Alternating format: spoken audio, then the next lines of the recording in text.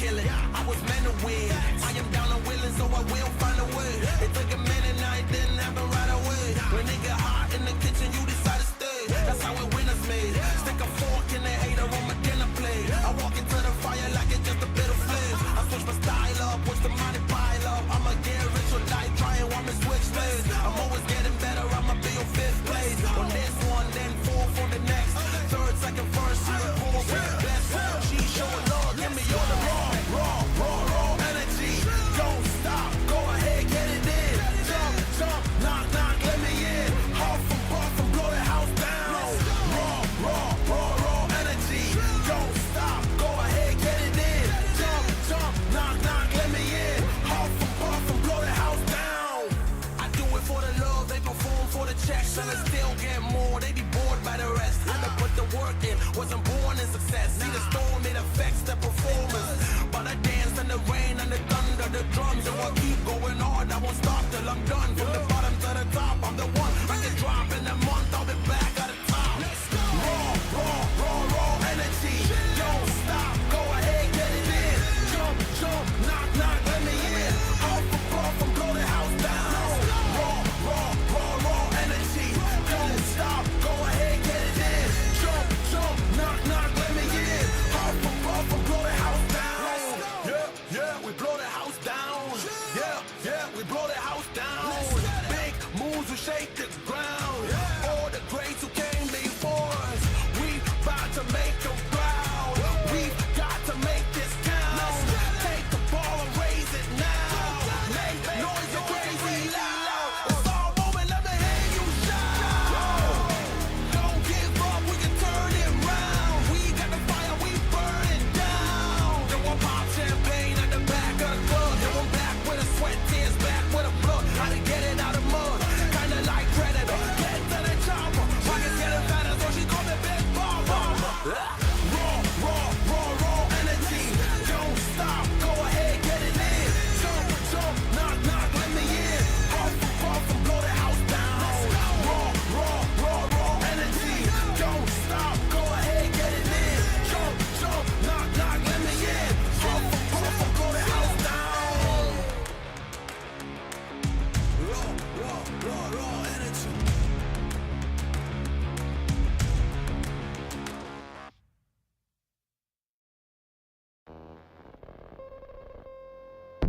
Everything is twofold. What's joy is pain on the other hand. And what happens when the one that you love is the main cause of your suffering? I need you like I need air to breathe. I need you to save me from me. I'm caught in your wave, I'm drifting away. I need you to save me. Please don't let me drown. Please don't let me drown.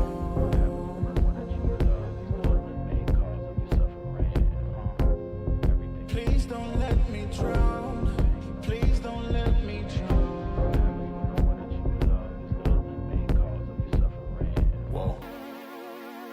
Give me all of your lies, 'cause you're my demon in disguise. I learned to love the cage you keep me in, but the walls keep closing in, and I don't wanna die, but your poison feels so right. Why do I want you when you're bad for me?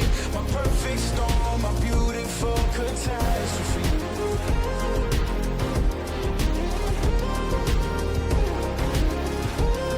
My perfect storm, my beautiful catastrophe. Like I'm drowning with all of this darkness surrounding. You need me like you need air to breathe. You want me to save you from me. I know that you're trapped inside this wave. Who's gonna save you? Who's gonna save you from me? I can't see you drown. I can't see you drown.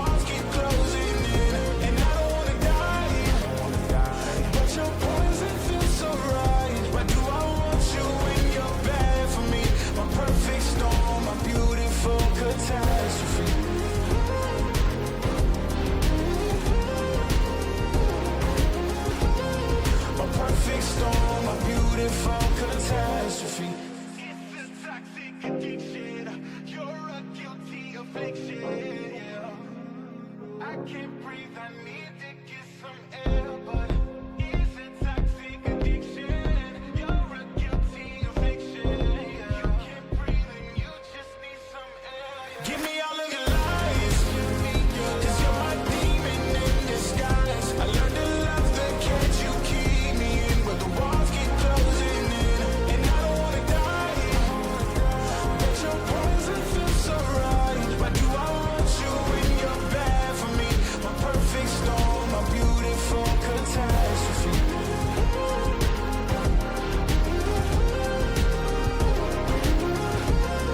My perfect storm, my beautiful catastrophe.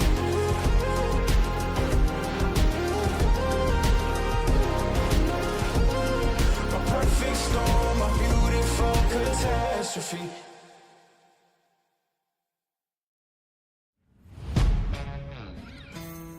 Yeah.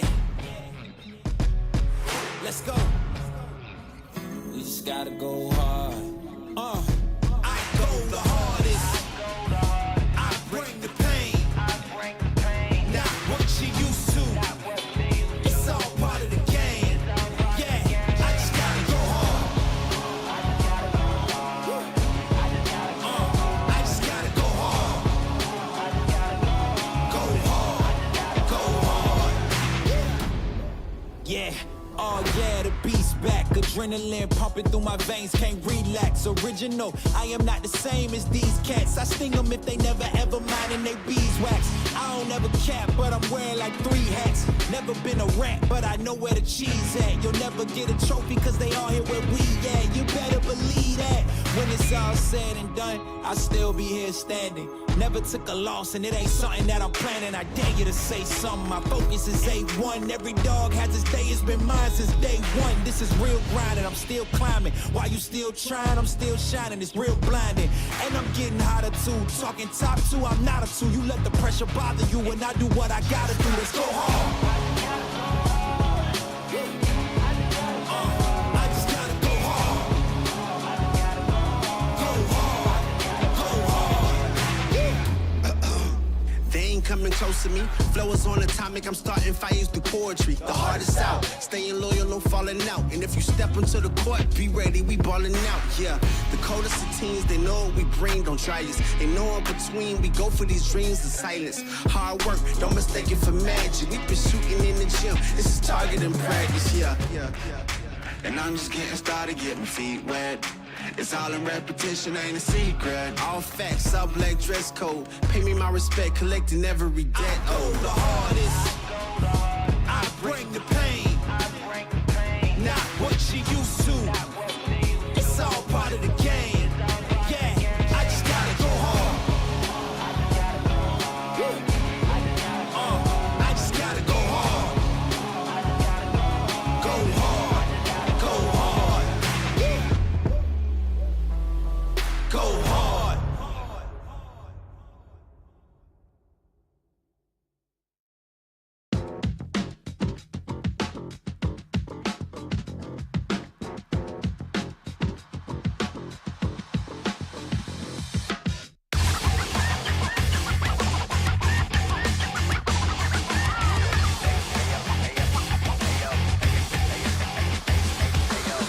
From the club with a baddie or two. She was looking in my eyes cause she wanna be my boo, be my boo, be my boo. Call me tripping in the stew. If they tryna get her back, then they might've got the loot. Cops all the bands, now I'm about to buy a chain. If the Cubans talking to me, I might get up on my lane. Dressed in black while we spinning so we never feel the shame. Gotta light up when we do it so we don't gotta feel the pain. I was trying to tell you about that real shit, boy. You been steady capping on that fake shit, toy. I was trying to tell you about that real shit, boy. Real shit, boy. Real shit, toy.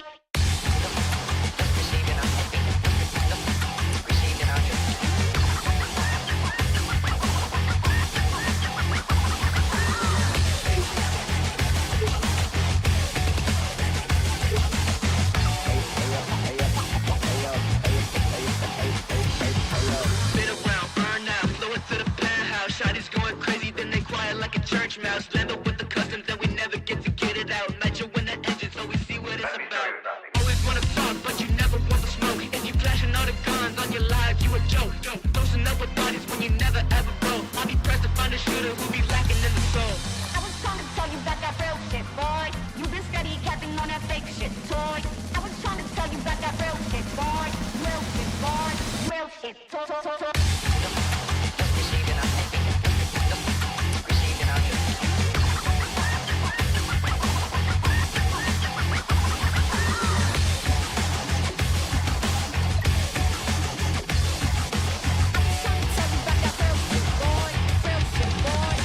Shit, boy.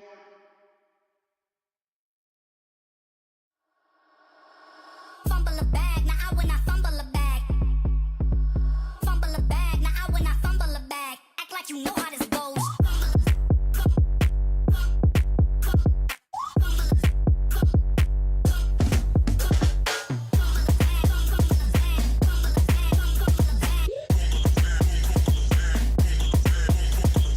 Fumble a bag, now I when I fumble a bag. Act like you know how this goes.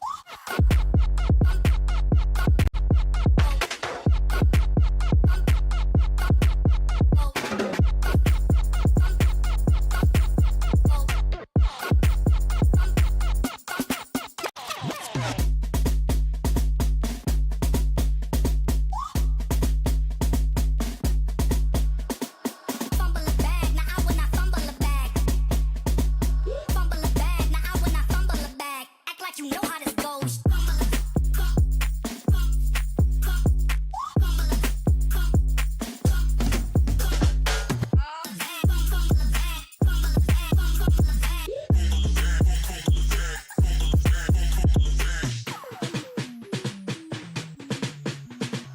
Fumble a bag, now I when I fumble a bag. Act like you know how this goes.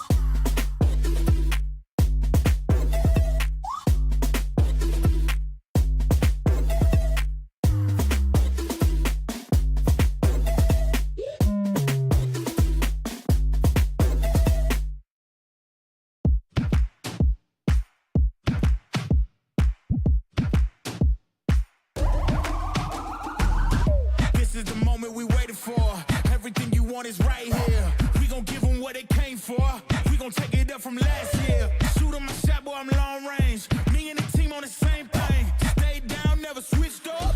Only thing changed was the game. I'm in the zone now. Nothing can change what we on now. When I pull up, know it's going down. Foot on the gas, ain't no slowing down. Aiming for greatness, no settling. Kick down the doors, they won't let me in. Taking no L's, yeah, I gotta win. Watch me kick down the doors, they won't let me in. Who running the game now? Foot on the gas, can slow down. No, my team, we holding it down. We know we running it now. Watch the game change. Watch the game change. Watch the game change. Watch the game change. Yeah.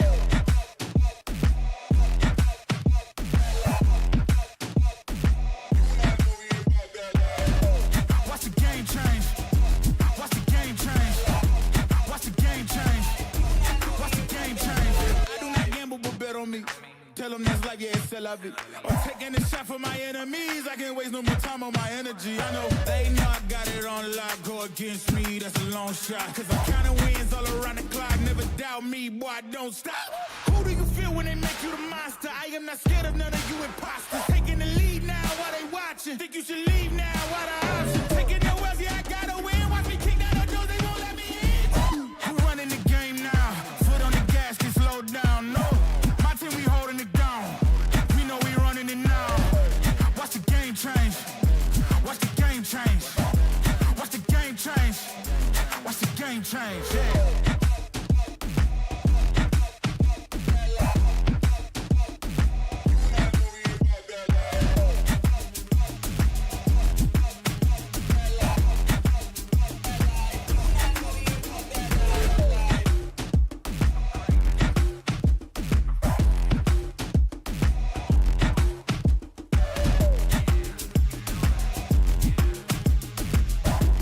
I gotta win. Watch me kick down the doors, they won't let me in.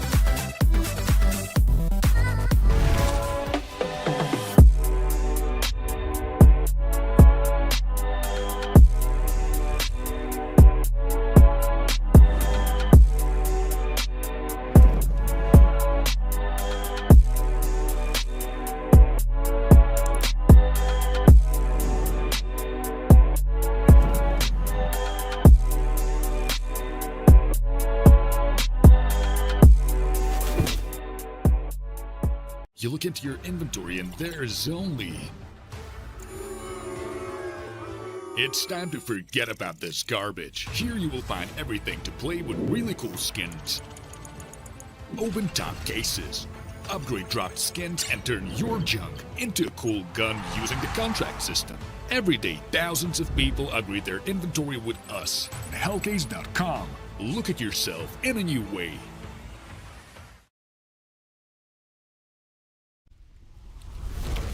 Good morning, everybody, and welcome back to our inaugural day in the Hellcup 11. My name is Freddie Ogamirano, and I have a new face with me. We had a bit of scare this morning. We were scrambling to find someone, but my man, Harry or Index, one of the UK's finest, just come back from Epic Land with me, is here to join us. How are you doing today, sir? I'm good, Freddie. You know, it's always a nice surprise to wake up and cast some CS. And I think this is the quickest turnaround I've had yet. But look, there's a couple of names on the server that I'm familiar with, so I think it's going to be a good one, to be honest. Yeah, I mean, like, we actually personally know some of the lads from Wu-Tang because of, like, UKCS. They've been around the block. But how are you doing the post-Epic Land flu? Like, because you were actually casting at Epic Land. Mm-hmm. Yeah, no, I'm honestly, I'm not too bad. I didn't get an early night last night, but I had a lie-in this morning. I'm not too bad. I've been on the vitamins. I think I'm fingers crossed. Land flus dodge me. Are you doing all right? I think I'm okay, but my voice is, as you can probably tell, it's like it's not 100%, but it's fine. Like it's fine. I'm you got popping that post-land husk, you know. The post-land husk, yes, exactly. But enough of our pedantics and UKCS propaganda. As much as we would love to sit here the whole broadcast and just talk about UKCS, we've got a really exciting tournament. As I mentioned, this is the 11th edition of Hellcase Cup. And let's go bring up the schedule, what we've got on for today in Group A. Oh, look at that. OG and 500 later on, and then... Oh, who's at 5? Who's yeah, so it's the Zero Tenacity up first versus Wu-Tang. Wu-Tang is a team that came through from the open qualifier. That'll be our first game for today, and then as you mentioned later, we've got 500 versus OG. A really cool game because 500 OG just qualified for the Thunderpick World Championship LAN finals, and then at 5 it's the winners game from Group A. So this is GSL group stage formats. We've got 4 groups with 4 teams in them. We've got some really stacked teams in the group play itself, and then 2 teams from each group will be making it through to playoffs, and then we make it to playoffs. We then go through to the grand finals, and there'll be a very hefty cash prize at the end waiting for the victor. So I'm personally, Harry, very excited. What are you thinking about our first games we have on the docket today?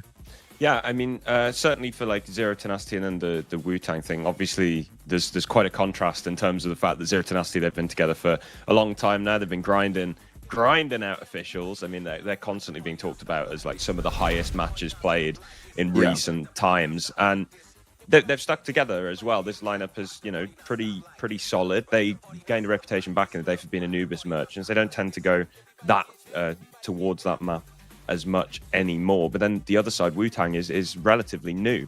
Correct me if I'm wrong.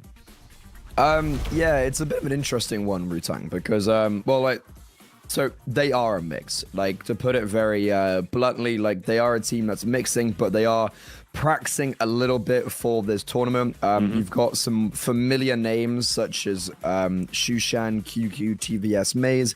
I think Seabreeze is maybe a little bit more unfamiliar. One of the Swedish players played in like Kappa Bar and Little Mix. Like, he's played around the scene, but not anything too massive. Shushan and TVS, they were playing over in the Asian RMR qualifier. TVS with Bravado. Unfortunately, that didn't go as well as he would have wanted to. QQ, obviously from one of the Mouse XT iterations, now looking to refine some form. And Maze is an IGL that's definitely got a lot of notoriety, but I feel like I've never quite seen him settle into a team properly and be able to flourish, which is unfortunate.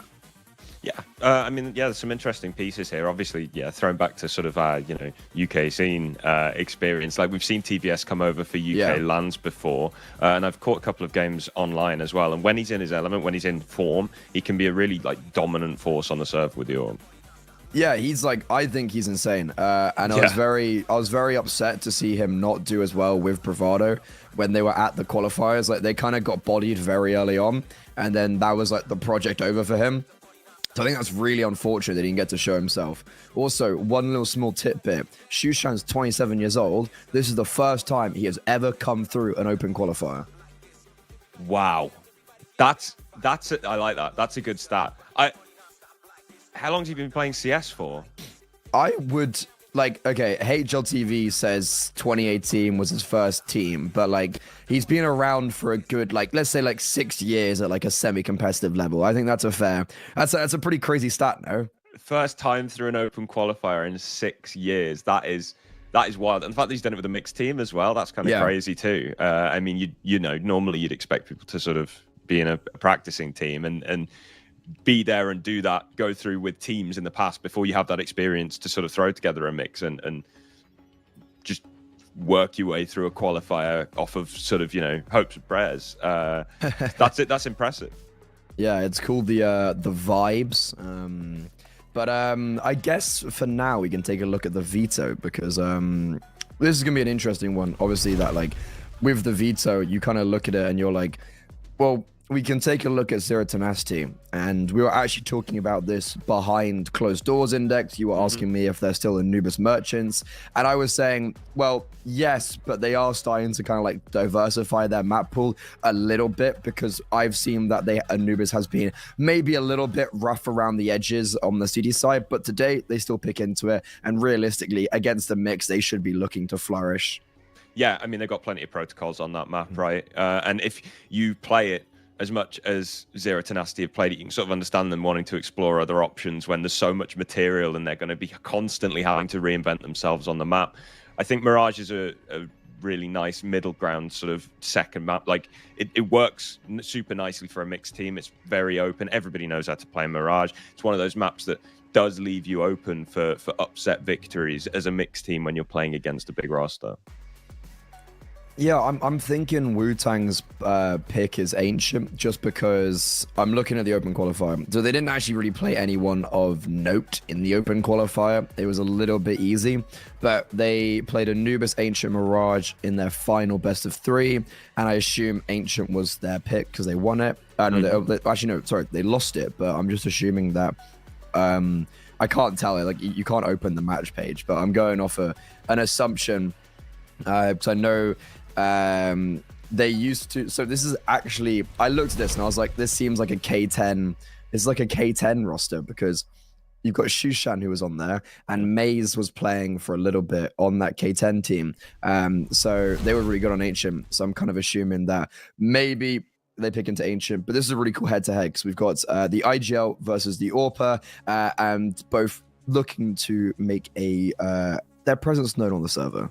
Yeah, I mean, that rating is pretty impressive for Shushan. I'm just looking here. That's across a decent little chunk of maps there as well. 1.32 is nothing to be sniffed at all. High cast as well. The impact rating's up there, and the ADR almost at 100. That's wild.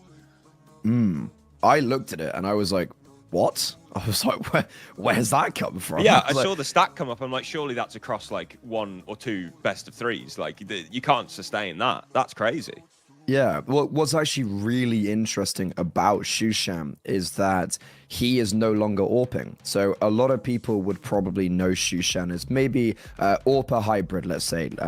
But he's playing with TVS in this roster, and he's rifling. And not only that, in NOM, when he was playing with Mati, the Polish AWPer, he was actually rifling. So he's been like put back onto a pure rifle, not a hybrid AWP rifle anymore. Like, he's just a rifler, and he's still putting up these statistics, which is really impressive. Yeah, I mean, it's insane. I'm just looking at his sort of last best of 3, and it was against Drillers, and he was top of the server. Then it was everyone on the other team, and then it was the rest of his team. So he's, even when his team's not showing up, it seems like he's still able to find impact, which is going to be a key detail, especially in a mixed team. You know, you can't always rely on the rest of the squad backing you up. He's actually got one of the kill records. He's actually got a kill. Like, so you know the kill record on regulation. I think Boy's got it on like 39. Shushan's on that list with 36 against Game Legion Academy with K10. So he's actually like, you know, he is very talented when it comes to this game, and as a mix, as Wu-Tang in this position, they are just gonna have to rely on their individualism, because, you know, they're not gonna be able to focus on like protocols or fall back on anything. And now, as we get into our first map of Hellcup 11, we've got Wu-Tang. The mix has come through the open qualifier up against Zero Tenacity on Anubis. Yeah, a little bit of utility HE going into bedroom early on. It's fast in middle here from Wu-Tang. It looks like they're going to be collapsing in through camera. Flashbang through. Namanha here to hold. Finds the first. Still alive as well. If he can stay alive and just hold for a retake here, which is exactly what he's going to do, it sets Zero Tenacity really nicely up for this one. Oh, there you go. He has another one. This is looking pretty unlosable for Zero Tenacity right now. You've got a 2-man advantage. You've got a kit, you've got a flash, and everyone's retaking together. Seabreeze trying to deny space being taken. He's doing very well. He gets a lot of damage, and now Shushan on the lurk, a 1 versus 2. Bomb gets tapped, but as he gets into the open, the crossfire initiates, and Zero Tenacity clean up the first pistol round. Yeah, I mean, playing to their strengths, the Wu-Tang mix, I think, just operating as a death ball through middle, a little bit of utility thrown in to help them onto the bomb site. Zero Tenacity play it perfectly. Namanha gets the opening kill, falls back, plays CT, makes sure that Wu-Tang can't establish a deep post plant, and then with that defuse kit, they can just swarm the bomb site. Beautiful stuff.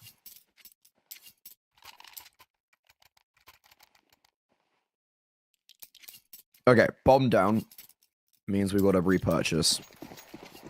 I'm excited for this Wu-Tang squad. I feel like we could see them do a bit of damage. Like, Maze is a very good IGL. He can play at a high level, and you've got a hell of a lot of firepower with then like consistency of QQ. So explosivity is gonna be their best friend. And as we head towards the B bomb site, I can imagine we're just gonna try and charge out. Yeah, it seems like it. A flashbang in. Close the distance with these Mac 10s. It's an absolute firing squad here. Finally, Sabreeze does get one on the board, but it's immediately responded to. This is a complete shutdown. A couple of frags going the way of the T's, but Zero Tenacity fully in control. Okay, that's a rough one. That's one of those rounds where they just didn't get anything right. They literally barely even get onto the bomb site. I think past Pillar, no one was able to get past that part of the bomb site. And yeah, Zero Tenacity, they have those fundamentals for when they have a B execute. They know exactly what to do. And Wu-Tang, those are the gimmicky plays that they would be hoping to get them on the board early on. But unfortunately, it's annihilation. So they're going to be onto an eco. And it's Zero Tenacity who have struggled on their CT side as of late on this map, getting a good start. Well, this is a nice way to start things off. Simcate will get an opening onto QQ. There's a couple of Deagles in play. Can never quite rule those out. There you go, Maze. There you go. Headshot, immediate response. They can just be terrifying, especially down in the canals. Nice long sight lines. I like ABN picking up this M4 here, getting it out of the way. Not wanting to give Wu-Tang anything.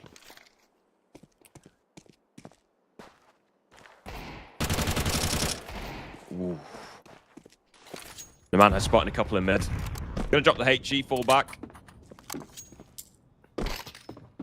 I can imagine you're a bit of an eco-fragger, Harry. Listen, man. It depends. It depends. If I'm happy with the amount of kills I've got during gun rounds, I'll have an eco-frag. Okay. You know, I like to play good fundamentals. Let's not overextend, which is exactly what Chofo's doing here. Holding on to CT, Brute Monster. Oh, beautiful. Oh, yeah. Him and ABN mopping it up. Yeah, it's like it's one of those rounds. As I learned from this weekend, ecos can get away from you. They really can. They really can, yeah, we especially lost, against mixers.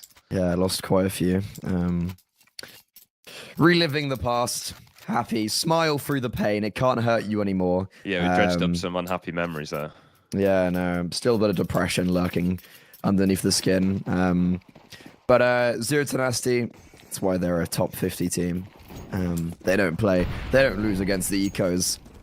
So now we've got a real test for Wu-Tang. You're on the first gun round. You've got Mr. Timothy himself on the AWP. The Swedish AWPer is looking to prove himself early on this map, but he does have Brute Monster, who's also wielding the big green. And Wu-Tang, it's actually quite a slow default to start off with. It is, yeah. I like the split for Zero Tenacity. They were 2-1-2. You got the AWP in an advanced position on A. I think expecting probably a bit of early pressure. Looks like it's almost like a slow split on the canals here, because you've got two players converging towards cave. Simki's gone immediately, and the man has found the gap. He's weaved his way through, worked all the way down mid, and found the opening. Sabri's gone. Shushan with a quick response. Where did Shushan come from? Where did Nemanja come from? I was watching that, and I was like, I actually, like, did he just run through mid? Either way, a bit of pandemonium early on. Wu-Tang were just trying to default, and Zero Tenacity were just trying to make their life a little bit harder in that process. And look at this reaggression from the CT side. They'd already taken contact towards connector. They retake that space, and Wu-Tang, oh, this is nightmare fuel. Like, you're going towards A. You've got Brute Monster here holding the front line. Only one flashbang to force him away. And as soon as he takes contact, now this is when AVN starts to speed up. He's going to be so quick on the flank. And with only 15 seconds remaining, time is of the essence. TVS, none the wiser. Shushan gets off the bomb. 10 seconds. This round is over. And Brute Monster annihilates him with the deagle. I'm really liking Zero Tenacity's approach to the A bomb site at the moment.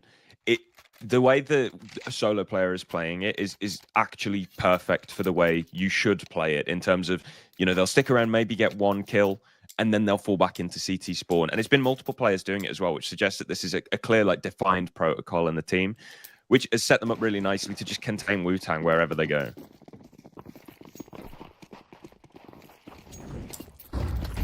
It's very difficult to, like, as a mix, to be able to react off that. Yeah. Like, when you've got all those protocols and you've got space completely being taken away from you, like, it's so hard to do anything against that. And look at this, just so much pressure being applied on different parts of the map at once. Luckily for Wu-Tang, though, somehow no one dies out of any of that contact. I can't believe it. A bit of damage exchange, but everybody's still breathing. Wu-Tang are circling this B bomb site, though. Looking to pop out through cave and main. Brute Monster could get caught in the open here. AVN going to have to act as the bodyguard, but the Tech 9 find kills. AVN scrambling to back away. Man advantage for Wu-Tang. Ooh, that nade on Maze was so close to denying the bomb. That would have been a complete game changer, but because that hasn't actually come out into a fruition of a full kill, we're now in a position where Choffa and Nemanja are just forced to retake. Like, this is good smoke. That's a big smoke, actually. Big smoke. Oh, they're boosting above it as well, though. So it almost doesn't matter. Like Shushan's going to get the sightline onto the bomb itself, and QQ doing damage and quick Choco's just sticking it. What? How has he been allowed to get away with that? A 2 versus 4, like Zero Tenacity, they should have always won the round. It was against a low buy, but that is an amazing retake. And that smoke, you said it was a great smoke, and it's the reason why they win the round. Yeah, the fact that it's a low buy from Wu-Tang means that they don't have any utility kept away, stocked in their pockets. There's no HE available to blow that smoke open. There's no flashbang to allow the rifler to jump through and cause a bit of chaos. So, essentially, Zero Tenacity created a 2v2 out of a 2v4. That's a frustrating one to lose, man. Yeah, and like Maze's position, he was relying on support from the players B main, right? Because he was staying towards the site. So his position's fine. That smoke means it's not fine. Again, though, we head into this next gun round. Fast and furious is the motto for Zero Tenacity. They try to get aggressive towards Connector again. They change it up a little bit with how they utilize that aggression. Issue is, Wu-Tang actually this time are able to penalize that aggression, and they come away for potentially the first time in this game they have a man advantage. Yeah, very nice. Zero Tenacity trying to be a little bit cheeky through that cave smoke. They do manage to get a 2v1, but a quick swing in from QQ, and man advantage is in the hands of the T's. Going to be grouping outside the A bomb site. They've got a lurk outside middle, holding for a little bit of aggression. The man has still operative. Don't want to get caught off by that again. TVS taking a dry fight here. He is going to win it on Brute Monster. That's an opening for the A bomb site now. Utility to clear out the pillar. Zero Tenacity are locked out. And even despite the fact that they're 5-0 up, the money's not all that great. I'd like to see them attempt to save probably here. It's actually crazy how bad their money is. Like, can they even get a proper purchase in the next round? Probably yes. I find these rounds really deceiving, where I'm like, oh yeah, I don't actually think they have money for the next round, and then they end up having full 5 rifles, and I'm like, oh okay. Yeah, never mind. I've had that happen a couple times, but they should be on 1400 loss bonus here. Yeah. Which wait. Oh, are they gonna go? Are they gonna go hold on. Man hurt. He's got a diffuse kit. Oh, okay. TVS is Bomb there. was planted for A-main. Bomb was planted for A-main. I mean, I respect it. But you know, yeah, they absolutely should have saved. The money is pretty woeful here. If they'd saved those 2 rifles, they could have dropped 2 rifles, which means there's only 1 full reinvestment coming in, and then they'd have been good to go. As it stands, tactical pause, because yeah, I mean, look, that was a very confident play, and I have to respect the almost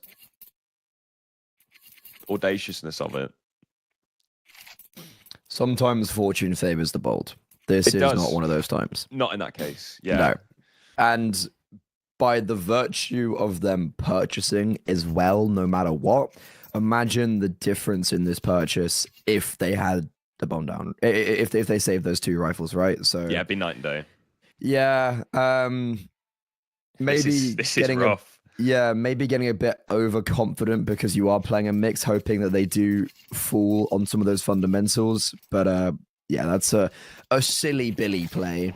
That's a slap on the wrist. That's TVS shouting, "What are you doing? Yeah. What are you guys doing?" And the util is woeful. They've got a smoke and an incendiary left after the first 10 seconds of the round. So it's going to be dry fights here. No flashes. A B push looks to be on the cards. Wu-Tang should be in a good position to counter this here. Sabreeze going to hear all these steps, can communicate that across, and now his teammates can come in to assist. Missed shot from TVS. Sabreeze is caught in the open. Brute Monster's managed to find a kill. TVS getting pushed and overwhelmed, and he's missed another. Simki will punish him. QQ 1v4. That is, I dare say, a bit of a fumble. Yeah. Wow. Like, I was watching that thinking, this is the only play for Zero Tenacity. And Wu-Tang are there and prepared for that play. They have a player close B main. They have an AWPer and a rifler also able to support at long range. There's also a player around middle to hold for that aggression. And you get one singular kill. Like, how does that go so wrong? It felt like Sabreeze wasn't maybe aware of there being 3 players. He swung to clear close left and was like, oh, there's 2 more there. Never mind. Yeah. But yeah, I think that's... I don't know how Zero Tenacity... That's a real gotten away with murder type moment. And not a moment too soon. The man who has been caught in middle here. See if he can slip away. But like we were setting that up right before the round started. It was a terrible buy. They had rifles. They had no nades. Simki's in position here. Shushan getting aggressive in middle. Will equalize the numbers. Oh, Simki not spotted though. That's a free kill. Yeah. It feels like Sabreeze is like, well, if Shushan's alive, that means there's no one there. Yeah, surely. I think Shushan even getting this kill was quite impressive because he had the information, the Manya, that Shushan was by himself ahead of that Molotov, and that he'd be fighting by himself. Can this be... Is this a round that can be saved? 3 versus 4. Chofo. Molo, just perfect. Oh, never mind. That Shushan with the, 1.34 rating we were talking about, showing us why he's so good on the rifle. Now is giving the T side a way back in. AVN caught off guard. QQ. Even standings. Wu-Tang, they have fought their way back in thick and thin. Yeah, beautiful. It's all on that entry from Shushan as well. An absolute miraculous shot. See if Zero Tenacity can pull off the retake, though. Brute Monster running in, clearing all these angles. Close range with the AWP. TVS just posted, waiting. There's a single flash in play, but Simki's going to go ahead. That might just cost them the round here as Brute Monster. 1 versus 2. Wu-Tang not giving him anything. TVS takes the duel. They know he's off the bomb. Dead. QQ can bide his time. Yeah, everyone's going down here.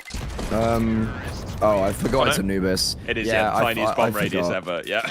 I was like, I saw him on the bomb site and I was like, oh, surely he's dead. And I saw he got to camera and I was like, oh yeah, you can just survive. Like, you can survive in heaven. At A main, you take like 30 damage. But still crazy that Zero Tenacity win a round where, as you mentioned, they had a smoke and Molo after 10 seconds.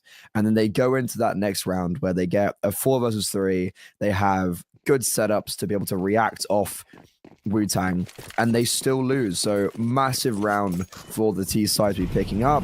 But we're in a position for them now where they need to get maybe every round from here, because 6 rounds on the T side is already in itself like amazing. Oh, you're laughing, yeah. Gonna be a bit of a cheeky smoke play here, but Simki gonna be kissing on the edge of the smoke, and Maze cannot see anything.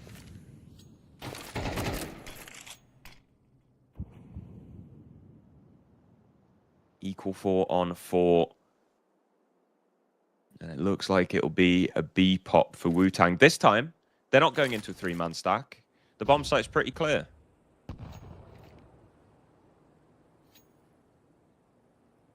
It's a very odd round for Zero Tenacity because you've got all this information now that it's B. So you know it's B. But AVN, still alone. Chofo, first responder with the MP9. He drops good utility. Flashbangs are ineffective. That took a little bit too long to get out onto the bomb site. And because of that, everyone is there to encroach. Zero Tenacity. It's perfect mid-round aggression to identify the presence or lack thereof towards A. And Wu-Tang, they just walk into the masses.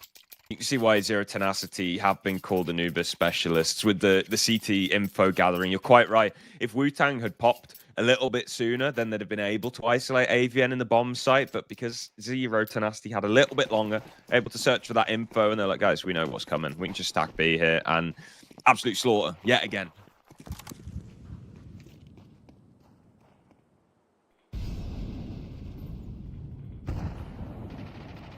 You just can't get a break if you're Wu-Tang. You know, like, you win a 3 versus 4 and then you lose the next round. And if they watch back the demo, they'll look at that and go, if we had just gone 5 seconds earlier, if we had just got that kill a bit cleaner on, I think it was AVN around Pillar, like, if he had died instantly, round's over. The fact that he stayed alive and got that first kill and just took a few seconds off the clock, allowing for the confirmation or kind of the finalization of the rotations. It was the game changer. But look at this. Pistols, we've seen they can be dangerous. And Zero Tenacity almost lost the opening kill in middle, but luckily he gets away. Yeah, falling back to a bit more passive setup. In fact, Naman has digging in, entrenched in camera. Looking to take the fight on these two pistols, pushing in. Again, it's going to come down to who gets the openings here. Naman is in a good position for it. He's got support. It's a bit of a bait and switch setup. Sabreeze flashing into Temple. Walking in, and there's a P250 headshot. Brute Monster misses 2 shots, and the entry's forthcoming. Chopo with a massive 3K. Maze now alone. Will find the headshot. A plant at least. The 1v2 with... Okay, and now an ult picked up. 2 bullets in the magazine. No room for a miss. He knows where one player is. Spots the second. Misses the shot. Broken wall. Flank comes in. AVN will clutch up. 8 rounds.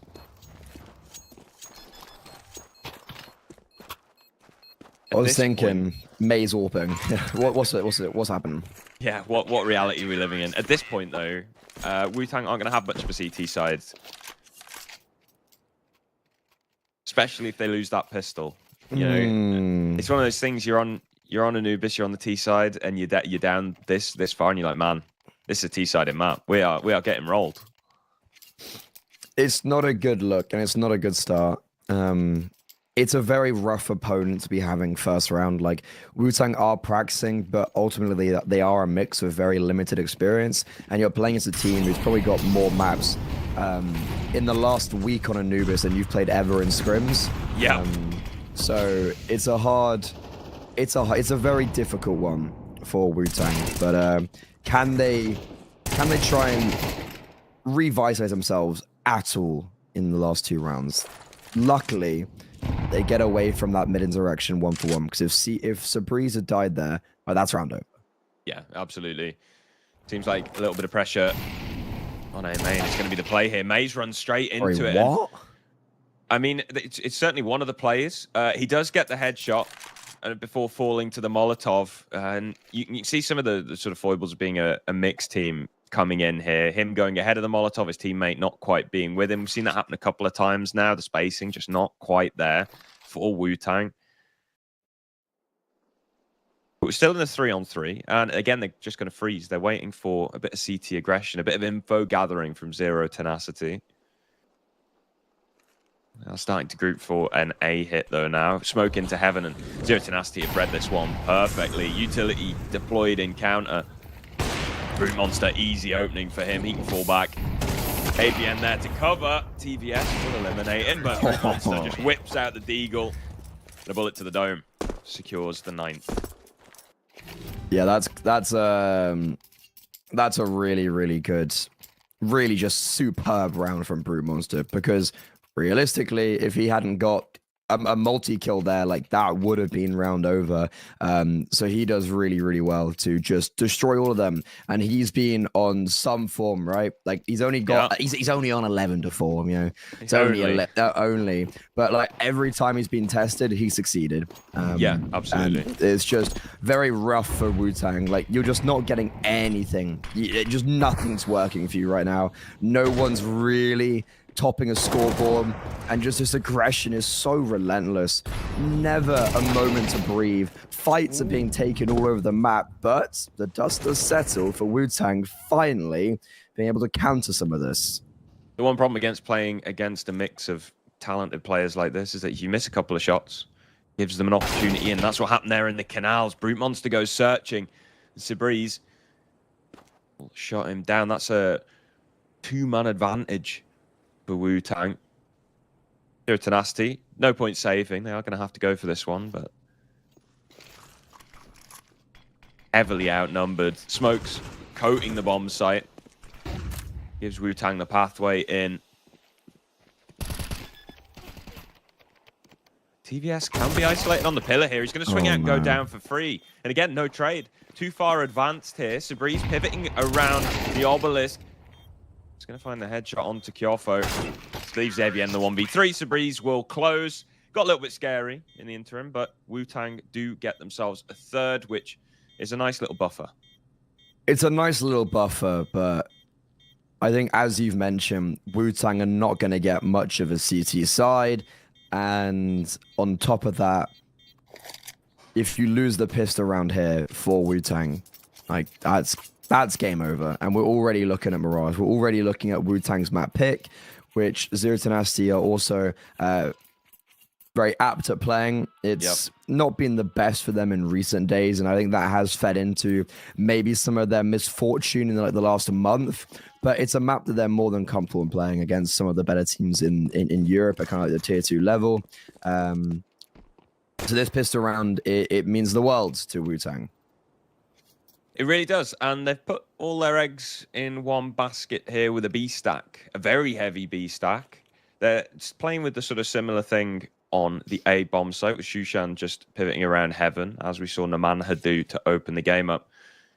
Namanha entrusted with the P250 for a bit of an opening attempt in middle. Ultimately doesn't find anything, and so they will go in for a B play here. This is going to be a bit of a brawl. The bloodbath. Who comes out on top? That's the question. 5 versus 4. The El Clasico of pistol rounds.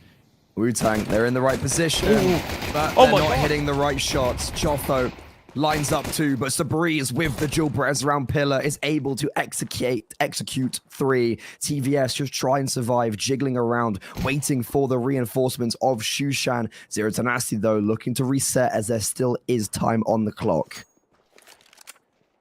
And they are going to just fully reset here with all the steps being heard.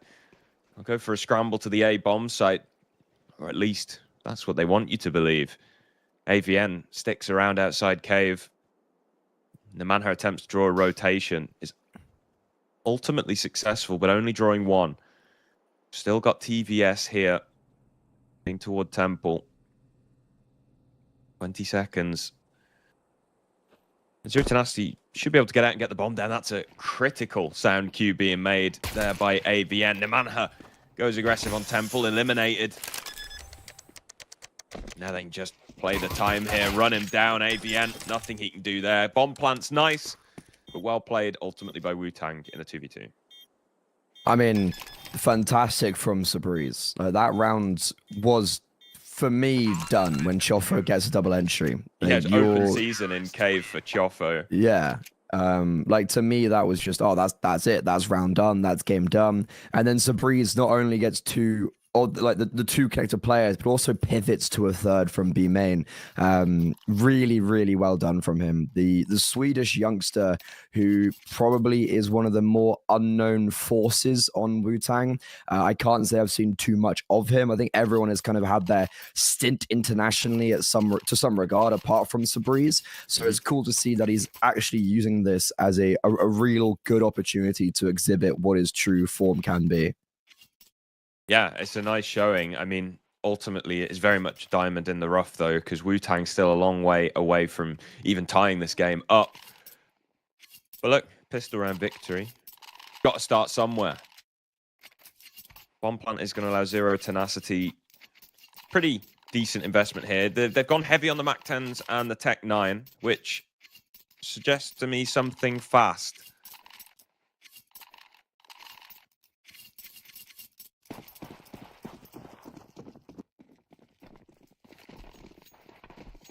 I like a little fast play. Get those Mac 10s roaring. Yeah, nice little Get him going. One of the rounds that Wu-Tang stole away on their T side was off the back of a chaotic pop onto the B-bomb site. Let's see if Zero Tenacity can have the same success. It looks like, though, the area of approach this time will be mid. Double Molotovs coating the doorway. Should be some free control here. Question is, where's the Wu-Tang response? They've lost a bit of map control. Where's their play going to be?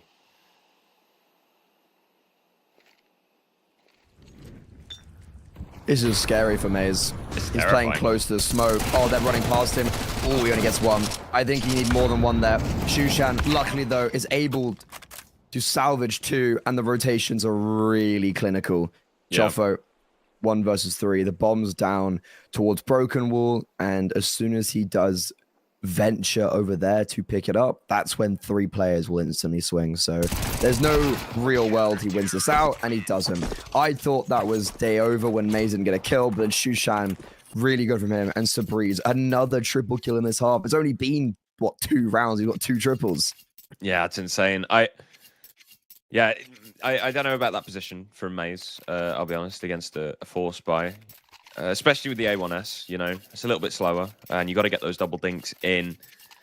It was worst case scenario that he came up against. He did have 4 players running at him, so I'm not going to bag on him too much. But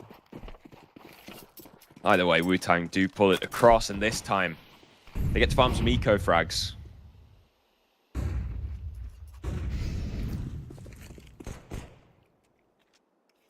Love a good eco. We love a good stab pad. Okay, is there a world now that that Wu-Tang actually make a comeback on the seaside? It's going to be difficult. It's going to be very difficult. It'd be unorthodox, you know. We see Anubis as pretty much the most T-sided map in the pool. But sometimes you just have those games where the CT side's the one that, you know, the exception to the rule almost. But let's not get too ahead of ourselves yet, because we haven't had a proper gun round. This will be the first test.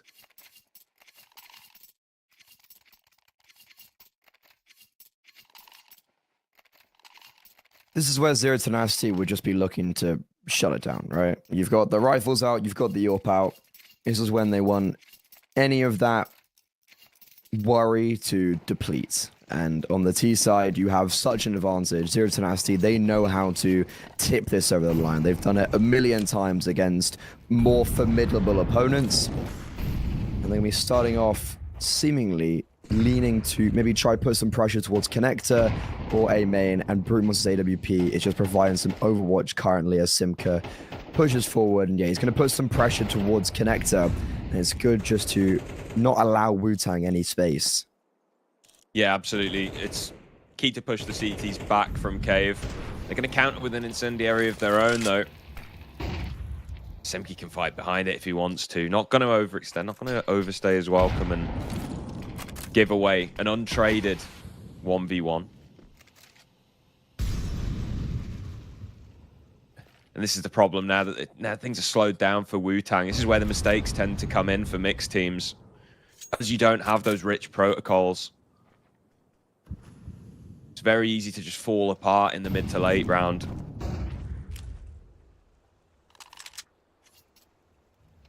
And they're already hedging their bets a little bit here, heading towards the A site.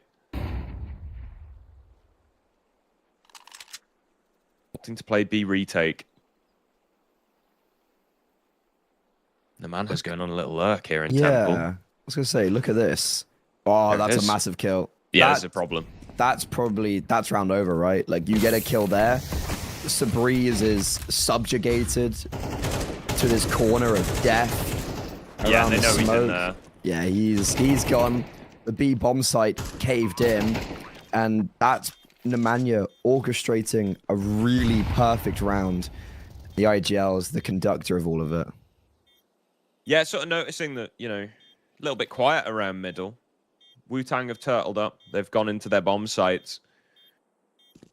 And as soon as he wins that 1v1 in Temple, that's just about round over. It would have had to have been a monstrous multi-kill from Sabreeze in order to recover that round there. And he gets flushed out by the utility, drops a smoke on it to keep himself alive, and realizes the jig's up. Couple of kills on the exit. Shushan, in fact, gets a lovely upgrade. MP9 for an AWP. I'll take that any day of the week. Can he hold on to it? Yes.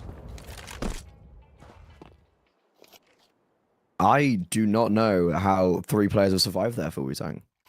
That's actually a really big position for them to be in, where economy is not an issue.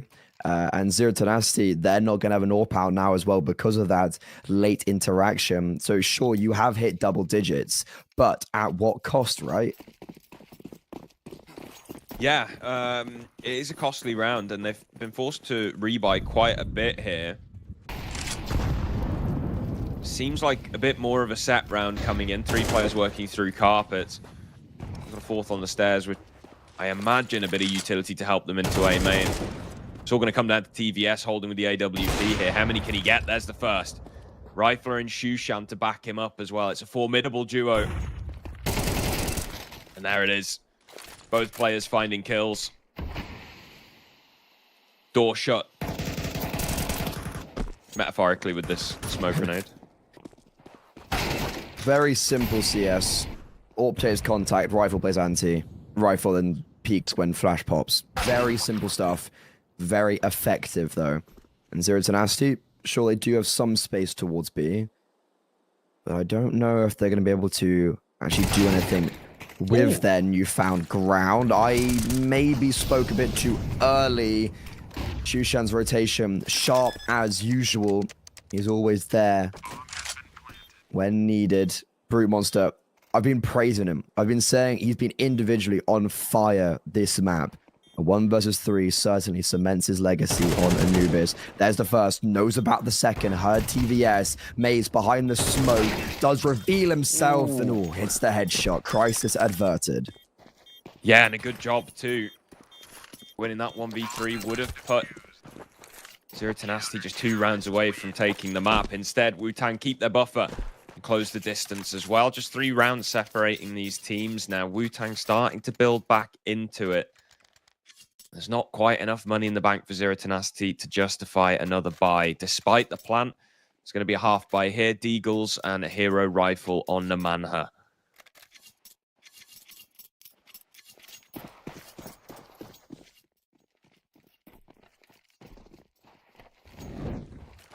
Hero AKs can be very dangerous. And Nemanja, even though he's the IGL, we had him as our player to watch for Zero Tenacity because he's just so crisp. And I truly believe in these positions he can get good damage. Because realistically, like, you succeed in this round by getting kills and bomb down. That is an objective that is very attainable. And they're setting the rifle up as well. I like to see this. He's boosted up over the smoke in mid. You want to be pouring all your resources as Zero Tenacity at the moment into setting the Manhunt up to do the most damage possible with that AK. Currently taking contact, looking for an opening. There it is. Rifle has been spotted. Wu-Tang now start to have a little idea of what they're dealing with.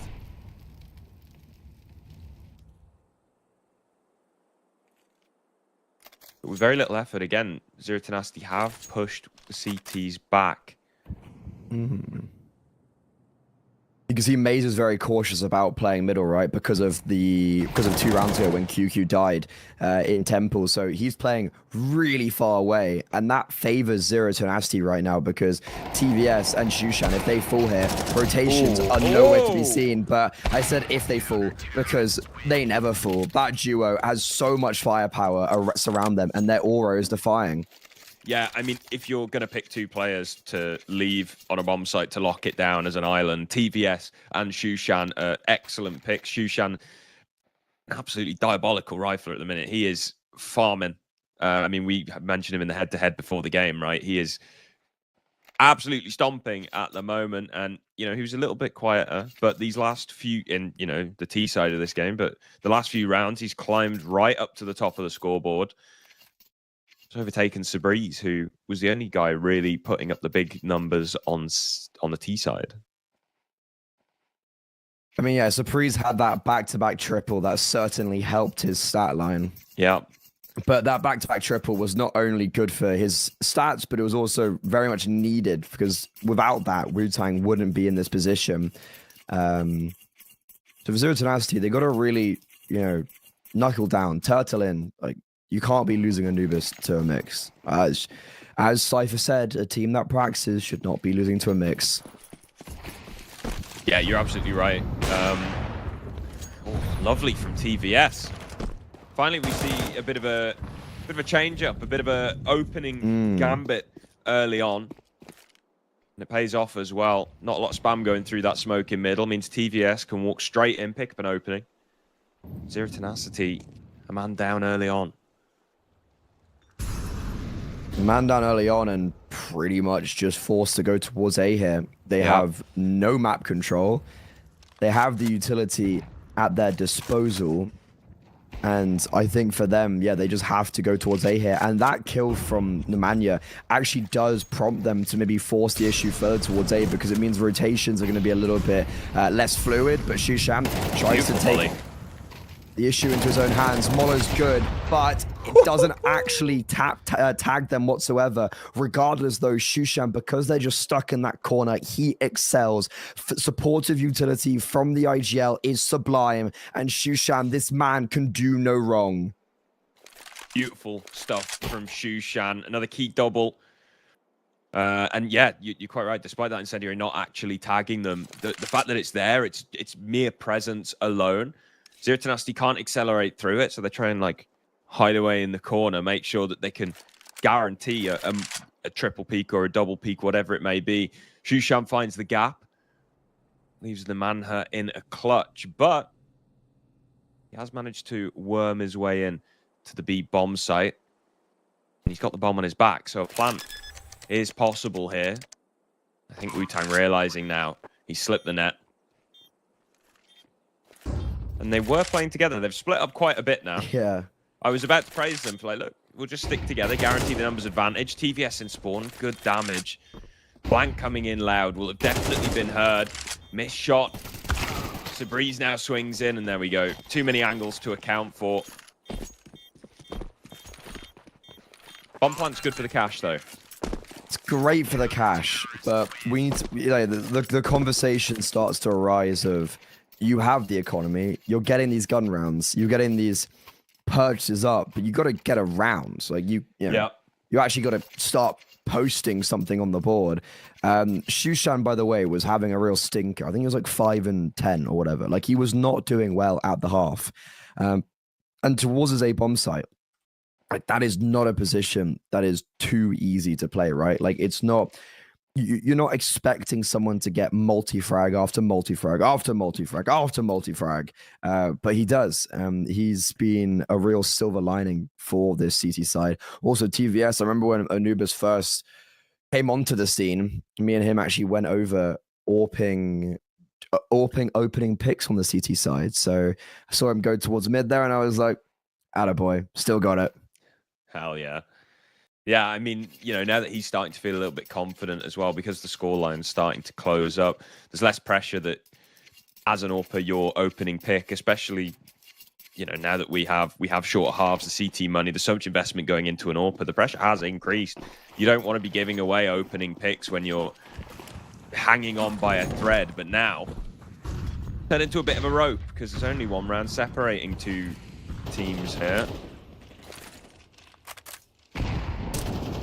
A bit of confidence from QQ as well, popping the main smoke, going for these slightly more aggressive fights. Zero Tenacity looking to pop right through it.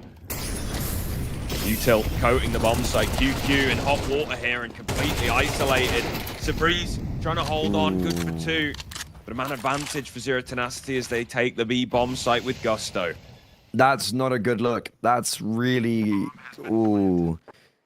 3 players on B and you just lose to a simple pop where you had MAC-10s, Deagles, like a few upgraded rifles, nothing to write home about. And with the constant barrage of utility as well towards the places like Connector, it means that TVS is unable to actually get his foot through the door. This is very difficult for Wu-Tang. And with time ticking down and Nemanja fierce as always, it's Zero Tenacity getting around the board that I was calling for them to do. Yeah, if TBS finds that kill, you can maybe make an argument. Oh, Shushan not even able to get anything on the exit. TBS lands that shot, you maybe make the argument that they could have a stab at it. You could see that they were sticking around just to see what they get. See if Zero Tenacity give them an opening. They give them absolutely nothing. They keep the gap at 2 rounds. It's 11-9.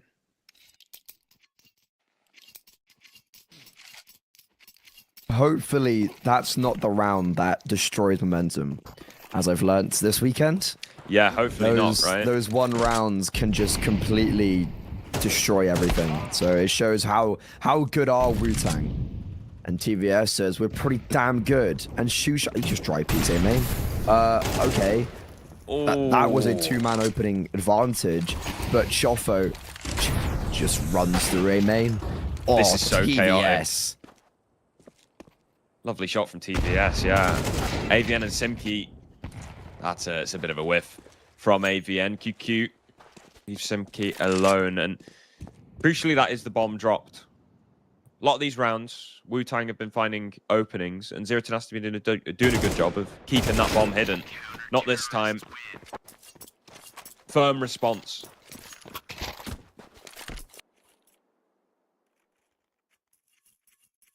Firm response indeed, and it quells a lot of my fears. I see that round being lost, and I do get a bit worried for if Wu-Tang are going to be able to still have their fire underneath their feet, right? Are they still going to have something in the burners? An opening kill from TVS is just like exactly what you want. That's back-to-back really big opening kills from the middle, and he's been very impressive for me so far today. Even though he's maybe not like hounding on the scoreboard, he still had loads of impacts. Yeah, you're absolutely right. I think it helped a lot as well that they had... Ooh, nice nade stack. It helped a lot that they had some money in the bank to fall back on, so they could immediately rebuy, rather than it being the classic of like, oh yeah, we've started a really good comeback here, and oh, we've lost one CT round, and now we've got to eco. An eco this late in the game will be detrimental for either of these two teams. Zero Tenacity on the brink of it.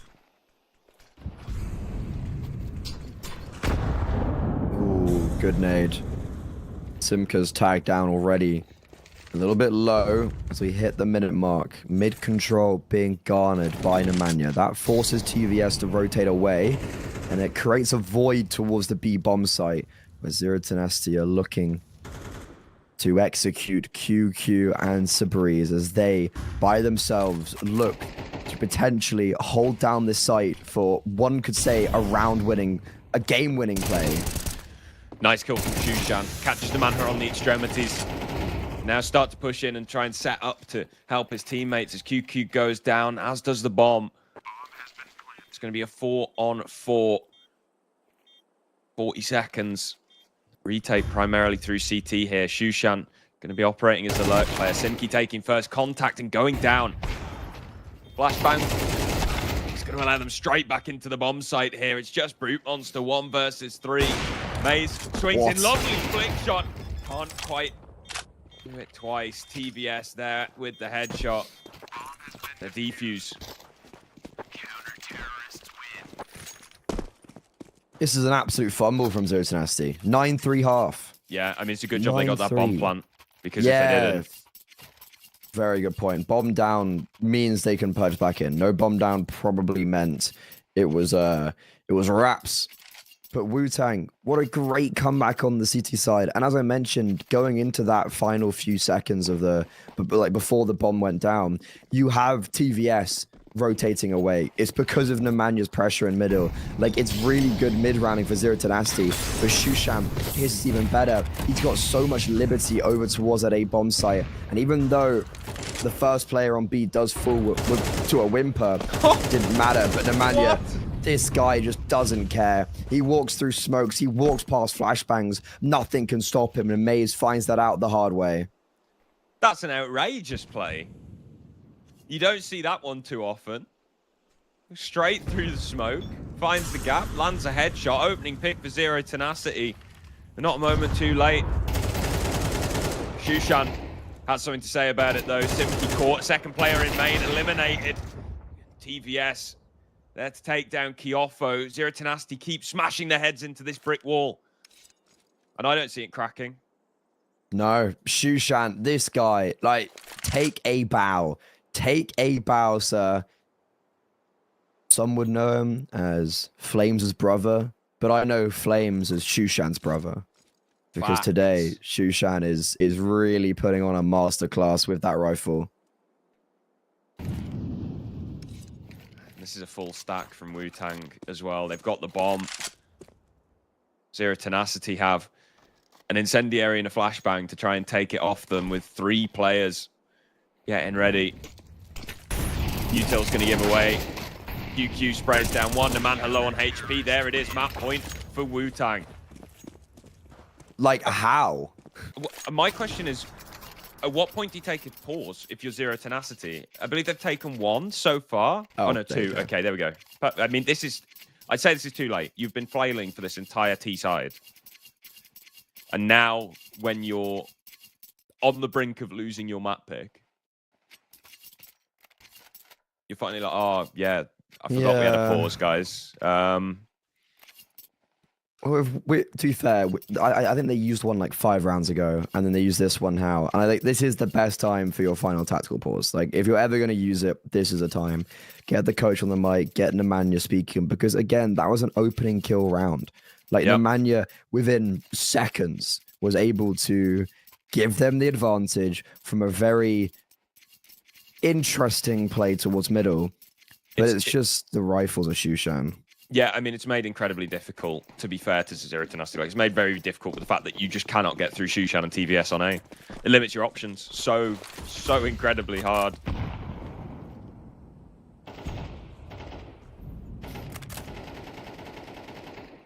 This is interesting. This is very interesting.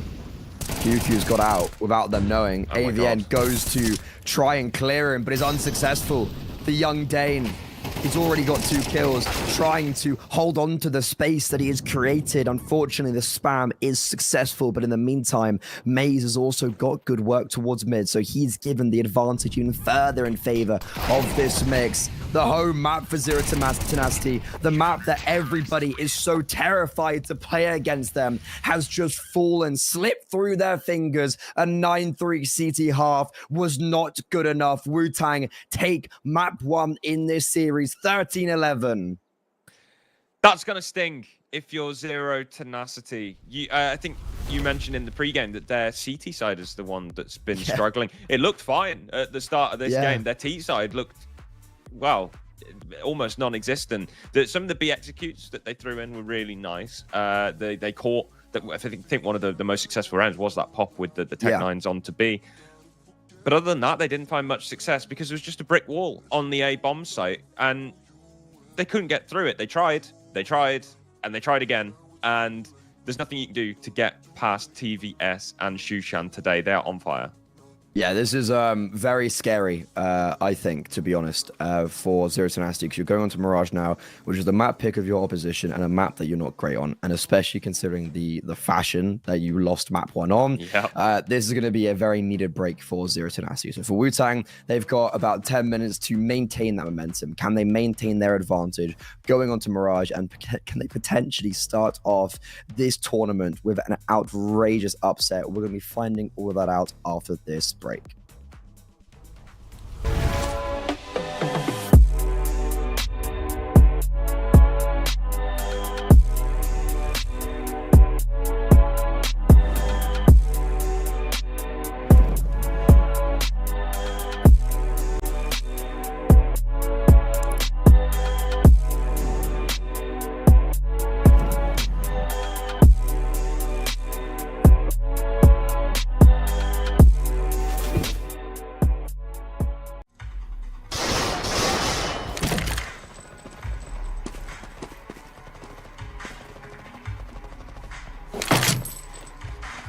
What kind of shame is this? Are you new? Have you heard of Hellcase? Best cases in the world. Book a rookie on me. Don't be shy, come on. Haha, newcomers are lucky today, huh? Hellcase, the best cases.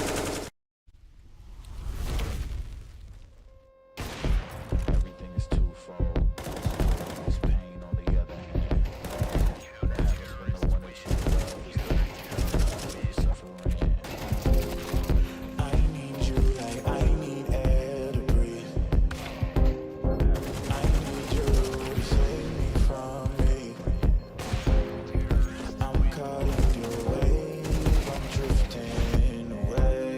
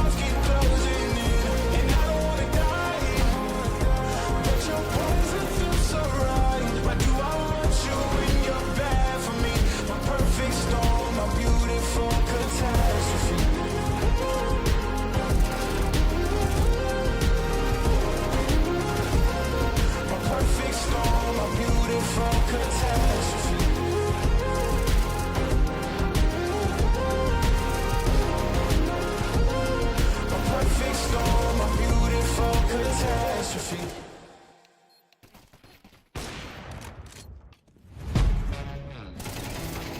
Yeah. Let's go. We just gotta go hard. I go the hardest. I bring the pain. Not what you used to. It's all part of the game. Yeah, I just gotta go hard. I just gotta go hard. Go hard. Go hard. Yeah. Oh yeah, the beast back. Adrenaline pumping through my veins, can't relax. Original, I am not the same as these cats. I sting them if they never ever mindin' they beeswax. I don't ever cap, but I'm wearing like 3 hats. Never been a rat, but I know where the cheese at. You'll never get a trophy cause they all here where we at. You better believe that. When it's all said and done, I'll still be here standing. Never took a loss and it ain't something that I'm planning. I dare you to say something. My focus is A1. Every dog has his day. It's been mine since day one. This is real grinding. I'm still climbing. While you still trying, I'm still shining. It's real blinding.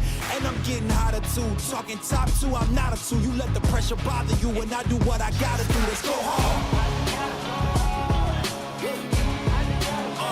I just gotta go hard.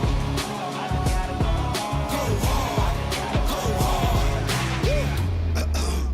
They ain't coming close to me.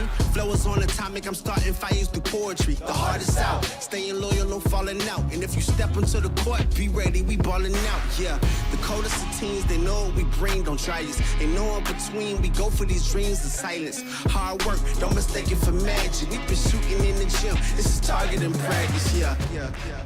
And I'm just getting started, getting my feet wet. It's all in repetition, ain't a secret. All facts, all black dress code. Pay me my respect, collecting every debt. Oh, the hardest. I bring the pain. Not what you used to. It's all part of the game. Yeah, I just gotta go hard. I just gotta go hard. Go hard. Go hard. Go hard.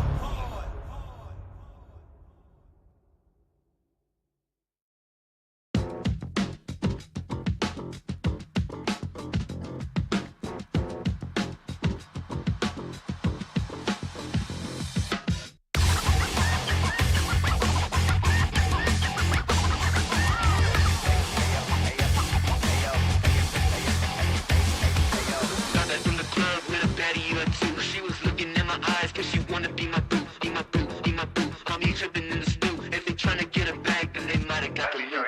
Cops all the bands, now I'm about to buy a chain. If the Cubans talking to me, I might get up on my lane. Just in black while we spinning so we never feel the shame. Gotta light up when we do it so we don't gotta feel the pain. I was trying to tell you about that real shit, boy. You been steady capping on that fake shit, toy.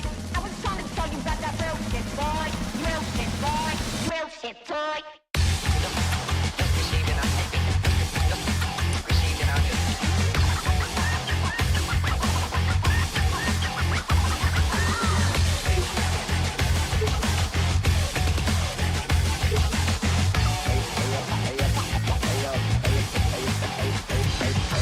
Been around, burn out, blow it to the penthouse. Shotty's going crazy, then they quiet like a church mouse. Land up with the customs, then we never get to get it out. Nitro in the engine, so we see what it's about.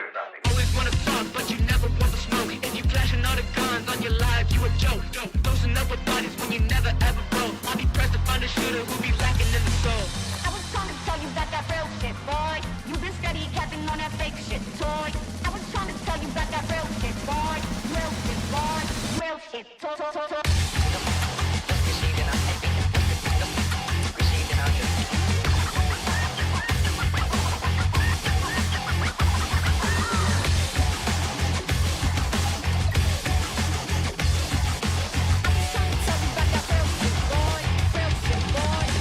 Shit, boy.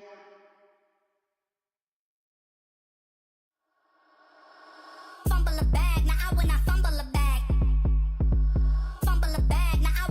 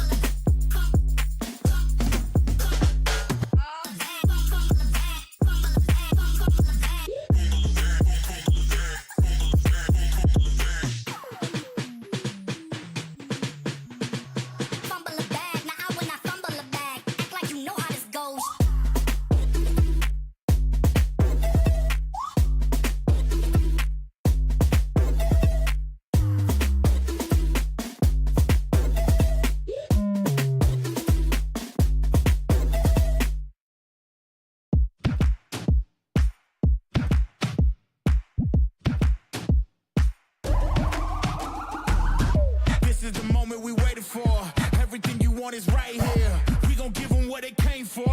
We gon' take it up from last year. Shoot 'em my shot, boy, I'm long range. Me and the team on the same thing. Stayed down, never switched up. Only thing changed was the game. I'm in the zone now. Nothing can change what we on now. When I pull up, know it's going down. Foot on the gas, ain't no slowing down. Aiming for greatness, no settling. Kick down the doors, they won't let me in. Taking no else, yeah, I gotta win. Watch me kick down the doors, they won't let me in. Who running the game now? Foot on the gas, can slow down. No, my team, we holding it down. We know we running it now. Watch the game change. Watch the game change. Watch the game change. Watch the game change, yeah.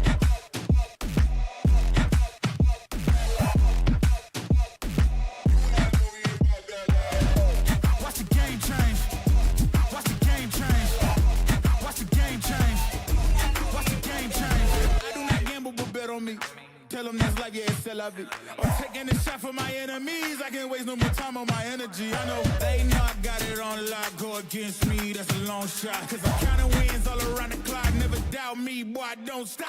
Who do you feel when they make you the monster? I am not scared of none of you imposters. Taking the lead now while they watching. Think you should leave now while the option. Taking no else, yeah, I gotta win. Watch me kick down the doors, they won't let me in. Who running the game now?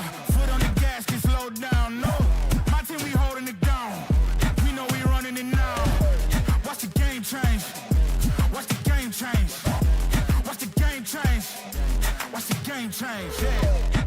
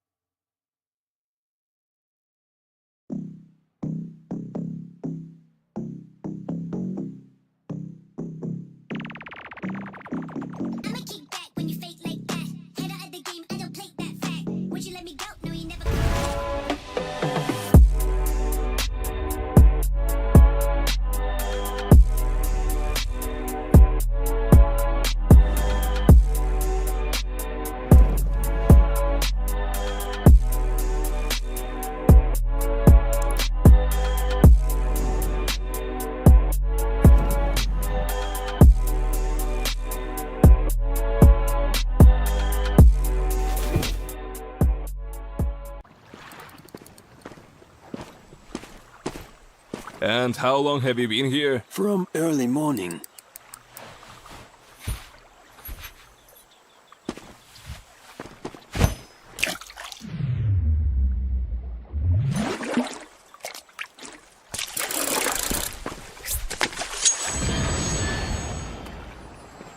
Take notes, kids. Hey, was that a bite? Will you share? Hellcase, don't miss your luck. That first map was ridiculous. What, 9-3 CT half into then a 10-2 CT half from Wu-Tang. They take the first map in this series, and Zero Tenacity left fumbling, floundering. They have no idea what just hit them, and they need to bounce back here on Mirage. They absolutely do. If you're a team such as Zero Tenacity with the experience that you have, especially on Anubis, you don't want to be losing to a mixed team on that map. You're going to be quite upset with that one. So let's see if they can strike back here on their opponent's map pick of Mirage. Bit of a 1-2-2 setup here on the pistol round, playing a retake and an aggressive information gathering play from the man here in middle. Dangerous fight there, is able to get away unscathed. He could have taken almost all the utility out of Wu-Tang's hands if he'd managed to find a couple of kills there, but instead they can carry on enacting their plan. Molotov window's going to miss. Straight out middle. There's a firing squad, Brute Monster and AVN, both finding headshots. Now the A-pop comes in. Kyofo forced back. Yeah, well, they could have taken the utility out of their hands. Doesn't matter anyway. It all got missed. But hold on a second. We've actually got the bomb down. 3 versus 3. Utility may have previously missed. The plan has not in any way gone the way they would have wanted it to. But in this post plant, Zero Tenacity, they have no kit. It's only armor on the board, and QQ playing around the smoke that he put down perfectly. Coverage as well is there. QQ, nothing's moving him. An immovable object on this A-bomb site. AVN finally finds the headshot. Shushan, such great form on Anubis. A little bit messy there with the USP, but at least he clutches out. And Wu-Tang, I simply don't really know how they won that pistol round. You know, the utility missed, but you know who doesn't miss? Shushan, TVS, and QQ. A beautiful 3v5 from them, getting onto the bomb site, getting that bomb down, and pulling the round across after, you're quite right, I don't really know. They shouldn't have, but they did.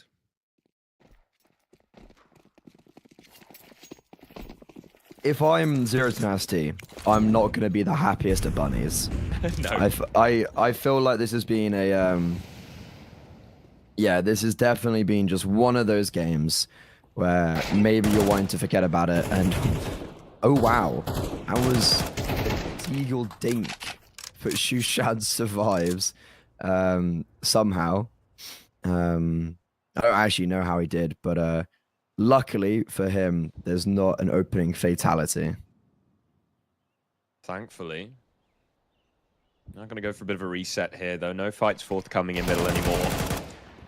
And Kyofo's been caught with his pants down in T-spawn.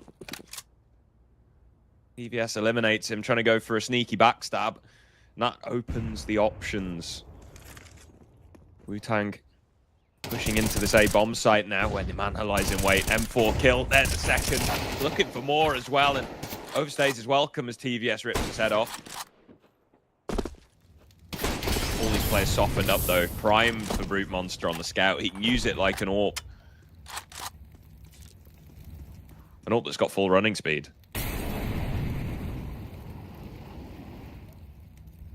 This is an awful position for Wu-Tang to be in.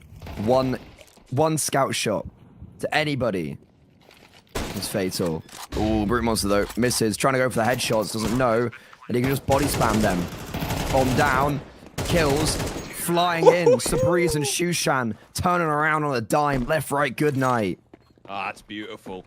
Crossfires, pivoting between the two angles, hitting just absolutely everything. Zero Tenacity, attempt to overwhelm, attempt to push through the CT threshold and cause as much damage as possible, but weaponry not really favoring them. Wu-Tang hold firm. Now Zero Tenacity will be on an eco. They gave it a stab with the Force Buy, unsuccessful.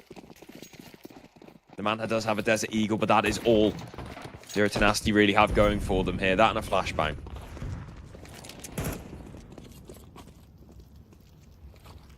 Again, it's just that type of round where, like, I'm Zero Tenacity and I'm thinking, yeah, this is such a winnable situation to be in.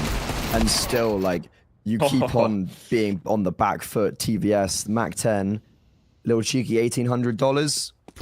Never hurts. That does hurt, though. Ooh.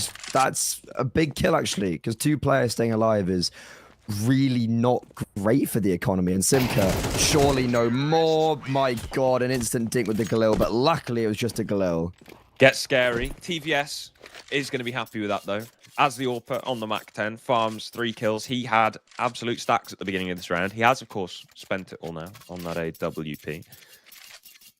This is a really, really strong first buy round. In fact, for both teams, really. Brute Monster with the AWP himself, getting them out nice and early. A good amount of nades in both teams' utility belts, too. Missed shot from TVS early on. The man jumping out the window. He's going to fall back, expecting, anticipating a bit of mid-aggression from Zero Tenacity. Well, speaking of aggression, it's not towards mid, but it's going to be towards A and QQ. On the line. There's the first. Does he expect the second? Oh, he certainly does. A Miles NXT graduate in heavy quotation marks, but you know, if this guy was a part of that project, he is certainly a force to be reckoned with. And right there, he basically, in that moment, like one could argue, he's just won the round straight away. Yeah, absolutely. Maze getting into window. Just taken out, but Sabreeze with a nice kill, working his way up. Connect to leaves AVN and Simki separated as well. Molotov's going to isolate, but still going to thrive. He's burning, he's roasting alive. Wait, what? The HE's come in now as well. He's... Another one. Oh my goodness. Flushed out finally. 3 molos? Was that 3 molos? It was 3. 3 Molotovs, and only one of them hits, which is fabulous. But QQ, like, it's great that he also just gets another kill. Like, he shows that he is here to play on Mirage. Not really the individual that I expect to open up rounds like that, but playing towards the extremity, it's a thing of dreams. If you're a T side and your extremity players are getting double openers. Yeah, absolutely. Absolutely having impact in this game as well. Had a fair few rounds on Anubis in the previous map. This is worrying, Freddy. I don't like this at all. This looks like a B rush straight into a B stack. This could be chaos. The MP9 not going to do anything. It's a team kill that finds the opening. This is the problem for Wu-Tang. They're running straight into the Lion's Den. Still committing here. Hard committing. AVN with a kill on the MP9. Oh, no. Finally, they realize it and get out of there. I hate this. I hate everything about it. Oh, Index. Yeah. You've just knocked them back onto another eco or a force or a half buy in this case. Why are you rushing B? When you have an AWP as well, like, yeah, what do it is in the next like gun round? Like, how is TVS supposed to activate himself in a round like this? And now we reset. They finally pull the plug. Would have been able to do it with 3 players alive if they hadn't tried to force the issue at the end there. Worst case scenario right now for Wu-Tang. Yeah, a bit of, I don't know if it's a misread of the economy, but I mean, this early in the game, shouldn't really be that many questions about it. Like, if this was the next gun round, when Zero Tenacity have got an AWP, so you're playing against, 4 rifles, you're playing against a regular default, and then either you're going to push aggressively into an AWP that's playing on B to start the round, or you take the bomb site and you force that AWP to retake. It certainly makes a lot of sense. Against a force buy? Nah. I made me feel very uneasy when I saw the radar at the start of that round. And it's not looking at the bar at Kettering Conference Center at Sunday in the morning after a long night. It's watching a B rush. Similar feeling, funnily enough. Similar feeling, yeah. It's kind of like, a bit of your stomach just like, ooh, that's not nice. Yeah, I mean, that was me on the Saturday morning. But, allegedly. Regardless, Zero Tenacity get the first round in a way they perhaps shouldn't have. It's kind of one of those situations for them where, like, they've been graced this success that they shouldn't have, and they now capitalize upon that. You've got the first round. You've probably got a bit of high spirits in TeamSpeak. Wu-Tang, luckily for them, they had probably quite a while to just talk things over a little bit as they were saving at the end there, and they still have good economy. They're going to be having the rifles right back out. TVS still on the AWP. Mid controls being taken, and I feel like we're going to be seeing an A finish with, honestly, probably only one player coming through middle, as both TVS and Shushan might have to go back and pick up the bomb. Yeah, this is a bit of an odd one. I think TVS will be making that mission solo to recover the C4 as Maze attempts to walk through the smoke here, but Simki ready for it. Presence of mind to anticipate that one. And this is a very heavy stack for Z10 as well. What could have been a 5-0 start could have been a completely different game. This is, barring a massive fumble, almost certainly going to be a second for Z10. That said, they have reset now. They've spread back out. The opportunity opens itself up again. It's going to come down to the initial couple of kills here. And there it is, all Zero Tenacity. Kyoffo with a beautiful couple of headshots. QQ with one in response. Kyoffo almost killing his own teammate there. That's fine. Brute Monster's eliminated Shushan. Now QQ is stuck with 10 seconds left trying to save an AK. Yeah, they knew he was in Palace. They try hunt for one, and then just call their losses there. A very uninspiring round from Wu-Tang. There was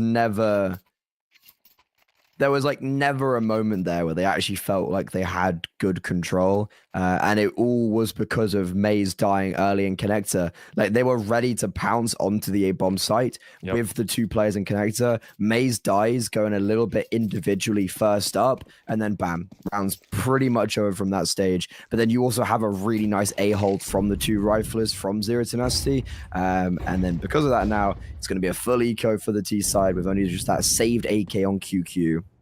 Could you imagine if they just didn't rush B? Oh my dude. Oh, but like imagine if Zero Tenacity could win on the T side of Anubis. That's true. Both those things, not the reality we're living in. Instead, yeah, Wu-Tang just gonna be searching for anything they can get here. They got that hero rifle on QQ. But he's taking first contact with this angle from the Manhunter. No chance. That said, the trade is swift. TVS from top of middle. The missed shot from Brute Monster is going to allow a little bit of breathing room in the mid area of the map here. He's going solo into window this time. Is caught by Brute Monster. There's Sibreeze gone. Ooh. Now let's see what Shushan can do. There's one. There's a second. Kyofo ripped off the top of the ticket booth. Flash into short to let TVS to move, but Simki picks the right timing. There's still time here. There's no bomb, there's no Kevlar. Can he pull it off, Freddy? I want to say yes. For the culture. He needs to get past Simka, and he does. Not cleanly. Jumps over. Spots out the AWP. Jiggles in. I think, yeah, the bomb, like, he had to pick it up when he was crossing the first time. And because he doesn't, he really can't get anything from that situation. Regardless, though, there's so much success that you can take from that 3 kills from Shushan. Not only is it's just him back on the board. We saw how dangerous he was over on Anubis, the A anchor on the C side, but it's also so much damage. And now they're on the rifles. If they're able to win out this round, Zero Tenacity are going to be in a very uncomfortable position economically. Yeah, they definitely are. Smoking window. The man up close on ramp. A flashbang coming in this time. Looking to take a bit of contact here for Sibreeze.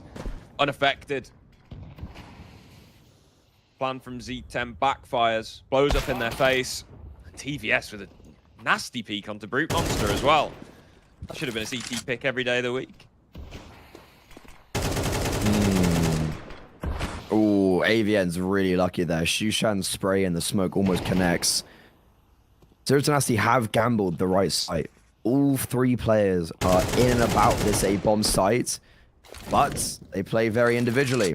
May's just holding for a window peek. He's going to be able to pick off Simka, and yeah, I don't know, it's all falling apart. AVN does get one, but it's silver linings amidst a rain cloud. Wu-Tang, a very easy, clean round, all starting from great anchoring towards his extremity players. And now, as I mentioned, money ruptured.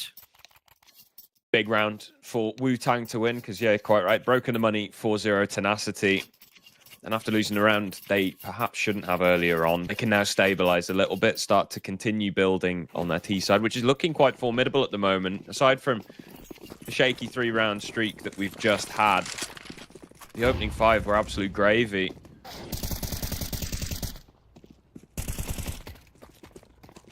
This is just USPs. They should be clean. Should be.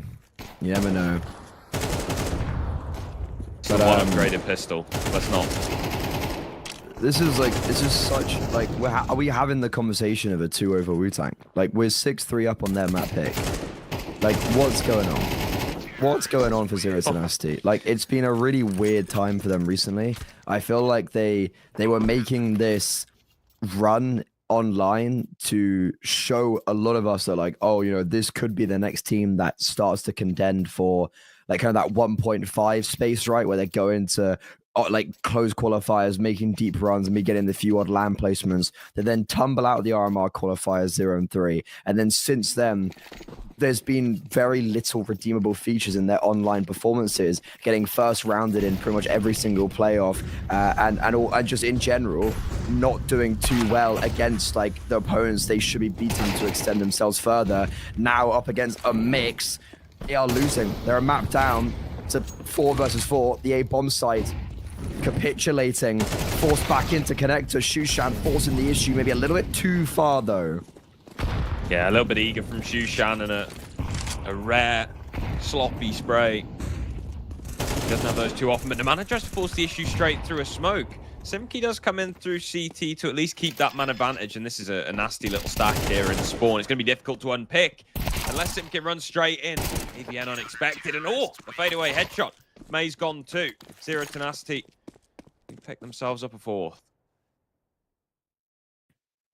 Okay, that was that was one of the rounds of all time. It was a round. It was definitely a round of Counter-Strike that we've just watched. Yeah, that was It was a mess. It could have gone. It's just one. It could have gone either way. One different spray, it would be a different way. But Zero Tenacity, seeing if they can hold on a little bit of their dignity in this first half. 6-6 would be pretty decent considering the poor start they had. But they've been given a lot of lifelines. They haven't really taken them in towards mid though. Nemanja changing up the pace, getting aggressive around the top mid smoke. Fully flashed. Shushan spams and tags him. That's confirmation there is player on short, but does he realize how close he is? No. Nemanja holds his ground, and AVN from connector also is able to cut off those players trying to support their rifler from underpass. And yeah, this round is over. Zero Tenacity looking to equal up the scoreline going on to their T side. I thought for sure that Nemanja had been spotted. I thought maybe the swing from Shushan got the little question mark on the map, but no. And then I thought, well, he's tagged him through the smoke. Surely he's aware that he's right behind it, but also no. So Zero Tenacity do manage to completely lock down mid. And what started as a promising half for Wu-Tang is running away from them a little bit. They're already committing to a save with these weapons. Very, very easily could end up being a 6-6 half. And then, you talked about the conversation, could this be a 2-0? I think Zero Tenacity are quite out of it just yet. If they were out of it just yet, you could say they had Zero Tenacity. It's always low-hanging fruit, isn't it? It is. It is. There's a few of those. I feel but like look, we haven't. Somebody's got to take the low-hanging fruit, Freddie. Yeah, I'm surprised we haven't made any jokes about Wu-Tang Clan. I'm not super familiar. I'll be honest. So it'd have to be on you for that one. I can't. I can't imagine you being a massive fan of Wu-Tang. I don't know. You give off vibes of like a rock. You love I'm rock. an 80s rock man. Yeah, yeah, I absolutely am. With the piercings Queen as well. Like, yeah, bit of punk. Not so much punk, just okay. Just like sort of dad rock type stuff, That that I can see the vibe. Yeah. I sort of grew up with my parents' music, and yeah, okay. I was quite happy with that. So that's where I go to. That said, Wu-Tang are in not the greatest place economically. They obviously saved those 2 weapons. Shushan has been forced down onto a MAC-10, which, given his proficiency with the AK, is not what you want to see. Brute Monster, proficient with the AWP, taking a cheeky peek into the underpass, slips away behind the smokes. Wu-Tang going to have another stab at the B hit. This time there's no stack, it's just Simki. He's only good for 1 before going down. AVN rotating in on short. Bit of separation. QQ ahead of the rest of his team here. What? That is an abhorrent peak from QQ. TVS forced off the bomb plant because of a Molotov on default, and the kills are flowing in. It's fire on the mic for Wu-Tang. And Zero Tenacity, they have no idea what just hit them. I don't even know what just hit them. QQ, this performance, I've never really seen something like this from him. He is so clinical, so clean. And then when you have individuals like Shushan and TVS also in tandem, it is so fierce. That was very nice from Wu-Tang. And you imagine that's probably what they were hoping for in round number 5. I believe, yeah, round number 5 when they rushed B and walked into a stack. But look, better late than never, you know, and it at least gives them a little bit of an edge going into the second half.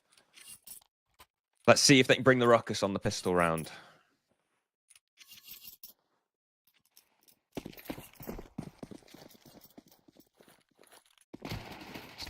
Okay. Kev. And Smoke and a kit. This is looking pretty similar to, in fact, are they just copying Zero Tenacity pistol rounds? I swear they've done this 2 wraps in a row now. It's actually, yeah, mid-stack.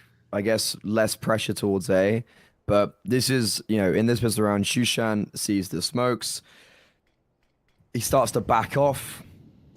He needs to back off. Shushan starts to back off. Okay, there you go. He gets into CT.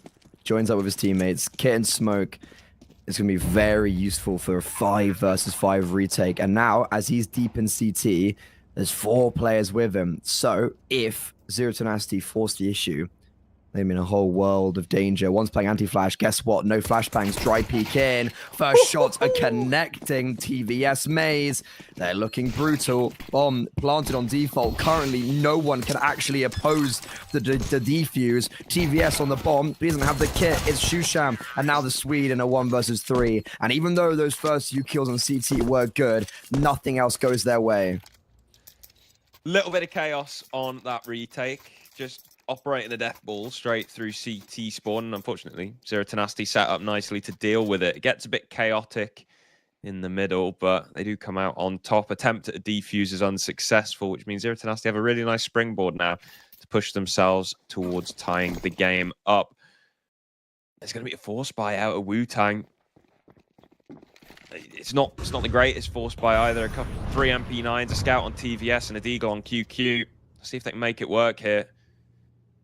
Playing strength in numbers, taking some palace control. AVN on nice passive angle. A clean kill here would be nice. An upgrade to a rifle. There it is. No damage done at all. Shushan caught on the ramp though. The split begins.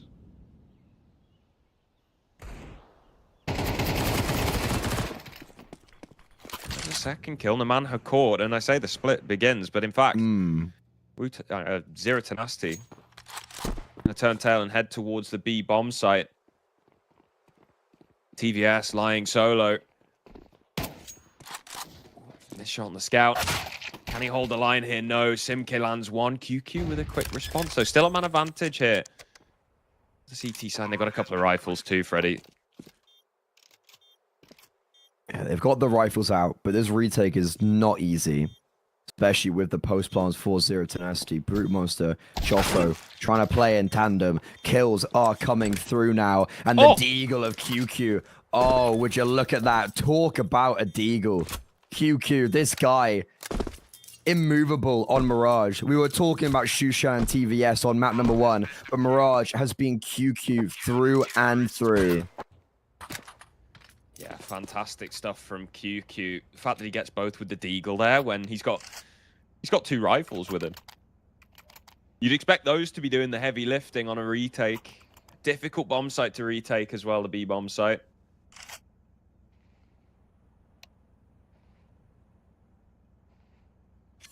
Okay, so we have an issue with the server, I think, right now. I don't know.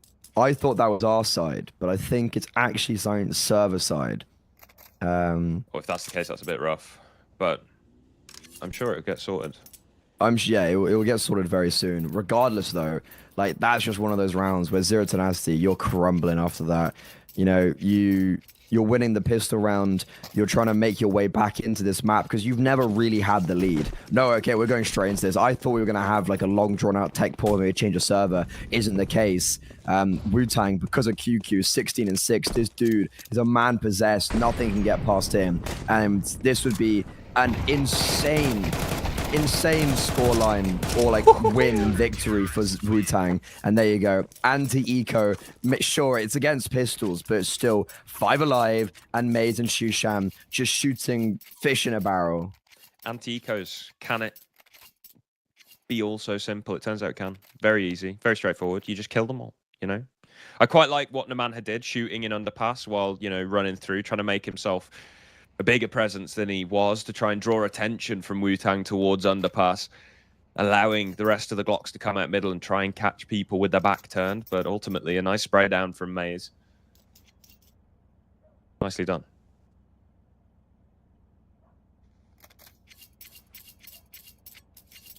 Okay, there's the tech pause I was talking about. There you go. I wasn't sure, thought it maybe come in last round, but if it's only an eco, you know. Yeah, just get it done with. Get it done, and then get the buy-in, figure out exactly what's going on with the server for the important round, you know. Yeah, I mean it's Counter-Strike, you never know, right? You truly don't. Small indie game. We had a round on LAN. It's like 9-11, you know, big comeback was happening. We were on the map anyways, but so we had like 4 versus 3 advantage, you know, really good start to the round for us. The server just dies. Oh, it's unfortunate. Mate, everyone just sat there just like in utter disbelief and like going to the admin being like, what's just gone on? Yeah. Luckily we won the map. We lost the series because we suck, but we still at least won the map. Yeah, they were all hands on deck over the weekend because it was quite busy. I heard so, yeah. 1,000 people at a small to medium LAN, you know, big up Epic LAN. I think it's so important. You know, the last few years we've seen a fair few sort of domestic LANs, not just, you know, across the UK, but sort of across Europe as well, closing their doors or downsizing or just not being quite as popular. And I think it's a shame because in terms of grassroots Counter-Strike, it's one of the best places to go, whether it's just for getting to know people in your local scene, getting that experience against better teams that you might not otherwise be able to get. Because, of course, you know, some regions just don't have domestic leagues anymore. So you're not able to play against better teams in your region. It's just like playing in sort of the wider European circuit, which is fine, but you get the full gamut when you're in a sort of domestic league because there's less teams. You've got much more different skill levels. You can be tested. I know it's very important, and I think that's a shame. More tournaments is generally always better. I actually had a small little. I found this quite funny. So obviously, this was the biggest LAN since Epic 26. It was at one stage rivaling. It had this exact same amount of teams, 43. But Epic 44 had 44 teams. Incredible. Epic 26, 43 teams, the previous record holder.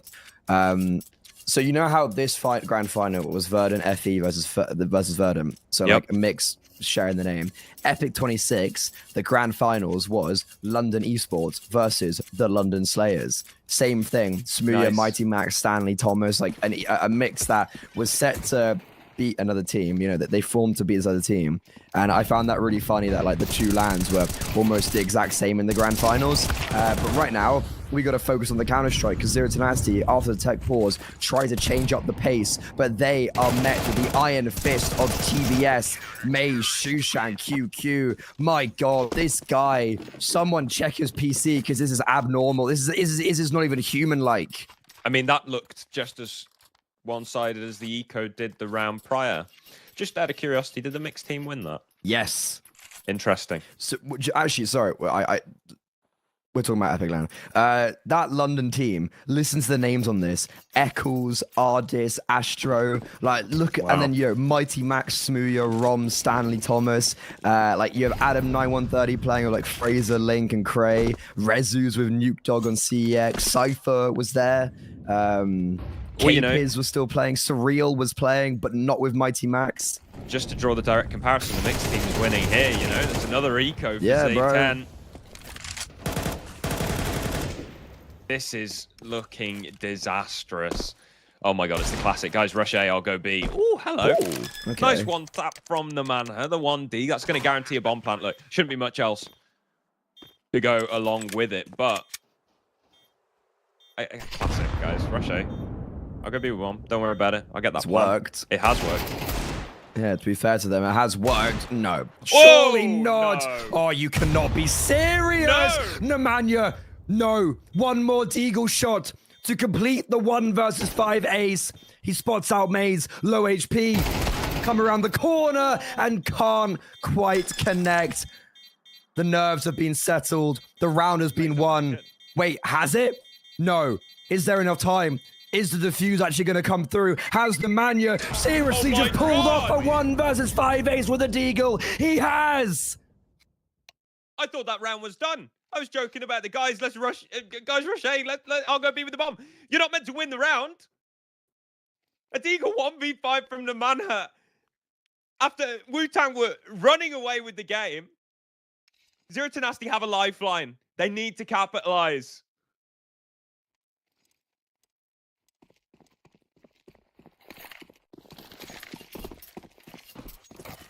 That's a tilter as well. Wu-Tang going to be frustrated.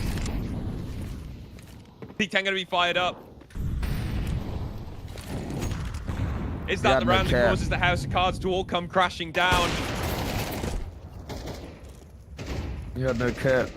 He had no kit. Why has he got no kit? Why is there? Why did he have no kit? Oh my god.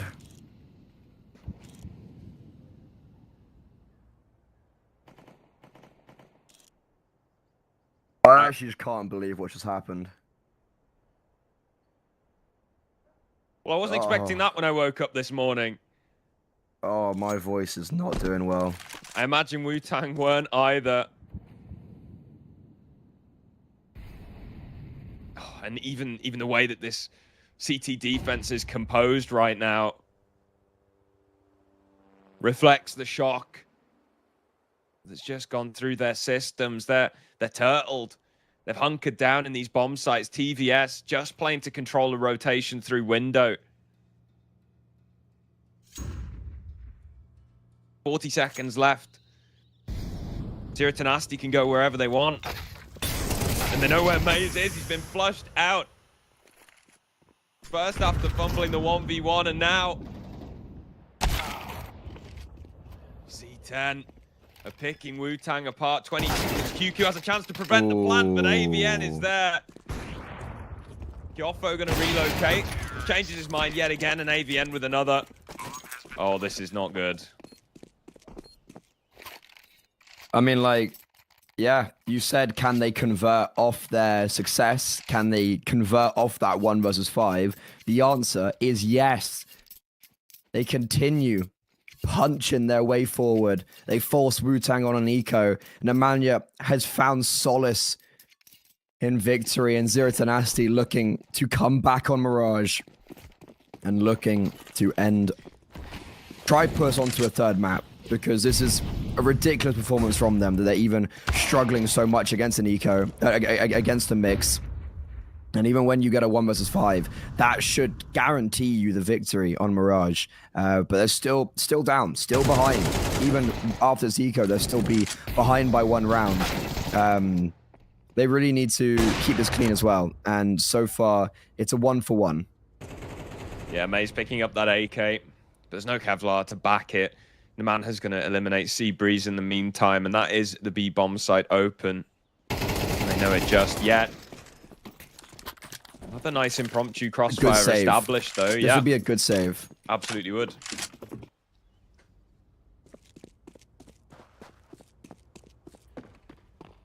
Kyofo's going to go and get that bomb down. Man. Just like that. The vibes are now off. I'm going to be honest. Which is a bit intangible when I say it like that. But you could see it in that round immediately following it. Wu-Tang turtled up into the bomb sites. No info. Nothing proactive going on at all. They're still reeling from the man has 1v5 with the Desert Eagle.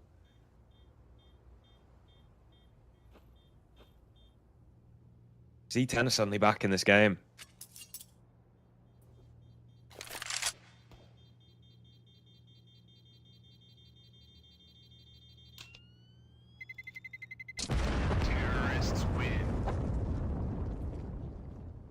I just still can't believe Maze had like 10k and no kit. Yeah, that's a problem. That's a big problem. And I'm still reeling. Yeah, Wu-Tang are reeling. I'm still reeling.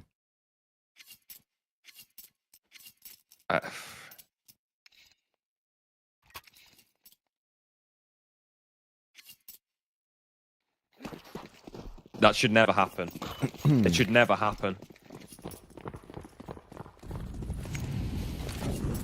Ooh. Okay. Let's see if, you know, Wu-Tang can get the recovery truck out. Yeah, and, this is a big... This is fix big. their CT side. This is a massive round for them. A lot of utility already burnt early on. This time they're looking to fight in middle. Shushan's been rolled by Nemanha, filled with the confidence of that 1v5. Start to collapse into the B-bomb site. Sibreeze, the world on his shoulders. Flames licking his feet. He can't do anything.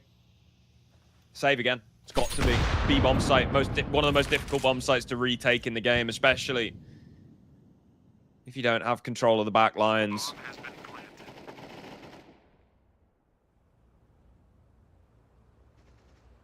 And the Manhurt knows. Blood in the water.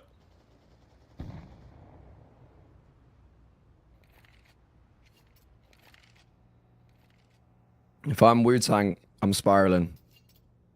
A save hit, mandatory. The Manya, though, on the prowl. There's one. In itself, massive. You can't double down. But one kill being taken out. It's the magic number, right? You survive with 3 players. Drop 2, you've got 2 a bit of can't drop profit. 3. Yeah. Survive with 3, you got profit.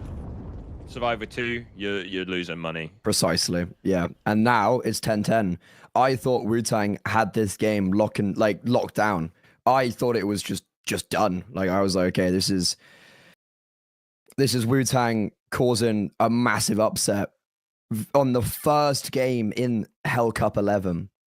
But instead, it's evened up. 10 apiece. Wu-Tang, they still elect to purchase back into this round, even though they saved 2 and not 3. They have the funds to do so. Last round, everything went wrong. You know, Shushan dies short, Sibreeze, nothing really to do by himself.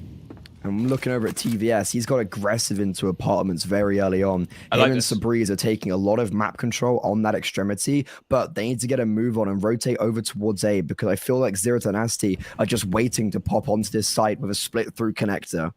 Yeah, they've got to get their running shoes on for this rotation.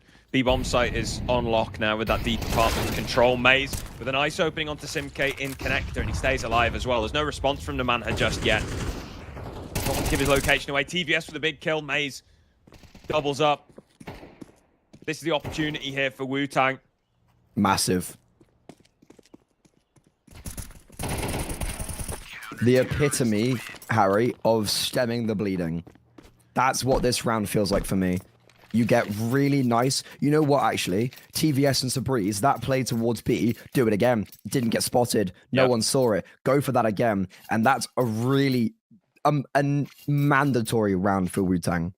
Yeah, absolutely. I love those little B plays. The fact that you send 3 players over there, you have the AWPer watching. You can push a rifler up close. You've got a good setup so that if Zero Tenacity go heavy B, you're able to counter it. But also, as soon as you've got that rifler in that strategic position deep in the apartment, you can immediately rotate off. And that's exactly what they did. Shut down on the bomb site as well. Zero Tenacity trying to go for an A split off the rip with not much presence. elsewhere on the map, and there's severe punishment coming in from Wu-Tang.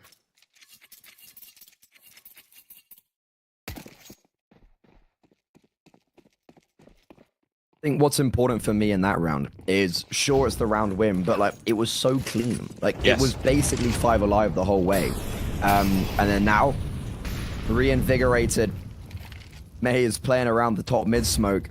Careful. He's got some support. This is a tenuous position to be in, especially when TVS falls towards connector. Simka aware that someone could be here because of TVS's position. He's aware of potentially someone being in top mid, and it all comes maybe just crashing right back down. This is rough. I'd stick around, see what you can find, but this might be another save. There is a bit more money in the bank now because of that clean round previously, so don't cast yourselves out of it just yet, but so late in the game, you've got to be careful.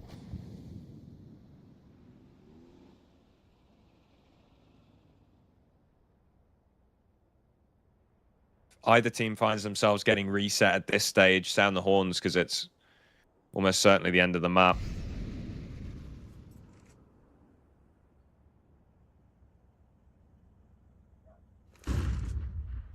They are here. They are in the right position. Bomb's not planted for CT though. Oh, and dear. Sabreeze, that was the kill that maybe opened the floodgates for Wu-Tang, but instead it means that QQ is fighting for survival, fighting to save this AK into the next round. He's been spotted. Damage isn't really the important factor here for QQ. It's just not dying, and Nemanja shuts him down.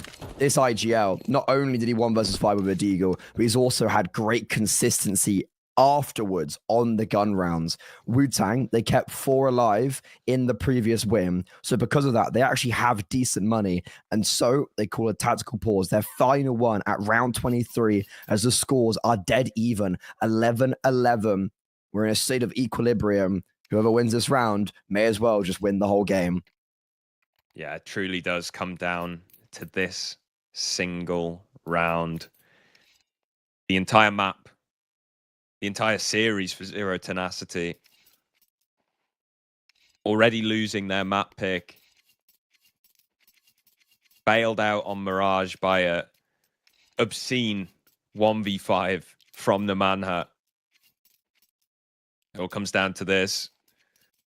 Firepower chart, dead even. Both teams have everything.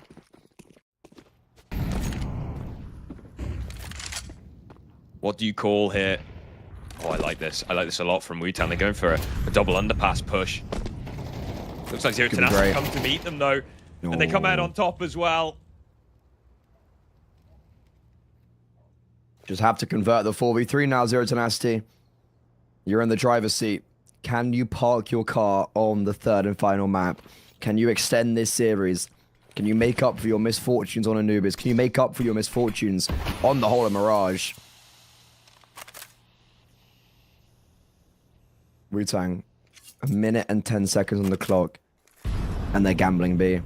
They're committing to this bomb site. If they go A, Zero Tenacity, Wu-Tang save, turtle up, and just bring these rifle into the next round. And yeah, I feel like Zero Tenacity are heading towards A. So Wu-Tang, it's going to be a 3-man save. And that means they're fighting for overtime.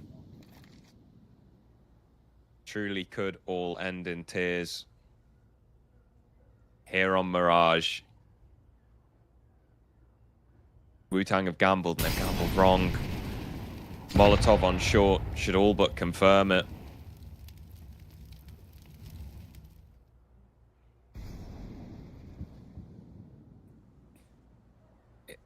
Single round.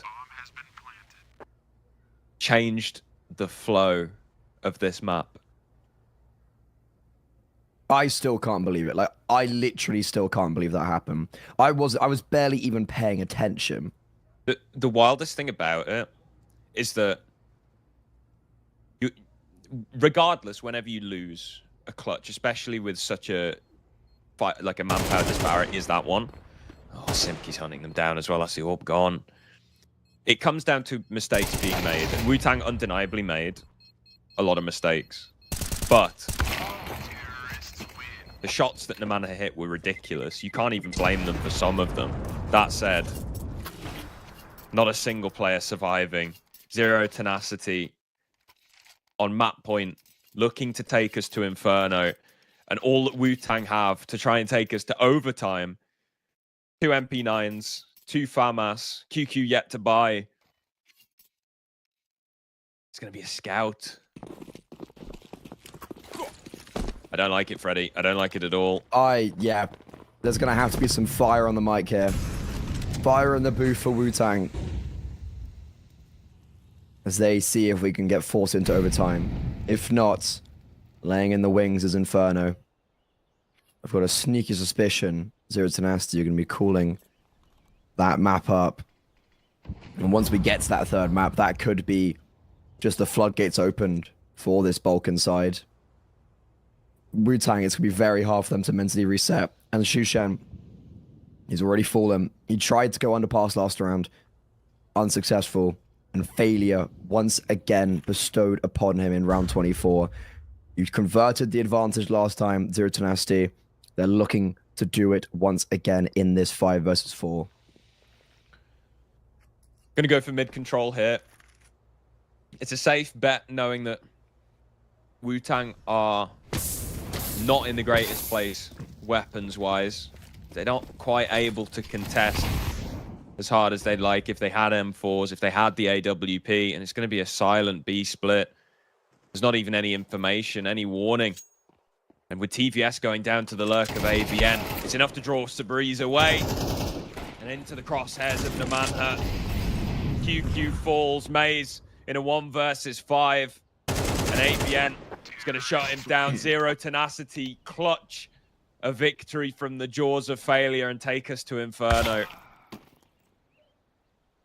Whoa, that's just literally because of 1 round. It's literally because of that Nemanja 1 versus 5. Like, if that didn't happen, we wouldn't be in this situation right now. If that 1 versus 5 hadn't been won out, if Maze had just bought a defuse kit when he had $10,000, we would be probably series over. But instead, we're going on to Inferno. So with that in mind, this series, it's gone the distance. Map 3 is up next, and that will be on your screens very shortly.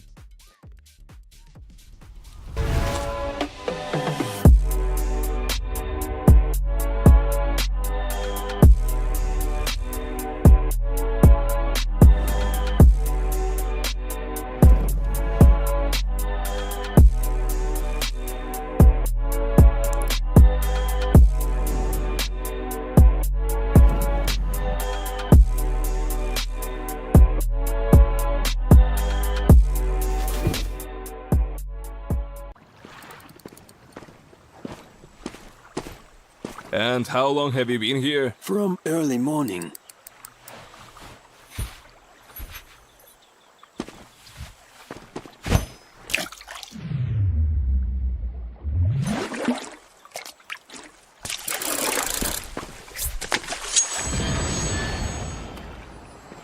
Take notes, kids. Hey, was that a bait? Will you share? Hellcase, don't miss your luck. Test me.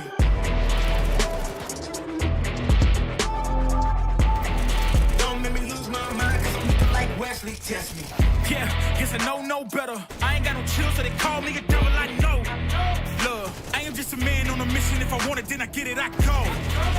And if you're trying to test me a beast, you gon' need Liam Neeson. The chance that you taking is flagrant. You're testing your luck. If you think you'll make it out, then you're sadly mistaken. Careful what you putting your stake in, cause I ain't got no patience and no limitations. You trying to figure me out, and I know I don't make sense. But no one's there when you call like you're trapped in the Matrix. You need to take a break from it. I think you should take 6. Cause yes, I hold a thorn and no one else can replace this. The pain will only go deeper the harder you chase it. I'm the greatest that you ever met. It's time that you face it. So tell me, why you still testing my patience? Trying to turn me into something I ain't trying to be. All that hate is in heavy rotation. You gon' lose yourself. Quit testing me. Don't make me lose my mind. Don't make me lose my mind. Don't make me lose my mind, cause I'm looking like Wesley. Test me. Don't make me lose my mind. Don't make me lose my mind. Don't make me lose my mind, cause I'm looking like Wesley. Test me.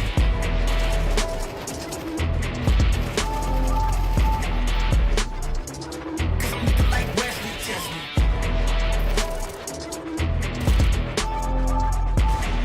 Don't make me lose my mind, cause I'm looking like Wesley. Test me.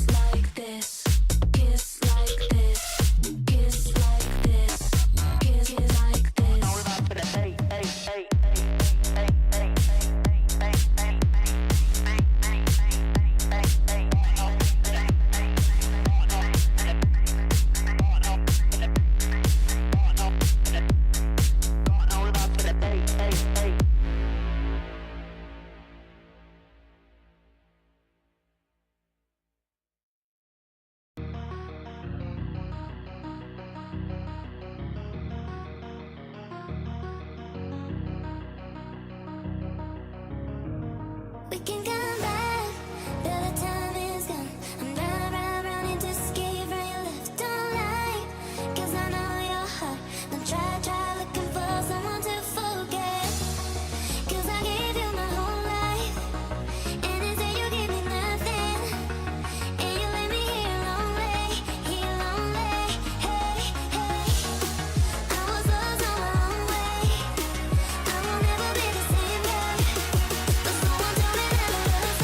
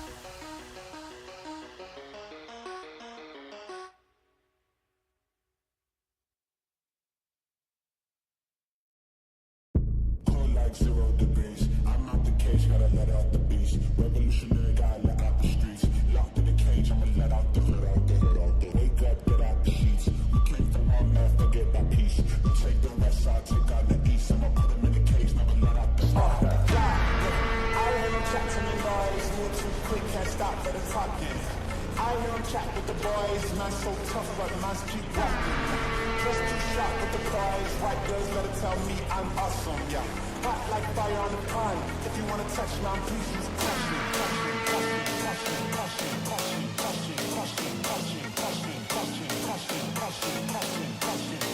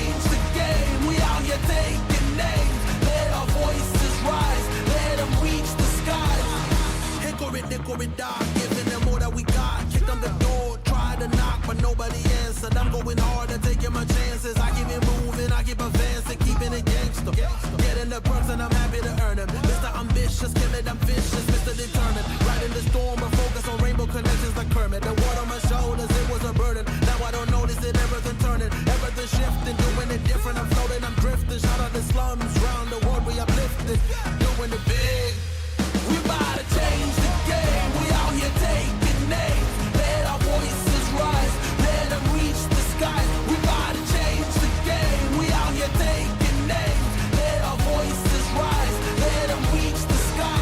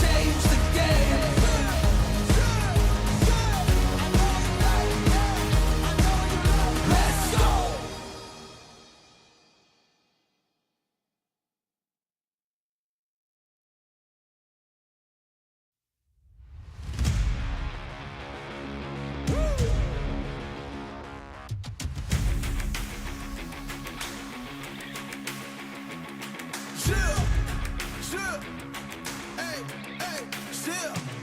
Let's go. I was born to kill it. I was meant to win. I am down and willing, so I will find a way. It took a minute, now it didn't happen right away. When it get hot in the kitchen, you decide to stay. That's how it winners made. Stick a fork in the hater on my dinner plate. I walk into the fire like it's just a bit of flame. I switch my style up, watch the money pile up. I'ma get rich or die trying, want me switch lanes. I'm always getting better, I'ma be on 5th place. On this one, then 4th on the next. 3rd, 2nd, 1st, 4th, 5th, best. She showing love, give me all the raw energy. Don't stop, go ahead, get it in. Jump, knock, let me in. Huff and puff and blow the house down. Raw energy. Don't stop, go ahead, get it in. Jump, knock, let me in. Huff and puff and blow the house down. I do it for the love, they perform for the checks, and I still get more. They be bored by the rest. Had to put the work in, wasn't born in success. See the storm, it affects the performance. But I dance in the rain and the thunder, the drums. So I keep going hard, I won't stop till I'm done. From the bottom to the top, I'm the one. I can drop in a month, I'll be back at the top. Let's go.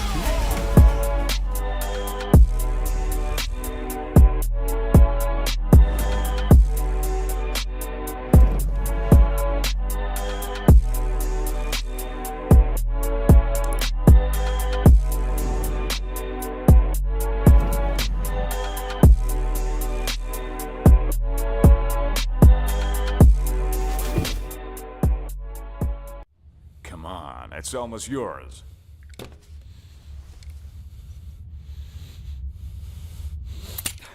When are you gonna get another chance like this? Go ahead.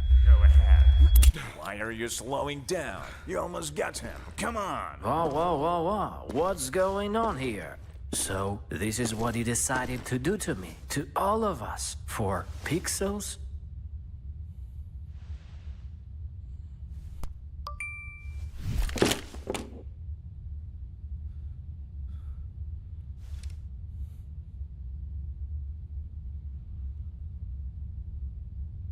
Fuck you and your Roland. Let's get out of here, bro. Have you seen how many scammers showed up? Hello and welcome back to Hellcup 11. This has been an interesting best of 3 so far. Zero Tenacity dropping their map pick of Anubis to Wu-Tang Clan, and then in the second map on Mirage, it looked like Wu-Tang were running away from it, and then Namanha out of nowhere pulls off a Deagle 1v5, and it just seemed to completely break the mental of Wu-Tang. Zero Tenacity win it, and we're going to Inferno, Freddy. I honestly don't know how we're here. Like, it was 10-6, anti-eco. They'd got 4 kills. I was like, yeah, it's just one gun round away from this stage to Wu-Tang having this, like, really cool, crazy upset of winning 2-0 against maybe one of the favorites to make a deep run in this whole tournament from the group stage. But no, we're going to Inferno, and Zero Tenacity have a chance to, I guess, like, revitalize themselves and kind of just show that, like, look, they are the better team. They are actually a team. Wu-Tang is just a mix. So we should go on Inferno and hopefully have somewhat of a cleaner affair for Zero Tenacity. Yeah, I mean, you'd hope so. I think out of sort of all the maps, I think Inferno probably leans itself most towards, like, you know, benefiting the structure of like a team environment as opposed to a mix. It's a very utility heavy map. You've got to make sure that you're coordinating yourselves properly. So it's a chance, a real good chance for Zero Tenacity to pull this one across the line and stabilize after a rocky start to the series. Yeah, rocky start is an understatement for sure. Here we go. Zero Tenacity on the CT side. Odds still in their favor. 1-1 is the series. Tied up. And there's pissed around for Wu-Tang. You've got Maze taking a load of pressure towards B, but he's just holding all of that space. He's not allowing them to actually push down. And in the meantime, we have the majority of the forces walking up second mid towards apartments. They're about to pop on 2 players. Oh, Kiofo here with the Julies. Can he get them to work? It's going to be Brute Monster to pick up the opening frag. Falls back. QQ takes him down. Another from Brute Monster. Pivoting here behind the default box. Finally taken down by TVS. We're into a 3-on-3. Z10 is circling Namanha. Working his way up through middle. Going to clear Maze out, but Maze still comes out on top. Simke luckily there for the trade as the bomb will finally go down. Shushan and TVS, the dream duo. Can they pull it across? P250 has to connect. It's not. It's Scrappy, of course. The hardest shot he does hit. Reload in. The Swede already got 3 kills. AVN, no match for him. Very nice from TVS. Looked a little bit shaky, but he locks in, pulls the final 2 kills, and it is going to be a Wu-Tang pistol round. Especially working as the mix, you're going to want to make sure you get the pistols in. So I imagine Zero Tenacity are going to have a game plan when it comes to the gun rounds. Coordinated banana takes, coordinated second mid aggression, the kind of stuff you want to be seeing from them on the CT side. Going for a force immediately here. Massive weapons advantage for Wu-Tang. CT side force, by the way, is going to be really dangerous, especially on Inferno. Issue is when you've, like, this is a map where you want to group up and kind of death ball when you've got that force by. Issue is Brute Monster does go very individually middle with the scout trying to get an opening kill. That's his downfall. He falls. And TVS just continuing on a really good streak early doors on Inferno. I don't mind going for the initial attempt, but sticking around a little bit too long, I think, with the scout was ultimately his demise. And now Wu-Tang have that man advantage. Got full banana control here. Still no brackets, though. Burnt a lot of util out of Z10. He's going to go straight through the smoke and straight into the weight and arms of Simki. Looked a little bit lost going through that smoke there. A tag from the picked up scout on AVN. Zero Tenacity set up nicely here to set up crossfire on short. Immediately unpicked though by Cerise with the Mac 10. AVN good for 1. 5-7 out now, closing the distance, dancing around the boxes finally. A bit of stability from Wu-Tang. That's not 1v3 with an MP9. What do you reckon, Freddie? I was going to say, shouldn't come down to 1 versus 1 this round, right? Like, very similar scenario. We got the bomb down on A, but this shouldn't be a heroic play needed from a Wu-Tang player. This should be Simka maybe gets 1 traded, but no, won't even get that first. QQ, he was a animal on Mirage. Like, genuinely ridiculous the plays he was making and his just kind of individual brawn. So seeing him being able to reset after that quite hard loss and go on to Inferno, already firing on full cylinders, is very beneficial for Wu-Tang. So now, as Simka falls and we go into a 2-0 anti-eco, this is Wu-Tang looking good early doors on map number 3. Yeah, absolutely. I mean, nice little break in between the maps. Bit of fresh air, whatever it may be. Get your head back in the game. A 1v5 with a Desert Eagle doesn't come around too often. Sure, you made plenty of mistakes after that. That's all in the past now. Back to an even playing field.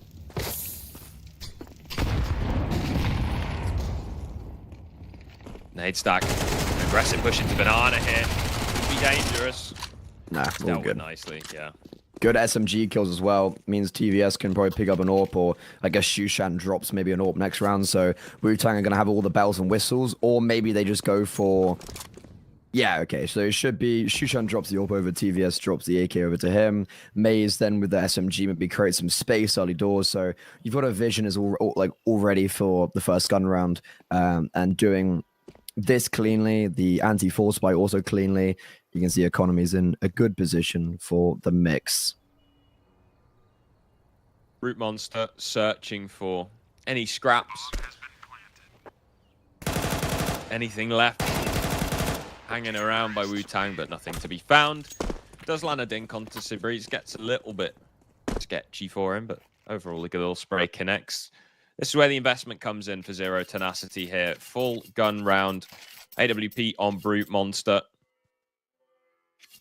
It's going to just be the rifles for Wu-Tang, not wanting to pull out the big green on the T side, which, Inferno is one of those maps where you can get away with playing 5 rifles more often than not. It allows you to be a lot more dynamic, and especially with that Mac 10 still in play, gives you the option to go for a fast round without being bogged down trying to set the AWP up. Yeah, I think on this, and already we can see them trying to go for something faster. Maze, he's just got all this space on banana straight away. Now here comes support from the rest of his teammates. There were 4 players top banana at 1 save for Zero Tenacity. Probably a good thing Maze doesn't come around the corner there, because he would have been a dead man walking for sure. But Nemanja, it's his time to fall. No 1 versus 5 for him in this round. Shushan channeling the energy from Anubis. Double opener. Round. That should be over. Should be, but Kyofo's looking to get a bit cheeky through the smoke. A flashbang, I imagine, full coming from his team. Oh, he just goes through dry. That's interesting, yeah. Straight into the waiting arms of Maze. Yeah, no, I completely agree. Like, I was looking at AVN, had a flashbang, and, like, bomb, he heard it getting planted. He peaked on the bomb timing, but if there was a flashbang, maybe he would have been able to do more than just walk through and die. So, yeah, I think you're completely on the money there, Harry. I completely agree. So this is Wu-Tang really fierce early on in Inferno. Like, not only are they winning these rounds, but as of the hunting of the players in the kind of ending round, like, it was 5 alive. Sure, they've already lost 1 and they might lose a second here, but AVN will fall. You keep 3 alive at the turning point of the round. Like, this is so ideal, and it just shows how easy that round was for Wu-Tang.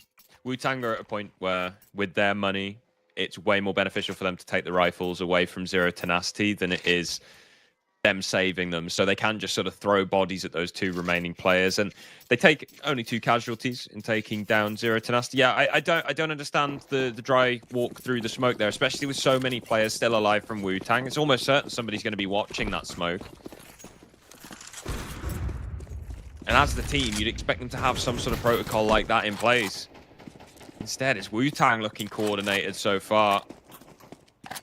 Beautiful couple of entries from Shushan.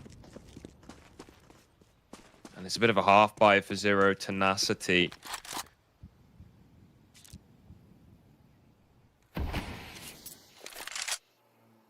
Don't drop the ball now, Wu-Tang. I'm scared by the hit points. Don't say it, man. TVS and Shushan are both quite low. This is when, you know, like a Mag 7 SMG round is actually really dangerous. We've got a double boost on CT. So, yeah, AVN's above the smoke. But the smoke has literally landed on Brute. Like, it hit it. So I wonder if there was the sound cues there. Simka, Molotov, he's ticked in it. It actually perfectly baits in for AVM, because Maze is there just staring at the bomb site. Chofo's walked down middle. The Max 7, there's the first, there's the second. No. 2 brutal kills in dastardly fashion. It does open up the way for Wu-Tang to go towards A, but now they are walking wounded, and already AVM has rotated in with Brute Monster. P250 plucks the first out the sky. The Dame, I've been heralding his abilities already in this series. A 1 versus 3, unattainable. What a nightmare, man. What an absolute nightmare. You try and go for a bit of a B hit. There's loads of players A, like, cool, lads, that's fine. Look, we'll go back to A. And then you just got Kyofo sat in Mexico with a Mag 7, playing the headshot angle. Full health damage on the first. Tags up the second. And a half-bite steals the first round for Zero Tenacity. They've got plenty of money in the bank now with picked up rifles. AWP in play. Wu-Tang forced to fully reinvest.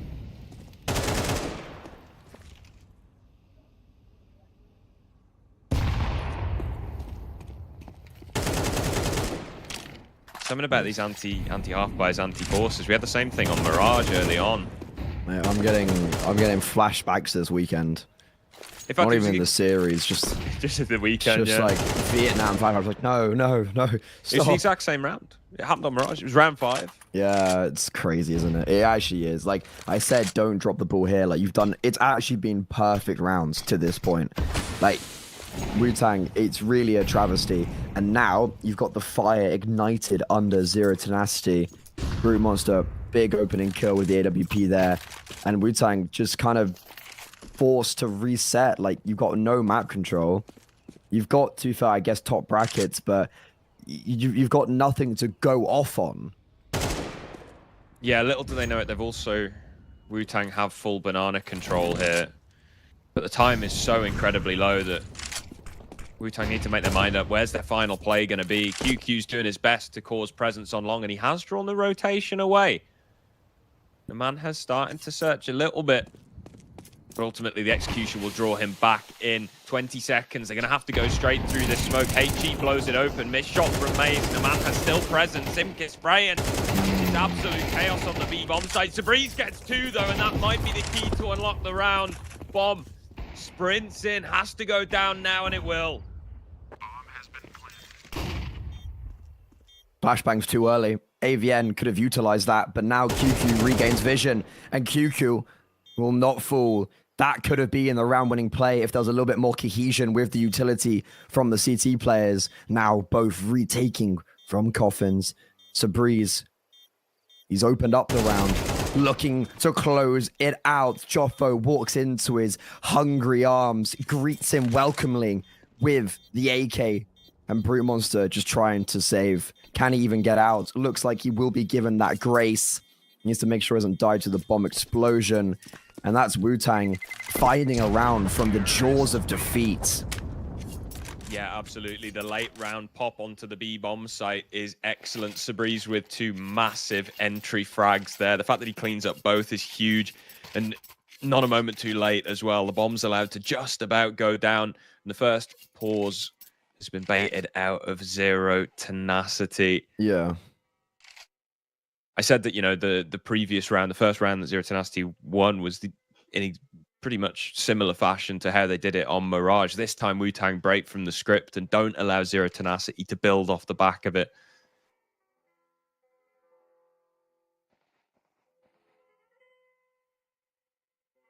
The response is swift.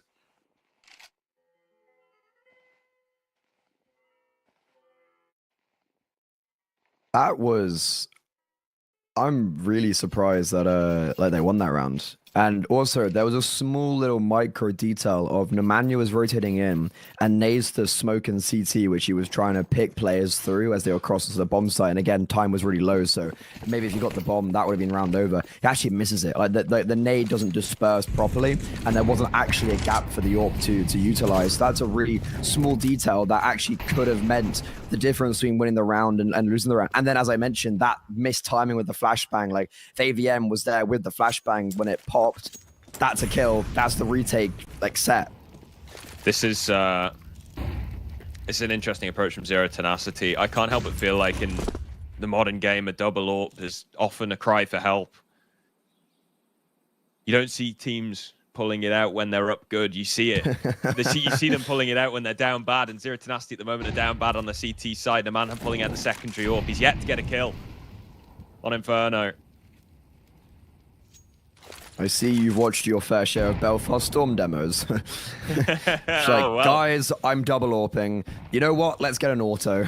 And look, sometimes it can work, but here, Wu-Tang does close the distance. And the man is now 0 and 7, eliminated. Full James Bond. Simkig on as well. This is looking deadly. Yeah, bro. Sabreeze has been doing his refrag. He's been playing those, what is it, like the entry maps where, yeah, like where you go in and do all the angles, because it seems like on the B-bomb site, he's just so ready for anything, so ready for anyone.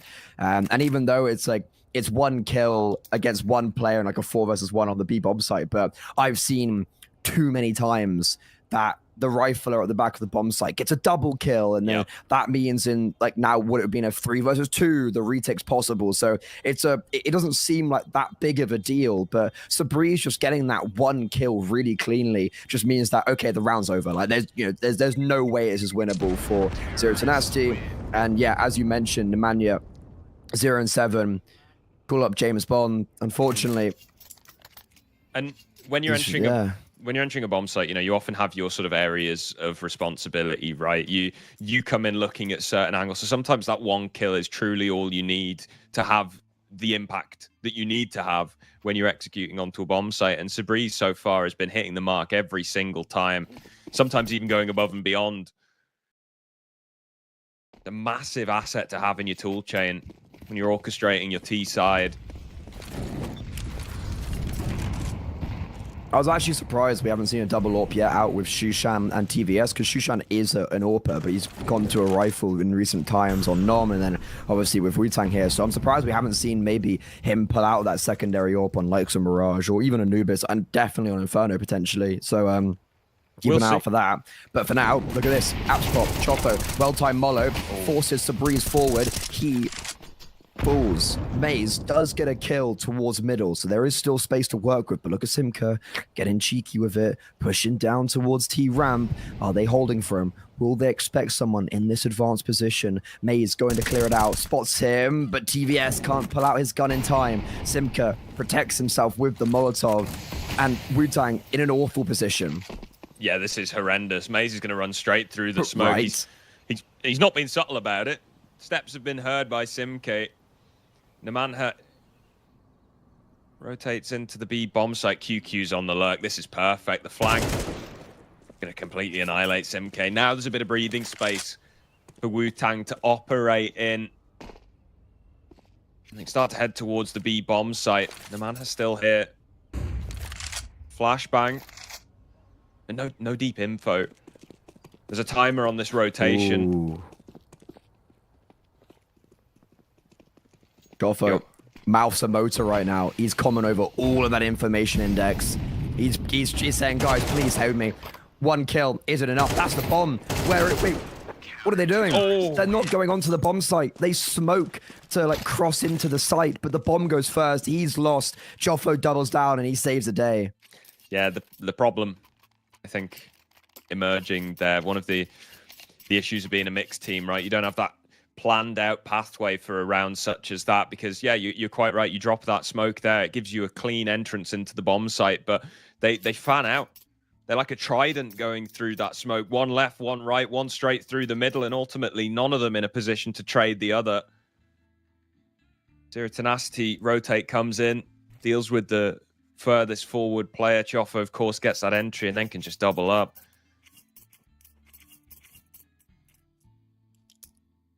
Wu-Tang did so well to recover up to that point. They draw the rotation onto the B bomb site. It was a 1 versus 3.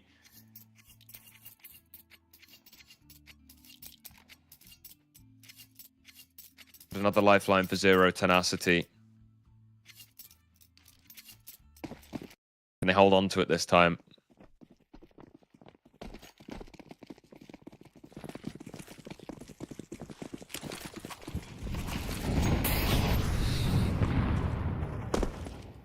Oh, this is fast. This is fast. Wu-Tang early picking mid. How does TVS win that? I don't know. His shoulder was spotted. Oh, that's unfortunate. Brute Monster going to be kicking himself after that.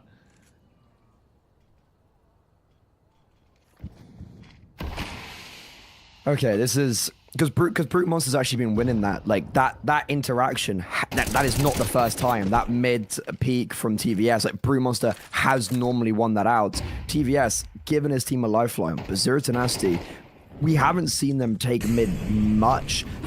B much, but here they've taken complete banana control. It's allowed for 3 players to rotate towards A. Crossfires activating and Wu-Tang faltering. Like this is a really meek entry onto the bomb site. Feels like Sabreeze has died for nothing. Feels like QQ's on 25 HP for what?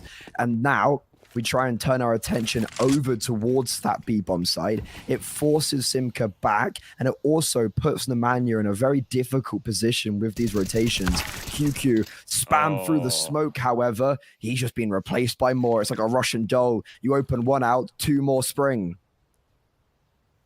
Yeah, this is starting to crumble for Wu-Tang. Walking straight through a smoke. TBS picking up the rifle. That's information, but a nice entry from Shushan. Isolates Choffo yet again. He's going to have to go nuclear on the bomb site. He can't get anything done. That's bomb. That's bomb. That is bomb. 10 seconds left. They've got to recover it from Graveyard. What a pick again from Shushan. And Simki's in no position to stop the bomb going down. Very, very nearly. The man has saved the round, but instead it's going to have to be Simke in the 1 versus 2. There's the first headshot on Shushan. And TVS is no position to trade. He's on 10 HP, but never mind. Crack angle on Pit. Headshot. Wu-Tang round. Ooh. And he saves the AWP. That's massive from TVS. What a chaotic round. That bomb gets dropped in graveyard, and I'm like, that's round over, right? But luckily it's not. Ooh, the entry pathing with the bombs for Wu-Tang has been non-desirable, to say the least, but they hold true. Even though that was a round where they had the man advantage, it was a very awkward round for them, where there was a big lack of decisiveness, and that almost cost them. And instead, they'll come out victorious, and even though Shushan does fall to the fire and flames, Maze and his Israeli superstar just crack open this B-bomb site like a nut. There is a rotation in Brute Monster, but this AWP is going to be futile as it's blocked off by a smoke. You're talking about decisiveness, and Zero to Nasty tried to be decisive. They send 3 people into Banana, and they end up just sending them to their deaths. Complete control for Wu-Tang. Maze with 2.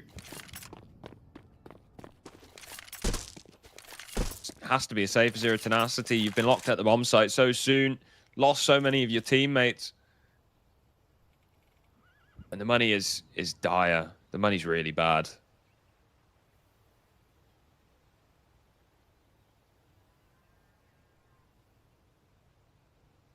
The loss bonus will perhaps alleviate some of their woes, but it's not great. Wu-Tang's economy's not super established themselves, so I don't think they'll hunt too aggressively. Probably just a safe exit.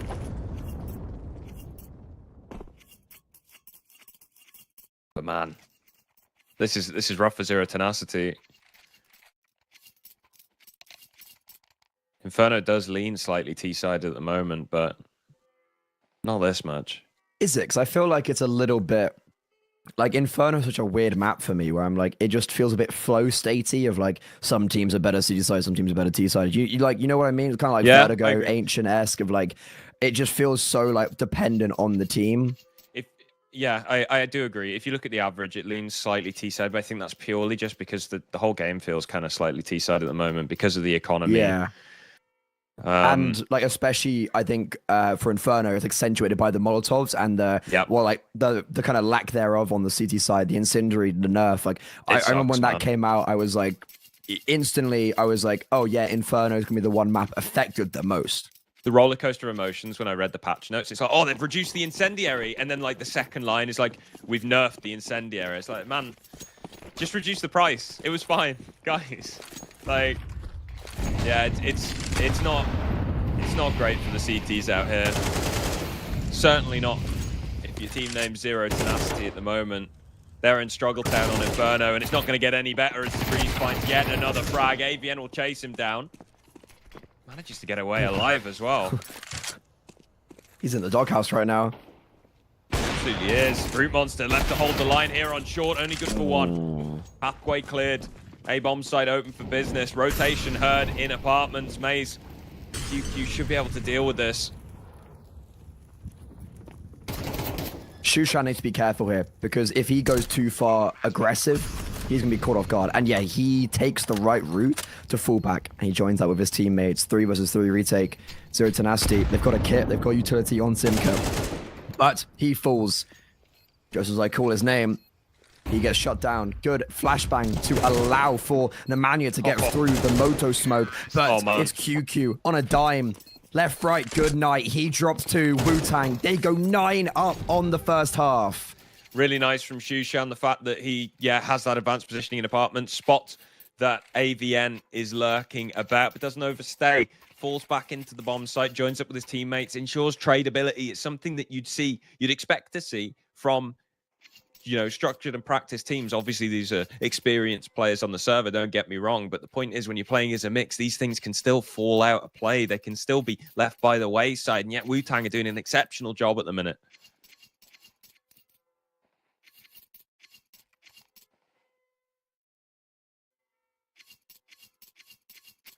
Super impressed.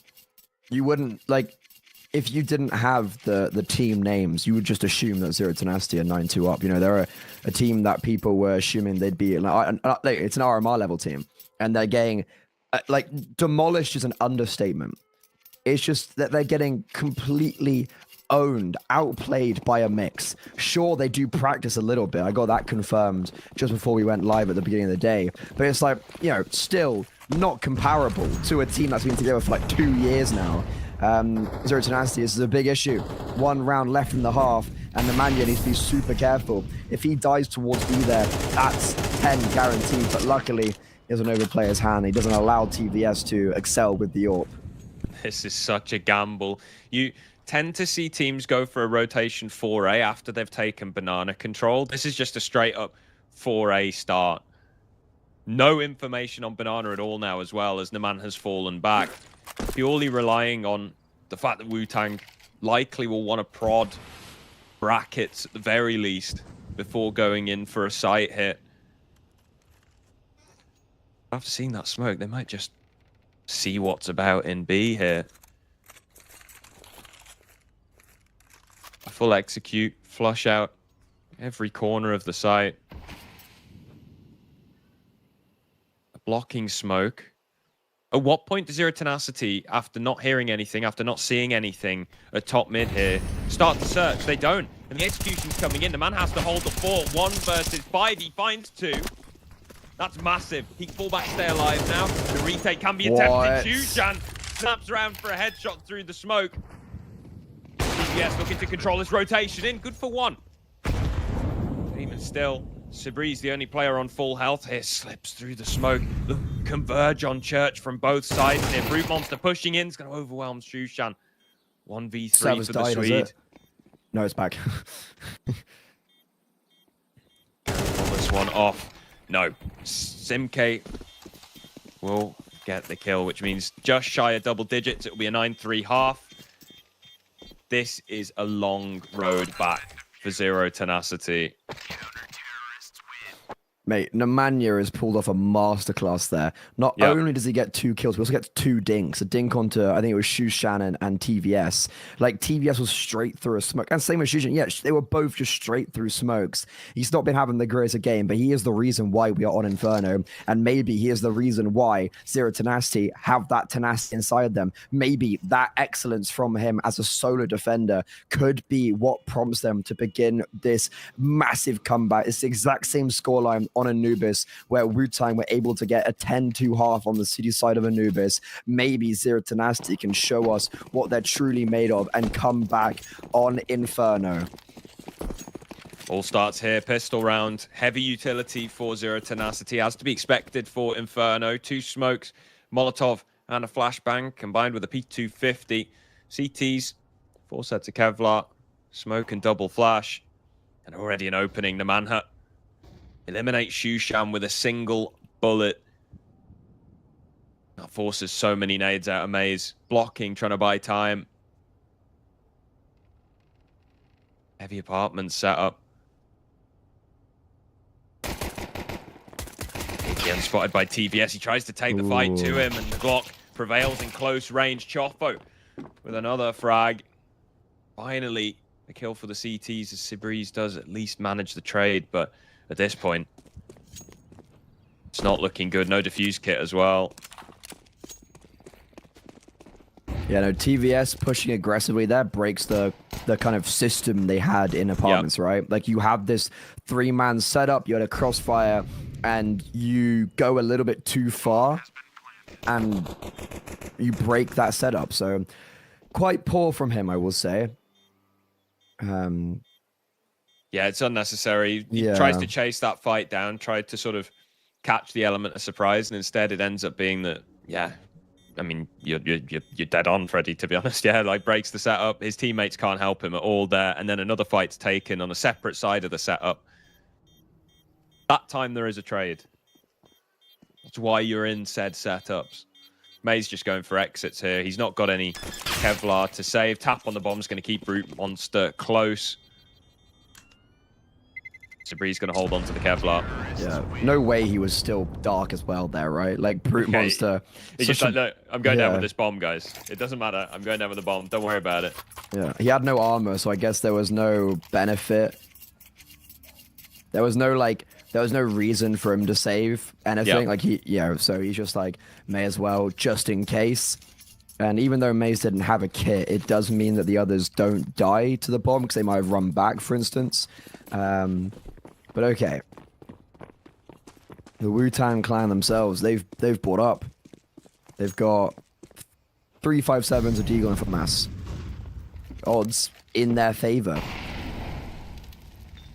I mean, yeah, you can't blame them after the T side that they've just had. You got to get your footing down on the CT side after losing the pistol. It's not a great scenario to be in. Dropping a bit of utility to make Shushan appear larger than life. I like this. I like this a lot, actually, from Wu-Tang. Because Shushan's got maybe another smoke? Another smoke here would be perfect. There you go. There it is. Yeah. Okay.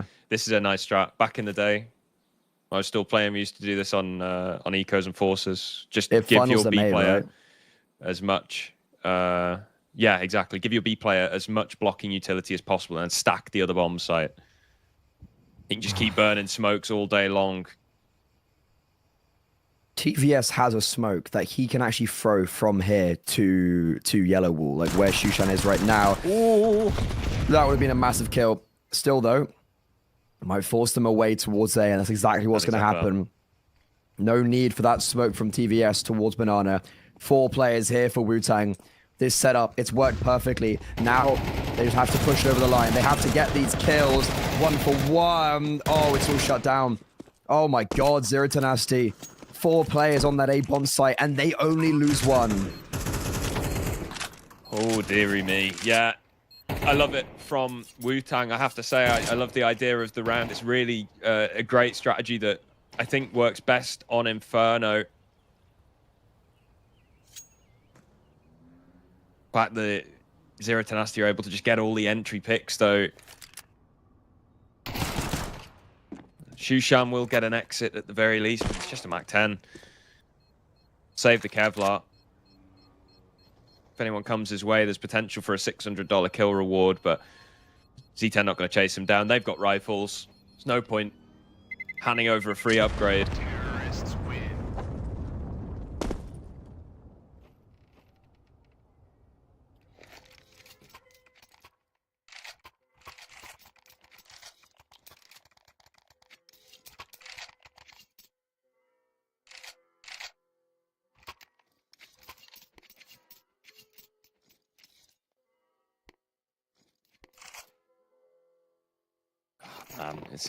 This is rough. Eco. Yeah. Like that round from Nemanja, the final round of the half, I was kind of joking around being like, oh, you know, like, yeah, like joking around saying that maybe that starts the comeback, and it might actually, right? He can't keep getting away with this, Freddy. These big clutches, these big moments, the 1v5, and then he's still only got 4 kills, but those 2 kills and 2 dinks at the end of the last half, it's crazy. He just keeps on surprising us. It was the spark for the rest of his team to start stepping up.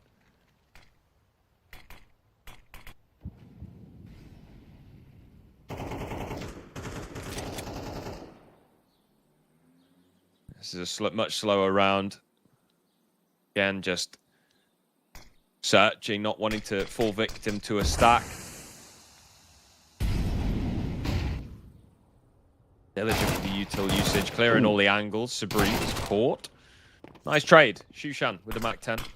Nice job. Both funnels into Maze here, who peeks. Mapper holding for it.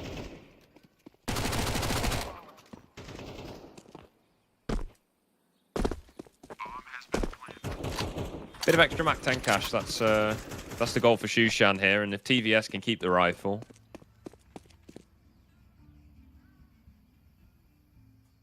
They were hurt here, right? Doesn't matter. That's really good for extra economy.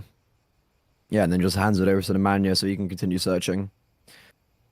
I don't know how important this Galil save is for TVS, as it is just a Galil, but it's better than nothing. It's basically an M4, you know? It's also, it kills weaker. Good for money. Like, it kills actually good for his money so he can buy an AWP. Like, the main sort of issue with the Galil, I'd argue, is that it's not as, you know, people aren't generally as familiar with like the recoil pattern, that sort of thing, as the M4. It's still a 2-shot headshot, which is just as good as you're going to get with an M4. And if it saves you $3,000 on the CT side, where money is such a big factor, I'm all for it.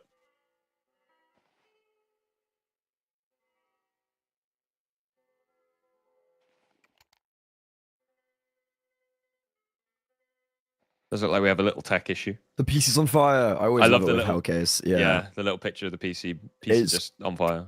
Cool little, like, I just find it fun. I find it fun with these like HUDs of like, also, you know, when if you win 5 in a row, you get like a little fire next to your name. Yeah, just cool like for little like micro details that I think go a long way on broadcast. That's why Fancy Expo are the goats. But yeah, we do a small little tech pause. But when we're back, Seabreeze, also Breeze has got that Galil, TVS has got the AWP out, as mentioned. Though that kill actually was pretty important to get another flash. Like, it's very small details, but it could go a long way. That's Inferno. Gotta be min-max in the economy, man, because you need nades. Dude. It's why, like, a great strat, if you're on full eco on the T side on Inferno, is just to wait. Make a little bit of noise, but make CTs burn all their nades, so they have to buy it again. It's a little bit boring, sure. If you're playing it in pugs, I get it. You just want to run in, maybe try and rip somebody's head off with a deagle. But look, if you want to min-max the economy on Inferno, just chill, just wait. The CTs will burn all their initial utility anyway. As long as they don't get super aggressive for information plays, then you can just make a little bit of presence. They're not going to want to overextend unless they're, you know, idiots. So well, you never know. Just burn out the nades. They'll have to buy it again.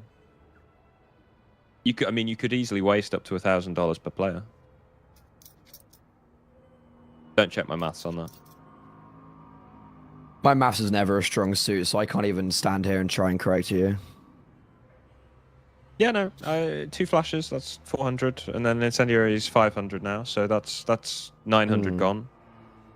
And then the smoke, $1,200. I think you're on the money. Wonder if this tech pause is. Wonder what's going on. I don't know. Maybe the PC actually is on fire. Somebody's had to get the fire extinguisher out. Shushin has a mic problem. Match on pause. We're going. Perfect. We're going. He's plugged it back in. Yeah. He's just classic plug in, plug out.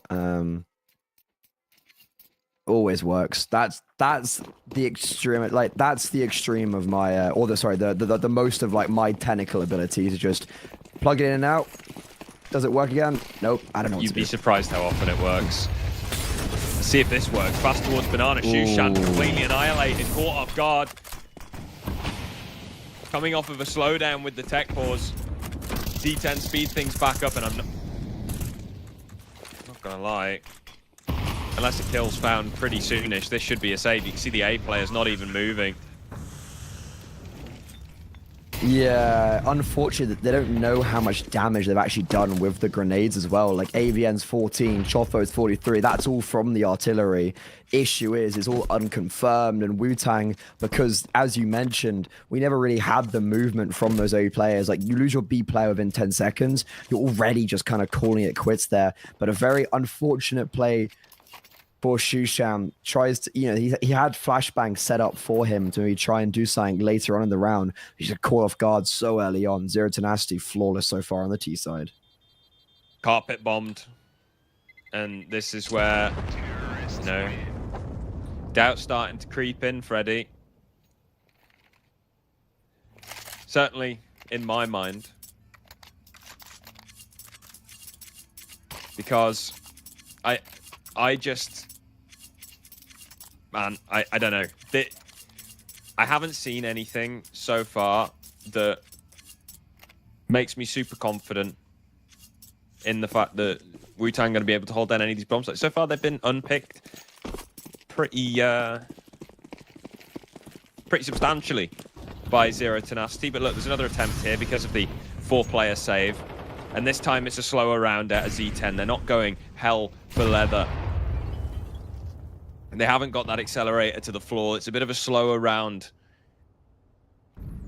Banana control has been taken by Wu-Tang. A smoke in the apartments is going to nullify the 2-player push that Z10 were enacting. They're going to have to go back and take some banana control. It's a decisive call.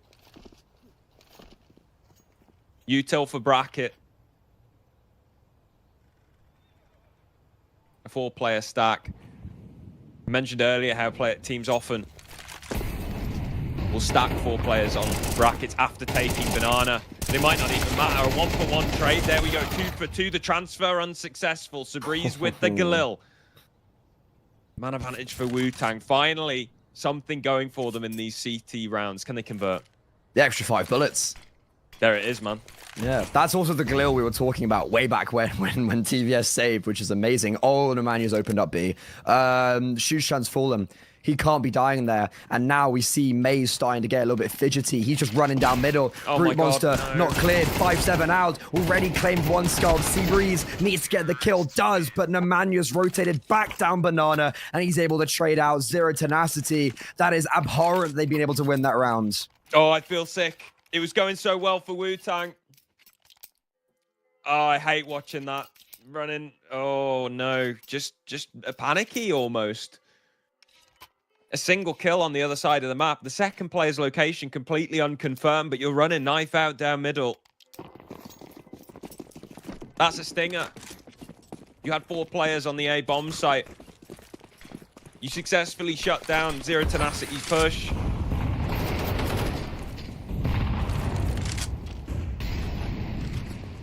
That's going to hurt. That's a round you're going to be thinking about for a while. And it's kind of down to Shushan dying on B there. Like, he cannot be falling. But when Nemanja decides he wants to win the round, sometimes that's all that is needed for Zero Tenacity. It's going so well. And then all of a sudden, it's so poorly. 1 round game. It's 9-3 half. How many rounds are there? 5 in a row for Zero Tenacity. 6 in a row if you actually count the end of the first half. 9-2. And Wu-Tang have just thrown it all away. This could be the cracks showing because it's a mixed team. These fundamentals starting to fall apart. TVS, I thought that was a collateral in the making, but instead, Brute Monster cracks the cranium, and that's the B bomb site open for the taking, capitulating. Even though Shushan's rotated over, this is round over. Yeah, almost certainly it'll have to be another save. You hate to see it, you hate to say it. The one saving grace is that the bomb is miles away from the B bomb site, but Wu-Tang don't know that. Gonna make its way over, get planted. How aggressively does Zero Tenacity choose to hunt? Because they can, they have the option. They've got plenty of money in the bank, a bomb plant as well. Ah, man. 9-9. I'm not seeing anything out of Wu-Tang that makes me even remotely think that they are going to be able to actually pull this game across the line at the moment. I agree. I feel that they've laid quite flat in this second half after a really successful T side. I mean, they're so flat, they're two-dimensional. Yeah. It's just, I don't know.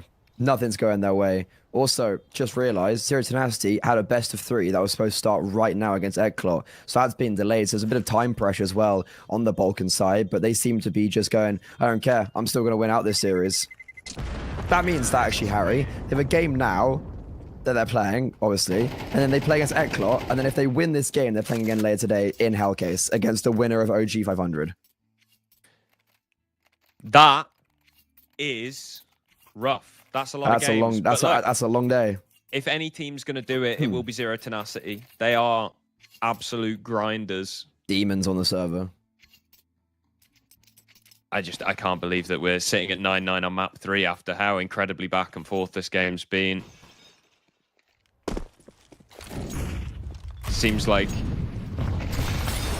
both maps have been so one-sided, and then you swap halves and you watch the same but in reverse. The man who coordinator's better double. Hello. Simk at the bottom of ramp, tagged up and tucked down. This is finally an opportunity. Finally, Wu-Tang a 2-man advantage. Can they capitalize? Or is it going to crumble through their fingers? They need to get a 4th player over towards A ASAP. Will they actually even rotate someone over? Because both Maze and Shushan are low. They both just might stay towards B, and I think that's going to be the case. So, as the dust settles, minute mark ticks over. Going to be 3 defenders here. Wu-Tang, they failed with 4 on the force buy. Will 3 be good enough? QQ, a dink for a dink. His is a little bit more damage though. AVN, 2 HP, just about survives the grenade that also floated in towards him. QQ, so consistent as an anchor, and he proves his worth once again on the server. Finally, a bit of stability for Wu-Tang. Finally, they actually get a round on their CT side and just about keep themselves in the lead. But man, it's one little glimmer in a murky pile of, I don't even know, Freddy. The CT side's been pretty terrible, and one round ultimately is nothing if they can't convert the one after it. Aggressive in banana.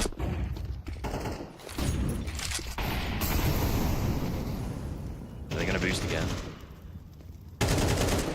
They are. Shushan really wants this fight in banana. Good smoke. Ooh, that smoke saved his life, Harry. Without that smoke, I think he's dead there. There's utility for Maze and Shushan to pick up. Another smoke and Mollo. B bomb site doesn't look too comfortable, I will say. It looks a little bit rickety. The setups, I feel like, have a big absence of cohesion. And it seems like Zero Tenacity are looking to force the issue a little bit. But with Maze, with that smoke, he needs to hold on to that as long as possible. Just try and whittle the clock down as much. And he'll throw it now. Stops there, impeding Doom. And Zero Tenacity, they've got great control across the map. Where do they end?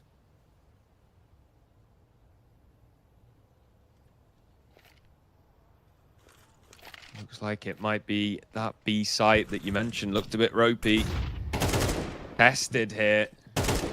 Goffo has managed to draw rotation with a bit of presence. These A players are focused towards short at the moment. So B site will be an island. No util. Sink or swim. Maze finds the first. Double oranges set up. Swinging out. Shushan good for one. AVN will finally take him down into an even 3-on-3. Time bought for the rotation, but TVS has been caught. Brute Monster holding the angle, and that's enough. It's a save. Zero Tenacity. Drop one round, immediately answer back with a round of their own, and Chofo's looking to twist the knife. Oh my god, the timing. Did either see each other? I don't think so. It's like ships in the night. They pass by each other. Chofo might not be in a position now to get any kills on the lurk, but he will at least confirm that this round is over. And that's so rough for Wu-Tang. AVM, the final player to get a kill on the B bomb side. He had the bomb. I think it was Shushan. If he was able to get that kill, that's round over. Bomb would not be planted. But AVM holds true, holds strong, and TVS swoops in, attempts to deny the bomb being planted, but ends up falling. His flashbangs were really good. His flashbangs were the reason why that round was contendable. Really good rotation from him, but it's all in vain. 10-10. We've had such a close series. It's gone 24 rounds on both Anubis and Mirage. Inferno is looking to go the distance. Who will be our victor to start off this whole tournament? You know what, man? Give me overtime. Inject it into my veins. Full 24 rounds on both maps. Let's just stretch it even further. Orbs on both teams.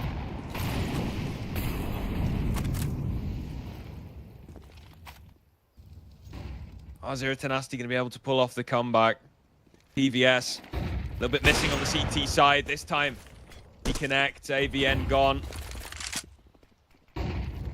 Oh, look at Nemanja. Look at him. So we've got the main components of Zero Tenacity towards short, but Nemanja dissects himself away from the rest of his team. He's able to catch off the rotations and path a way over towards B. Exactly. You're on the money, Harry. Brute Monster just has to get one kill here, and he holds them at bay. Oh, it's all falling apart for Wu-Tang. They had the opening kill in the round, but now Shushan is on an island completely by himself. Zero Tenacity, though, they need to react as a team here. They need to make a decision. They're going back towards A, but Brute Monster still standing so tall and so mighty. I don't. They've drawn the rotation so incredibly well. Wu-Tang didn't have a clue what was going on there at all. I don't think they knew what they were. I don't think Zero Tenacity also knew what was going on. I don't think we knew what was going on. I could tell you are lost for words because it is just crazy round from the T side, but it also works perfectly. It really does. Shushan desperately trying to hang on to his M4, and he's been cleared out by Kyofo.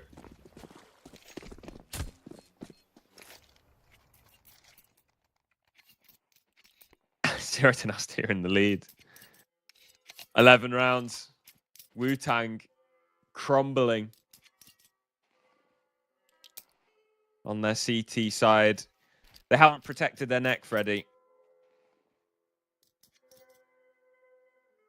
They haven't been careful. They're receiving severe punishment. Okay, I'm going to stop.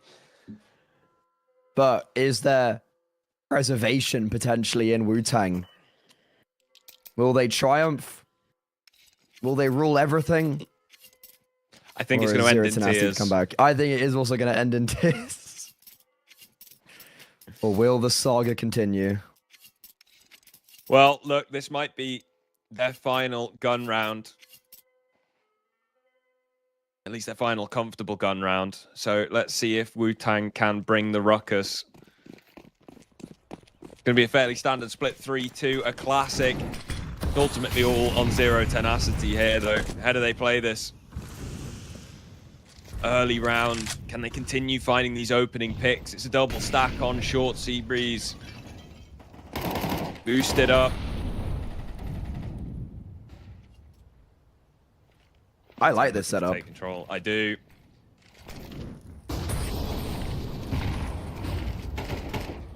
Oh, Seabreeze is by himself, though. TVS has been more of the way. QQ's been smoked off, even though he does get the first kill.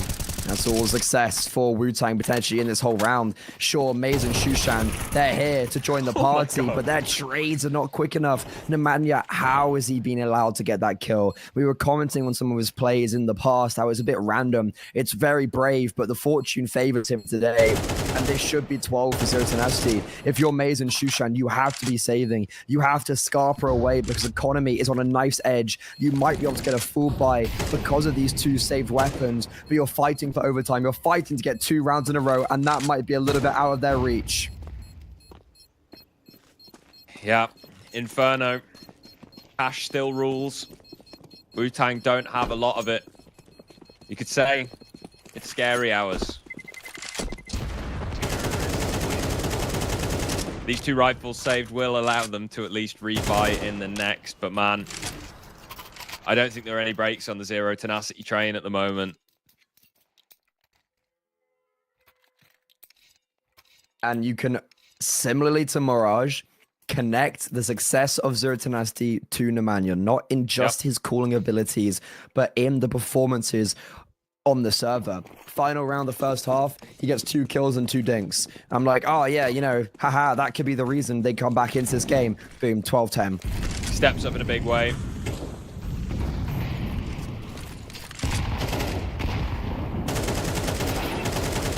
Ooh, okay, that's big from Shushan though. They go hunting towards Banana, Z10 do. But that'll be their downfall. So, I honestly cannot remember since we saw a man advantage for Wu-Tang. Issue is they're running a very similar setup to last round. That didn't go well in the previous, and I don't think it's going to go well here. QQ holding the line, needs to get one more. He is the final line of defense. If he falls, that could just be game and series over. But QQ shall not fall. Shushan comes in to save the day. Nemanja, another clutch potentially up on the docket. This time to close out the whole series. Oh, bye-bye. Shushan falls, and with 50 seconds left, Nemanja resets with a bomb in the back. Plenty of time for him to work this 1v2. Wu-Tang need to not split up here. They need to guarantee they can trade each other. They've got a good crossfire set up at the top and middle. As the Manhunt clears out the extremity, Maze is going to go searching and does land the headshot. Wu-Tang stay alive. And yet again, we go all the rounds.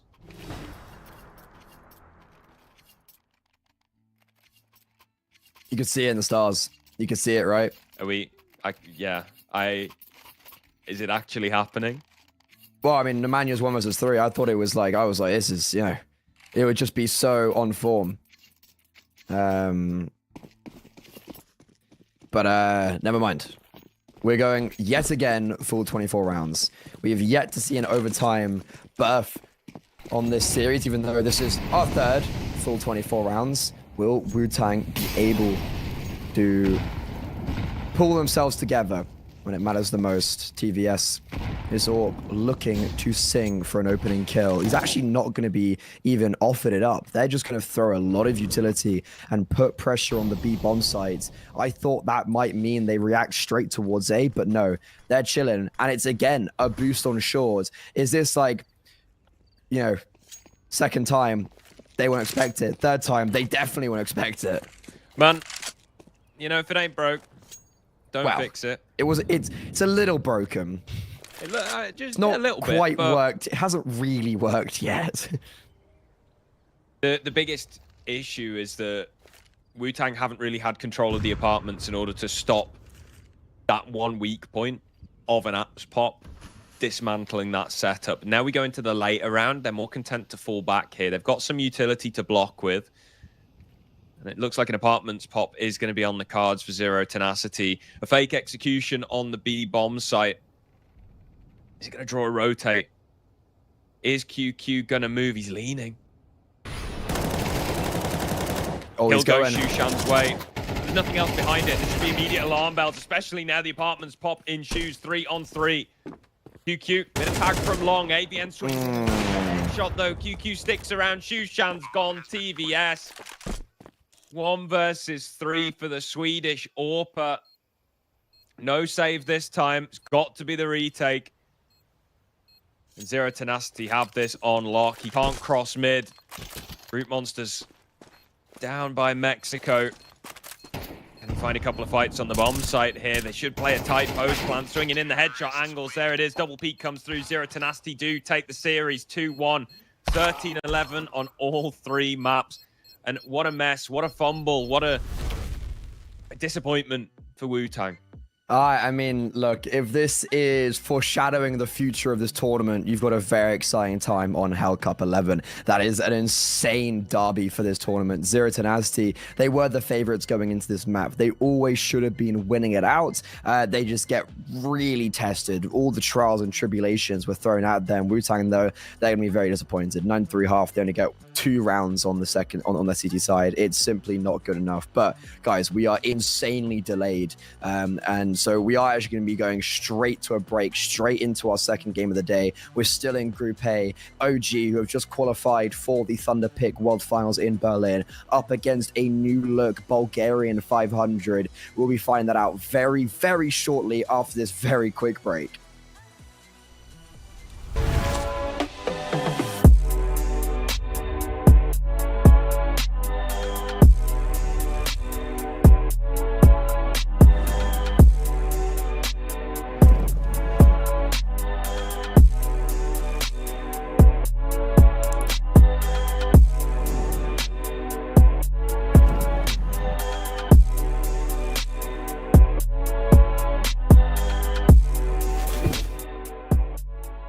You look into your inventory and there's only...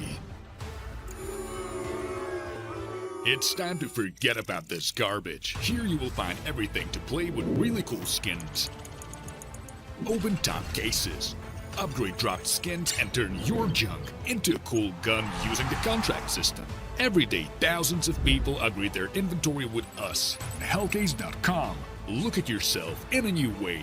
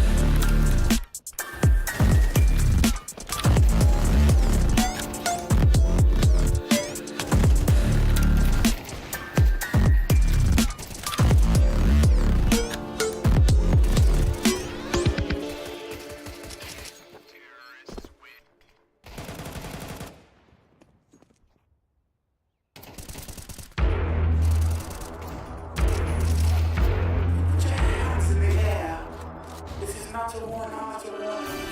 think that I'm running in place? Y'all really testing my patience. Right before I blow up the spot, I had to get back to the basics. What if my talent is wasted? And see what I'm lacking the placement. Thoughts as I rap in the basement, but my come up is legend is greatness. I don't care now, it's pedal to the metal. I can never quit now, I will never settle. Puppet to the game, I'm pulling strings like Geppetto. We in the same game, but I'm on a different level. I passed it. Gotta keep grinding till I'm laid up in the casket. No fake round, but you feeling too plastic. Yeah, y'all feeling too plastic. They say my style crazy, but then it's straight jacket. Wow. Why you still testing my patience? Trying to turn me into something I ain't trying to be. All that hate is a heavy rotation. You gon' lose yourself, quit testing me. Don't make me lose my mind. Don't make me lose my mind. Don't make me lose my mind, cause I'm looking like Wesley, test me. Don't make me lose my mind. Don't make me lose my mind. Don't make me lose my mind, cause I'm looking like Wesley, test me.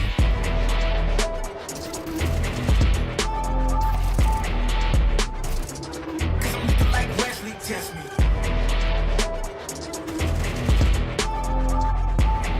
Don't make me lose my mind, cause I'm looking like Wesley, test me. Yeah, guess I know better. I ain't got no chill, so they call me a devil, I know. Look, I am just a man on a mission. If I want it, then I get it, I go.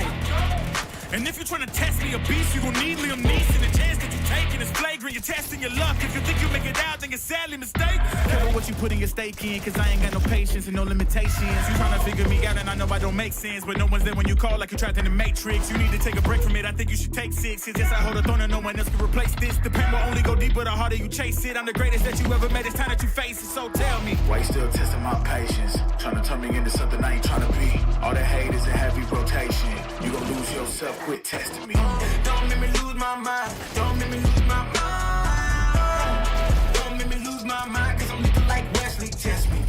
Don't make me lose my mind. Don't make me lose my mind. Don't make me lose my mind, cause I'm looking like Wesley, test me.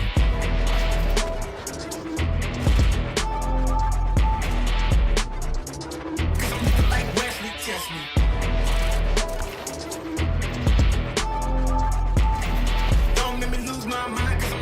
Wesley, test me. Kiss like that. Kiss like that. Kiss like this.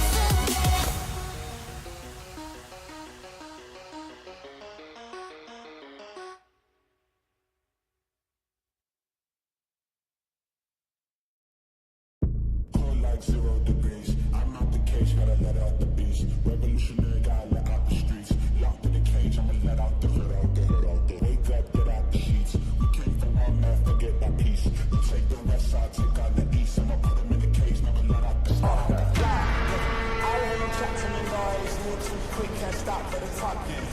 I hear him chat with the boys, man so tough, but man's keep walking. Just too sharp with the boys, white girls better tell me I'm awesome, yeah. Hot like fire on the pine, if you wanna touch me, I'm please just touch me, touch me, touch me, touch me, touch me, touch me, touch me, touch me, touch me, touch me, touch me, touch me, touch me, touch me, touch me, touch me,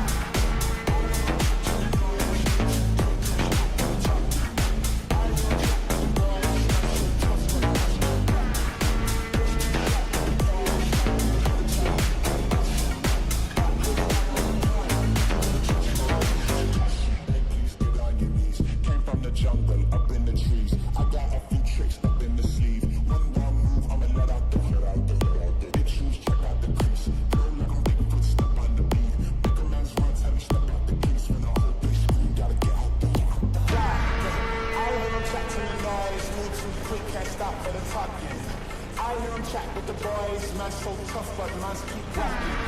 Just too sharp with the boys, white girls better tell me I'm awesome, yeah.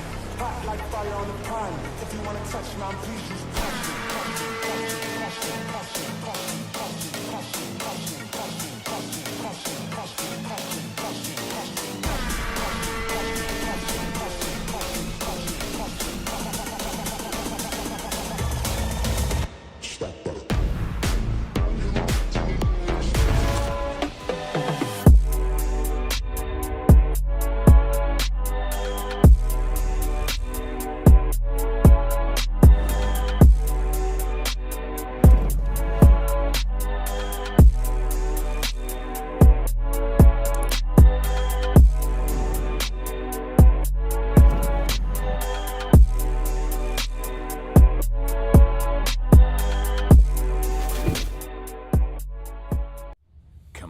It's almost yours.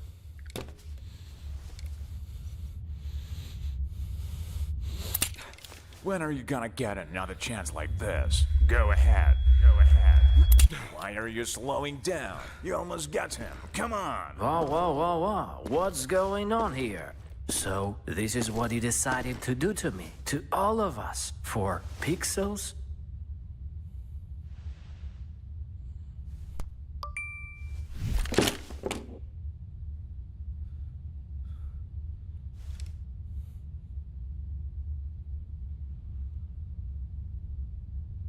Fuck you and your Roland.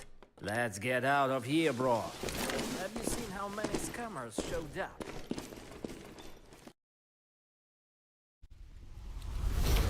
Well, that was a crazy first map.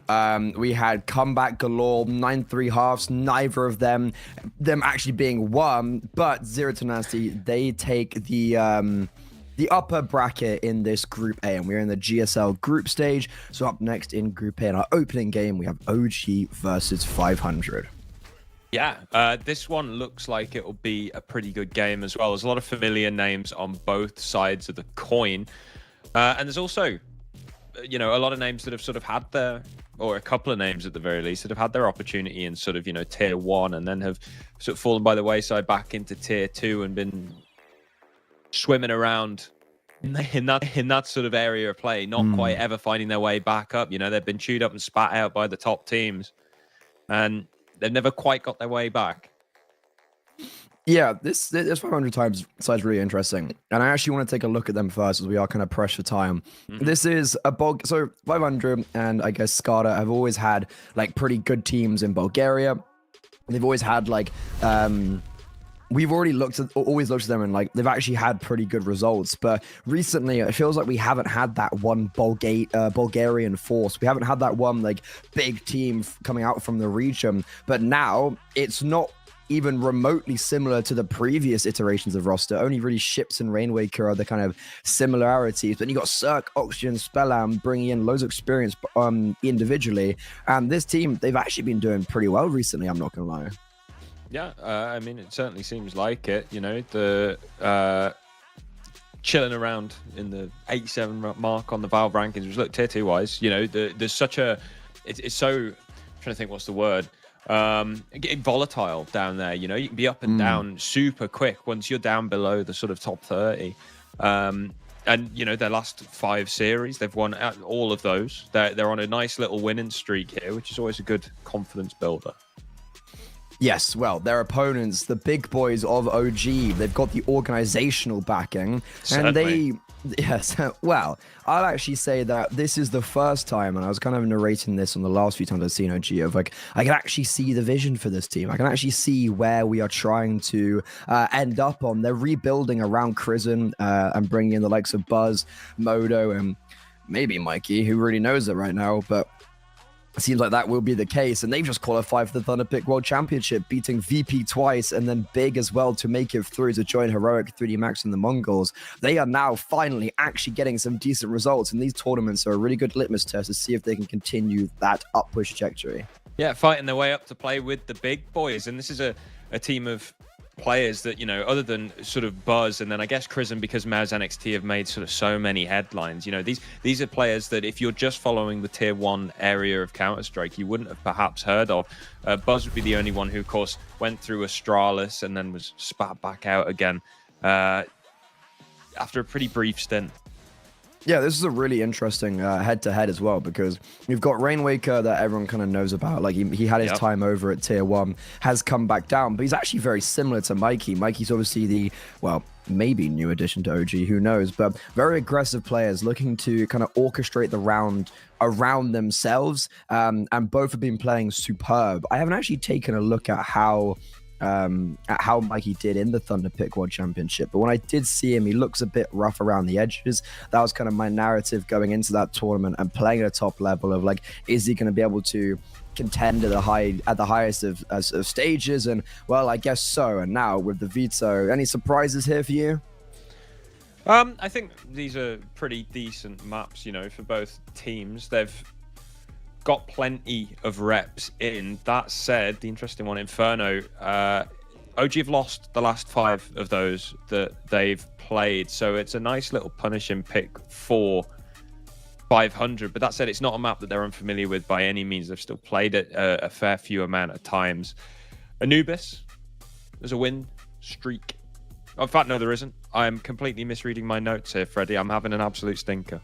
It's all good. What are we talking about? We're talking because like with OG, interestingly with their Veto is that like we haven't seen masses of them like with this kind of new 5, because Mikey's debut was against VP, but we've got Anubis up first, right? That's their map pick. They were really good against VP, 13-5 on the 3rd map. Like they look very strong on that map. But now Inferno, I always knew 500 in the Bulgarian scene as being very good on Inferno. The ship's top banana with the Mag 7, but they're playing as the underdogs here today.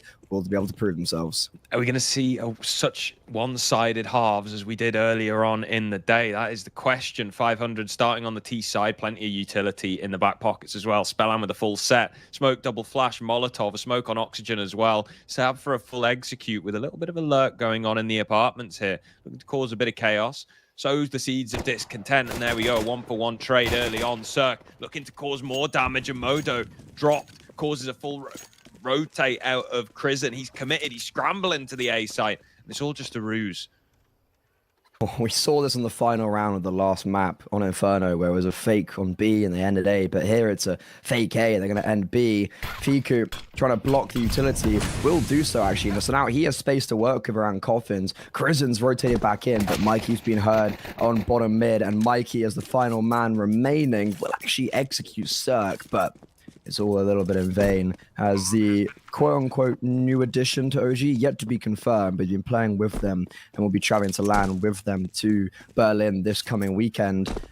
He's just going to be, I would assume, trying to, I was going to say save, but yeah, no, absolutely. Never a great is it like what are your thoughts about saving armor on pistol round? Well, because this is untouched as well, you can $350 get yourself head armor, and then you can use all the money left, assuming you do go for a pause or a hero weapon of some description. You can use all the money left to get yourself a nice weapon to use that you perhaps wouldn't have wouldn't have been able to had you not saved. The odds weren't great on him winning that retake. He hasn't got a defuse kit. He's got 2 players to find who will more than likely be set up in some sort of crossfire. Yeah. I don't hate it. Yeah, I don't hate it either. And now, yeah, you see he's got a FAMAS out, so he's got bigger weapons already in the next round, which is going to be very important. But 500, good first round on the ball. They're a team that I haven't seen them play, but I know the individuals. I know they can be very powerful. I'm very excited to see if they do prove that. Certainly. We can see Mikey with that FAMAS and the head armor now as well. So those MAC-10s can have a little bit more difficult time chewing through that. Nice HG. And a second. Oxygen's already down on 10 points of health. Even still, the T's will get the opening frag. Fiku running into his death in Banana, fully blinded.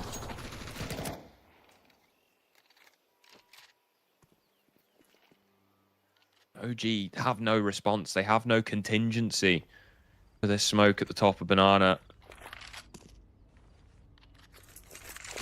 Now the util can start to do the work, clearing out these angles. Mikey with the FAMAS with a lot to do here. There's the first. And there's second as well. Make it 3. Triple from Mikey. His team can start to get into the action. There's the 4th. He's looking for the ace on the FAMAS, and he's going to do it. Saving in the pistol round, buying ahead Kevin a FAMAS, and he single-handedly wins the round for OG. Well, you broke down the theory of it, and you proved that like it is a realistic purchase that can be successful, and he shows you exactly why you were right. You've read him like a textbook there, Harry. And Mikey, this is the firepower that OG needed. There was a big issue I had with OG and their lack of firepower when they had Nexius. Bringing in someone like Mikey could be the problem, like could be just solving that problem, and that ace proves so. 7-0, 2 rounds in. Massive performance from him. Gets himself the free upgrade to an AK-47 as well, and he's definitely earned it. 500 down on pistols. It's a force buy. Mikey pushed off on short. Bit of map control taken by 500 here. A 4-man setup on the A site. They're going to look to retake control of brackets here as 500 push their way towards Banana.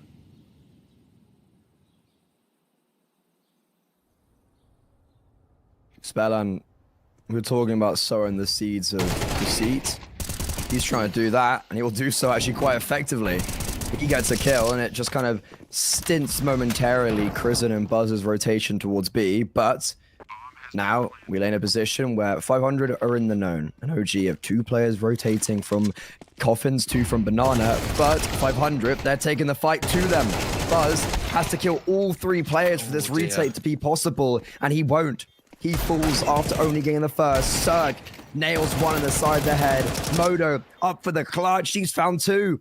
Low HP though. Kit picked up. Smoke on the bomb. Switching over to the A1S. Knows about oxygen. Just sticking the bomb. 1 straight bullet is all oxygen needs. And the first kill in this game will mean a clutch for 500. Stealing it away. Trading rounds back and forth. OG.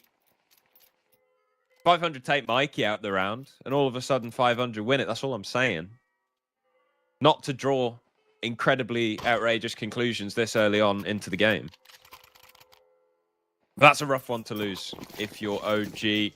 Trying to retake through Banana, a little bit botched, not expecting somebody to be up close to the wall, and then going for the full wide commit means that it's an absolute shooting gallery for those Tech 9s.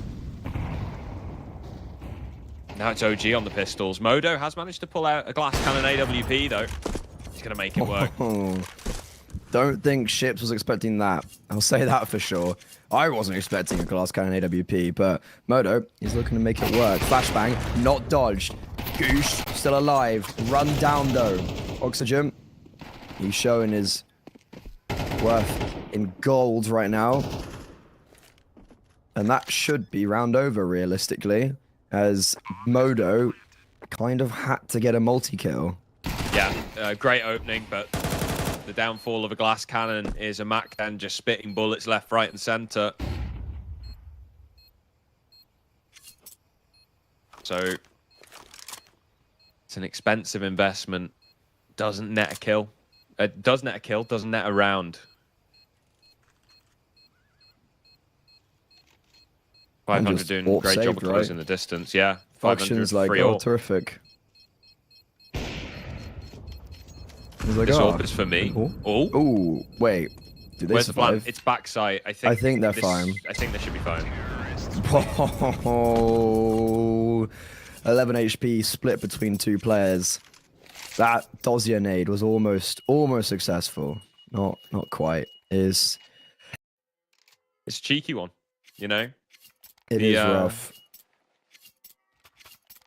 Unfortunate reality is that it was planted in the back of the bomb site, deep for pit.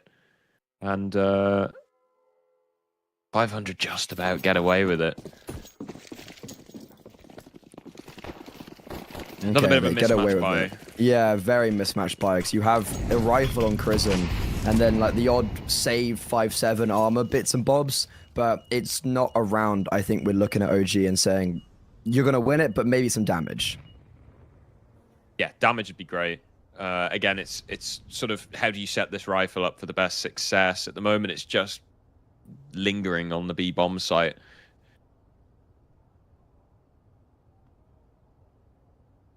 There's really nothing like proactive coming out of OG here. They're playing very much like reactive, waiting for 500 to make their move.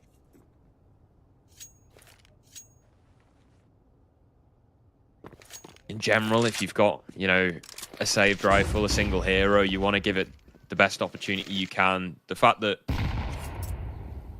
you're just letting, or hoping that 500 run into it, not necessarily the best play, but that said, might work out in their favor because 500 setting up for the full B execution. They need to use this utility to flush out these angles. Veto going to be tagged up with the Mac 10 and crossfire established, but unpicked incredibly well by 500.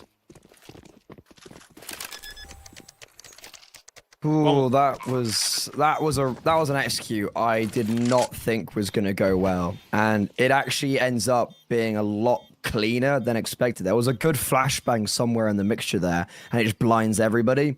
So only 2 kills, or I guess 2 casualties for 500. For now, they're probably sitting there quite happy and content with themselves, thinking that could have gone a lot worse. Mission save the rifles.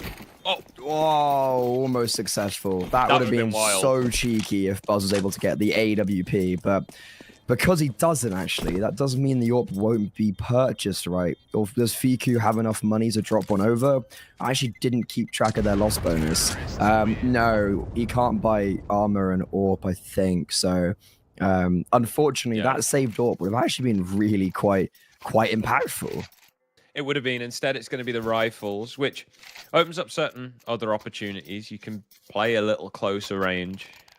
You're not having to, you know, set up the AWP. You can go for like 3 banana and have a little bit of a scrap. But obviously, CT side, you prefer to have the AWP, the one-click potential. There's a reason why you dedicate an entire player to the role, of course. Circ in that role for 500.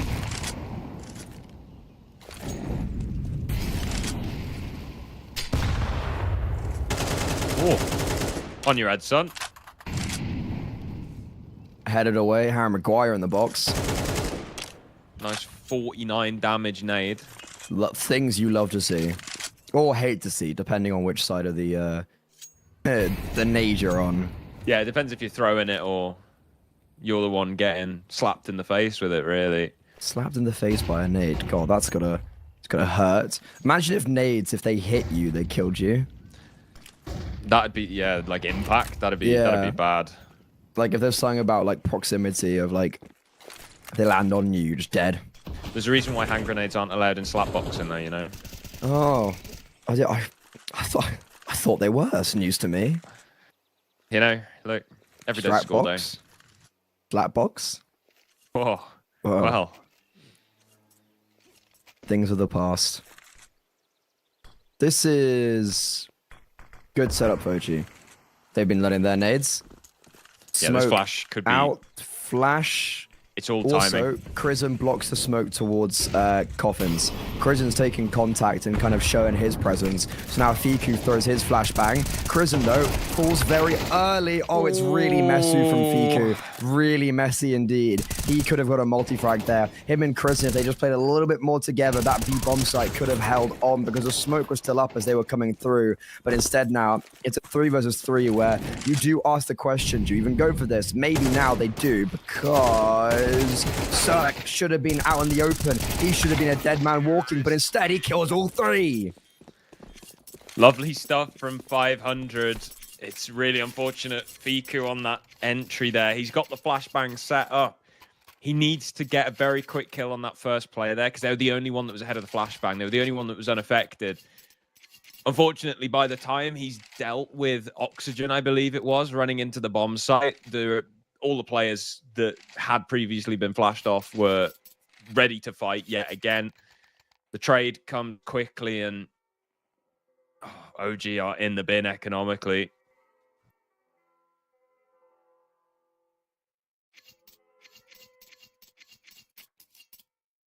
This is another ropey half by Mikey. Has enough for an M4. But he hasn't got a kill since his FAMAS ace in round 2. Oh. Well, you had to kick him while he was down, didn't you?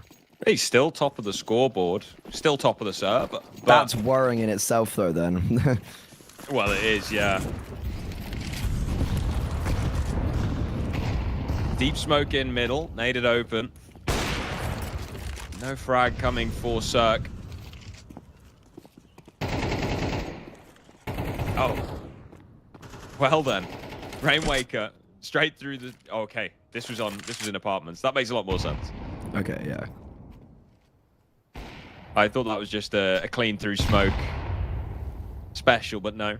No, not quite. Not an Amanya special. Mikey trying to force the issue in apartments.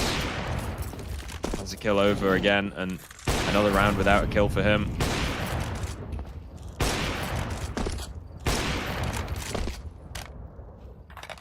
This is a pretty good 500 start to the game. It is. I just don't know how to categorize this team yet because I haven't watched much of them. So I don't really know where to put them in because the individuals are good, but like how good are they as a team? And so far they're actually playing pretty good CS, but they are walking into 4 players this round. That is the one issue. Well, you say that, Freddie, but 3 of them have just rotated off, and the 4th is on the way out as well. Modo's had enough. Oh, this is a criminal rotation. OG decided to gamble towards B. I'm not sure what information prompted that, or lack of information, perhaps. Now they're stuck trying to fight through the library choke point. Rainwaker and Oxygen going to clean things up. 500 finds 6. 5 in a row as well. Ever since Mikey got an ace, it's just been a no-show for OG. Yeah, if that's the level that you need to get around, then... I always have an issue with the firepower of OG, but like in the Thunderpick World Championship where they qualified, I think Fiku and Buzz were playing really well, and that answered a lot of my worries about like their level. Yep. And I think Mikey adds that more level of consistency that they didn't have previously. But they got to start showing it because they are falling the wayside quite a bit, and they're going for a straight contact towards A. They're just going 3 in towards top brackets. Modo, though, is all sets up Mikey now perfectly for more kills if they do progress forward. But I think with the showing of Motozorp. It's no more contact plays with 500, and they're just going to lean back and see if they can utilize utility and try break through. Issue is, they're still here. Yeah, that kill's gone completely unanswered. Finally, Ships finds one on the opposite end of the map. Crizzen eliminated. Fiku, though, quick to respond. 4 on 3. Still this setup. Top of middle here. Absolutely deadly, because 500 are just walking into it. Finally, a bit of utility to actually disrupt any potential top mid setup from Zerg, but it's far too late. It's in a 1 versus 4 here. It'd be the 1v5 ace. If you were to pull it across and 40 seconds on the clock, probably be looking to save here. Ooh, fakes the drop down sound, but flank. Whoa, hello. That was quick. 30 seconds. I'm not going to get too excited just yet. That was a nice shot. It was a nice shot, but it's like all in vain, right? It's like, okay, you've hit a cool shot. What's the... At least you save, actually. That's probably the most important factor. But for OG, they break through. I think there's definitely a world of 500 where they just assumed Moto maybe had rotated away, right? Like, Moto gets the AWP pickled short. You're kind of expecting him to maybe circumnavigate then towards B, especially with the pressure implied by Ships. But he doesn't, and that's actually the right play for him. It's quite a stagnant AWP play, but it's one that works really well. Yeah, the biggest issue with the lurk from Ships on B is that as soon as you go down there and nobody attempts to trade, there's no step as if somebody's gonna come in. The B anchor can just go, guys, this guy's on his own. Just stay where you are.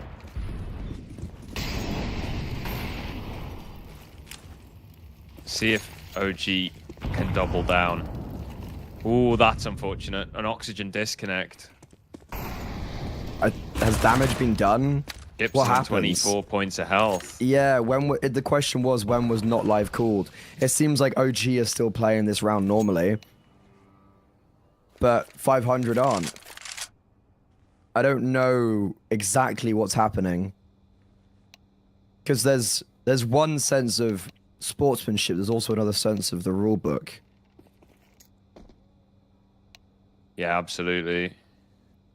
This is a tough one. Okay. Looks like there is a reset, so it must have been before damage. That's good. We're glad that can be, you know, not affecting the round, because yeah, that'd be a stinker and it'd be an unfair opportunity for OG to work their way back into the game as well. I don't think they'd be happy about it. And like there is sportsmanship about it. Of course. I always like to believe that's a thing still.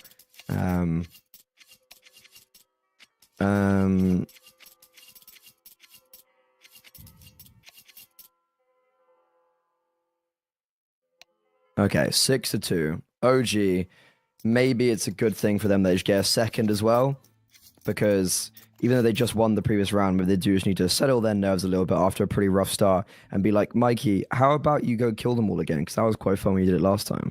Yeah, you know, let's keep it simple. You killed them all before. If you do it again, then you got a contract. It's easy day. Yeah. Basically, I will hit print on this contract if you kill them all again.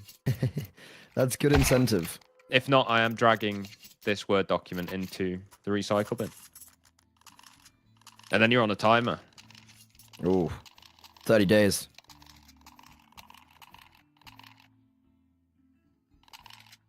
Oxygen does seem to be back in the server. Must have been like a game crash or something.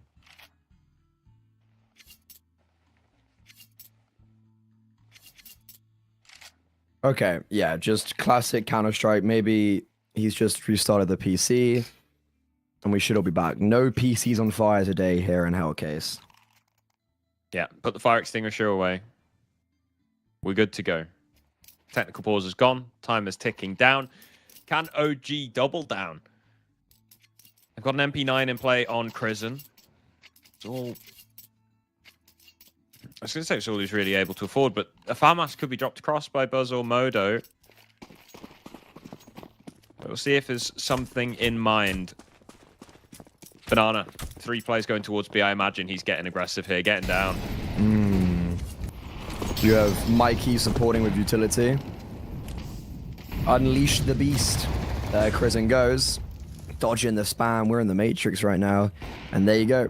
Banana claimed, but 500 looking to retake. Ships coming through with flashbangs. Krisen dodges them. And that's a good opening kill for OG. Alongside that, they have this re-smoke on Banana, so they are just not giving up that control.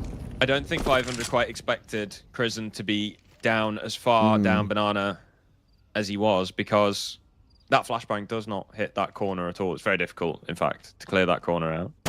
Generally, you want to use a Molotov or something. They were expecting to just slip back in, fight top Banana, a couple of blind players. But instead, an OG opening.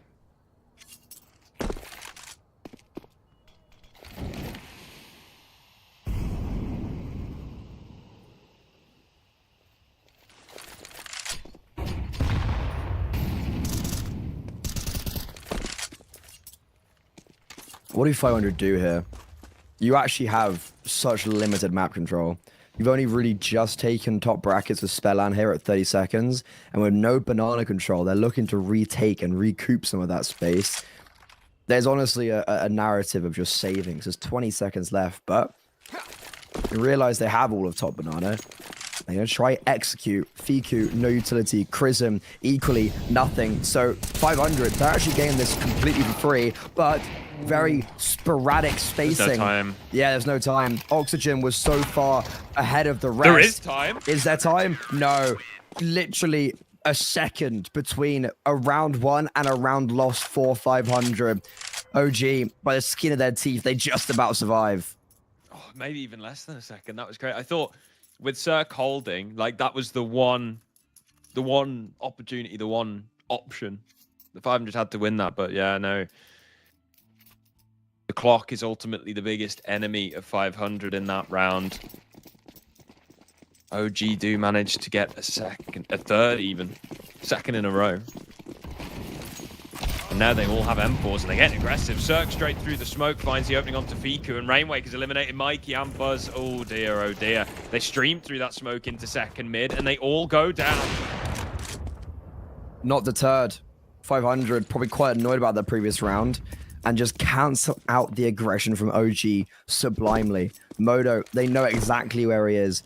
They are going to divert away from him. They're going to go towards A. Bomb gets planted. Ships are just holding for if he comes down Banana, and Rainwaker if he comes through CT. So this round, no worries for 500. And they are looking really good now on their map pick. A team that I had a lot of question marks just because I simply had never watched them with this newest roster. But they've got good results coming into this game against OG. And they are playing some really heads-up Counter-Strike. Yeah, I'm liking it a lot. The fact that they're able to respond so quickly to that aggressive second mid push is really nice. Obviously, they get a bit lucky with Cirque landing a shot through the smoke, but Rainwaker in second mid, able to dispatch of 3 CTs. See the deaths on the minimap on the radar, all over second mid. Modo's just listening to the nice calm church music. Praying a little bit as well. There's the altar there. Before every retake, you just go say a short prayer. I think it, beneficial with how hard retakes are on Inferno. You need everything on your side, even if that is, spiritual. 500 back on. Plenty of money, plenty of nades. OG have had to drop down to an MP9 on Fiku here, but by no means is this a terrible buy. And with the MP9 up close here in Banana, who needs an AK? Who needs an M4? Fiku certainly doesn't. Finds the opening anyway. Here he comes. Buzz, tested. Doesn't even get a chance. Mikey, though, he's had an ace already. sizzling in the fire, confirms it's hot. That nade might just finish him off. Just about survives. His presence and him just surviving is doing so much for OG. Is allowing them to rotate in, and because of a smoking apartment, 500 actually can't get out. They're still going. They're still trying to force the issue. Mikey is doing God's work right now, and as I mentioned, his presence alone is just good enough. Modo manages to find the perfect pathing around the box to go undetected. Cirque, 45 seconds in a 1 versus 3. If he can find an opening onto Modo on the bomb site, he at least has some options, but Modo's playing tight here, not overextending. Forcing Cirque to commit to any one of these angles, to head into the beaten zone, the crossfire, before he even gets the opportunity to find a kill. And I think Cirque realizes it. Gonna back away. Yeah, save that all. Don't hate it. I think it's always good to save here because he can drop over a rifle to ships, let's say. And there's a world they can force around this. Well, they have to. It's last round. So saving the AWP is even more important. But OG, they really need to get a move on, to be honest. Like, they really need to get this final round and a half. Like, they have been playing constantly on the back foot. I don't think they've strung 2 rounds together, if not maybe at the start. Actually, no, they haven't, right? So they need to... I'm really looking at them to try and get some consistency here. And it's just a really good timing of a tactical pause of 500, because that round was quite abysmal, I think you could say, of just like, what was the game plan? And it was very like weird that you double pump, but not everyone's really ready. So OG, they kind of got given a 4th. Mikey played superb towards Pit, and with the saved AWP from Cirque though on 500, as I mentioned, he drops the AK over, and we have an actual pretty decent buy considering the finances. Yeah, not too bad at all. And the Tech 9 on Rainwaker, look, keep close the distance on Banana, get up close. Running 1 taps with the Tech 9 are not uncommon at all. You just need to play to the weapon's strengths. OG, plenty of money in the bank. Probably one of the best buys they've had all half. All the bells and whistles.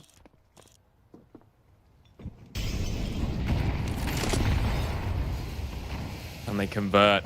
A quick boost in Banana for Cirque. Over the top of the smoke, Fiku dips just below it. Oh, wow. This is terrifying. Spellant in the smoke. Does he realize? It's terrifying. No, no one realizes. Oh, nade comes through. Fiku, it just opened the gates of hell in front of him. Yeah, there was actually 4 players on Banana, and he just starts shooting wildly. He just starts shooting everything. I think that nade from his teammate has sold him up the river a little bit. I'm not going to lie. That was... He exposed him pretty badly there. That said, still gets 1 before going down, so on to 4 on 4. Still kind of favors the T's, though. The map hasn't gotten any smaller. You got 1 less person to cover it with. Moto's here, though. Moto's on B. And a good time smoke from Chrism. Gonna mean that there's like, what, 25, 30 seconds left when this smoke fades. But, speaking of the AWP, he fades back into the distance. He slinks into CT, holding for an A wrap just in case, or a wrap through CT. And so now Chrism is calling, oh no, they're coming B. And he's only got 2 flashbangs to work with, 20 seconds left. Modo has a nade for the smoke. He can pop this open. There you go. Oh, he's actually backside. Sorry, I misread that completely. It's the AWP on the back of the bomb site. And now he's being supported by Chrism perfectly. Oh. The AWP already got 2. There's no time left. He's done his job, and he will just put the nail in the coffin, force the issue even further. 3 kills on the docket for the AWP. And I misread the names there and thought that the AWP had rotated away. And I was like, that's dangerous. But the AWP being there is exactly what the doctor ordered. Yeah, beautifully done from OG. The fact that you got the AWP in such a hunkered in position in the back of the bomb site, the maximum amount of distance you can get there on B, short of maybe playing around the coffins. You got the teammates coming in, throwing flashes, counter flashes, allowing him to work, even a flash of his own in the mix there, and holds firm, gets massive multi-frag. It's going to be a 5-7 half. OG recover. It was also a double flashbang from a really good double flashbang from Crism as he was rotating him. Yep. It just didn't allow them to really progress up. So yeah, mandatory 5 rounds for OG. And now, a bit more energy surrounding them, pushing towards B. Ships, the only defender, forced to respect the utility, respect the numbers. He backs off. Crism still holding deep presence towards Banana, executes 2 defenders, trying to retake 500 at a severe disadvantage now as they have 3 players just wondering, do we just save maybe? Yeah, and I don't even think there was a kit in play either, so they're going to have to get a move on. And Fiku eliminating Ships. 500 locked out of this B bomb site. It is crawling with T players. Oxygen with 1, but receives a dink. Forced to fall back. Rainwaker, good for another one of his own, but... yeah, both Rainwaker and Oxygen had... okay, no, Oxygen has lost a bit of Kevlar, but I believe Rainwaker's was completely untouched. We saw Mikey get that FAMAS ace in round 2. 5 versus 2 on the B bomb site. Just save the armor. Yeah, bomb explosion's also a little extra money for the T side. I think it's like what, 150, 250 each, is it? Ooh, you're testing me now. It's one of the 2. I would fail that question on the Counter-Strike quiz, unfortunately. Either way, extra money. And now 500, they're actually forcing into this. This could be where OG connect the dots. This is where they even up the score lines. Buzz has had such a quiet game. This was actually quite a good round for him to just start getting it flowing a little bit more. He needs to be very careful though, because there's so many players in apartments. Nice little bait and switch from Rainwaker there. 1 jumps over, but diverting away from short where Oxygen was laying in wait. The wraparound A, brutal. And Oxygen, he's still here. Like he's still chilling in Boiler, still chilling in apartments. Just haven't found him yet. No, they haven't. At this point, needs to try and slip away. This FAMAS good for a bit of exit damage here, but now it's removed anyway. So a moot point. Spellam will just have to save this 5-7. That's a shame. I really liked the way they played that setup in apartments there. You could see the first bit of contact that Buzz takes. The other player in that was at Ships. It was Cirque and Rainwaker, right? Cirque and Rainwaker. So you can see Cirque start to get a little bit antsy, wants to peek that corner, but he ends up waiting, and then they coordinate. First player goes out, jumps mid-air, draws the crosshair as far away from the corner as possible, allowing the trade frag to come in. But ultimately, OG barrel their way up onto the A-bomb site regardless. Yeah, it's the call from Crism there, like wrapping long. Yep. Little does he know is the perfect call. Probably would have been fine still coming out short, but it just meant that when Cirque fell back out of apps, he was just caught off guard. So he just didn't expect players to be on the A-bomb site as they thought they had the cross to site, but that wasn't the case. So OG stringing quite a few rounds together now, and they realistically should be taking the lead here. Yeah, 500 seems to be running out of steam a little bit here on Inferno, and this is their map pick as well. OG putting up a good performance now. Already an opening as well. Spellan trying to be a bit cheeky. Ends up going down, and the full execution onto the B-bomb site here. Again, play this cautious, play it slow, let the utility do the work, flush out all the corners. The bomb site coated in fire. Mikey can go in to clean up the rest, but there's no one there. Bomb down. 500 probably want to set up for a couple of exits. The players with Kevlar save the Kevlar, that'll be Ships. The rest of you go for exit damage. In fact, Ships is the one closest to the bomb site. Good luck getting out.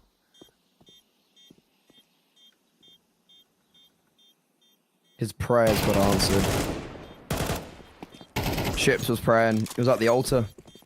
He was. It got answered and then immediately taken away.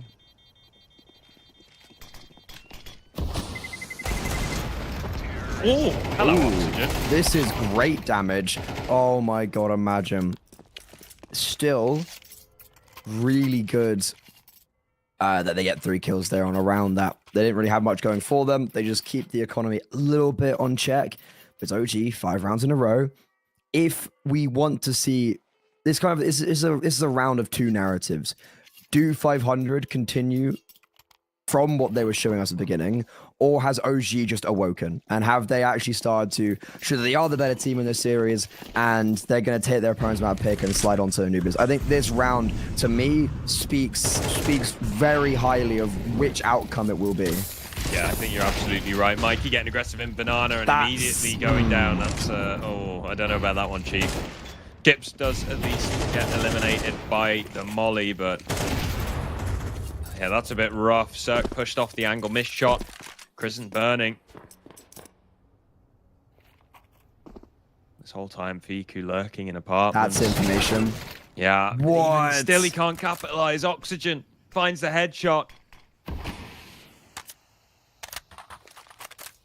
It's like, Fiku's got the information, but Oxygen knows if there's someone apartments, he's being peeked, right? Yeah. So that's the sign of a good pit player, a good A anchor to know I've given up a sound cue here. Someone's probably going to try and fight me. And that's exactly what happens. So OG, I felt like they gotten away with murder at the beginning there with somehow getting a kill on ships with a Molotov. But now I think their luck's drying up. They have got Crizzen. I was going to say Crizzen maybe lurking out A, and that lurk is going to reward him with not only a kill, but the whole A bomb site itself. He has no utility, though. If he had one smoke, this round is over. Buzz, though, still maintaining presence towards Banana. He also hears Cirque running away, so they just have to circumnavigate away from Wayne Raker. And as Modo kills a chicken, the bomb should be planted. Will that luck of killing a chicken actually favor the karma? Will it favor 500? No. Modo gets the bomb down. And that's OG just slowing it down the mid-round and somehow getting reading that perfectly. Yeah, really nice from Crizzen finding the gap there. And he sort of knows, despite him staying like pretty far back, staying in pit, the fact that there's no sound cue, there's no peak, there's no response at all on that bomb site is a pretty clear indication that that was the solo player. Just like that, the bomb rotates over and OG, despite losing the opening, convert regardless. Bit of exit damage for Rainwaker, but he's only good for 1. Cirque again saving the AWP. Hasn't really had too many opportunities to actually take over rounds here. It's just been Rifle City. Rifle City and OG City currently. It's not my best work, I'll be honest. No, I mean, I saw the world. I saw the vision. My favorite phrase to say to players: "Good vision, good vision." Yeah. You lost, but good vision, good vision. I see what you're going for, but didn't work.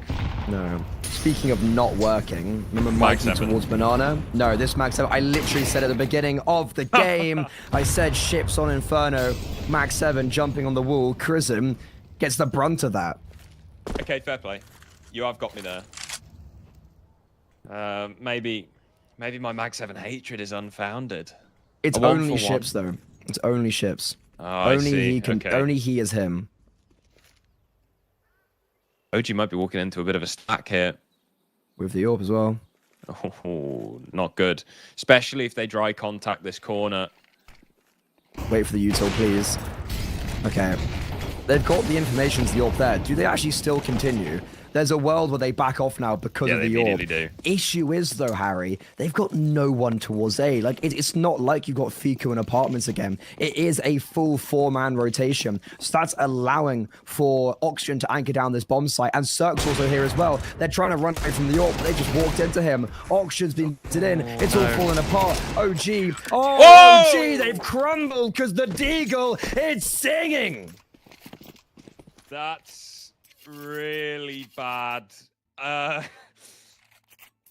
the spacing even on that short hit was incredibly separated. You've got one player going in so far ahead. Oxygen's able to get that first kill, and it's a little bit messy, right?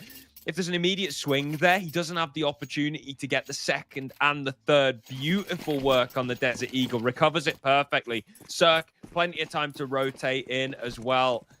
500 just scare OG off that B-bomb site with the AWP. And the chaos is where OG fall apart.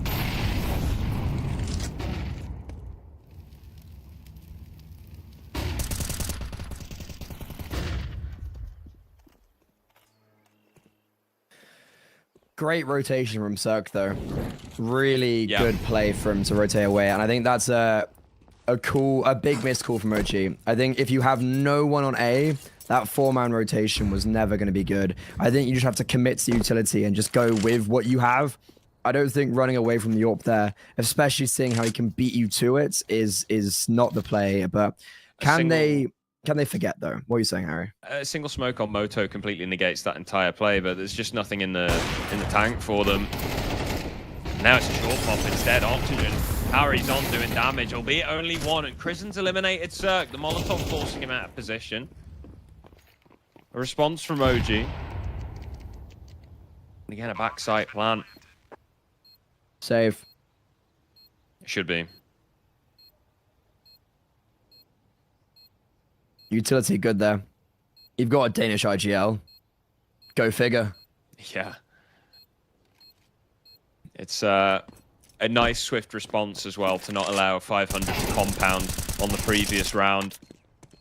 Extended spray onto Mikey.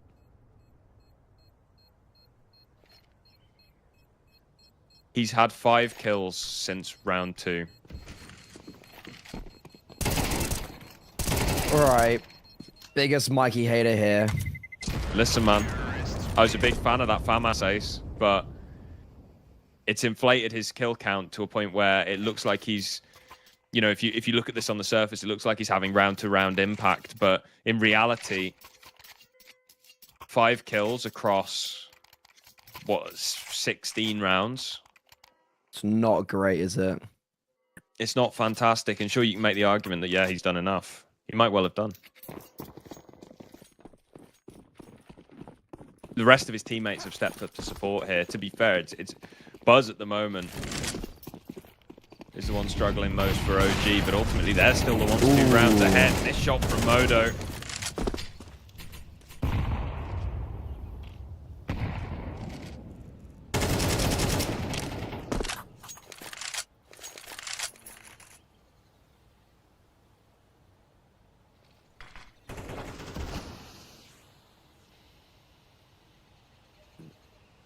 It's a good banana take. It's a good banana take from 500. They're actually keeping 2 players there, interestingly enough. Ships and Rainwaker. Sorry, Ships and Spellan. It's all playing together. And this is actually going to come to their benefit because Krisen's looking to retake it. Smoke's fading. Spellan and Ships not able to cleanly get away. They go 1 for 1. But Spellan's also been dropped to 10 HP. So OG winning out in the game of control currently. They've also got top brackets, but Oxygen, a well-placed microphone, hears it all. He hears nothing, and in itself, that is information. It's allowing for 3 players to go towards the B-bomb site, Cirque being one of them, and the AWP strikes first. First blood initiated, and it's the speed up for OG. Smoke is there. They're going straight through it. Cirque still on the back of the bomb site. Flashbangs are supporting him, and Cirque, what year are we in? He's doing everything. Completely shut down, stopped at the gate. OG denied access to the B-bomb site. Modo not even given the opportunity to get his AWP into the mix. Instead, he's forced to scramble and save. And he's got absolutely nothing in the bank. The rest of his team broke. Counter-terrorists win.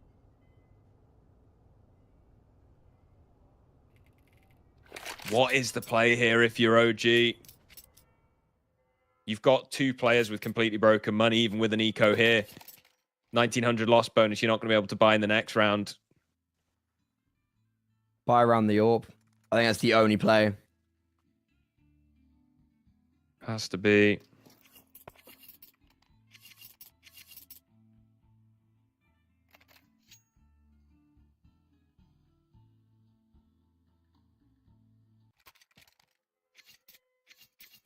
Man, this is a rough buy. This is a really rough buy. Deagle, Tech 9, P250, Mac 10, AWP.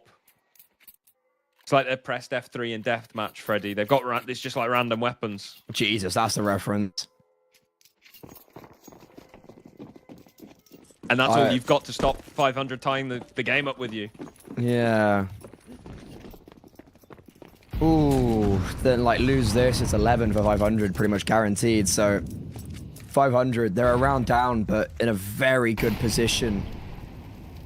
Feels like OG have been getting a lot of the gap, like the late rounds, they've been getting it wrong. 500 have been having 3 players always in the right position. And OG have unfortunately walked into that stack more than once now, but with a lot, look at the amount of space they've got across the map. Whole of banana, whole of brackets, and Moto's AWP trying to go searching. Can he catch anything? Ooh, fell off the boost. He's kind of timid. Out 500 here. Mikey's trying to play. I think he's just tucked in a corner here. I hope he's just tucked in a corner and not trying to play around that smoke. Because his team's rotating back to him now. Flash to clear short. It's going to be a case of hunkering down in the bomb sites. Good smoke. Well timed. Single flash is all that OG have to go through it. And Spellan is set up with the counter. Yeah, Molo down. Oh, Molo missed. Molo missed. Molo's on the back of the bomb site. Ships, though, still able to get the first. Spellan forced to retreat. Crossfire initiated. And Ships is doing amazing work that you're never able to activate. Crizzen, a late resurgence with the P250. Nice headshots. Wow, so many headshots, but only 2 kills. And that is 500, not only evening up the score line, but playing against the full eco. Yeah. I mean, really beautiful stuff from 500 with that crossfire in the back of the bomb site. And OG walk straight into their beaten zone, right? They walk straight into the area that they've established. Look, nobody's getting through here. The kill box. After it looks a little bit scary, after the utility gets burnt, they start to close the distance. OG just stagnate on their way into the bomb site. And this will be the eco. 500 get 11. And then it'll be one opportunity to keep 500 away from taking their map.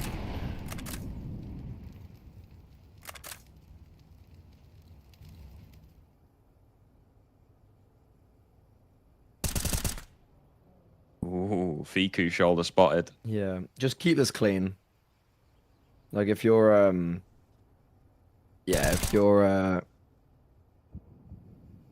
you're 500 right now, it's just making sure you keep as many players alive. And especially with all of you on M4s, like this is a bold angle from Ships, man. He's the king of banana. Truly. Mag 7 would be better than A1S. OG sticking together. I like this. Strength in Any numbers. kills good. No kills. No kills. You know, look, it was just Glocks. Got the round over with. Tried to bait out a little bit of util, but ultimately 500. Diligent in their spending. I'm cautious. I'm scared. OG are going to the LAN this weekend in Berlin. They're playing against some of the best in the world. And currently they're losing to old Bulgarian names. Yeah, not to disrespect 500, but OG should be aiming for bigger and better things, not 11-10 down. It feels like that's been the narrative around this organization for the last, what, 3, 4, 5 years? This new roster, though, does give me more hope with the future. But I think this is a bad result as of now, and that is a pretty cool play. Boost, nade, AWP shings. Really cool. Crizzen simply doesn't really know what just hit him. Caught perfectly out of place. That was actually a really cool flick from Cirque as well, but bam, Mikey's on the server. We've been telling that was his first kill in like 7 rounds. Yeah, he's waking back up. And look, took long enough, but all is forgiven. Is it enough, though? At the minute, not looking likely. Still a man down, OG. Gonna go for this bomb plant. Spellan works his way in. Fiku, nice headshot, no response. Expected to maybe walk the AWP in there, but instead, it's the rifle, and the AWP is no position to trade. Equalizes. 500 still sticking around for the retake. Oxygen has an incendiary for new box. Back sends it towards the pillar. Tries to lock Modo in dark. Cert catches him. Buzz with the double though. Think he's just about done enough. OG are going to tie things up 11-11 and Cert cannot escape. He's trapped in. OG need to escape though. Most importantly, like, we need to keep as many alive, and Buzz is very much focused on not allowing Sug to get out. So for 500, sure, it's pretty sucky that you don't allow the AWP to save, but having Buzz come down with the ship there is, if anything, more important, because OG's economy is still in on a knife's edge. That's a massive round. Opening kill goes against you. Mikey finally awoken from his slumbers. Didn't feel like that was actually going to be enough because of the rotation from the AWPer, but Fiku and Buzz puts a nail in the coffin, drives a stake further down, further into 100. Tied up. It's been a day of full 24 rounds. 3 maps so far have gone the distance, and we are looking to add a 4th to an already growing list. 500 had plenty of money in the bank. They could have rebought regardless. Cirque, I actually like the fact that he sticks around so long and doesn't try to escape, because it forces Buzz to go down with him. And now Krisen's on a Mac 10. There's a Galil in play. Unideal. Limits the options for OG. It looks like it's going to be an A-pop here, which 500 seem to be set up for, but the flashes are beautiful. 2 entries for OG and only 1 in response. 500 leaves the A-bomb site open for business. Bomb planted. It might have to be... Oh! Hello. Prison comes knocking. Cirque will answer the door. Mikey holding the rotation in. This probably has to be a bit of a save here. I don't really see I don't see a world where 500 get back into this bomb site. They're still sticking around, going for damage. Ultimately, OG will still pull across the round. A lot of damage on the exit, so we were getting away with this AWP. What a shot. He is on fire at the moment, so he's been hitting bangers, I will say. Like, he's been hitting consistent shots, but also there's been so many times where I've been like, damn, that was a really nice shot out from Serg. And I'm sorry, I wasn't aware of his game. I apologize. I did not realize he was that good. He's only died 6 times. He saves a lot. Yeah. This is a full 24-round game. Cirque has survived 17 of those rounds. That's actually crazy. That's mental. And the thing is, he's still doing damage while doing it. So it hasn't even been that boring. It's not like, it's like, oh, Cirque saving again. Here we go. You know. The AWP's always, like, the AWP has won them a good few rounds. Yep. There's also, right now, not to take the conversation away from Cirque, but OG only kept 1 alive that last round. So we actually have somewhat of the same issue of, look, we're going into the final round of the half. They've won 2 in a row. They've still got 2 Galils. Like, that's unideal. There's no AWP on Modo, but they do have utility. That's the one saving grace. Overtime or bust for 500. We haven't had an overtime yet. This could be the first today. It could very well be. Heavy towards Banana. It looks like it's going to be an early opening duel. I say that. Mikey does pump the brakes. For the time being, that is. Where's the flash? It's not coming. He takes a drive-by. Where's the flash? Comes in response now. He's on 9 What's HP. going on? Spellan finally gets a free kill. I don't know. This is chaos. Pandemonium at the top of Banana. Spellan eliminated. Krisen bangs his head off. Cirque not able to get his up in the equation at all because his Rainwaker's spraying people down. There's still 2A. There's only 1B. Rainwaker is still the only defender, but this man is not letting the bomb site fail. 7 HP on the young Danish IGL, recently turned 18, playing above his years. This one versus 3, though. Oh, this should be certainly one for the annals of time. I don't see this being too plausible, and Rainwaker sends us to overtime. Why not? We've had full 24-round games so far today. You know, an OG are like, yeah, we'll go one bigger, one better, 500. We'll add some more. In agreement. We'll add a few more rounds. We'll go overtime here, at least 6. I suppose at least 4, technically. Regulation's boring.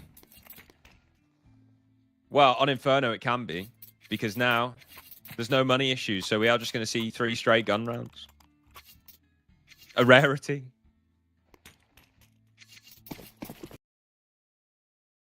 Oh, that was a round and a half previously. It was pretty chaotic, yeah. I mean, very poor from OG. They wanted to put all their chips on the table and go aggressive top banana.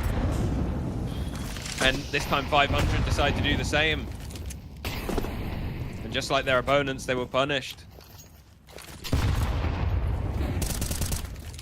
I don't understand why there isn't a flashbang to support Mikey taking that fight in banana there. A raw aim fight.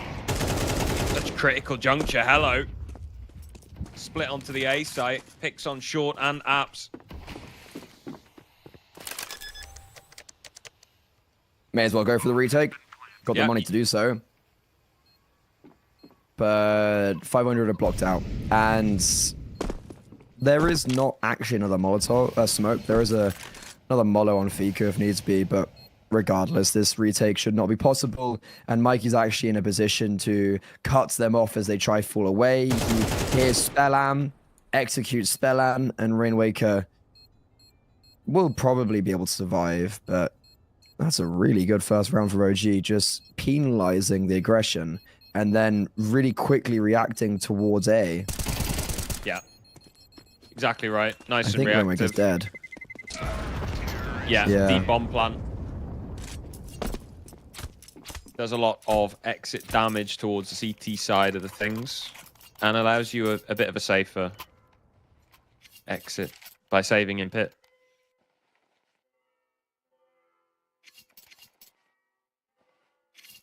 I mean, just judging by the 2 games that we've had so far, it's almost like the new default. The majority of the plants we've seen on that A bomb site seem to be in that back right corner. Yeah, it's good for pit, bad for CT. Yeah. Ooh. A hellstorm towards banana. Mikey's already on 7 HP. What? Modo just takes the dry swing. Cirque has no idea what just hit him. Both Orpers come head to head, but only one shall survive.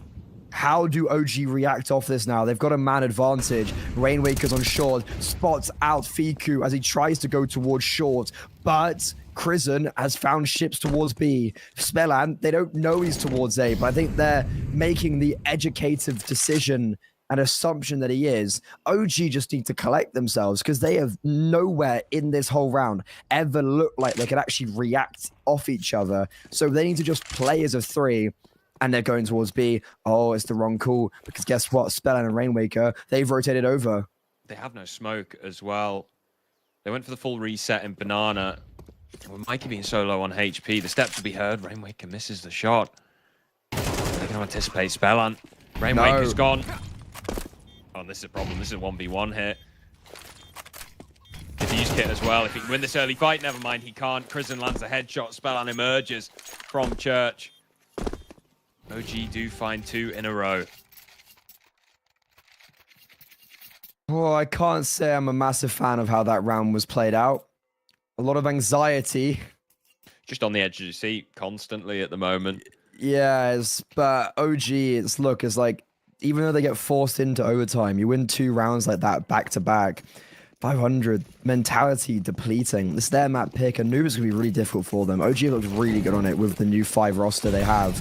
And OG could just really put an end to all the madness by getting 3 on their T side.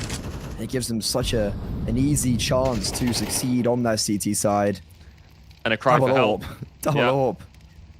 I'm sticking with this double up as a cry for help. I agree. Yeah. Might work though. Never mind. Mikey, quick headshot. There we go. Love to see it. Instant trade.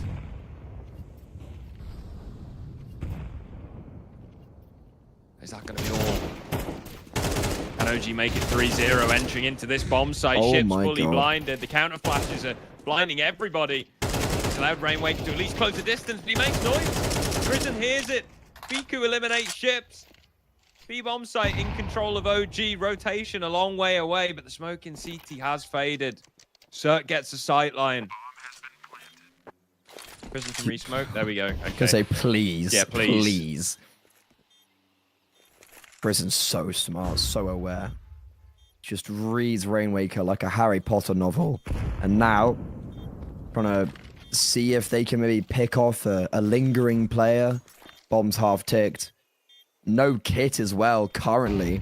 So time, maybe, already too far gone. Oxygen, just trying to run forward. Why is this going badly? Oh, Fiku, thank the Lord he gets that kill, because now Cirque... Yeah, there's certainly no time. He does amazing to get 2 kills with the AWP there. OG almost fumble. Cirque is having a game. Thankfully, OG do manage to pull it across. It is a 3-0 start for them in overtime. A clean sheet on the T side outside of regulation. Backs against the wall. 500. What have you got in your back pocket?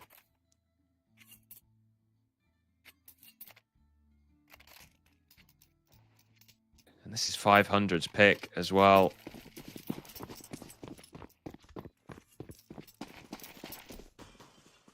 How do you recover it? Yeah, like I really feel like this is a must-win map for 500 because I really rate OG on Anubis so far from what I've seen. So I think we could see them if they're able just to pop this over the line, just steamroll on Anubis. But so far today, nothing's been predictable. So nothing's a given. But this is okay, it's fine. Fiku, I don't know how he gets away from that with low damage taken. It's quite impressive, really. Ultimately, no further down Banana, though, and you've got 3 players leaning towards this side of the map. Mikey transferring a bit of that util over. Before retreating to focus on A, where there's no info on bracket at the moment. There's information that 500 have taken top Banana as we drop below the minute mark.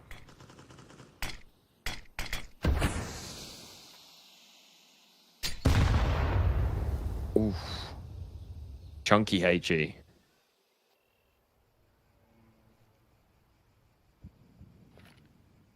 Seems like we're resetting towards a 30 seconds.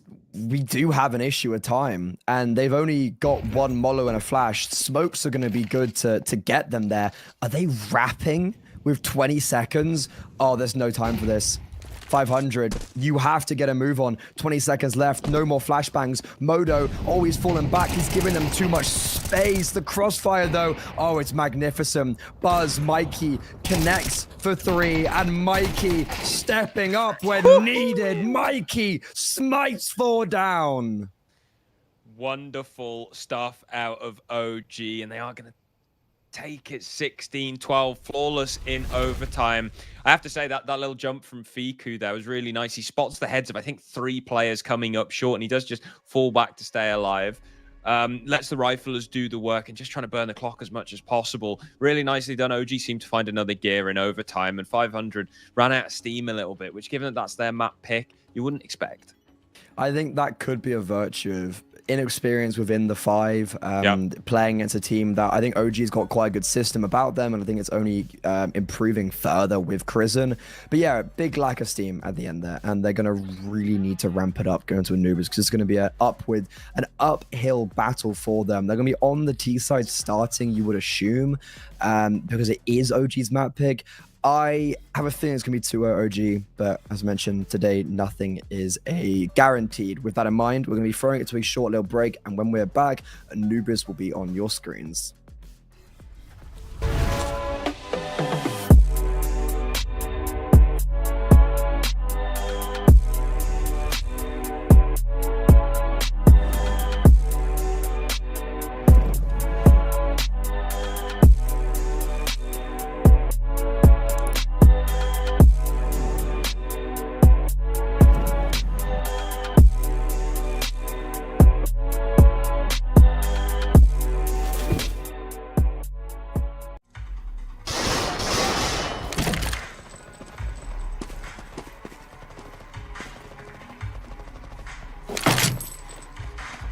What kind of shame is this? Are you new? Have you heard of Hell Case? Best cases in the world. Book a rookie and me. Don't be shy, come on. Haha, newcomers are lucky today, huh? Hell Case, the best cases.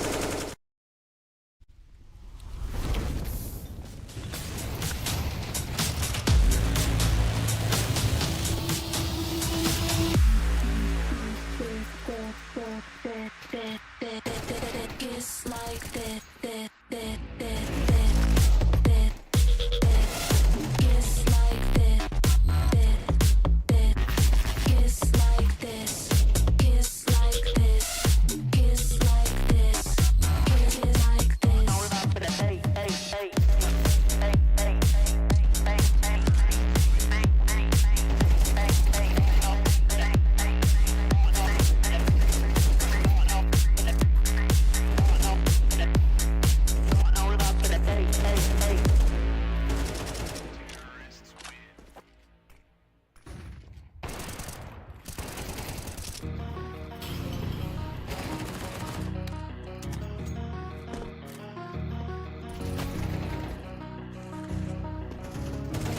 We can come back, till the time is gone.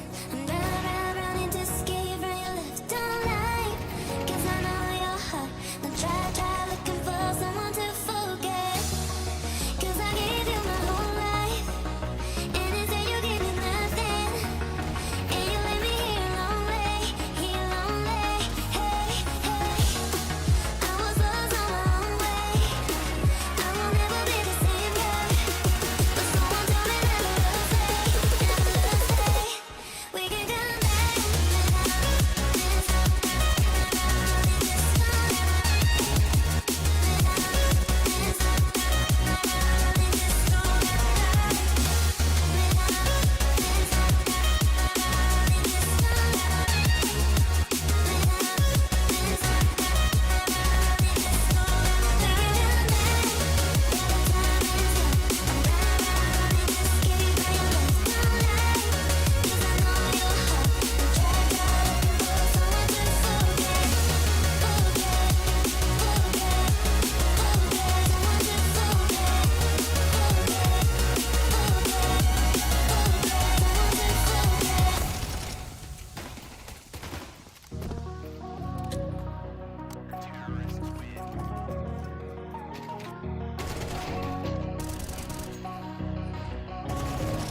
We can come back, till the time is gone. I'm running to escape from your left. Don't lie, 'cause I know your heart. Don't try looking for someone to forget. 'Cause I gave you my whole life, and instead you gave me nothing. And you left me here lonely. Hey, I was lost on my own way. I will never be the same girl. But someone told me that love's fake. We can come back.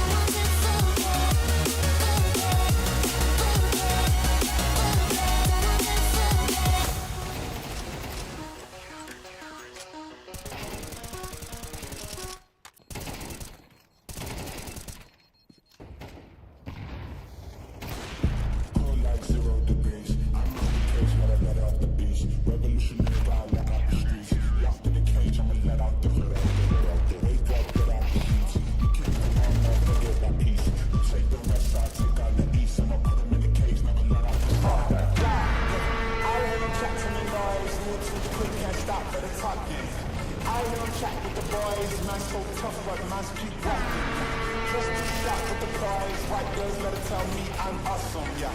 Hot like fire on the pine. If you wanna touch me, please use caution.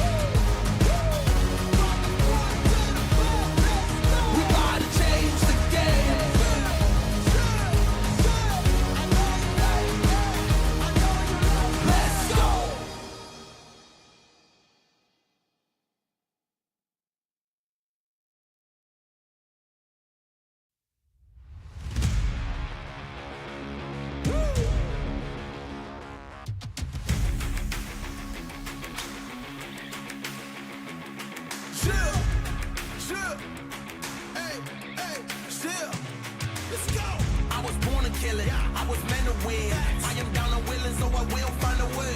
It took a minute, now it didn't happen right away. When it get hot in the kitchen, you decide to stay. That's how it winners made. Stick a fork in the hater on my dinner plate. I walk into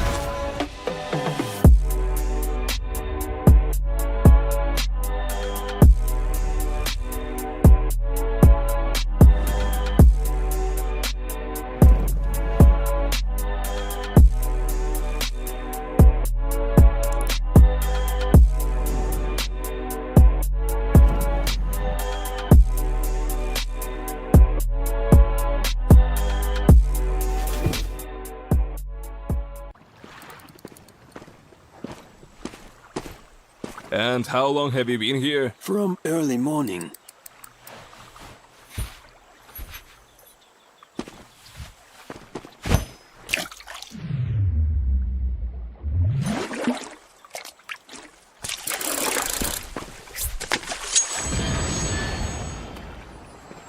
Take notes, kids. Hey, was that a bait? Will you share? Hellcase, don't miss your luck.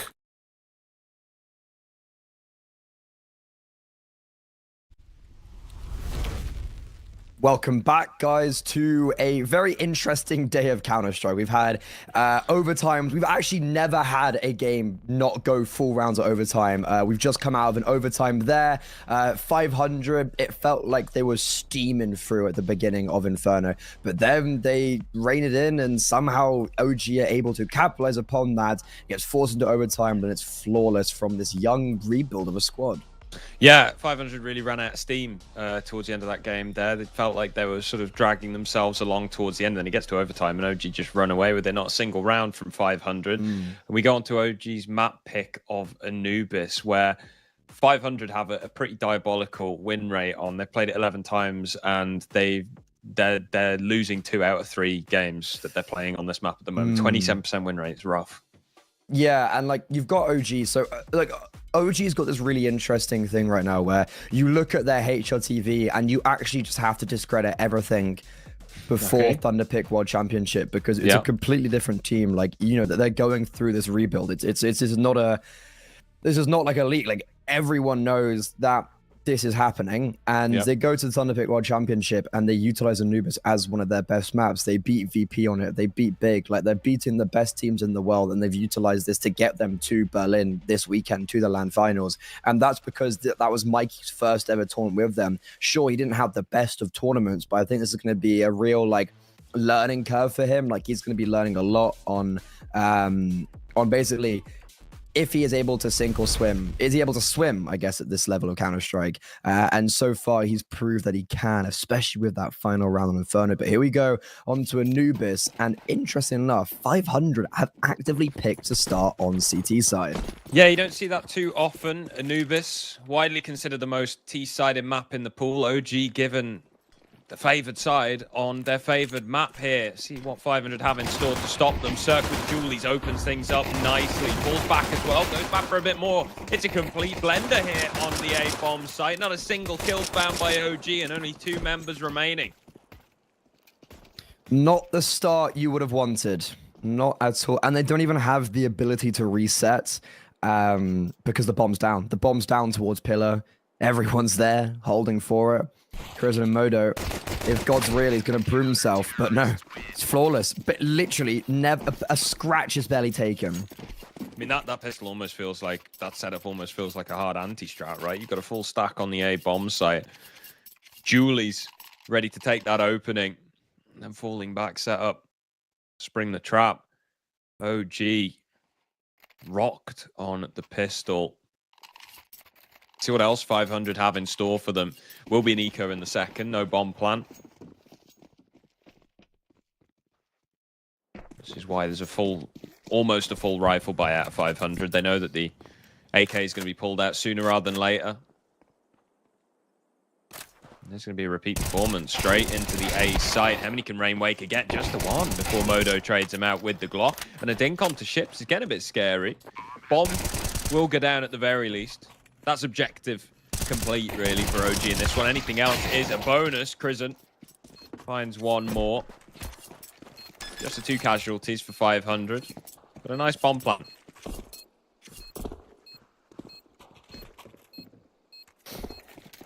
bomb down 2 kills. I don't really know what more you'd want there, to be honest. I think that's best case scenario. You have 5k across the board.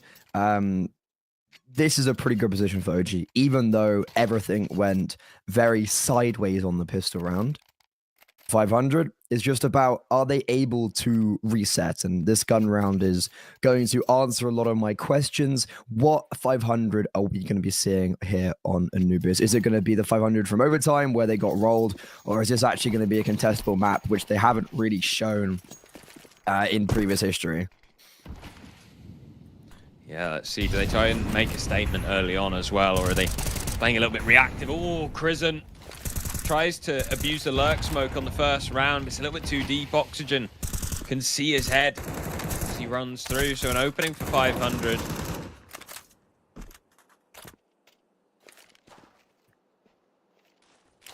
I mean, that's a free kill. It's as free as they get.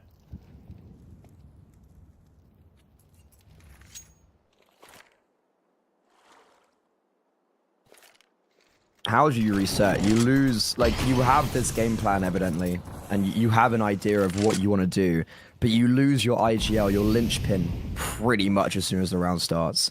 What is your plan B? What's your fallback? And it seems like after putting pressure towards connector, we're moving towards A. The worry is, though, 500's re-aggression through connector is going to show that no one's there. And that's going to allow for Cirque to start meandering his way over.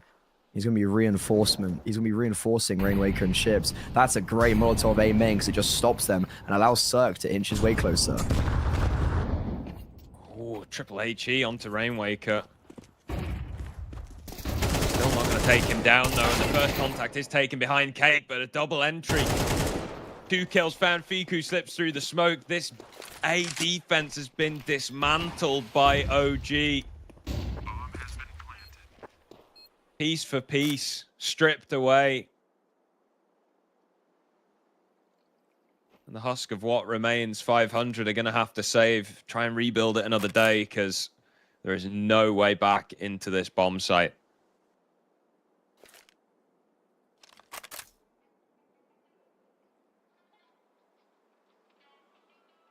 That round was looking really good for OG, for 500. Like, great utility towards A main. You have Cirque rotating over. It was because of nice re-aggression towards connector, and then boom, everything implodes. OG showing us that they are very capable and apt on this map. There's definitely a conversation of maybe not loads of practice together and not loads of time in the saddle as a 5. And Cruzen's, I think, also learning the ropes a little bit, gelling with this new roster and at a higher level more consistently. But games like this and rounds like that are starting to prove to me that OG are actually looking pretty decent for the first time in a while. Yeah, absolutely. And, well, the same thing can't be said for the buy on 500, even with 2 saved weapons. Rainwaker's on a 5-7, Chips on an MP9 here, and OG going to be aggressive early taking A main.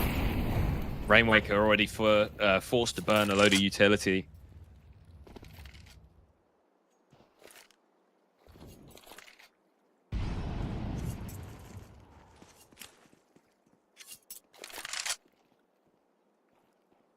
Looks like 500 perhaps gathering to retake main here as Buzz leaves.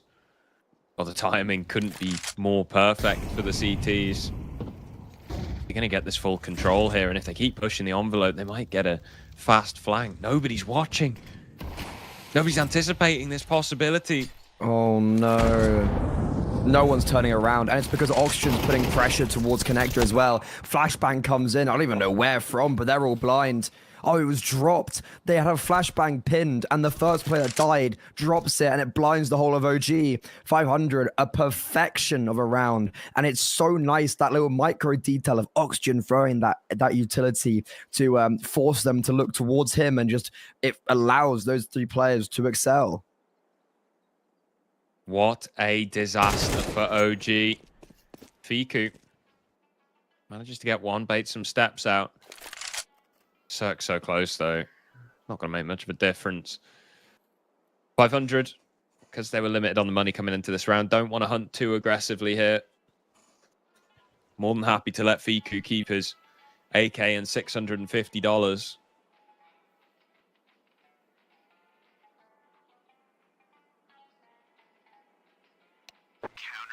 I love the tunes. I'm so glad that, away. Yeah, I'm so glad that, you know, a lot of maps have this character. It started off with Inferno back in the day with the classical guitar, little lick. The ancient in T-Spawn. Oh, the pan flute. Like the flute. That I hear that in my nightmares because you only hear it. I feel like when you do something wrong. Like if I'm playing badly, that's the only time I hear it, and I feel like it's one of those things where it's like it's it's like a very it's a detailter. Yeah, it's nice and calming, you know. I always think it's nice and calming anyway, but at the same time, if you only pay attention when you're tilted, then it could have a whole other connotation attached to it.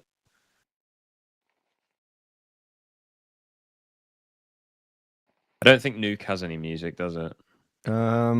It wouldn't really fit the vibe, would it? No, I suppose not. You know, I always loved Disco on Overpass. I think that's a great little area. The little rave shop. Stolen from us. Boom, boom, doons. What a map that was. I am upset that they removed Overpass. I'm so upset. It's the fact that they brought in Dust 2 as well. If they'd replaced it with like a more tactical map, then I would have been a lot more forgiving. Dust 2. But I don't, but I can see why people do. Okay. I just don't think it has nearly the tactical depth. So it's made the map pool a lot more shallow when it comes to the sort of more tactical maps. Yes, I agree. I think Dust 2 is an interesting one with tactics, right? Because it's very one-dimensional, but you can be cool with it. You can. Also, speaking about something cool, I saw in the break, OG have dropped sock merch. They've got socks? They got socks. Sock merch. OG have sock merch. I'm opening a new tab right now, Freddie. This could be a game changer. One of them's quite cool. One of them's a bit cringe. One's got like I don't really know. It's like sunflowers, and then the other one's got like gaming mice keyboard. It's a bit weird. No, you know what? I'm a man of many fun socks. I don't know if you saw Harriet Lamb, but I've got all the funky little socks. I had flamingos one day. I had little ducks one day. I had monkeys one day. These could add to my collection. I am definitely a funky sock enjoyer. Yeah. I recently picked up some plain ones just because I was. How dare you? I was running a little light on the sock roster, and nothing was catching my eye. So. Blasphemy. I know. I couldn't quite wait till Christmas, unfortunately. But regardless, we are going to be back into it here. Technical issue has been solved. And aggressive from the CTs in middle, but not overextending. I like that a lot from Spellan because he can get away completely.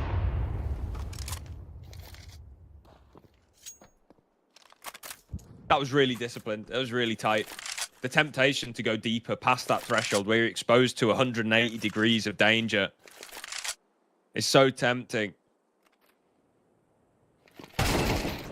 What a clear. Fiku doesn't even get a chance to react. And Buzz, he's being pushed.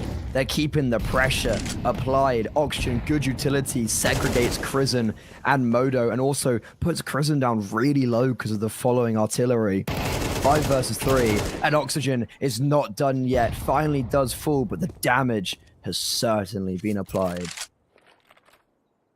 Yeah, that is a impressive round out of 500. 2 sets of aggression. Coordinated. Spellan is going to give a frag away, but then Cirque is in a position to trade. I really like that. Aggression in middle, but not overextension. They fall back and they're like, cool, we'll have another stab at it outside B. It's exactly how you want to be playing the CT side of Anubis. You start with so little map control. You have to try and prod and push and see where you can find the gaps in the T side as Modo makes his way past the roasted chicken. Tries to open this bomb site up. Chips closes immediately. OG beat VP twice plus big, but can barely beat 500. This is a fun little ordeal for them. Is this going to be one of those topsy-turvy maps, though? Is this going to be a CT side of Anubis? Yeah, and another 10-2 half. It's not like we've had enough of them today. This is really just a very bizarre game. Well, to be fair, actually, OG have just been destroyed. 500 are playing very heads-up Counter-Strike, very reactive, very just like always moving and in the right direction, while also being very crisp about it.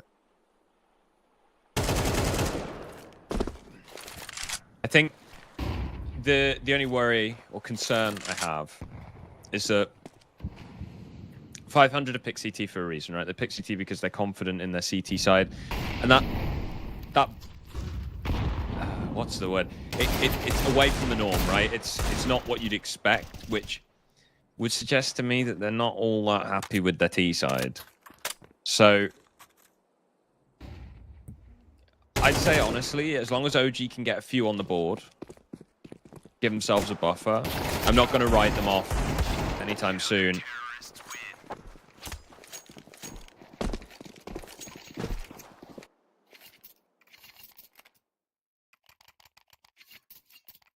But it is looking a bit bleak at the moment. I mean, this is still a fine point, but with MR12, like, if you get going on the CT side, if you get going on the C side, it's very hard to stop, especially if you hit like the 6 mark or 7 mark. But as we saw today, it didn't really matter.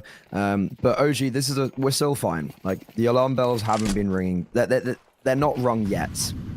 This is a very important round, though, and they just need to make sure they don't get caught off guard, to be honest. Well, that's an awful start. It's a terrible start. Yeah, Kristen trying to spam through the smoke. Immediate response from ships. No damage done.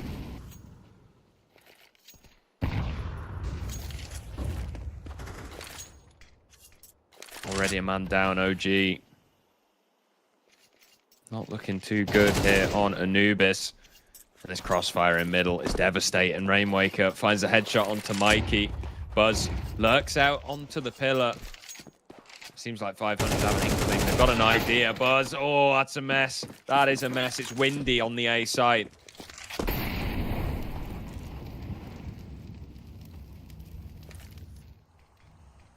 Just a mess of a game right now. Mess of a round. Okay, now alarm bells start. Not quite blaring, but they're definitely ringing off a little bit. This is just another dominant performance from 500 on another gun round. They're looking to go flawless, and OG, with 40 seconds, 50 on the clock when Buzz fell, they've already called the save. That's never a good sign. No, it really isn't. 500 have money in the bank. They could justify a save. Justify a hunt, I should say. They're still making sure that there isn't going to be a cheeky last-minute side pop. But it's at this stage where, like, ships could start to walk his way through middle. Seems like they're playing a tight game, though. They don't want to hand across kills for nothing, but they've got so much money in the bank right now. This isn't one of those CT side, like these CT win streaks where every round's coming down to a 1v1, where they're constantly having to rebuy and the money is on breaking point constantly. This is dominance from 500 right now. And yeah, I think no better time for OG to take a tactical pause. Right now, they look a bit lost. Just a lot of the early stages have been going against them. It feels like every single round, within the first 20 seconds, something's gone wrong. And that's evidently not a good sign. And they've never been able to fall back on a plan B. Forcing up here around the 2-save rifles is not great. But 500, how far can they take this? Well, that is the question. As we've seen this morning, no scoreline is safe. So ideally, you want as many as you can. 3-player setup on the B-bomb site early on. Only one towards A. And no support in sight either. The utility going to be used early on by Rainwaker to block here, to make sure he can't find himself isolated and alone.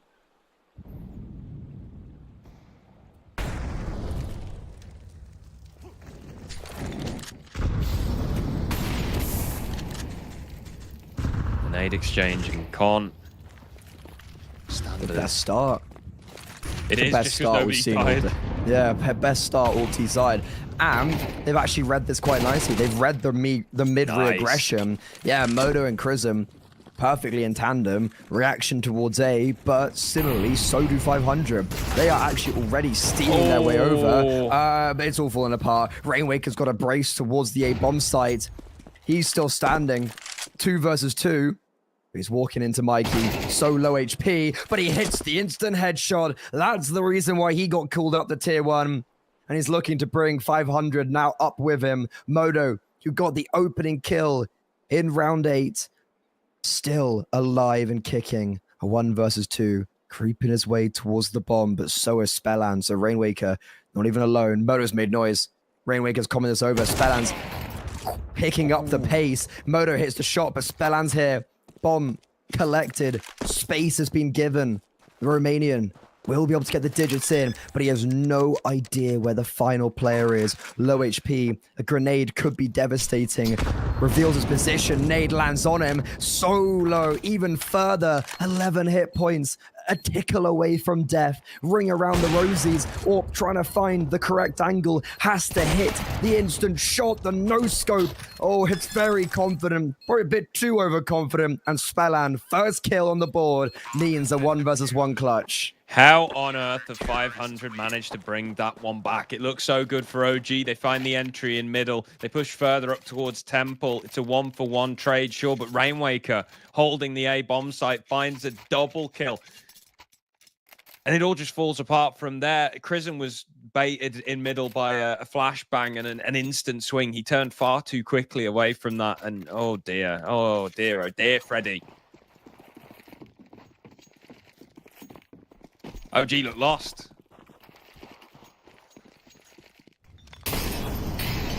Oh, it's just, you can't, it's just, nothing's going right. Nothing's going well. Look at the confidence. They're just running at them. Ships just dry swung them, but maybe that possibly wasn't the right idea. Rainwaker's going to be called upon again. Yeah, and he's going to get a triple arm, I guarantee. That's a bold call. Let's see. There's the first. Modo. Okay, never mind. Quick to deny. I appreciate the faith. I like that. But even still with a 3-on-3, this isn't a done deal by any means. The single smoke on Modo that can be used to block. It looks like it's going to be used towards Heaven. So camera, a pointed contestant. Oh, and Fiku going searching. It's caught by Oxygen. Bellan catches Buzz falling off the table. Buzz still capitalizes regardless. 2-on-2. This is so awkward. Everyone's missing everything. People are pulling out the pistols and OG. Again. Harry, they fumble the bag.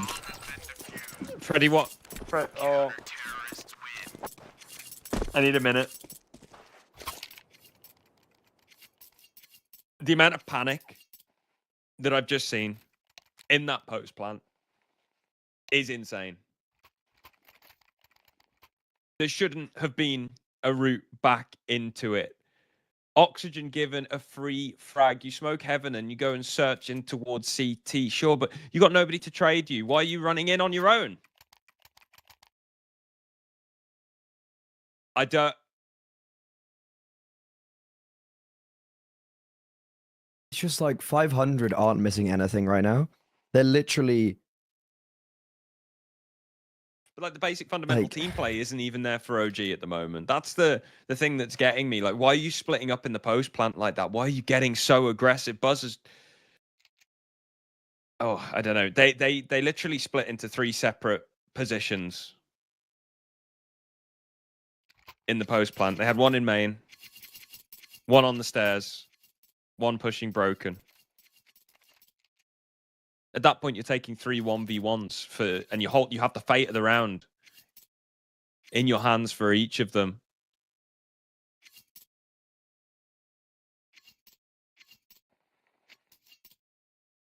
It's just like, yeah, like where is the consistency? Where's the contingencies? Where's the team play? What's going on? They've beaten VP 13-5 on this map, and they're losing to 500. And that's no shade on 500. There's just levels to the game. It doesn't make much sense. It really doesn't.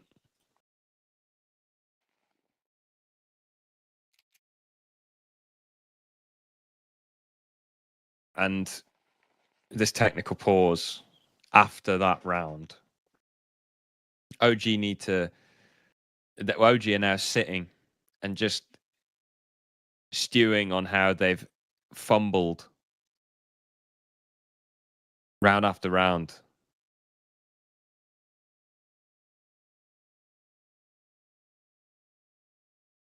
.500 came into this tournament as a replacement for Turn Attacks, who recently shut down their CS division. And they are certainly taking that by the helm. Got a small little tech issue. It's not quite a PC on fire, but there is a mouse on fire. Yeah, a bit of a mouse problem. I'm trying to think what Krisen's involvement was in that last round. Was there something to break the mouse? No, I'm just wondering if maybe that's why one of the fights didn't quite go as anticipated. Like that was why they were separate in CT, was that one player went for a swing, wasn't aware that Krisen's mouse had stopped working. Probably just needed plugged in, let's be honest. But either way, we are back into it here. OG suffering on Anubis.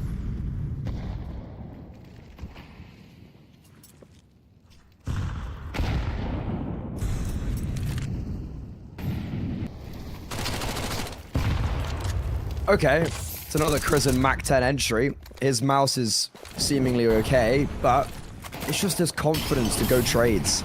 Like, 500 are not scared to trade. It feels like Wish goes to the A bomb site every round as well.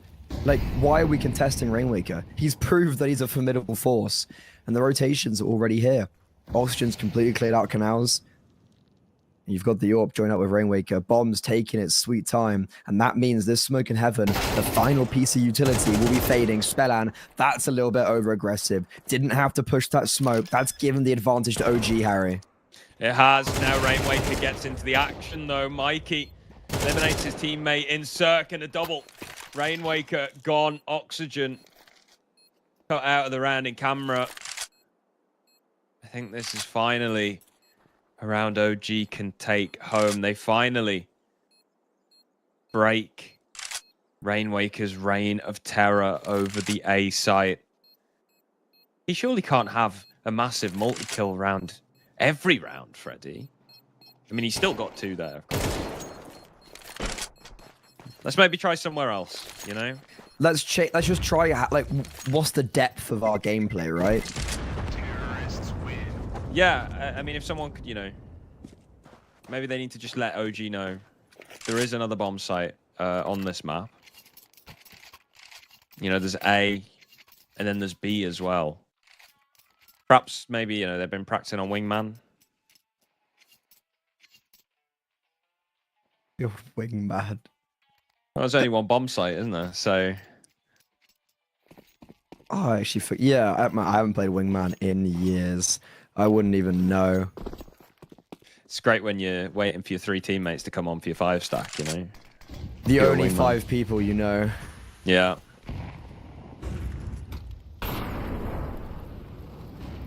See if OG wish they knew someone else by the end of this game, because...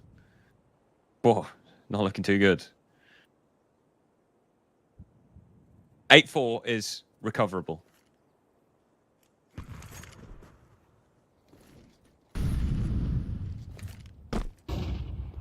See if they can pull it off. Piku's going to throw some utility on this mysterious other bomb site.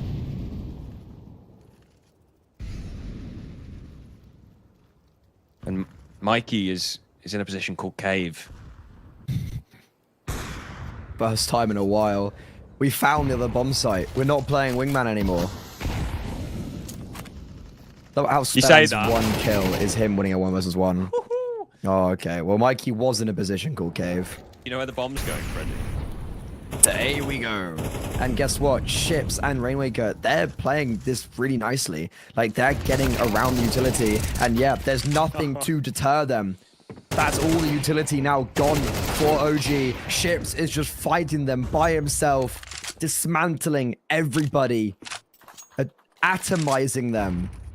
500 are going 9-2 up on their CT side of Anubis.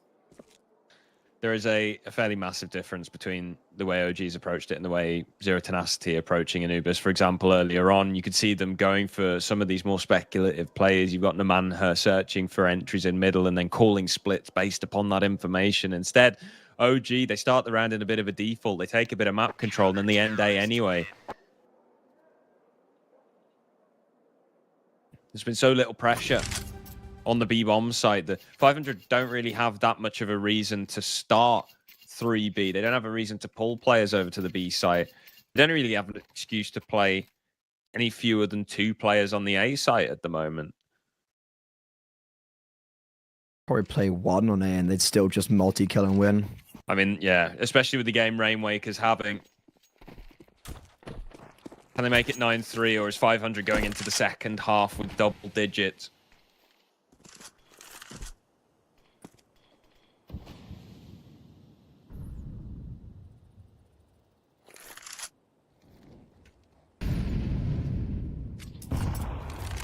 OG, they're just slowly shutting down. They're getting opening kills in some of these rounds as well, which is also really amusing. Like, they're not even just dying completely. They're actually giving themselves something to work with, and still it just doesn't work. We're doing the exact same play.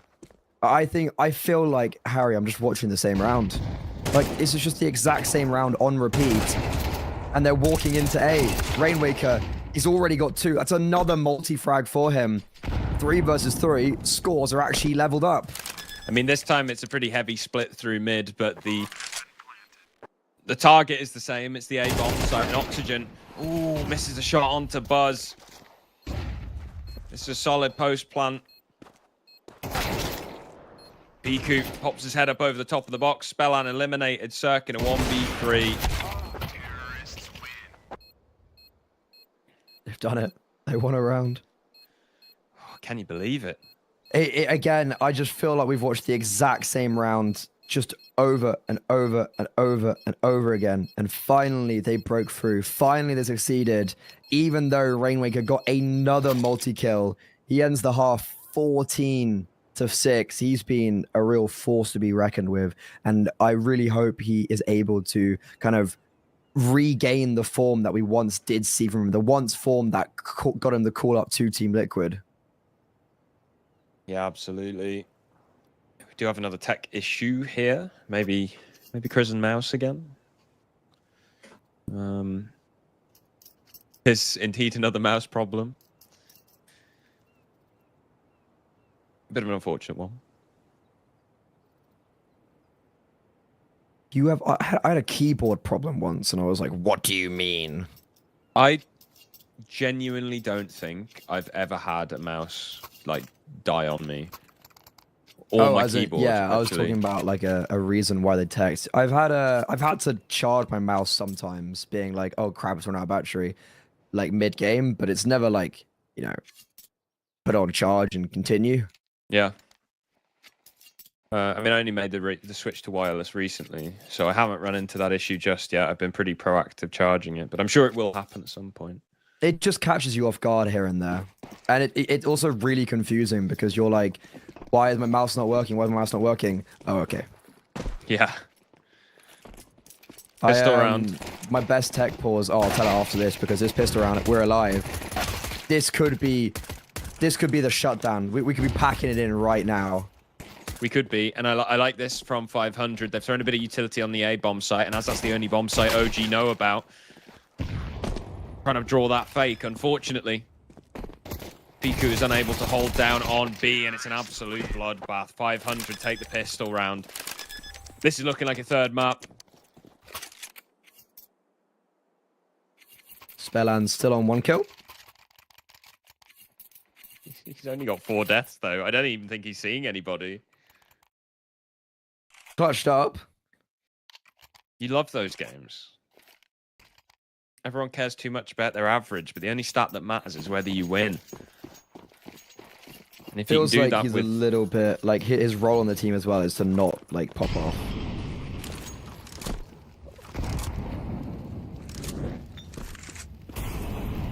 This is a B stack from OG. Little boost in It's a tempo. B stack with USBs though. Like if there was a 5-7, I would be like, okay, yeah, but it's just USBs. I'm just more surprised that they chose B.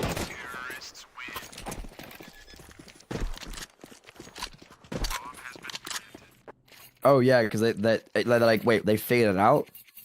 Yeah, I think they figured it out. There's another bomb site.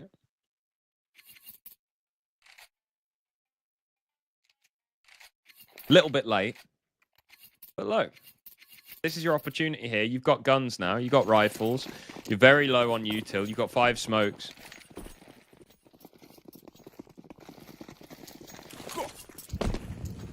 See what the approach is. Looks like 500 taking a leaf out of OG's book are going 8. Smoke might make them change their minds though. HE's in play to pop it.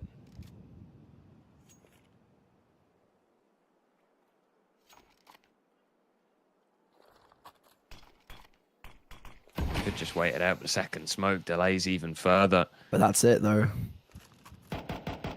That is it, yeah. Second smoke is good to delay, but that nade right there is the penultimate bit of utility. We have a single flashbang on Modo towards middle. And then it's just going to be relying on the firepower. That's the issue when you just buy 5 rifles. You do lack a lot of substance around the purchase. And I think that could be vindictive of just the fact that they're maybe a little bit angry.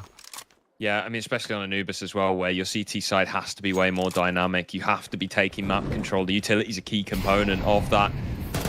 500 have plenty. It's going to force Prison out of position, but he doubles up. Mouse fully charged. Buzz finds a kill onto Spellan as well. Cirque with a nice response, and Ships bring it into a 2-on-2. Finally, a shutdown. OG, they do survive. 2 players alive. I feel like 500 just kind of froze there. Yeah, they're going to look back at that round and be like, well, like, how did we lose that? Like, we had, like, that was just play together and just basically do what we were doing on the CT side and, like, almost death ball it up. They probably would have won the round, but, Harry, we're going 13-11. I hope you know that. Let's not speak it into existence, Freddy. Oh, I've already done it. You expecting this monumental OG comeback? 13-11 to 500. Oh, okay. I have the script. Well, for legal reasons, there is no script. Yeah, that is a joke. Control. The tussle. The cave. Common team on Anubis. Mikey just going to drop a smoke. That's a deep Molotov. Could have gone ahead of it if he wanted to, but opts to stay behind the safe play.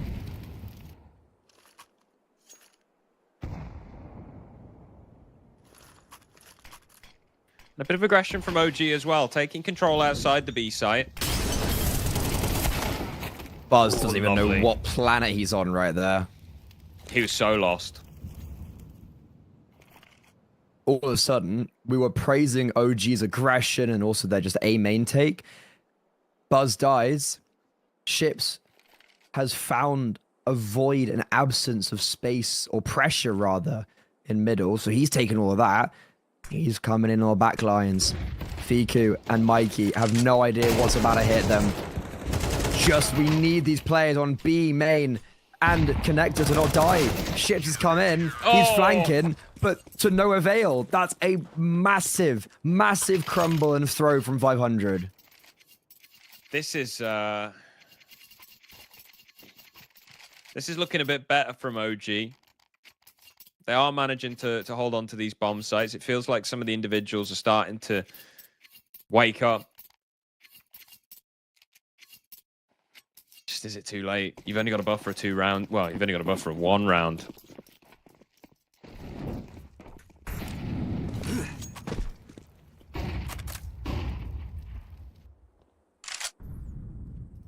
Will just be Glocks here.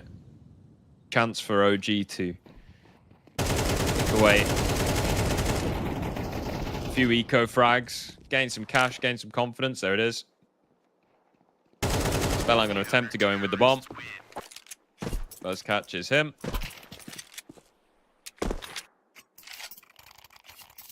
(11-6).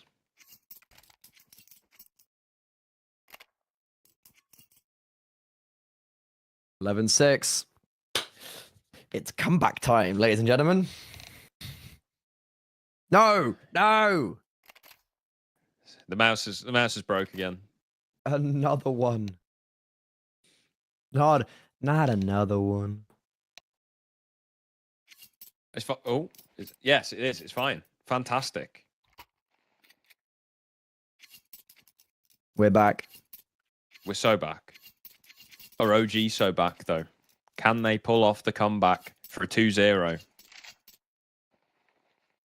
Or is it going to be a 500, taking us to Ancient?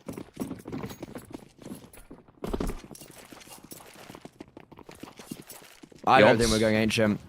I think we're having a miracle comeback on the CT side, and it's all started. It's already started. The wheel's in motion. Buzz needs to make sure he doesn't get caught off guard again, because one Molo and a similar flash is going to be his undoing. Prison will be looking to support. There's the flashbang. Prison blinded, but on the fadeaway, nails Oxygen, and then Buzz activates. Now that is more like it. Yeah, lovely setup. Player playing anti-flash. And I mean, icing on the cake, the fact that there's the fadeaway shot from Prison as well. Buzz holds his own. Complete shutdown, 500. Have no access.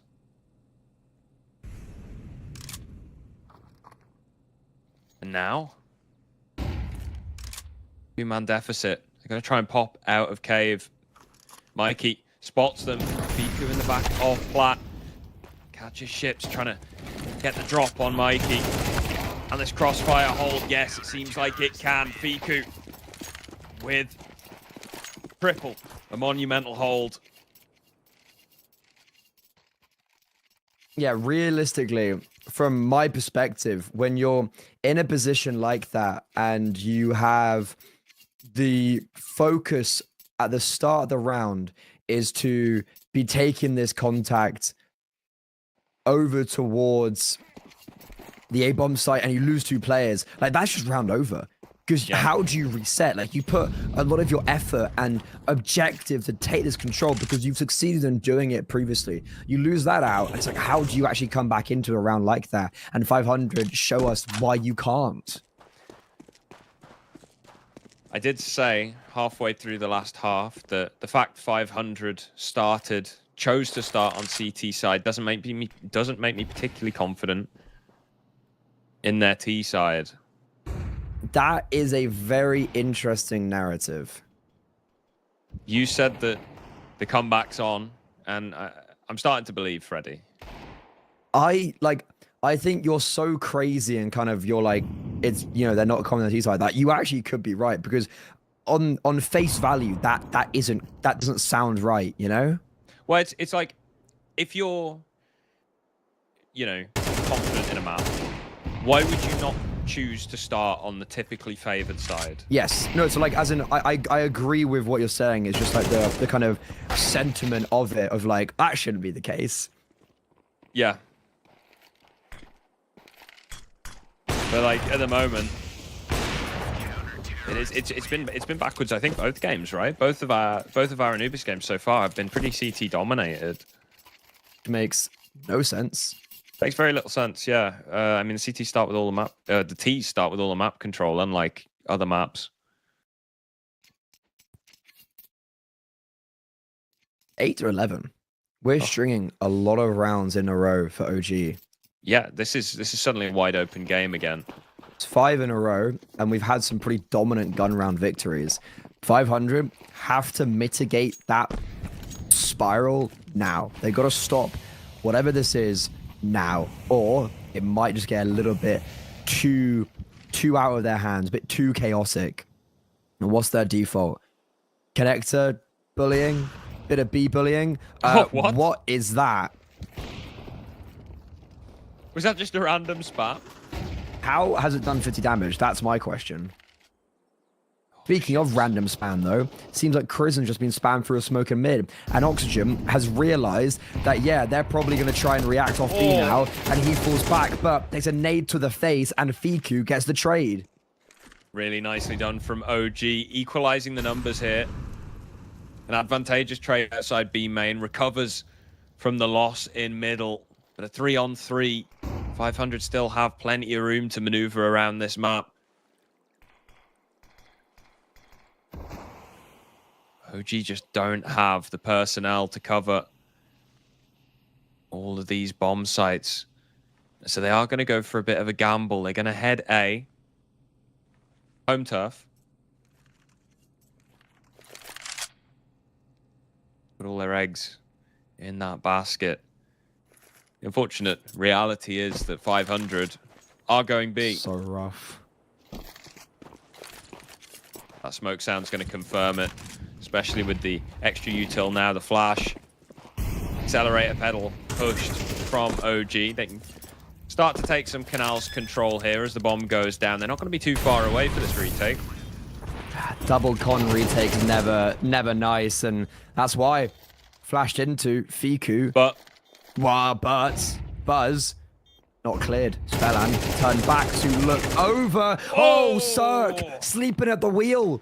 Had confidence in his teammates. But as they both fall, Buzz and Modo, no smoke. They're just sticking it. Rainwaker. Oh, he has no idea. Ice in the veins. Modo gives perfect Overwatch. How has 500 let that slip through their fingers? I've got to say that's beautifully played by Buzz there. The fact that he recognizes he wasn't spotted outside connector, resets the duel, hides in the corner, waits, plays second contact. Sure, baits his teammate. If you look at it in isolation, it looks like he doesn't even attempt to go for the trade there because he's playing a deeper game. He's playing a deeper mind game. He's waiting for 500. As soon as they don't see that swing come in, they'll assume that that's clear. He hides in the corner, waits for their attention to be drawn elsewhere, and then strikes at the perfect opportunity. And somehow OG, the back of Buzz, managed to keep the streak. I don't know how. I was just saying, like, oh, it's overtime.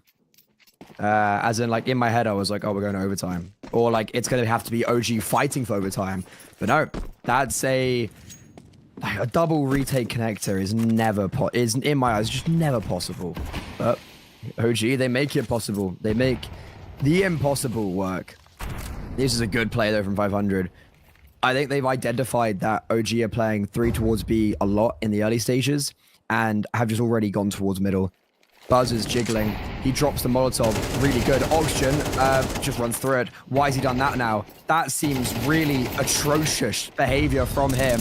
And now, as they're trying to scatter away from middle, Crisen is like, no, you don't. I am not letting you leave. And he just forces it. Stabs them in the back. And Rainwaker, sure, he might get some kills, but it's a consolation as the bomb's down in middle.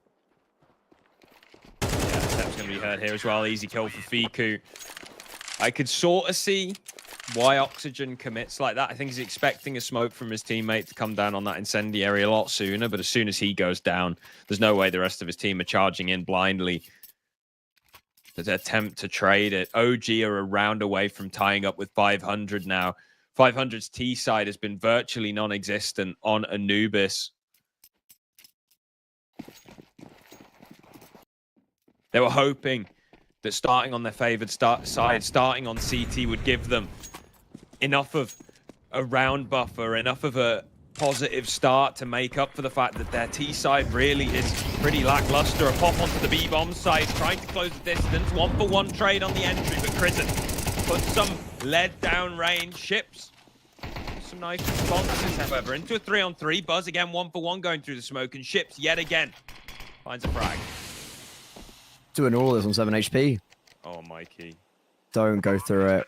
Okay, he won't. This is such an awkward position for everybody. No one's comfortable. Modo, that AWP is just not what you want. And the Molotov, it misses Rainwaker. They think jails may be cleared. Ships, he's just doing it again. How many kills can one man get? Finally, Mikey finds revenge, but doesn't clear Rainwaker towards platform. And 500 just about edged their way to 12, guaranteeing overtime on the low buy. And that's all on Ships there. A massive 3K from him, entering into the bomb site, finding multiple frags. And the fact that it's such an early push, it's such an early site take, means that 500 have so much utility stocked away in the belt to keep re-smoking Cave, keep re-smoking Temple. Bleeds the time down further and further, meaning OG forced to spam mindlessly through the smoke and hope that they connect. Dude, this is a marathon. Certainly is. 500 just very lucky they did so well on the CT side, because otherwise it would have just been OG. However, we've had one overtime so far in this series. Why not a second? Crizzen. Oh, no. That one spray could be their undoing. Buzz now subjugated to himself. Ships has taken all of this space, but overextends slightly. Buzz trying to search for more in middle. He finds nothing because no one's there. They're coming out of A main. Shot in the back of the head. It's another retake for OG. This one, though, a paramount of success. They win this. Good way to kick things off. Modo eliminating Spellam, but Rainwaker straight through the smoke. Sends one back. Fiku gone. Modo now going quiet, waiting for Mikey to take the attack. There it is. Rainwaker split between two angles, has to pick a bite and take it. He's got some cover with this smoke, but quickly it disperses, leaving him exposed. Mikey swings out. There it is. OG gonna take us all the rounds. Of course, Freddy. Of course, it had to be all the rounds. I mean, I did unironically say 12-11. It's gonna be 13-11 to 500. Exactly what I said 10 rounds ago. More, like 11 rounds ago. That's all I'm saying. Maybe you've won, I Freddy, have a magic ball. At what cost? At what cost? At what cost? Tactical pause from 500. Might as well get it in now. Keep yourself away from overtime.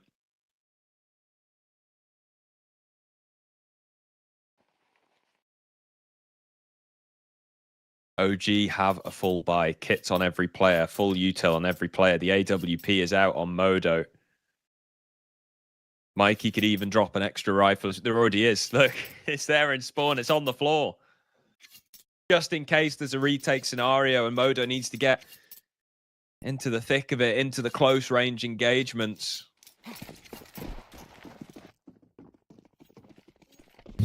Dude. This is when boys become men. This is where minds get lost. This is where voices get lost. Again, that's middle. where heads get lost as well. Ships is gone, head removed. Yeah, 500 are realizing that they were finding success towards a part of the map. Oh, but beautiful. This time, OG react perfectly. Buzz just commits as well. Issue is, B-bomb site maybe lacking in reinforcements, but Modo, a must kill is taken. He silences one.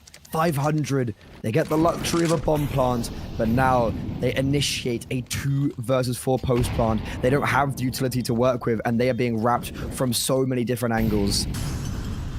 Surely this is impossible. The 2-man B flank, Rainwaker eliminated. Circ in a 1v4, and he can't get anything. It's going to be overtime. A second overtime map in a row for this series.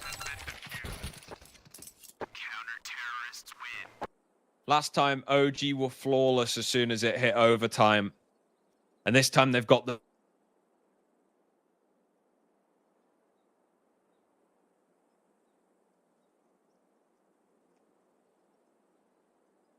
performance right now. Like, that is... They locked in. Ridiculous. That is... Locking in is an understatement. How many rounds in a row? Also, they were... 7 it was in a row. 11-3. Yeah, they lost the pistol. They lost the round after. Locked in. 11-3. And then they lost a single round. 11-3 on the T side of Anubis. And they choke. 11-3. Just I'm letting you sink that in. Because we go again. Oh, no. That's one way to let it sink Yeah. in. Modo sends a bullet straight through Fiku's leg. I think Fiku just tanked a shot for Spellan. And now boys. Ships reacts towards B main. Krisen, though, jumps into the action. This is a ridiculous round to start off overtime. Chaotic. That's one word for it. Ships, though, and Krisen both have already got a brace. And both looking to add one more to their tally. Coming head-to-head, the two titans. But the IGL falls. He quivers. And now Buzz in a 1 versus 3. Rotating in. Exiled. Seems like there's basically for 500 been a key player on each side of Anubis. You go onto the CT side, that was Rainwaker holding it down on the A side. He was constantly being pressured, constantly thriving. You switch over to the T side and it's just been Ships time and time again opening these bomb sites up with massive multi-frags. The only success it feels like 500 are having is when Ships gets involved in the round. It looks like it's going to be a fast one.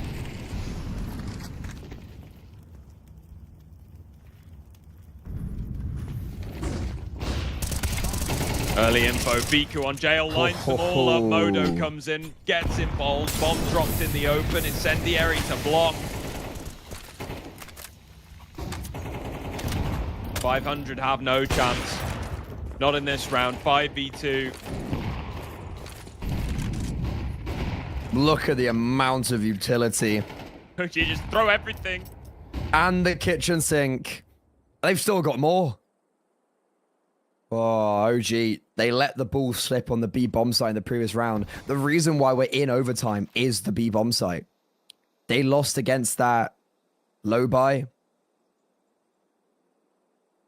But regardless, now, Fiku and Modo, they stand on business. 13-13. You'd anticipate. Ooh.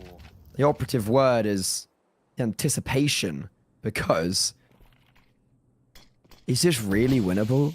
Is Rainwaker and Cirque really about a 2 versus 5 when there's 3 players in a crossfire on the B bomb site and they've got no utility? Okay, you can see what I was doing there. A nice bit of wishful thinking, but it will be 13 for OG. It was nicely held there. They didn't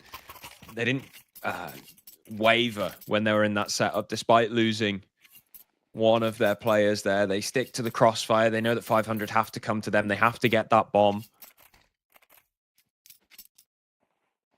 So 1-1 so far in OT.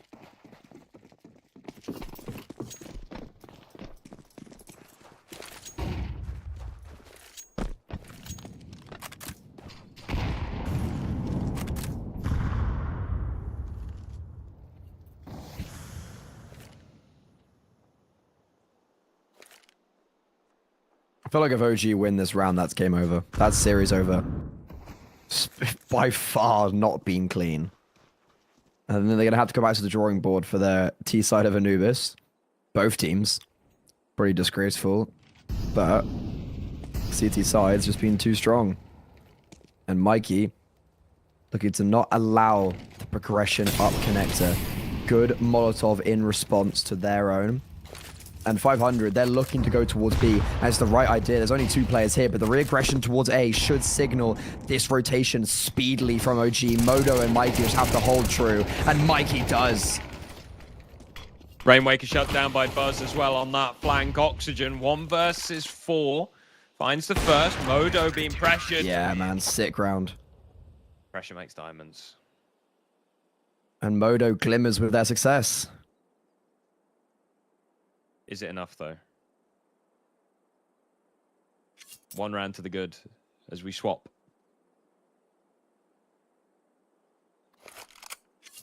I think it is. Like, the way that those rounds have just been completely annihilated. 500 have been atomized. And OG, that went from being a terrifying round to being like, that was perfect Counter-Strike in the space of like 3 seconds. Yep.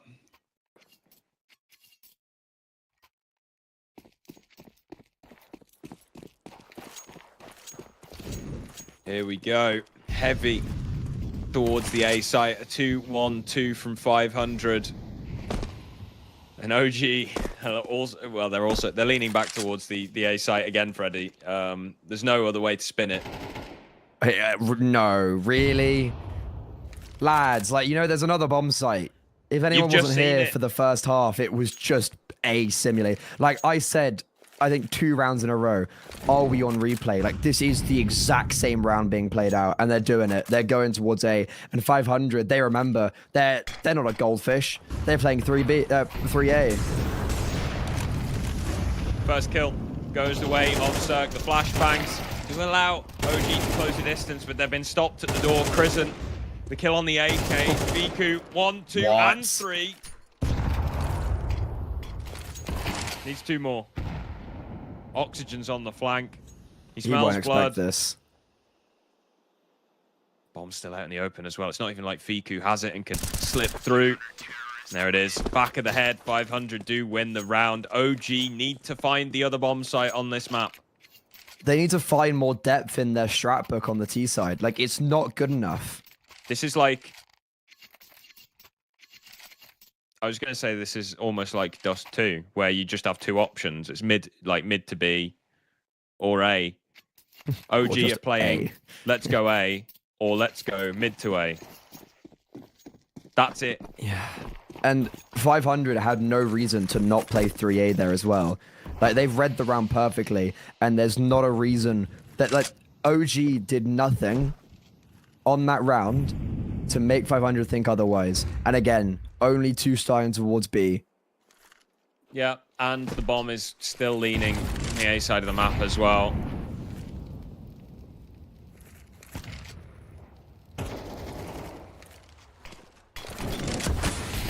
Mikey again taking a bit of connector control. It's been eliminated by Oxygen. Cirque's found Crescent.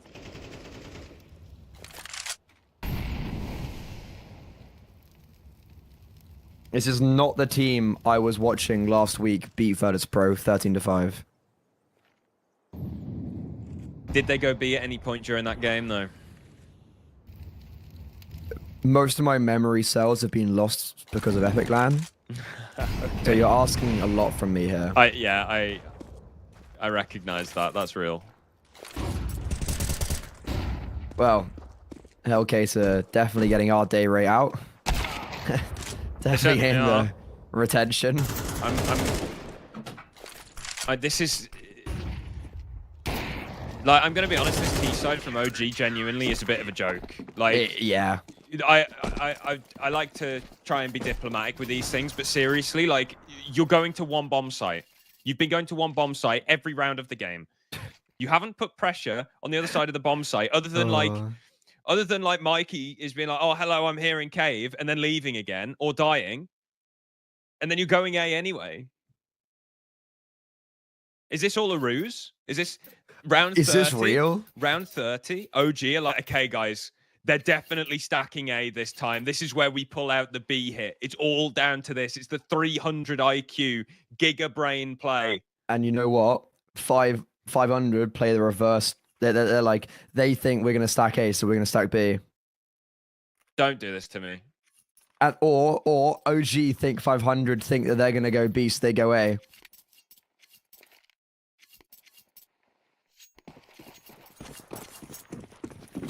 Oh my god, Freddy. Oh my god, we're going B. We're rushing B. Happening. Oh, we're rushing B. There's only 2 players Freddy, there. they're going B. No, pick up the pace. Just go. Just hit the bomb site. We call this strat naughty, because it's so naughty. Just go. Pedal to the metal. They're popping. Here comes utility. Here comes the flashbang. Spellan, he's had a very slow game. What a time it would be to come alive. Rotation to here as well. Spellan still hasn't got a kill on the back of the bomb site. Thank the Lord, Ship's got 2. 3 versus 3. The dust settles. OG, bomb will get planted, and we're playing a retake. 29 rounds worth of conditioning. OG finally make their move on the B-bomb site. Bomb planted, 3-on-3, 500 must retake. He's made noise, Moto's made noise. Has Rainwaker heard the drop? Flash is good. Moto, blind, missed AWP shot. Fiku, fallen. Mikey in the exact same position. It's all down to the AWPer. Double overtime, or map 3, defusing in the smoke. The Eagle's missing. Moto can't clutch up. No, double overtime for OG. Ancient is on the cards. All of that A hit. All of those A hits. And what for? You go to B in the final round. Not even the final round of regulation. You wait till overtime. You waited till overtime. You waited 29 rounds. Oh, I can't. My God. I can't, Freddie. I can't do it. I can't do it. It's just you can't even. Index, you were so bright when we started this cast, and now your camera's so dark. It shows how long we've been here. It represents the cloud that OG have put over Anubis, frankly. Look, I mean, I said it during the cast, right? You can't play Counter-Strike, which is a 2-bomb site game, and go to one of them every single round and expect to win a match. You just can't do it. Anubis is a T-sided map because you start with all the map control, other than like Cave and A main. You can take A main, you can put a bit of pressure on Cave. Once you get both of those, okay, you have options. You can go A or you can go B. You can't flip the coin and get heads every single time. And I think you've lost your mind, Harry. I think you're going to be in the DMs of Crizzen after this map because he's called a bit of a stinker on that T side, I can't lie. And guess what? Wait it over, guys. Hayes and Trav, you're waiting for a little bit longer because we're going to Ancient. We're going to map 3. Today, we have never had... It's been nothing short of only 24 rounds of overtime. Or we're going to Ancient. Guys, we're going to send it to a short break. Maybe we have sanity regained after this. Maybe we don't.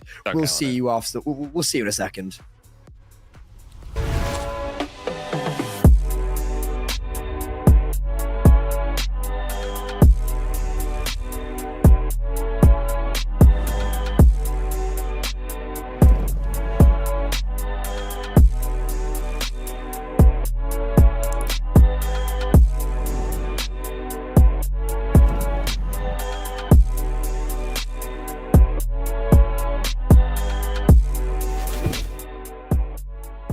You look into your inventory and there's only... It's time to forget about this garbage. Here you will find everything to play with really cool skins. Open top cases. Upgrade dropped skins and turn your junk into a cool gun using the contract system. Every day, thousands of upgrade upgrade their inventory with us. Hellcase.com. Look at yourself in a new way.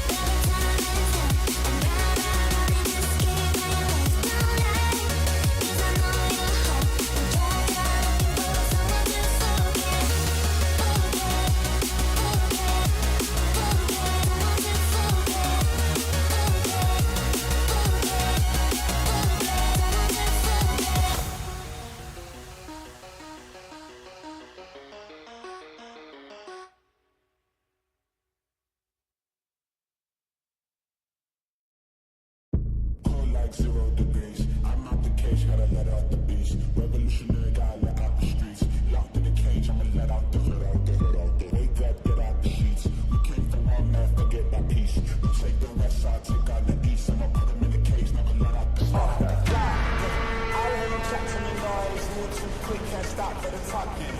I hear him chat with the boys, man so tough, but man's keep walking. Just too sharp with the prize, white girls let it tell me I'm awesome, yeah. Hot like fire on the pine, if you wanna touch man, please use caution, caution, caution, caution, caution, caution, caution, caution, caution, caution, caution, caution, caution, caution, caution, caution,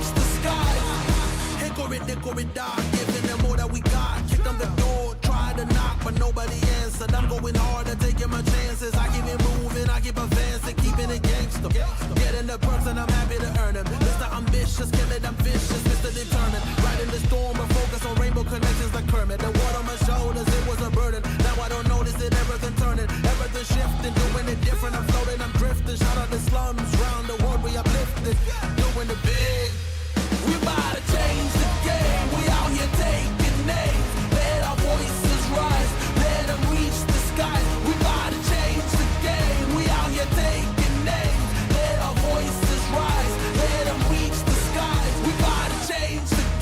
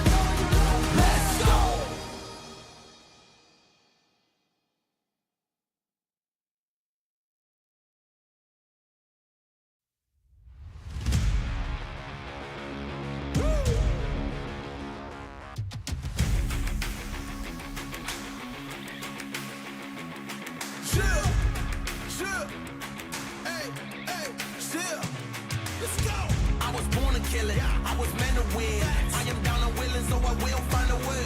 It took a minute, now it didn't happen right away. When it get hot in the kitchen, you decide to stay. That's how it winners made. Stick a fork in the hater on my dinner plate. I walk into the fire like it's just a bit of flames. I switch my style up, watch the money pile up. I'ma get rich or die trying, want me switch lanes. I'm always getting better, I'ma be on 5th place. On this one, then 4th on the next.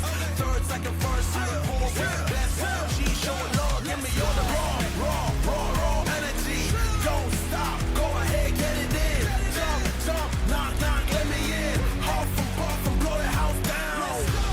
Raw energy. Don't stop, go ahead, get it in. Jump, knock, let me in.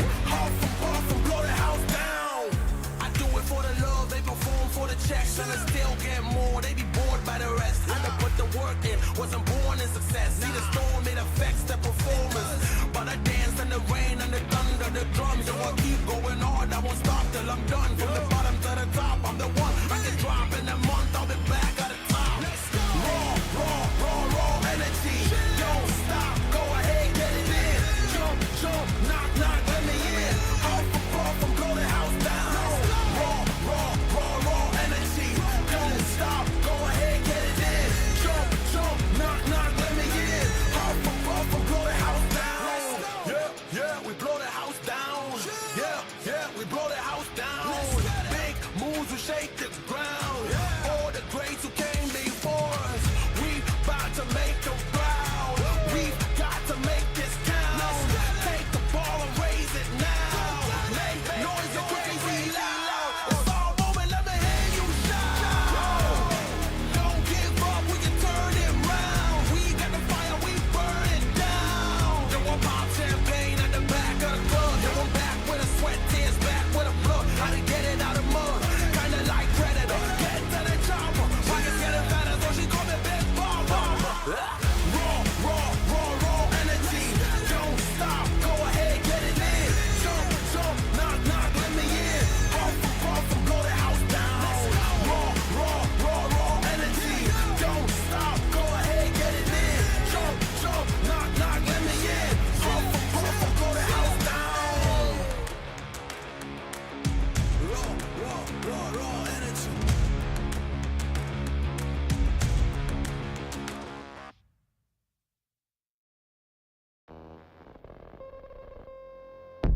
Everything is twofold. What's joy is pain on the other hand. And what happens when the one that you love is the main cause of your suffering? I need you like I need air to breathe. I need you to save me from me. I'm caught in your wave, I'm drifting away. I need you to save me. Please don't let me drown. Please don't let me drown.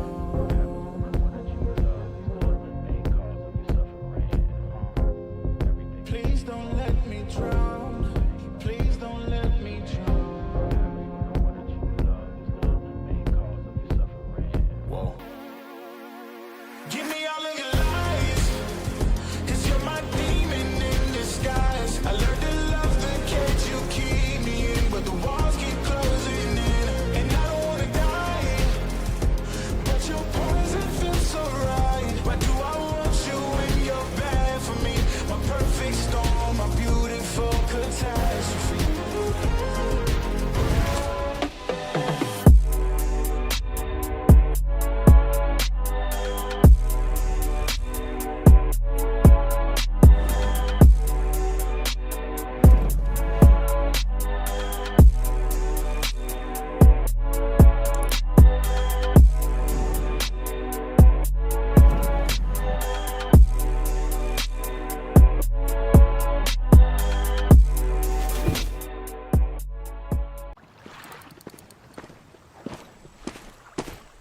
And how long have you been here? From early morning.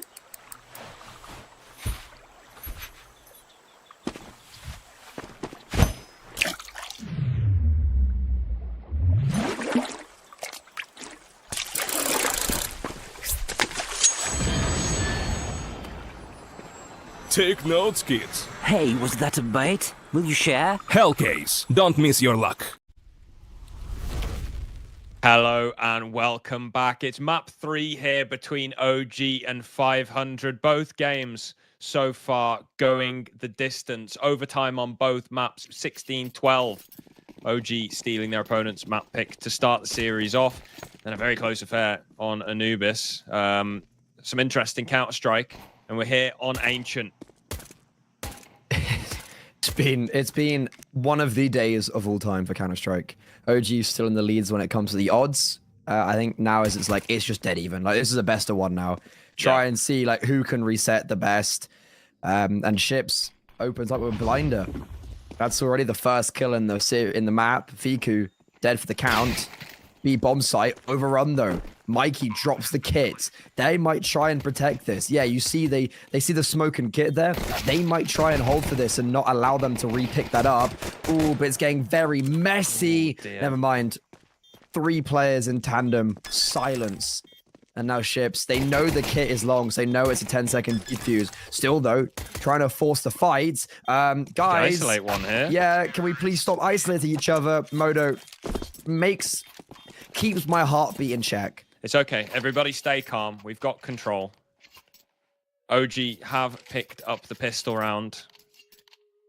Got a little bit sketchy in that 3 versus 1, but they do pull it across the line, which means 500 will be ecoing here unless they decide to go for a cheeky force.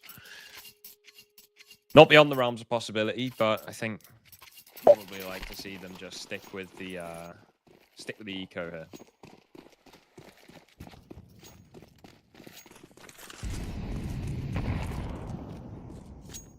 And a B-stack, a classic. Yeah, old classico. Deagle on Ships. He's the only one outside Cirque that got a kill, but Cirque will be saving as much money as possible for the eventual AWP. Only 1 kill from Oxygen. Apart from that, clean. And OG, they only lose a Mac 10, so it's fine. Yeah, this is absolutely fine for OG. Only losing an SMG. They're keeping a couple of them about. Interesting to see if they decide to go for a fast play to try and give these SMGs the best possibility of having impact, or whether they decide to spread for a bit more of a default, maybe just pressure towards Cave, see if you can get an upgrade to an M4. That said, there's still 2 MP9s on 500 as well, dropping down for the utility. It's a very mid and B-centric defense here. Fast up the ramp is Mikey. The quick trade comes out. Spellan picks up a frag, and again, immediately traded. Fiku holding down lane here. Ships pushing in, shoulder peeking everything. And more 1-for-1s into the 2-on-2. Rainwaker in Cave. Ships behind this smoke on the ramp. That's a big win. That's an even bigger win. If Ships had pushed that smoke, Bomb would have actually got denied, but I guess in the end it's fine. Doesn't want to force the issue too hard. But yeah, that got very close at the end. It just came down to pure individual fights in 500. Both Rainwaker and Ships come out on top, and that's their first round the board. I'm expecting a barn buster of a map. I'm expecting all the rounds. I'm expecting this to go back and forth. Yeah, let's do it. Would be fitting to top off this best of 3 overtime in both maps. How do you even go further than that? 2 overtimes, 3 overtimes? Where's the limit? Should we test it? We might as well.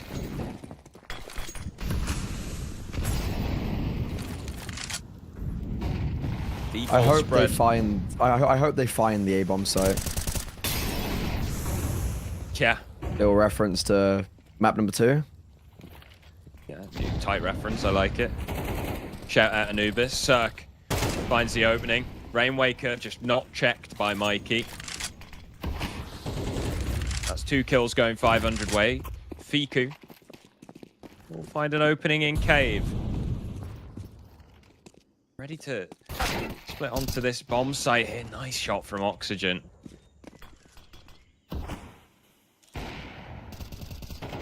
This is a very difficult 2 versus 4. If Modo could drop the bomb to Krisen That would be great, but he's just holding the line. Crimson spams one through the smoke. Moto, hold the nerve. Ooh, misses the AWP shot though. 3 swing then after he's missed, and he re-peaks, and Oxygen just swipes 2 away. Pure aggression out of Oxygen. 3 in total for him. 500 tied up 2-2. A tactical pause out of OG almost immediately.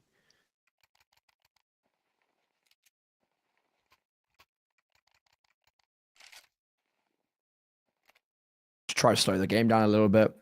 Feels like they've been overrun in the last 2. Need to make sure it doesn't happen again.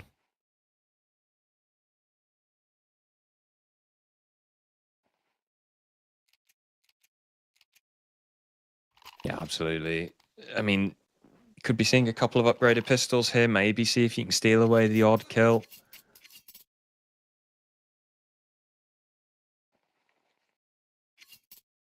Not even any util bought. Okay, there we go. We've got a smoke. Perhaps a B-lurk smoke. No, it's going to be window. Okay.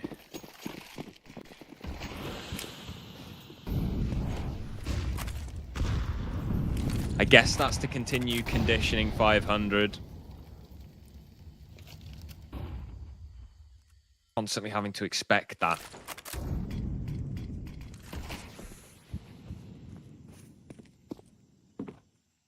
This is where we need 500 to keep it clean as well. Like, they've had good 2 rounds in a row, but you can see their economy is a little bit lopsided. So winning this with as many players alive is going to be really important. And if OG just had a single flashbang, man. If like Modo or Crimson just had a flash here, you could see maybe some danger. But because there isn't, this should be a very easy cleanup for the OG squad. It should be. There isn't a flash or anything, so it will just be walking into this crossfire. Oxygen still playing anti-flash. Of course, doesn't know that there isn't a flash forthcoming. Here comes the push. Absolute blender outside the B doors. Mikey, solo, opposite side of the map, no bomb. Taken down as well. 500 take the lead. After OG get the pistol and the conversion, it's been all 500 from here on out. And it's been pretty, like, one-sided gun rounds. Feels like they've always been in the lead. I need to see OG waking up here. I need to see them starting to get something going. Looks like they're going to try to put some pressure towards mid. Pop late with Modo's flashbangs. It's come from heaven as well. Here we go. Rainwaker, close. Really good first shot. Amazing second. And Ships is there, yeah, to support. OG, stumble, fail once more. Ooh, nice shot from Crimson. Has opened a pathway onto this A bomb site. He's going deep straight through Temple as well, which means Donut's open. Flashbang back in. Crimson doesn't find anything with his deep push. They know where Modo is. Smoked out of the bomb site. Problem with that mid hit, right, is that all their utilities set up for a fairly early pop. The flashes that they've got don't blind someone if they go that close to the smoke. Rainwake is able to dodge all of them.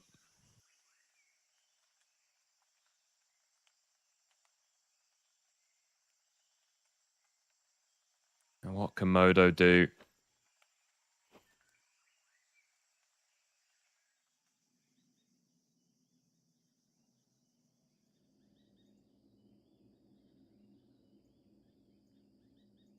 Bomb down here would be great. Never going to shy away from that, right? Absolutely How much more can he get after that? He won't have heard Oxygen rotating in. Little does he know, if he just got the bomb down now, he's got so much space to work with. Molotov is good because it's going to mean that when he comes off the plant, he's dead. So even though Oxygen doesn't deny the bomb going down, he still just doesn't let any danger, and Spellan gives him a little thank you. Yeah, nice tight. Not overextending, and sure, you concede the bomb plan, but more importantly, you keep all your guns. OG little bit of extra cash. Even with that, they could be tempted into a buy here. Wouldn't recommend it. Half buy maybe. Go for a bit of a hop onto B.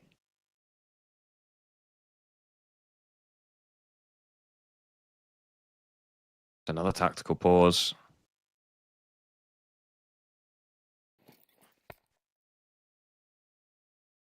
Which is concerning to me. It's concerning, but it's also like I'd prefer they do take the pauses, you know? Yeah, of course. Like, absolutely take the pauses when you've got problems. The thing, I guess, is this early into a map, when you come into... What do you fall back on? I'd suggest you've got quite... You know, you'd probably have 2 or 3, maybe 4 things in your playbook that you can just call from the rip. The fact that you're having to stop and think about it this early on is that's the bit that concerns me, I guess. Yeah, it's like, what's the... yeah, where's the fallback? But, Mikey, that's actually... it's a nice success in middle. Tech 9s, I was going to say they are getting decent space on B, but ultimately shut down. Oxygen's been having a really great performance on Ancient so far. It's 11-4, 500. They've got 5 in a row. OG, this seems very reminiscent to Anubis, where in the first half, they are just letting 500 run away with this one. I've unfortunately blocked Anubis from my memory, Freddie, so I couldn't possibly That's comment. Very fair. I will trust you on that one. No, I think you're exactly right. But like, wait, we had Anubis today. All of these games that we've had so far have been incredibly one-sided on just one side. There haven't been many close. Like I don't think we've had a 6-6 half. 7-5, I believe, is the closest we've had so far. Spellan isolated in cave. It's going to be a hasty retreat here. Doesn't overstay his welcome. He's doing much better on the bomb site on Ancient than he was on Anubis for sure. He was struggling a little bit even though they were winning so much. Prison's got a rude awakening. He's claiming the smoke.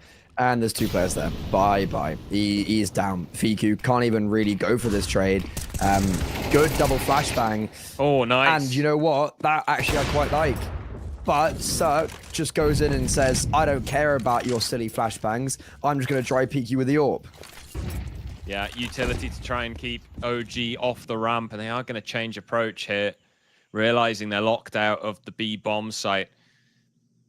Going to sneak their way into middle. Ships has got a nice little off angle here in red room. Will he be checked? No. There's the first, there's the second. Damn, 500, dude. Win the round.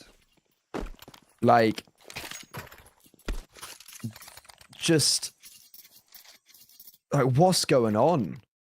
These like, what even was the game plan there for OG? I actually couldn't tell you what they wanted to do there because they just get shut down so early from like Prison just claiming a smoke, and then like sure you get the trade, but then you can't get any sustainable success. The Bulgarians are back. We haven't seen them for ages, for a long time. It's got some newer faces, like Oxygen. Older faces like Cirque and Spellan, they're back. Does certainly seem to be the case. Oh, Ships. What can you do? Lines up the entrance, Buzz spammed down. Happy with that one, gonna back away. Can just keep tabs on the red room from a distance now with that man advantage.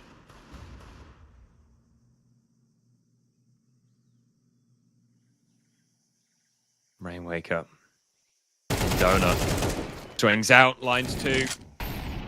One of them even ends up being a team kill. Mikey caught in red.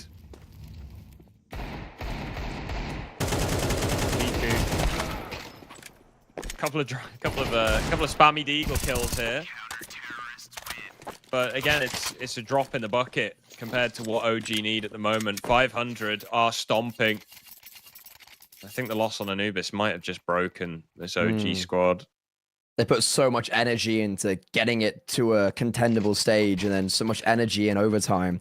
First 2 rounds they won, but then they can't even. So much energy into taking that A bomb site, man. Yeah. I thought you said you forgot about Anubis.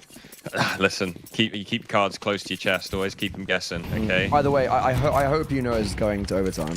I don't know how, but it is. Oh, we're going A. Hello. This is the first time that we've diverted away from the B bomb site in 10 rounds. But 500, read it like a textbook. They already have 2 players there in A main, and then just fall back and put down utility. We are seeing Anubis, but you reverse A and B, and boom, it's the same. Just one-dimensional, moving like rooks. They finally change it up, but they get countered so cleanly. What? Buzz just has no, like, he's not even considering the fact that it's a possibility that someone could be up close in A main. There's nobody near him to trade because of how separate he is. He dies for free. There's no trade. Elsewhere on the map, Fiku gives it a go, lurking through cave. He's now been caught. 2-man advantage for 500. Prison clearing red room.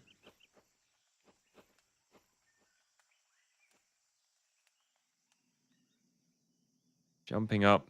Gonna take a bit of cave control. How do you approach this if you're OG? Crossfire on the B bomb site. Oxygen sprays down 1. Modo with a quick response.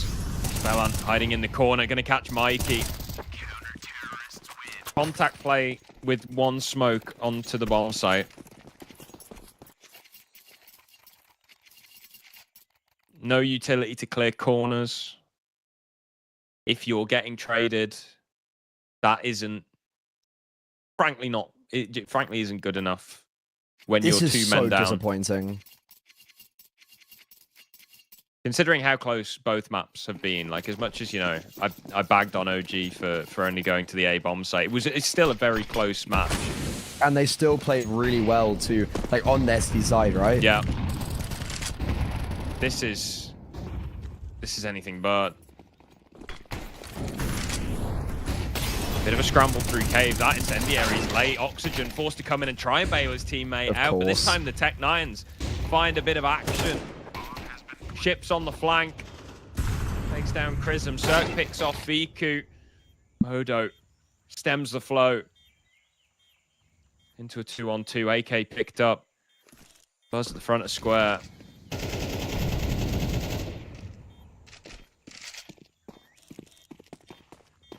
So Tech Nines, they needed them, but can they close it out? Buzz, oh, he's making up for his misfortunes in the previous. Buzz annihilates them all with the Tech 9. OG finally quell what that was from 500. 8 rounds in a row, and OG finally posts another on the board since the pistol. The Tech Nines, man. Just get up in their face, close the distance. Utility comes out a little bit too late in cave. It's not enough to slow the relentless onslaught of these Tech 9 pistol players. How are you going to convert that on a gun round, though, OG? That's the question we've been asking this entire T side. Finally found some success. How are you going to make this an 8-4 half? They need 4 here. I cannot tell you how much they need it. Chips, though, he does not care. They're trying to double boost on the box.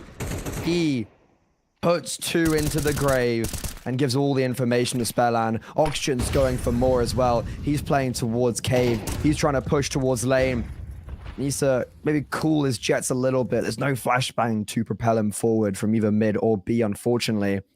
With a minute on the clock, 500 still maintain a man advantage.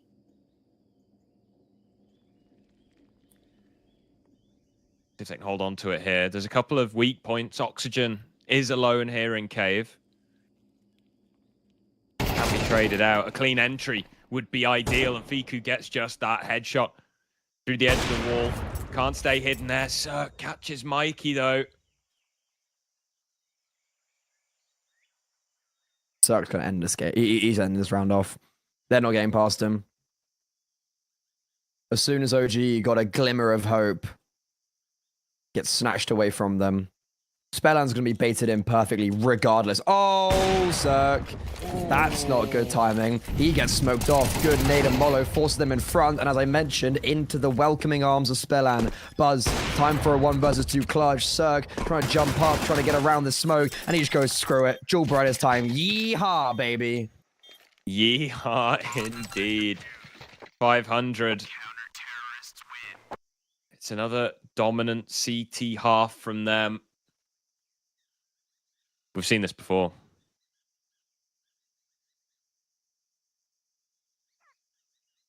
We've seen it just about 25, 30 minutes ago on Anubis.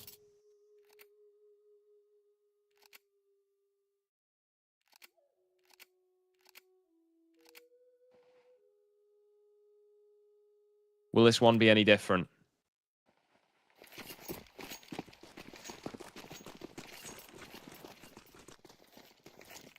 I don't even know what can be done at this stage. To be fair, you've seen like 9-3 halves already been lost today, so... Okay, OG, we're going overtime. I did tell you at like 7-2, I was like, it's going overtime, and I still believe. I don't know how, I don't know in what world that reality is a possibility, but I guess Mikey and Buzz, they play a very default setup towards Donut, and it works perfectly. Bomb will go down though, so that means a force by the next regardless. Now, can this round actually be won? Because there's no kit, so they do have to get a move on potentially. They do, the Glocks. Doing a bit of damage here on long Cirque. Excellent work from him, but even still, Spellan's going to have to clutch this one out. 1 versus 2, Mikey and Buzz pushing in silently as well. They're not giving anything away. Closer and closer they get, and Buzz hard clears Spellan. Plenty of time to get on the bomb and defuse.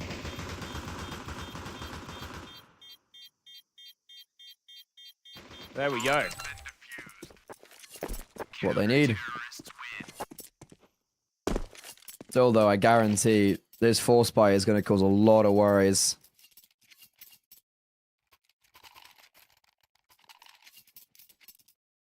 Bomb down means that 500 get the Galils, they get the Tech 9s and Mac 10s. So OG not out of the fire just yet.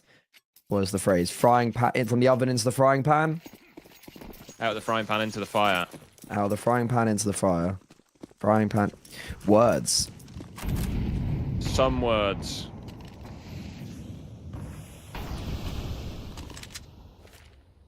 Let's see if OG can use their words to plan a successful CT side here. It's a good start. Kill from Crizzen, but response through the smoke.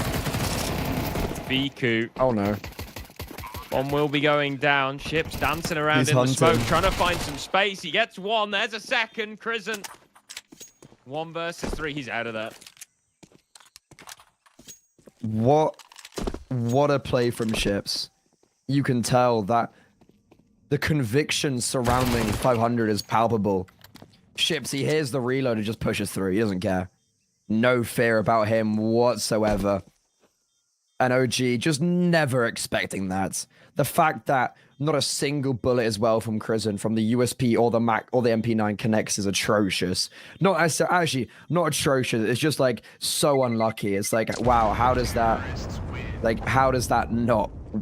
nothing connect?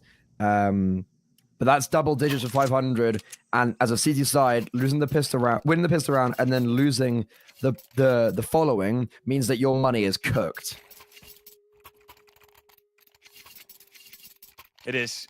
Cooked is a pretty accurate description, and so is the buy. I mean, yeah, 5.7 Deagle, 2 MP9s, a single rifle. The utility is atrocious. You have a smoke grenade, you have 2 flashes, you have an incendiary. That's it. Good luck.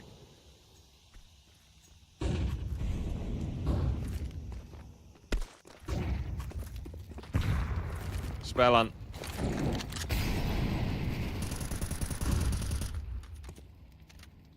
Controlling cave here.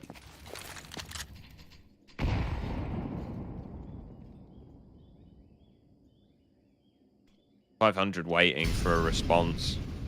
Waiting for an aggressive push, waiting for a map control play to come out of OG. How are they making up for this disparity in weapons? Well, just like that, it seems. Crizzen takes down ships in middle, and now OG start to stack, start to consolidate. Ooh. B bomb site is coated with CTs, and a smoke at the door funnels them back towards Crizzen. So much noise being made in cave, and Zerg waits. Oh no. He's in wait, and now there's a full rotation. Has to be the scramble. Both teams sprinting towards this A bomb site. Oxygen now spotted in CT. The flash comes over for the CTs to pounce. All on Rainwaker. There's nothing he can do against Modo's 5-7. OG. Just about. That smoke at the top of lane is the reason why that round gets so close. You want to be inviting them into that B bomb site, not deterring them. And because of them forcing away, it just goes into Crizzen, who's by himself. Like, Crizzen has to be giving as much space as possible for him to survive there. It's a foot race over towards A, and 500 actually win it, but OG catch them just as they're coming out of donut, which is almost the best time to be catching them. And now 500 on a full eco, not quite able to get a purchase or able to warrant a full buy. I'm going to try and pop out an A and try to get the bomb down. Contact play. Spellant's going to drop a smoke and try and plant in it, while the Glocks here just operate as a mob, trying to overwhelm the CT side. Tap on the bomb, spam through the smoke. No way. Be able to stop him. Bomb is down. That's incredible.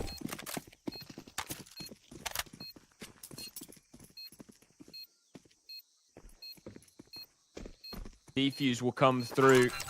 No casualties for the CT side. Just a bit of egg on the face. All of you spamming that smoke, you couldn't hit the bomb planter. I actually can't believe the bomb's gone down there. It's pretty wild.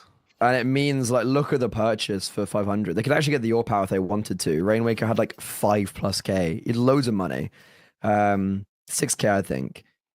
Spent 4.9, he's got 200, he's got 2K left. Yeah, he had like 7K. Okay, never mind. So he could have got the AWP out. They've actively chosen not to AWP on Cirque. Oh my god, Mikey just gets thrown forward. I don't think they're expecting him to be this close. They smoke to stop the onslaught, Beautiful. But it doesn't matter. You can't get past Mikey. That's a really lovely play from OG and an instant 2-man advantage. Really nice. That run boost accelerates you just that little bit quicker towards shelf. Lets you get super deep. Disrupts the timings you typically expect.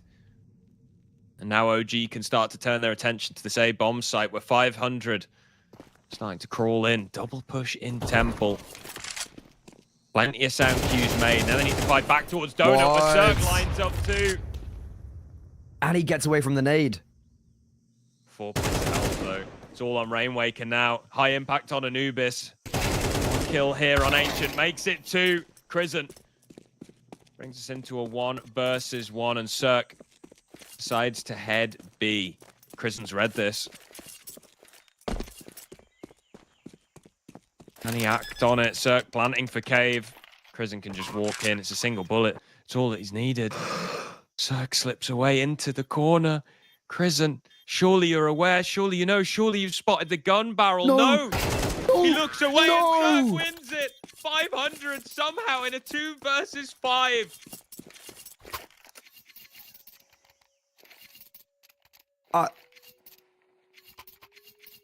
Yeah, take a pause. Can we take a pause to mentally collect after what's just happened? The pan flute. Bring it in. The pan flute. Just sit there and listen to T-Spawn. Give everyone 20 seconds. You can't hear it, can you? No, oh, there it is. Very quiet. You got to focus. Deep breaths. And breathe.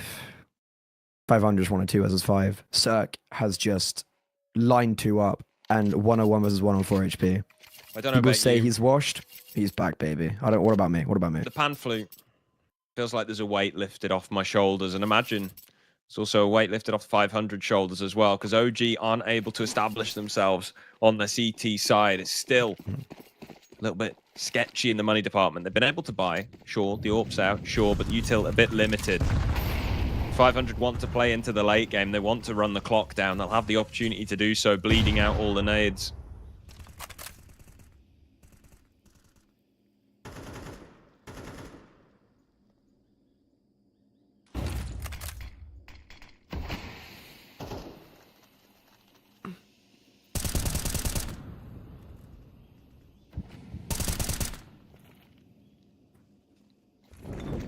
Bit of spam. Prison forced back. Sound cue. Presence confirmed.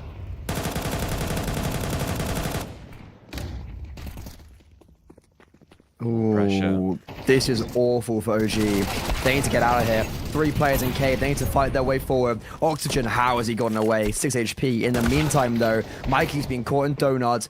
OG continuing to force the issue, but they've gone 2 for 2. Is it good enough? 500 spreading across the map, and Modo's Ships. stampede. Ships has heard this, and Ships will act accordingly. That's it. That should be 12 locked in.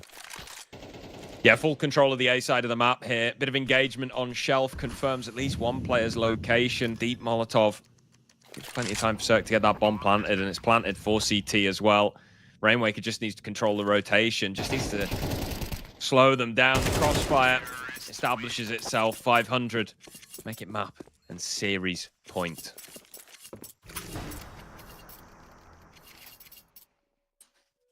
How have OG gone from beating VP twice and Big, qualifying for an international LAN at quite a genuinely decent level, to now losing to 500? It's been 2 overtimes, but it looks like there's not going to be a third here.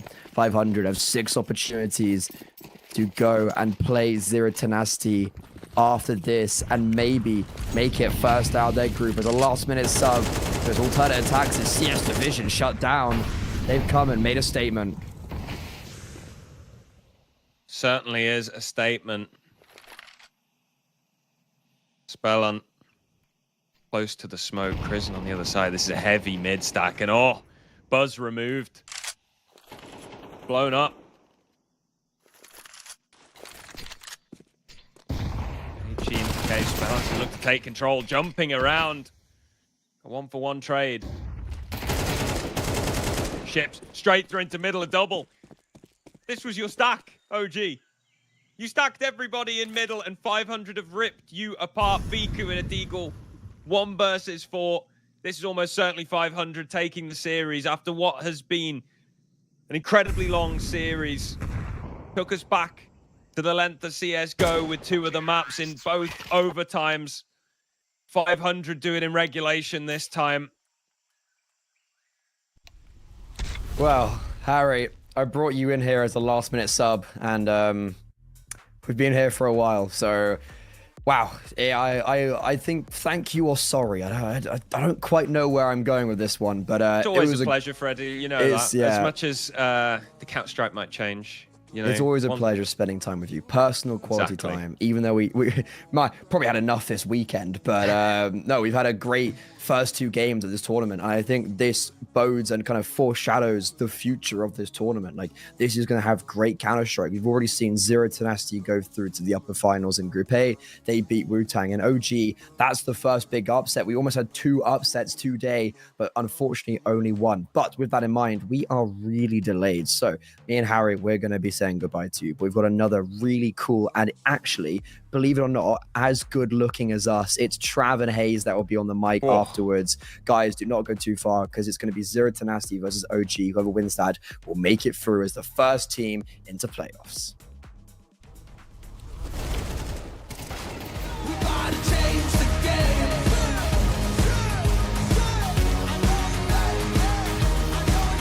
Let's go.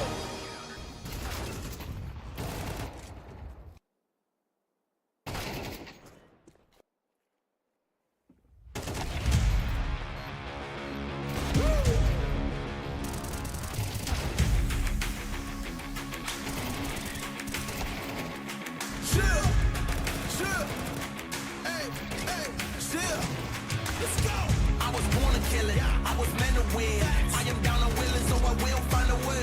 It took a minute, now it didn't happen right away. When it get hot in the kitchen, you decide to stay. That's how it winners made.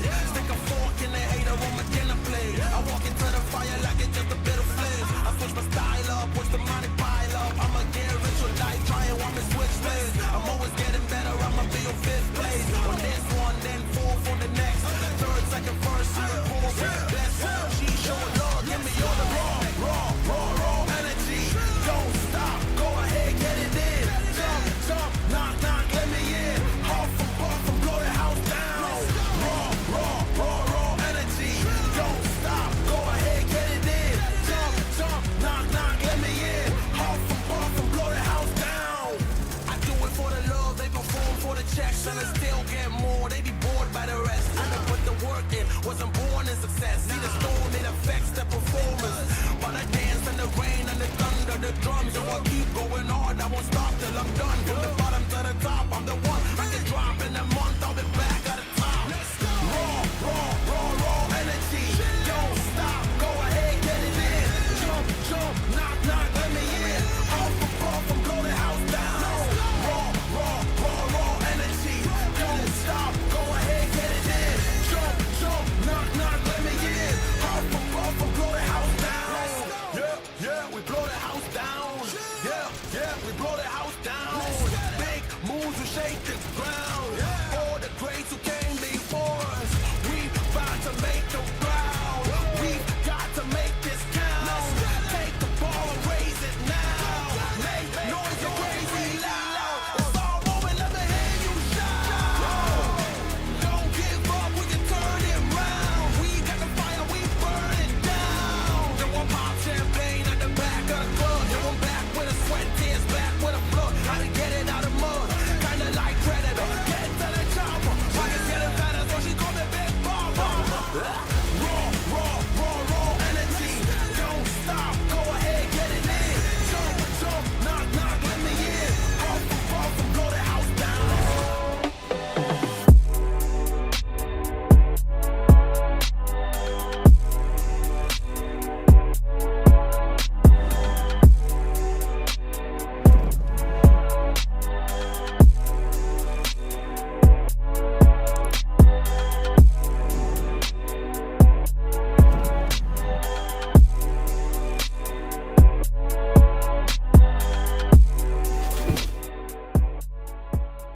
Come on, it's almost yours.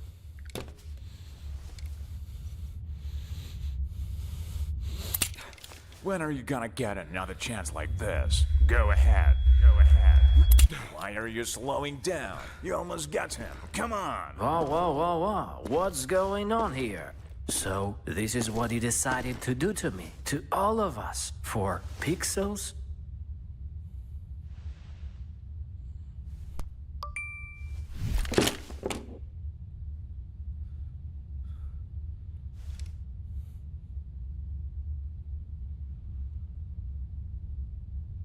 Fuck you and your Roland. Let's get out of here, bro. Have you seen how many scammers showed up?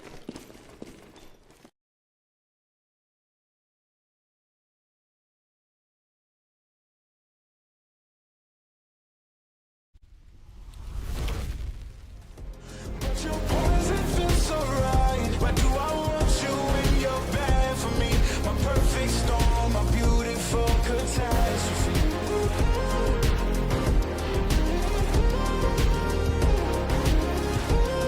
My perfect storm, my beautiful catastrophe. I'm drowning with all of this darkness surrounding. You need me like you need air to breathe. You want me to save you from me. I know that you're trapped inside this wave. Who's gonna save you? Who's gonna save you from me? I can't see you drown. I can't see you drown.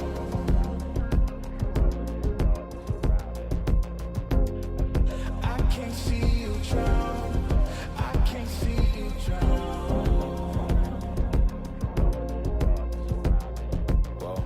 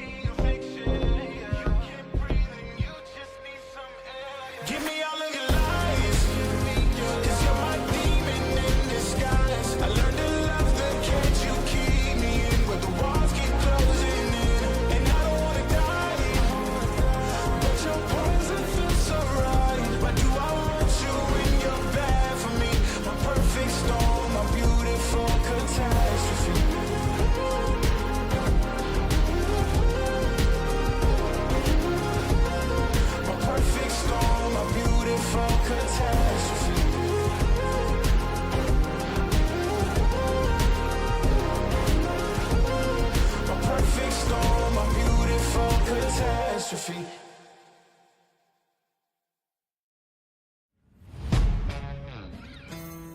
Yeah. Let's go. We just gotta go hard. I go the hardest. I bring the pain. Not what you used to. It's all part of the game. Yeah, I just gotta go hard. I just gotta go hard. Go hard. Go hard. Yeah. Oh yeah, the beast back. Adrenaline pumping through my veins, can't relax. Original, I am not the same as these cats. I sting them if they never ever mind and they beeswax. I don't ever cap, but I'm wearing like 3 hats. Never been a rat, but I know where the cheese at. You'll never get a trophy cause they all here where we at. You better believe that. When it's all said and done, I'll still be here standing. Never took a loss and it ain't something that I'm planning. I dare you to say something, my focus is A1. Every dog has its day, it's been mine since day one. This is real grinding, I'm still climbing. While you still trying, I'm still shining. It's real blinding, and I'm getting hotter too. Talking top 2, I'm not a 2. You let the pressure bother you and I do what I gotta do. Let's go hard. I just gotta go hard. Go hard. Go hard. They ain't coming close to me. Flow is on atomic, I'm starting fires through poetry. The hardest out, staying loyal, no falling out. And if you step into the court, be ready, we ballin' out. Yeah, the coldest of teens, they know what we bring, don't try us. They know in between, we go for these dreams in silence. Hard work, don't mistake it for magic. We been shooting in the gym, this is target in practice, yeah. And I'm just getting started, getting my feet wet. It's all in repetition, ain't a secret. All facts, all black dress code. Pay me my respect, collecting every debt. I go the hardest. I bring the pain. Not what you used to. It's all part of the game. Yeah, I just gotta go hard. I just gotta go hard. Go hard. Go hard. Go hard.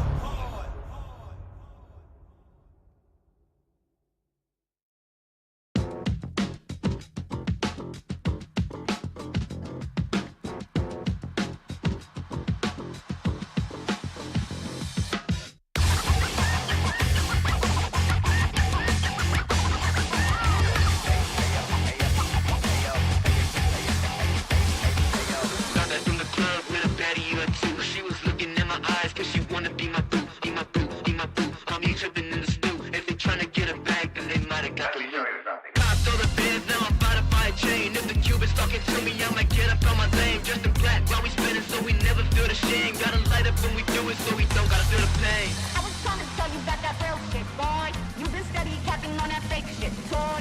I was trying to tell you about that real shit, boy. Real shit, boy. Real shit, toy.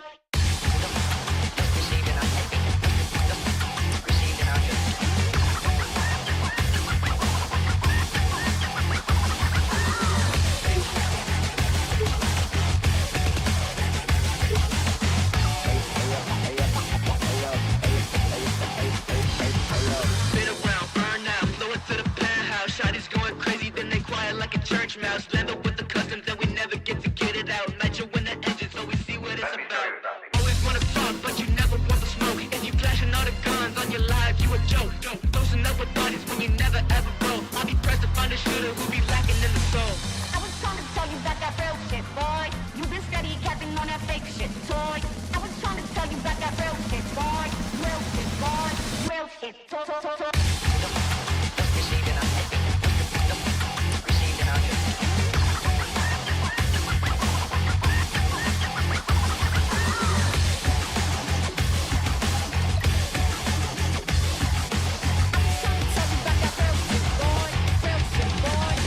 Shit, boy.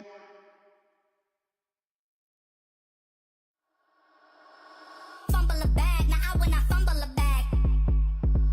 Fumble a bag, now I when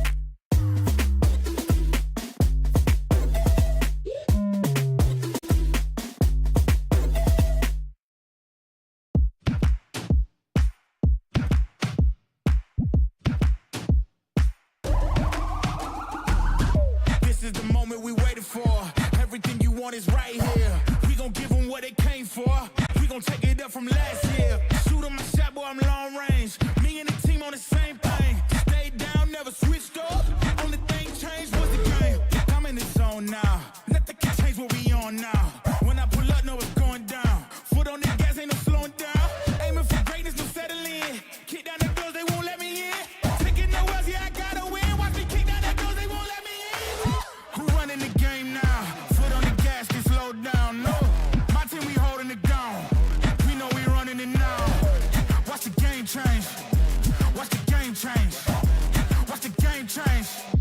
Watch the game change, yeah.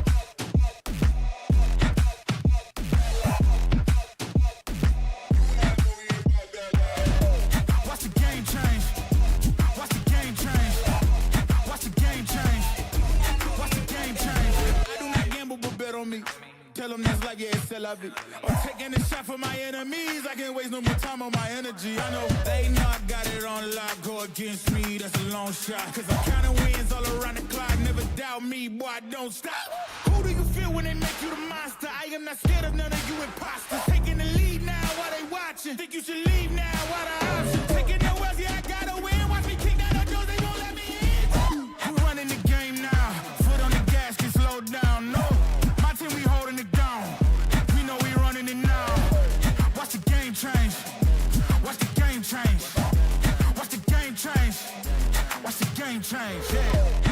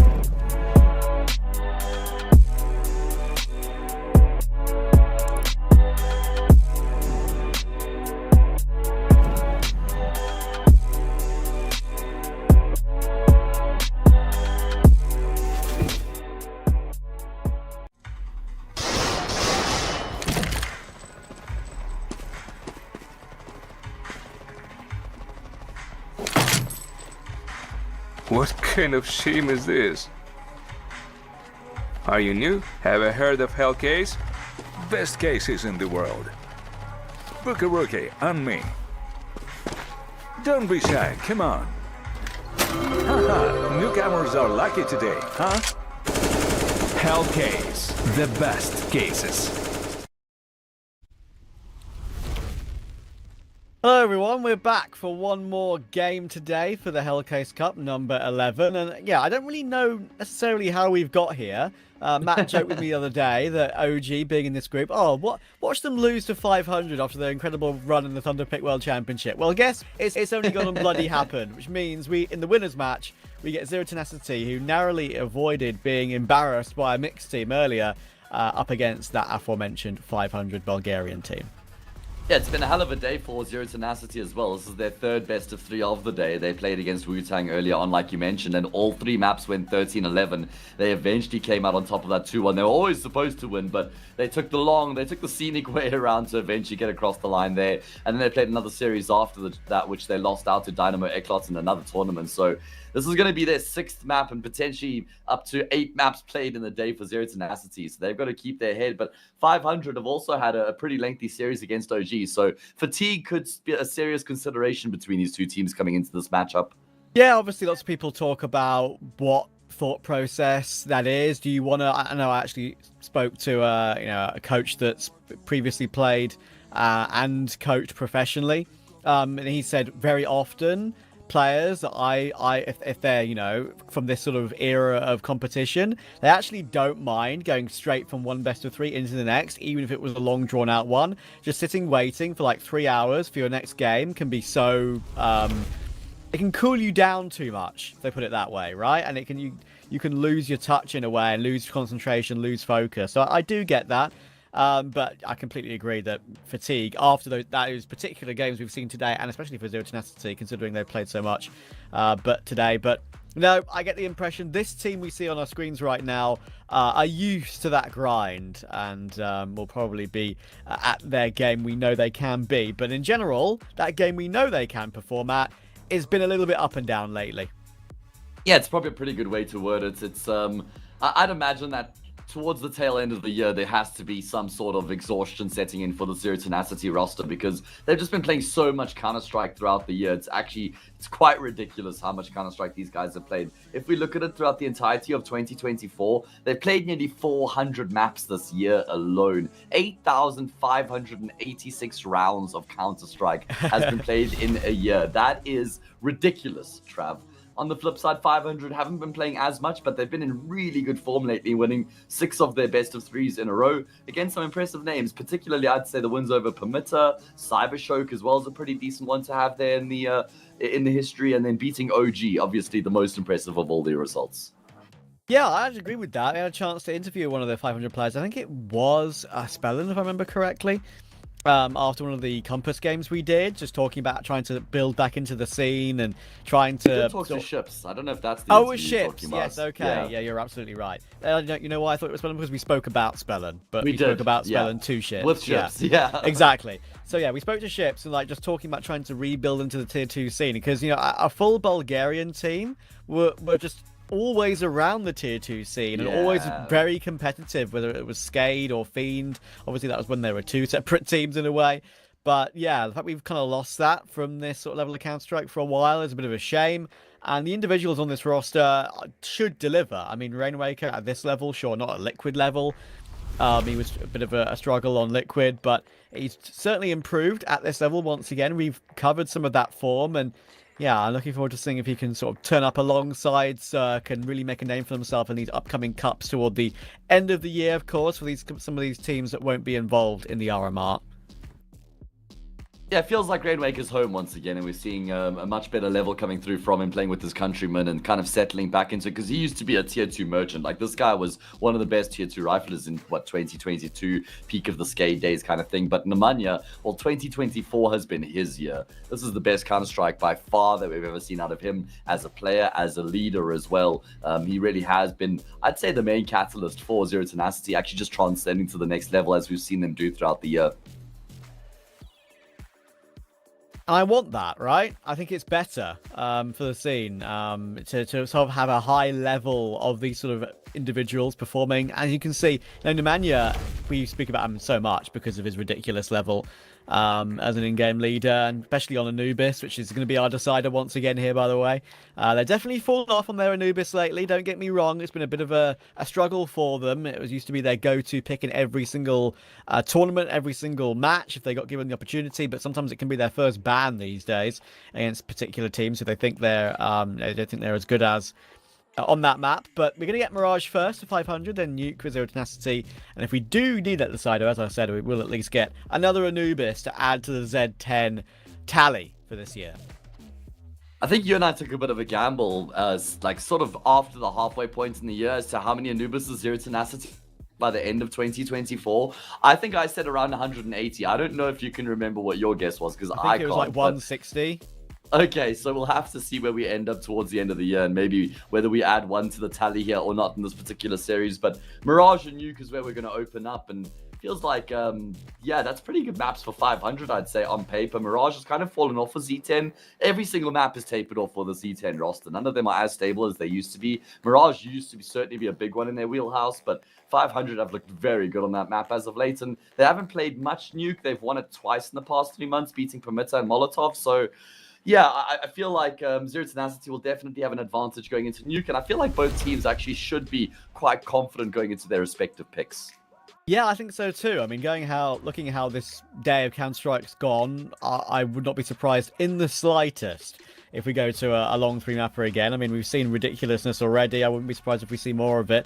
And, you know, for this sort of matchup, it's actually a really interesting one, because you've got one team who has been together for so long, who have finally found a way to establish themselves in Tier 2 this year on a little bit of a downturn, versus a team like 500 who used to be established at this level for so long, who are trying to get back up there again. And I think that's obviously neither of these two teams have ever played each other, so it's a dive into the unknown for sure.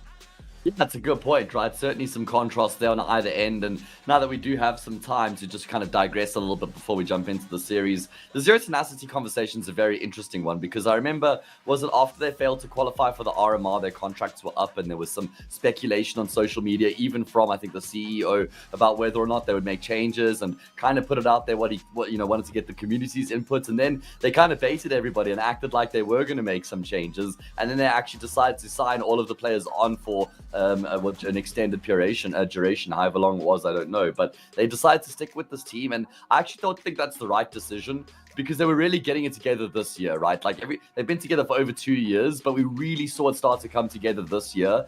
And if you were to then make a roster change just after they've really started to realize their potential, it feels like you're just throwing away everything they've been working on for the past 2 years. So I feel like it's worth just rolling the dice, renewing the contracts, and seeing where things go from there.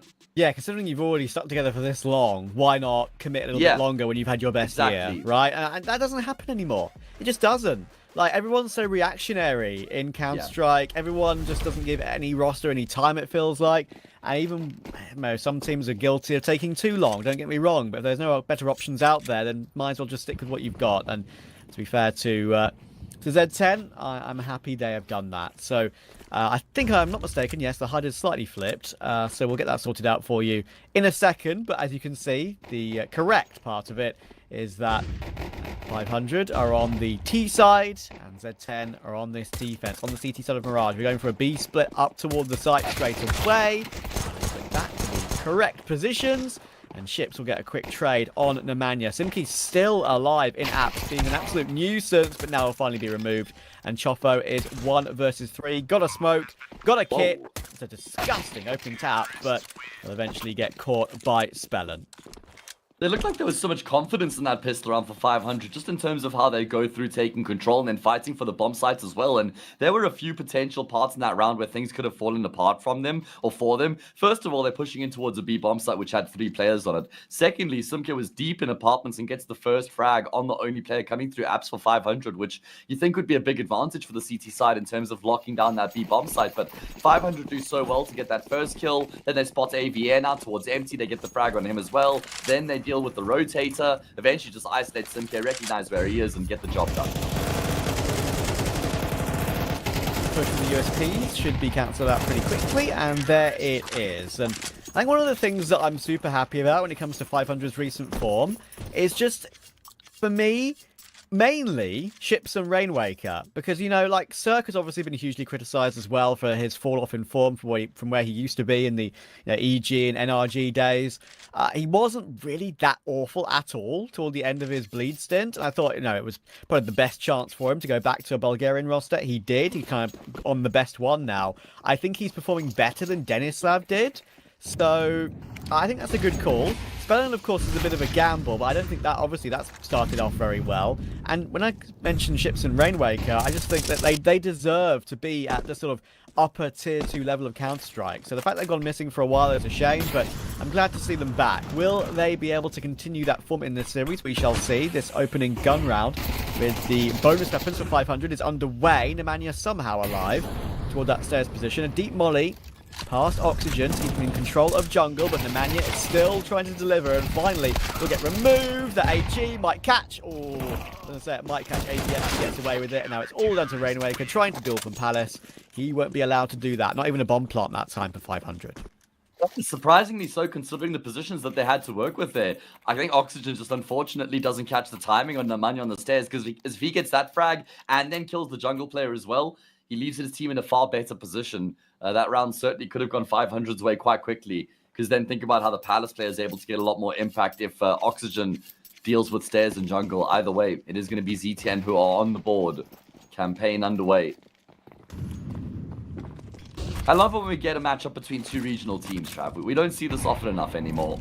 No, I agree. I mean, obviously, what did we have this morning? We had Poland versus Denmark, didn't we? So that's true. That was cool. This one obviously is maybe a little bit different. It's Bulgaria versus Serbia, Bosnia, and obviously a bit of Montenegro slipped in there with Chofo. So we've got to give everyone their fair dues with those representations. Yeah. That's why I was intentional. I said regional and not national. You're so smart. I know, right? Look at me. I didn't even notice that. It went straight past my brain. Wow. That's all right, Trav. It's early in the series, yet we're still switching on as tenacity. Well, they're clearly turned on, and I'm turned on by what I'm seeing out of them as well. That was a really good defense of the A-bomb side.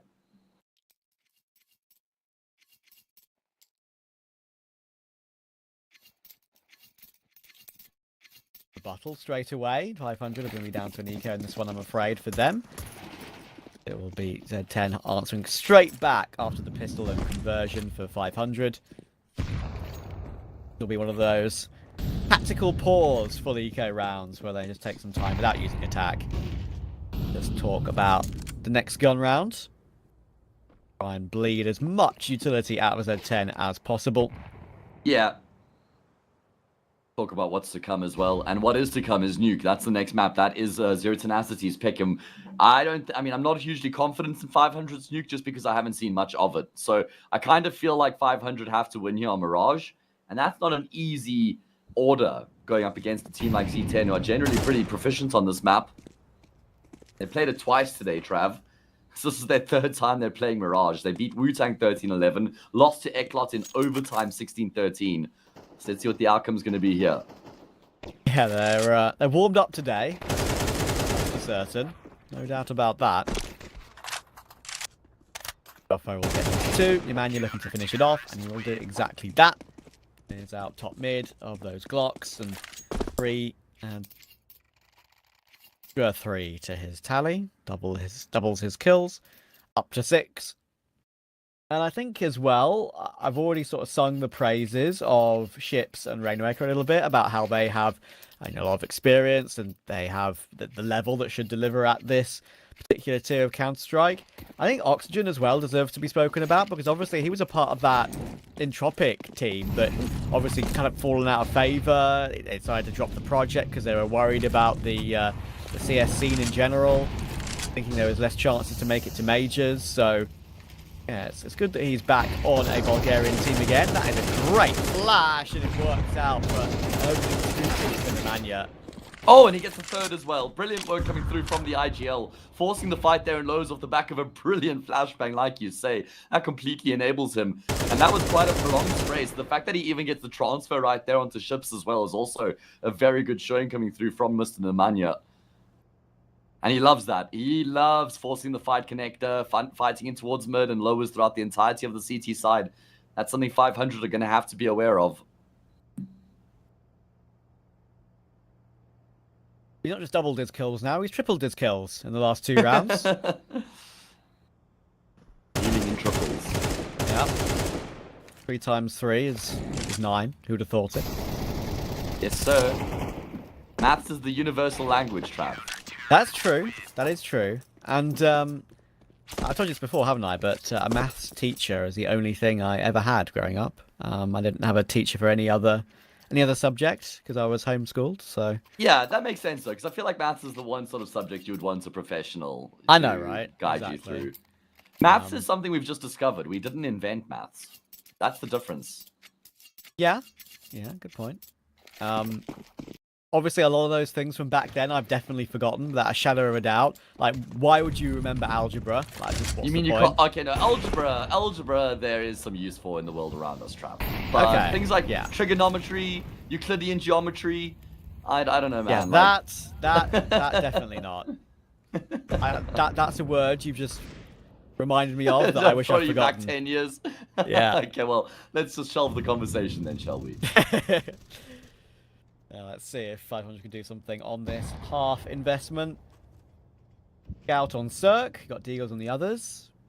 Interesting that 500 actually didn't decide to go a little bit deeper on the buy, considering what they had. They've gone for Kevlars and trying to do some damage, but biding their time for the buys.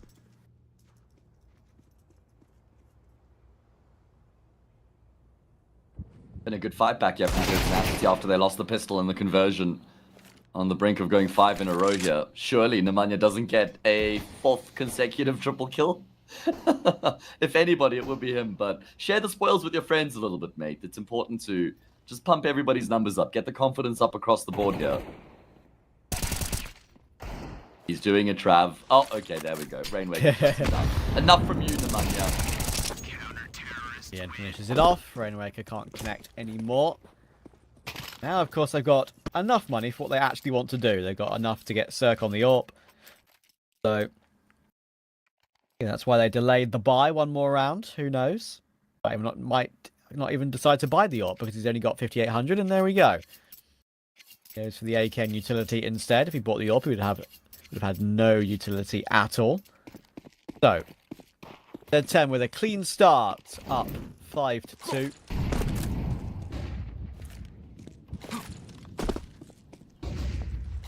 I do like the change up in approach coming through from the T sides. It's going to be contact and running their way forward straight into the same bomb site. Chopper's just trying to get on top of the palace, but he can't get off the ladder. No idea how he hasn't been able to get off the ladder, but either way, Oxygen's not going to ask any questions. He just takes the head. ABN burning out, has to use a smoke grenade just to keep himself alive, but 500 all over the A bomb site as they activate the C4.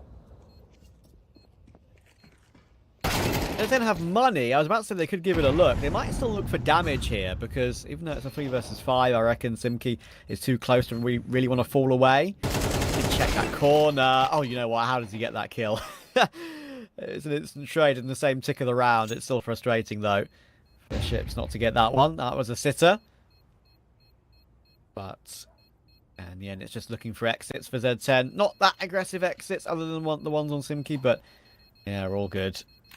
500 to win an important gun round with 4 players alive.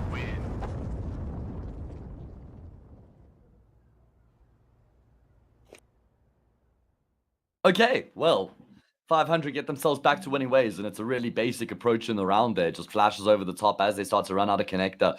Chofo never stood a chance. Probably pretty annoyed by that, not being able to get off the edge of the ladder there. Renders him useless. Yeah.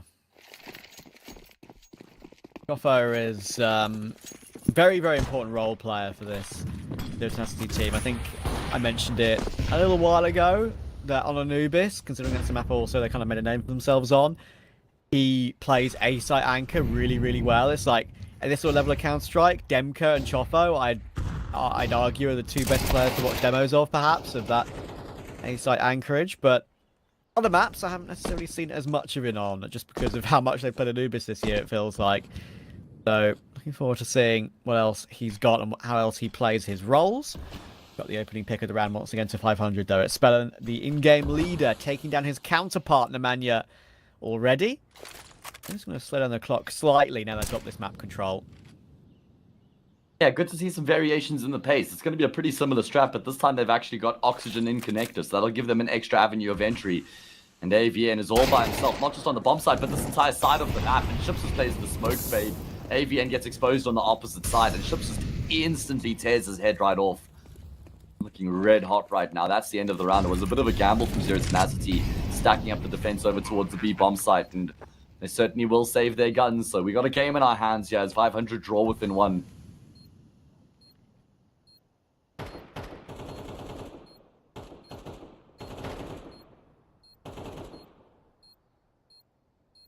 I think another one of the players who often goes maybe a little bit unnoticed on Zero Tenacity is AVN. I feel like he is also a very important cog in the setup right now. Normally not the guy who's in the spotlight for his fragging prowess, but he's in the background doing the grunt work. He's setting players up. He's jumping in first so that he can enable his teammate who comes in afterwards. He's, you know, flashing for Brick Monster a lot of the time, taking some of the rougher rolls on the CT side as well. He's one of those guys who will just always do whatever required for the team to find success.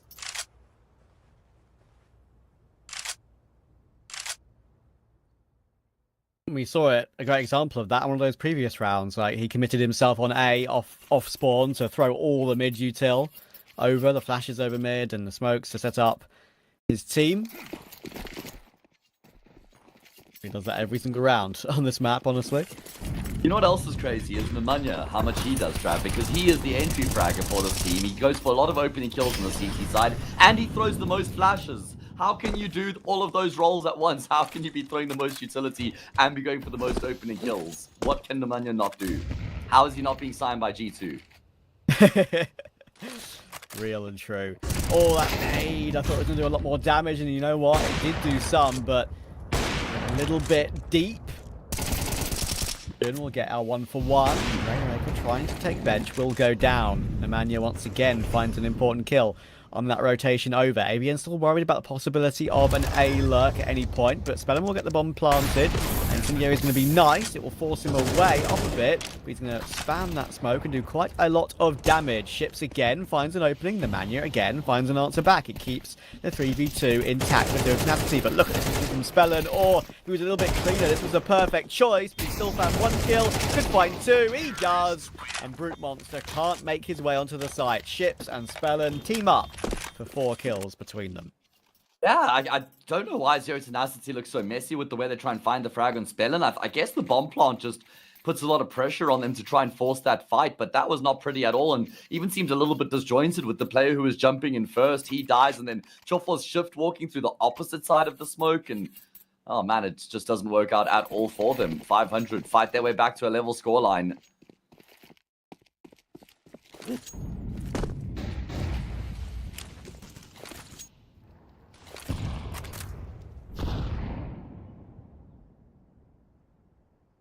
Monster's going to have a big job to do. Last time it was just Chofel by himself on top of balcony. This time he's got the support from his Orpa at range. Util raining on him, but Brit Monster unimpeded for the most part, and he just gets an easy first kill as Spellen makes his way through from ramp. Oxygen's getting burnt out into the open as well. They know that Chofel has to be here. Desperately trying to find him with the wall bang right now. Yeah, awkward. Orps will exchange. Brute Monster taking Cirque back out again. Chopo just staying alive is being such a nuisance right now, and he's shoulder peeked out Oxygen, and the biggest thing with that is that Oxygen was carrying the bomb. So, you know, as the bomb was spotted toward that A ramp position, Ships realizes there's an opening. That's a lot to Ships. Space Taker trying to slip gaps, and he'll have full control of the B site actually. Won't choose to push any deeper, and that could be an issue if they try and rotate this bomb in. They could easily catch that in transition as Oxygen tries to make his way onto the site. He's got a couple of flashes. Just question whether Sinky checks the site properly, and he does actually. Now Trace should come through. Oh, AVN, he tried to pre-fire, knowing he was dinked. The information was absolutely communicated over, but Ships is cleaner, and that's turned the round on its head. I feel like Ships has actually been in some really good form here. We've seen some vital kills coming through from him, some quick snappy frags as well.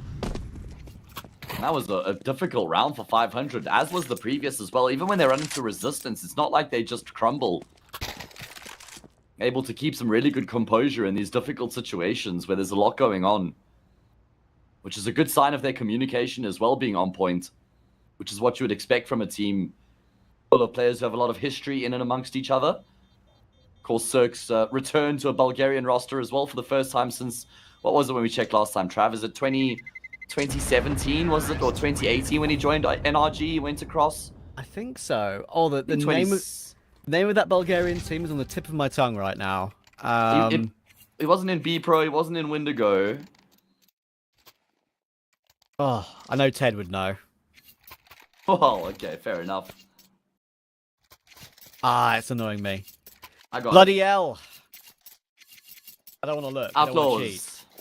Oh, sorry. Outlaws, you ruined it. Oops. It's fine. I know, I'm It's so fine. sorry. You didn't know I was about to say I don't want to cheat. It was Outlaws. That's why he's so good with the Julies, Trav. Just embraces his cowboy heritage. 6-5, 500. Rainwaker looking to take control of Palace, pushing a bit deeper. Joffo is on that off angle. They'll try and run him down, but he's faster. Brute takes Spellin in the meantime, at least, and he's looking to duel straight away. Is Rainwaker spotting the bench position, and it's a lovely entry. And even though he's half blind, he realizes where Brute Monster is playing from, and it's Rainwaker on the entry, dealing with it all for 500. Naturally, the half as good as done. Lovely T-side on display here from 500. Good variations, good mix-ups, good approach coming through from them, I will say. And Simka does get polished off by Ships, who finishes the half with 12 kills, averaging a frag a round and a death every 2 rounds. So great return from him here on this T-side. 500 in control here on their map pick.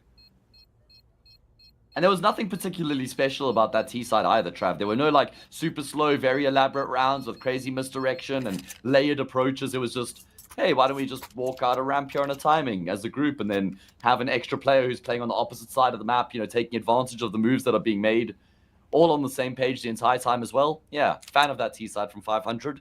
Yeah, sometimes simplicity really be what works for you. And I think that the main round that is probably the most shocking one in the entire half, I would say, would be that round where Ships lurked out B and got those 2 kills on the 2 retaking Zero Tenacity players, obviously before even the bomb had rotated over. So that was quite well played. Now, second half underway. Pistol underway. Nade, incendiary, and smoke actually available for 500 on the CT side. Maybe try and deny a bomb plant if they really want to. Got the kit on Spellin as well. That bomb plant will come through now. They won't try and deny it. They'll save that utility for a later portion of this retake. Oh, God. Oh my goodness, okay, one comes through from Ships as well. As they sail into the same bomb site right now, it's only AVN looking to try and lock down CT, and he will not be able to. Nemanja left in the clutch. We've seen him pull off some remarkable clutches in recent times, but even this one will be out of his reach. And it's going to be 500 to pick up that second half pistol round to carry things over from their successes on their T side to the successes here on the CT side.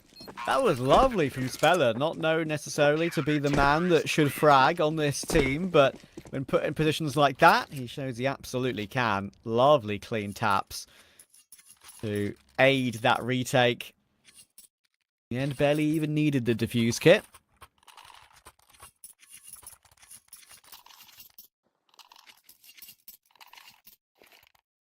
Yeah, that's what you get. If Spellin is 10 for 7, you know that things are going well for the team, because that's just a cherry on the top. He's not looked at in this team as the guy supposed to be doing the fragging, but certainly can hold his own.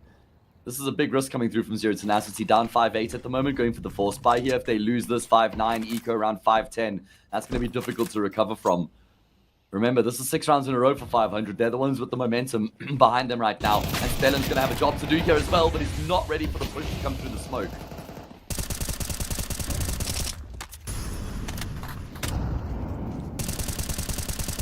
Advantage might already be too much. Rainwaker does well to respond with 1, but the rotation is relatively far away, and Oxygen with that MP9 has got the only kit. Advance close towards CT. Simki just continuing to shoulder peek it, trying to keep Cirque at bay. And I think that is probably the call to pull this one off. Now that Chofo has figured out Oxygen's coming in on the big flank. Especially now that Simkey's found Cirque. This one is done. A great instant rebuttal from Z10. Yeah, too much of a gamble there from Spellin, and you can understand why he's making that gamble as well. But to be completely turned away from Palace there, that gives up his life, and the round just crumbles from there for 500. Oxygen's going to be looking for an upgrade here. Should be a Galil up for grabs. And that will signal the start of the Force Wars, no doubt.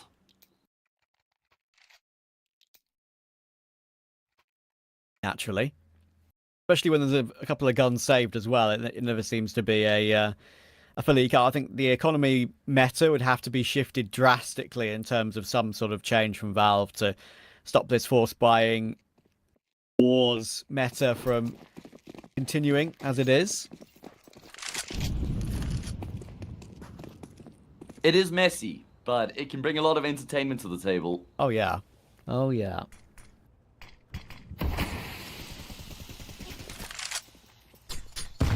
Oh, Nemanja loves himself a smoke play, doesn't he?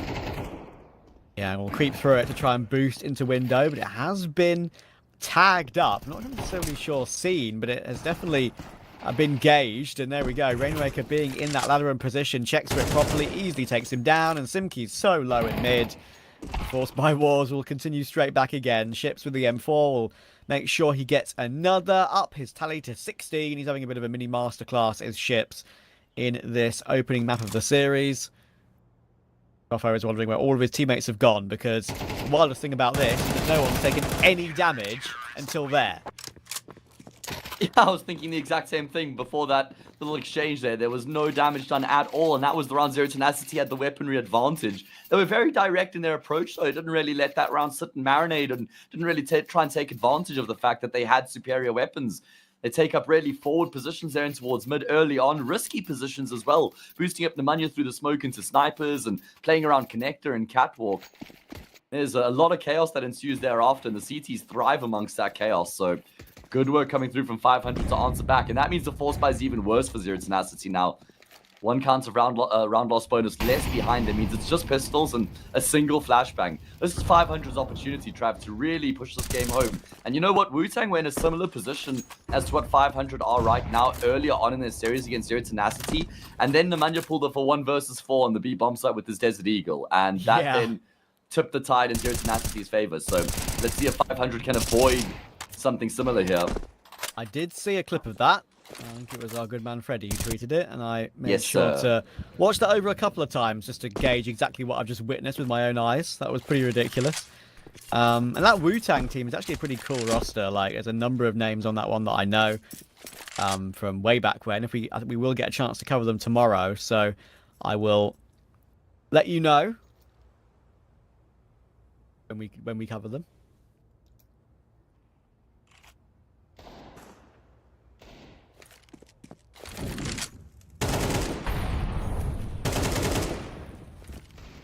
Here we go. 500. Nemanja once again hits a 1D, but he's got to do it again now. Spotted out. He's trying to jiggle with it. Here. Yeah, not gonna happen. Nemanja, not long for this world. And he doesn't want to stay alive either. So, and you know what? This is that type of situation that you and I sometimes discuss. If you're 500, pull your knives out and run as far away from Nemanja as you possibly can. Force him to save the scouts and Kevlar going into this next round. Yeah, very good point, actually. We've mentioned that a couple of times. And that would have been a great opportunity, I think. The perfect example, for sure. Means that he's got so... having to save once and get no loss bonus with whatever you have can be a bit annoying.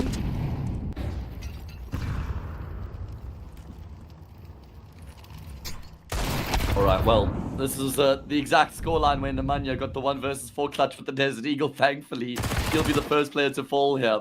So, it doesn't look like 500 are going to have to suffer a similar fate, at least not in the 17th round. Wouldn't that be ridiculous if he got another clutch with the Deeg in the 17th round against a completely different opponent on the same day? Yeah, wild. Lightning striking the same place twice, something. True. That has happened once before. Plants? No. much good util. 11-6. On golf courses, it would be more likely for a lightning to strike in the same place, i.e. the same like singular tree on a flat area, you know? Of course, it's more flat, more open at that point, so there's less objects to be struck, right? So it kind of just Only increases the chances at that point, yeah. I do think it's a myth, though, that lightning doesn't strike the same place twice. I'm pretty sure it can. It's just very rare, right? It's a good saying, though. It is a good saying. That's true. It's a good saying. I think there are a couple of quality British sayings that are somewhat similar to that, but I'll have to remind myself of those another time, because we're about to push our way out toward A, or we were. But have been halted by 500, showing presence with a couple of players and their counter utility.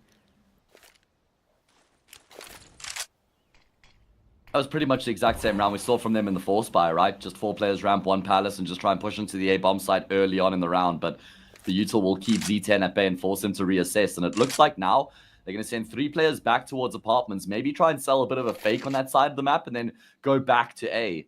So it's basically a double fake, because they showed a little bit of ankle there at A at the start of the round, and then they'll throw, I'm assuming, quite a substantial fake in towards B here. But apparently, I am just completely off the mark with everything I've just said, so that's cool. Amazing. I hope so. I love take away from being wrong is good, though, because you can learn from it. I don't know what I learned from that, though, Trav. Honestly, what's the lesson in there? That being wrong is fine. Okay, cool, fair enough. That makes me feel a bit better. Here we go. Zero Tenacity, they can't get this round wrong. If they do, you can kiss Mirage goodbye. Spellin, the only player on the safe bomb site. He's got some support from CT, though. And Rainwaker's taking the contact, taking the attention. Spellin goes undetected, but unfortunately can't make good of his forward position. Ships, however, finds a multi-kill as he sets the kill feed alight. 2 versus 2. Bomb plant going to come through, and it'll have to be a retake now for 500 if they're going to get to map point. They got the 2 kits on Cirque and Oxygen, but they haven't got a single piece of utility. Same can be said for Z10, of course, but they just win the aim duels straight up. Oxygen crouching all the way in, looking to aim duel immediately, and then Mania gives him the opportunity, and Cirque will hold for Chofo, trying to peek on the timing. They'll just win those duels, like I said, just like that. 500 looked superb on Mirage. They'll be up 12-6, double the score of Z10, and an ever closer to putting Z10 under some extra pressure in the series a map up. Yeah, I mean, there was some really good moves made from 500. Super reactive in that round. You know, immediately as Zero Tenacity looked to try and push into the A-bomb site at the start of the round, 500 are there, deploying utility, forcing Z10 back.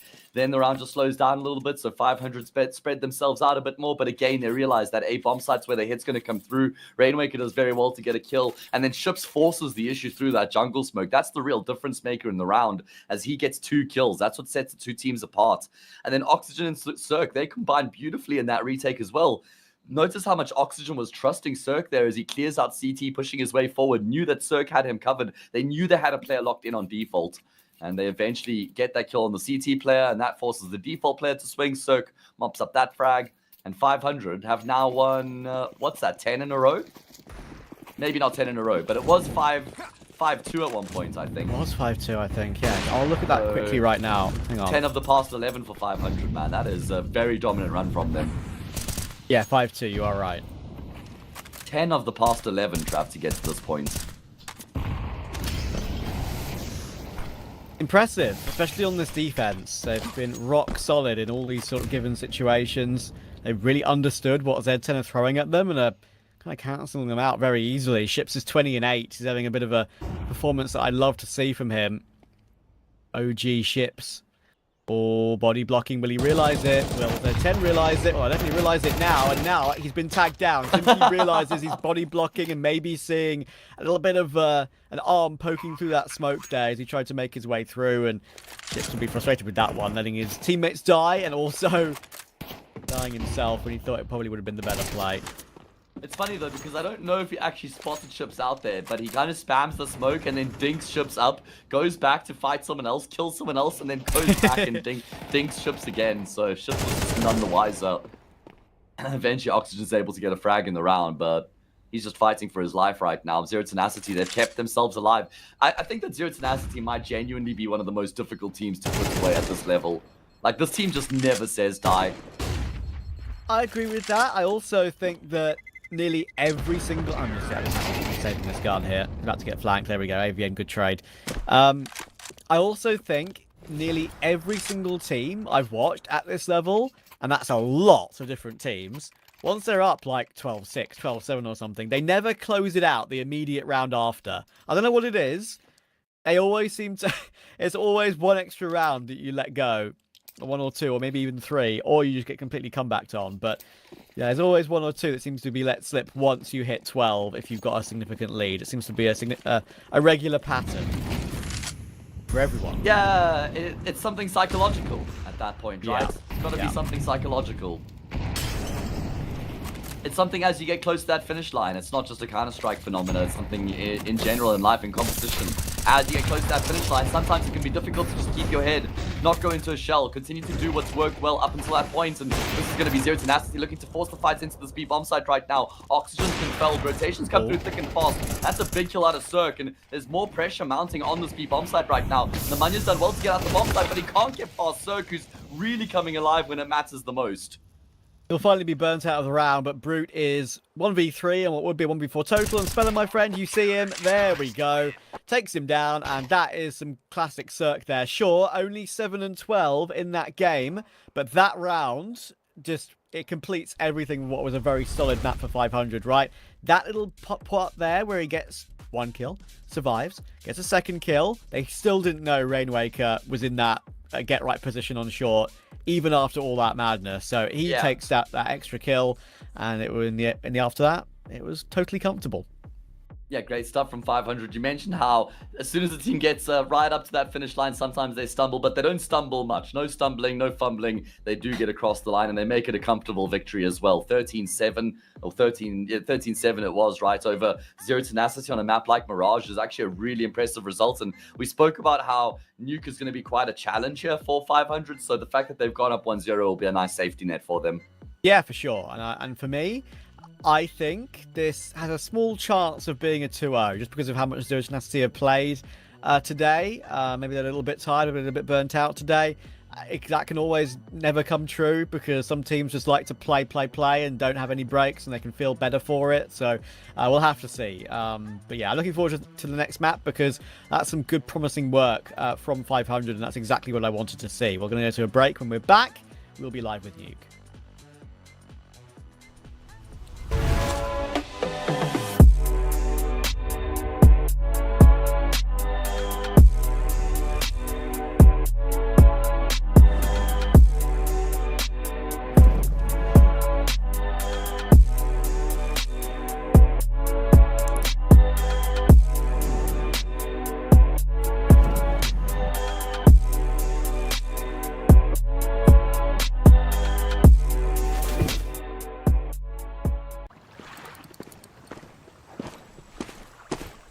And how long have you been here? From early morning.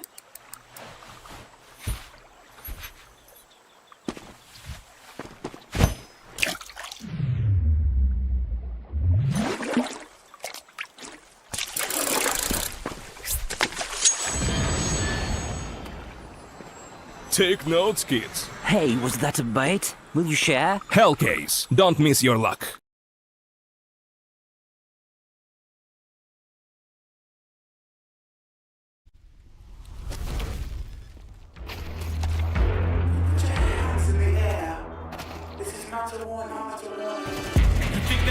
In place, y'all really testing my patience.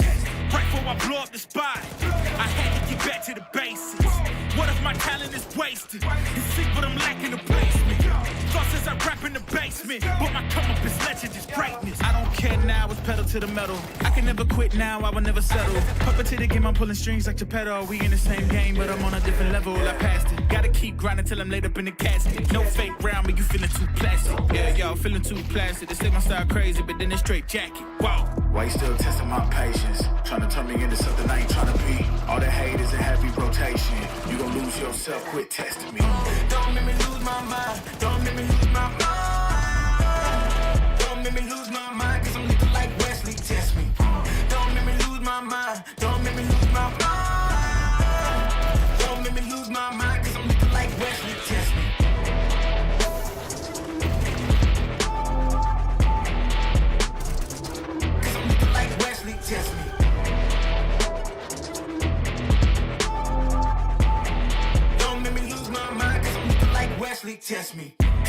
Guess I know no better. I ain't got no chill, so they call me a devil. I know. Look, I am just a man on a mission. If I want it, then I get it, I go.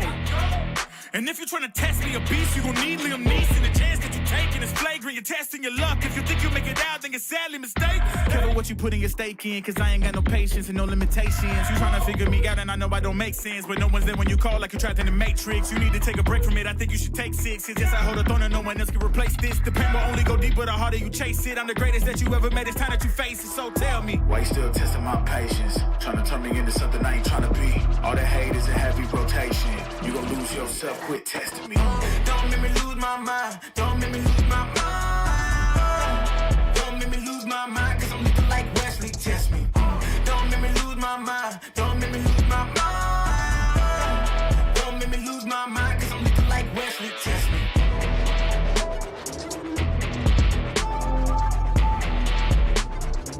Cause I'm looking like Wesley, test me.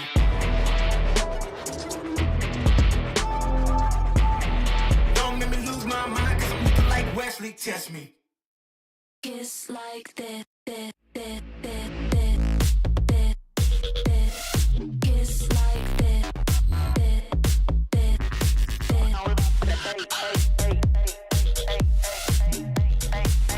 Kiss like that. Kiss like this. Kiss like this.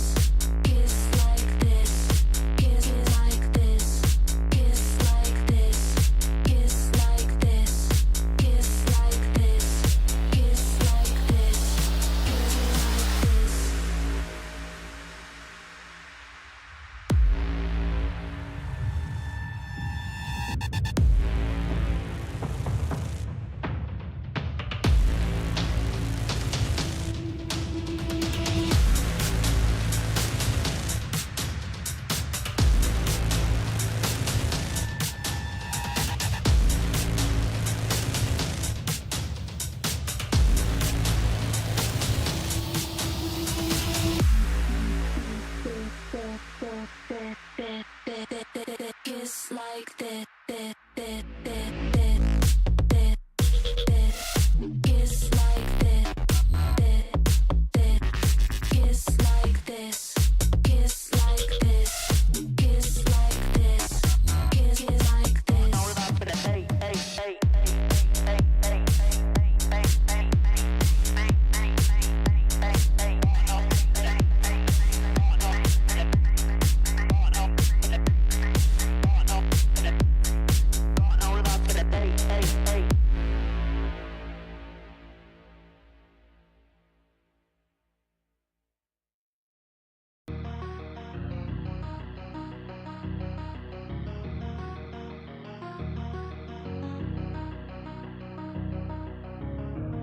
We can come back, but the time is gone. I'm running to escape from your left. Don't lie, cause I know your heart. Don't try looking for someone to forget. Cause I gave you my whole life, and instead you gave me nothing. And you left me here lonely. Hey, I was lost on my own way. I will never be the same girl. But someone told me never to say.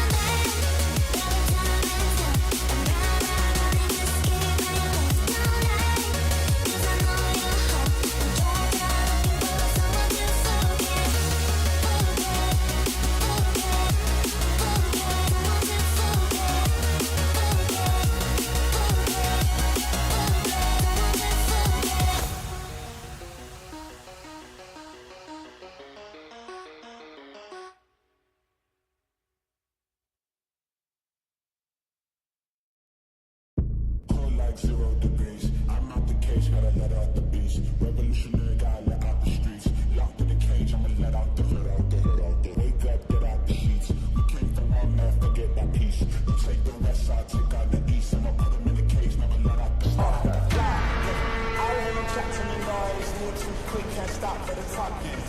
I hear him chat with the boys, man's so tough, but man's keep walking.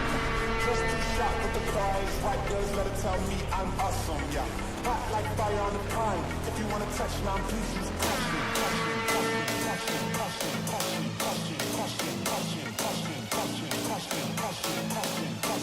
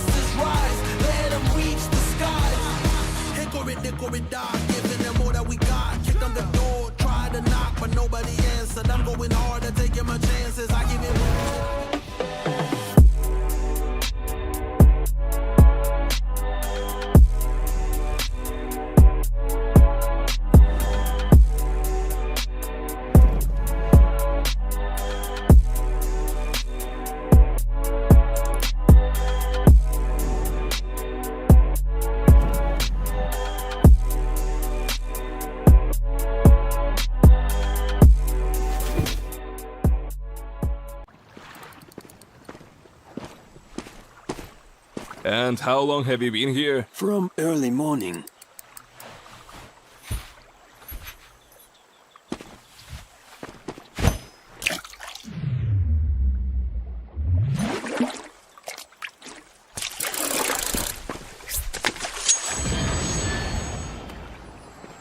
Take notes, kids. Hey, was that a bait? Will you share? Hellcase, don't miss your luck.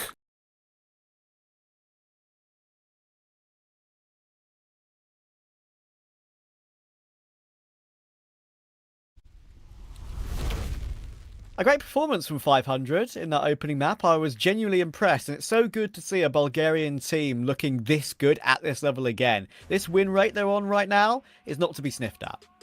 Yeah, and I feel like Zero Tenacity is a very good test for 500 as well, because this team is never a pushover whenever you come up against them. So if you're able to beat them out, that's a very good indicator of what sort of a level you're at, like a spirit level test of where you're at right now. And I mean, we were really impressed by what we saw from 500 on Mirage, because I mean, they kind of, it wasn't the greatest start for them going down 5-2, but that didn't dissuade them at all from the game plan. And once they got things going, they were basically impossible to stop, winning that map 13-7. But now we're going to Nuke, which is a bit more of a precarious map for this 500 team.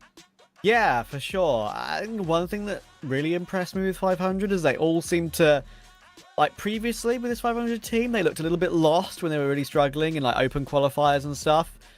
They would always seem to find a way to lose games you'd expect a team of that name value to win. But now it seems like in this sort of map, a good example for me is they all seem to understand what they're doing. They all seem to be on the same page. They all seem to be gelling really well. I would give quite a lot of credit to Spellin actually for that. I would say maybe a Bulgarian leader that's fallen out of favour somewhat. A couple of times because it was always Bubble on Skade. It was always other players like Dreamer, like Denislaw, of course, is on the AWP. So many of these different players that would sort of fill those roles. Sometimes. Yeah. We don't necessarily want to talk about him much anymore these days. But yeah, it's a good point. And I think it's really good sign for a Bulgarian team that they're looking as they are now. And with the fact that you've got Ships looking on better form, which I always love Ships, back in when he won that Wendigo, big tournament WSG with Wendigo. And Rainwaker coming back from Liquid and sort of revitalizing himself again. He's obviously a very, very good tier 2 player. And sure, maybe maybe you could say a thinly veiled insult that we're saying is a very, very good tier 2 player. Maybe not a very good tier 1 player, but he's building himself back up again, and I'm happy to see that. I mean, we're fortunate enough that in our beloved esports, even at the tier 2 level, you can actually make a really good career for yourself. So let's see. Either way, what a way to start off this all-important second map here for 500.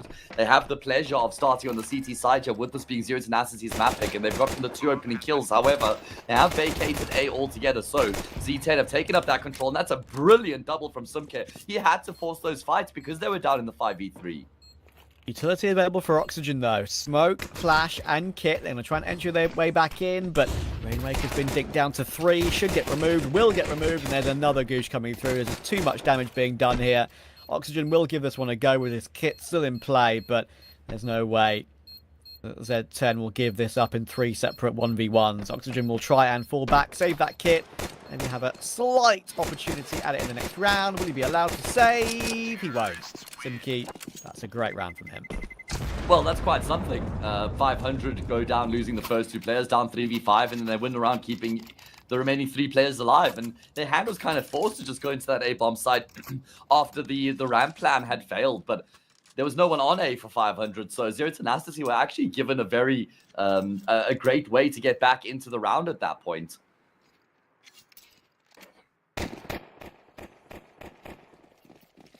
500 will choose not to force. So Z10 will get their clean 2-0 start, you would imagine.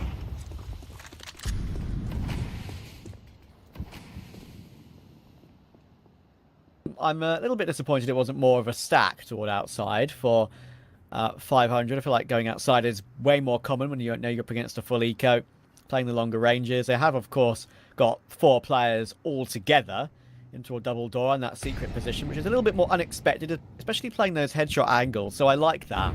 But one of my favorite full ecos is playing the stack on the air vents underneath heaven. Yeah, that's pretty popular one, I'd say. Probably the most popular cheerleader stack that you get here on Nuke. They have their numbers in secret, only going to net them the single kill. So Zero Tenacity are able to clean up against the eco as expected. Now, I was a little bit taken aback by the fact that Zero Tenacity decided to pick Nuke coming into the series, because they're not normally a team that goes to Nuke all that often. They're very happy to play Nuke, but they generally pick Anubis. They enjoy picking a Dust 2 as well. Sometimes you see the Inferno pick even come through. Nuke is a bit more rare than all of those options, but I think they recognize that 500 just don't really have the reps on this map. So with that in mind, they decide to try and use it as a punish pick here. Yeah, the win 500 got against Permitter on this map was a good one, but as you say, it's only that one win that really matters in the scene right now. Rather is against Molotov, which is an advanced team. Young Danish team. So, it'll be interesting to see if they can improve 500. Zero Tenacity needing to reinvent after so many Anubises this year, going into that as a locked pick almost. Not a picked lock.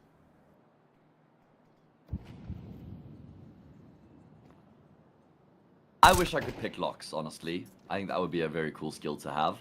I would be like a white hat lock picker though. You'd use it for good, not evil. Yeah, like getting dogs out of cars that are locked in the car at the shopping mall, or breaking my friend out of prison. Those kind of things, you know. As long as your friend deserves to be broken out.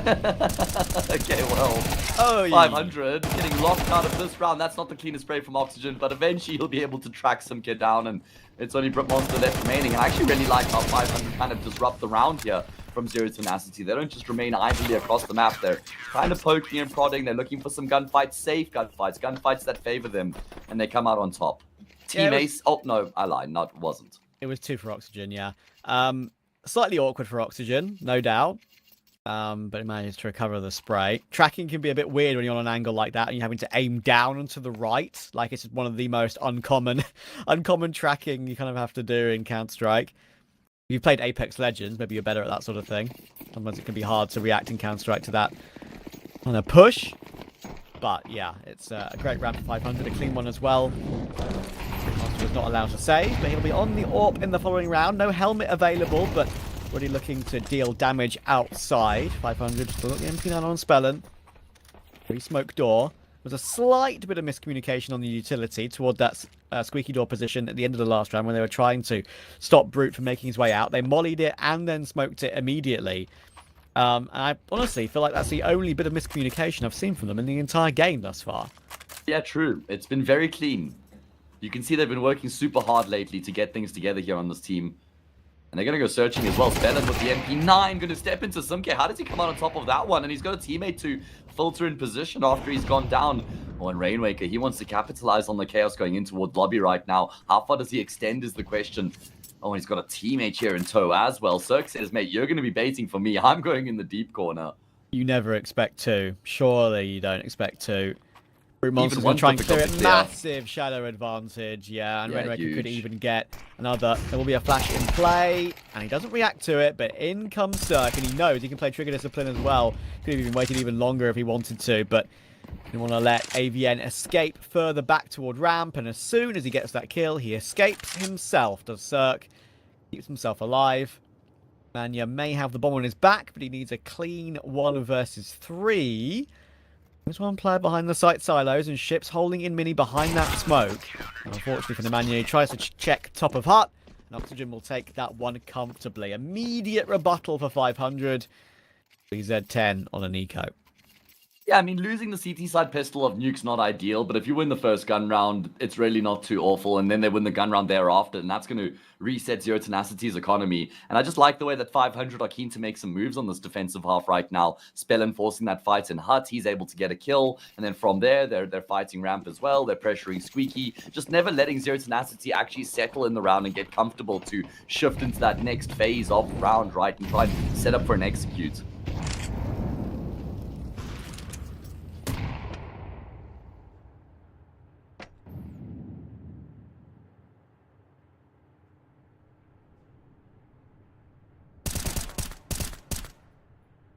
No, and there a chance could be for more the lead. where that came from. They should get into the lead. Not a chance. It's going to be a guarantee. 4 Glock. No. The MP9 some kills. All good. At least one for Spellen, and you can obviously pick up that AK that was dropped CT vent.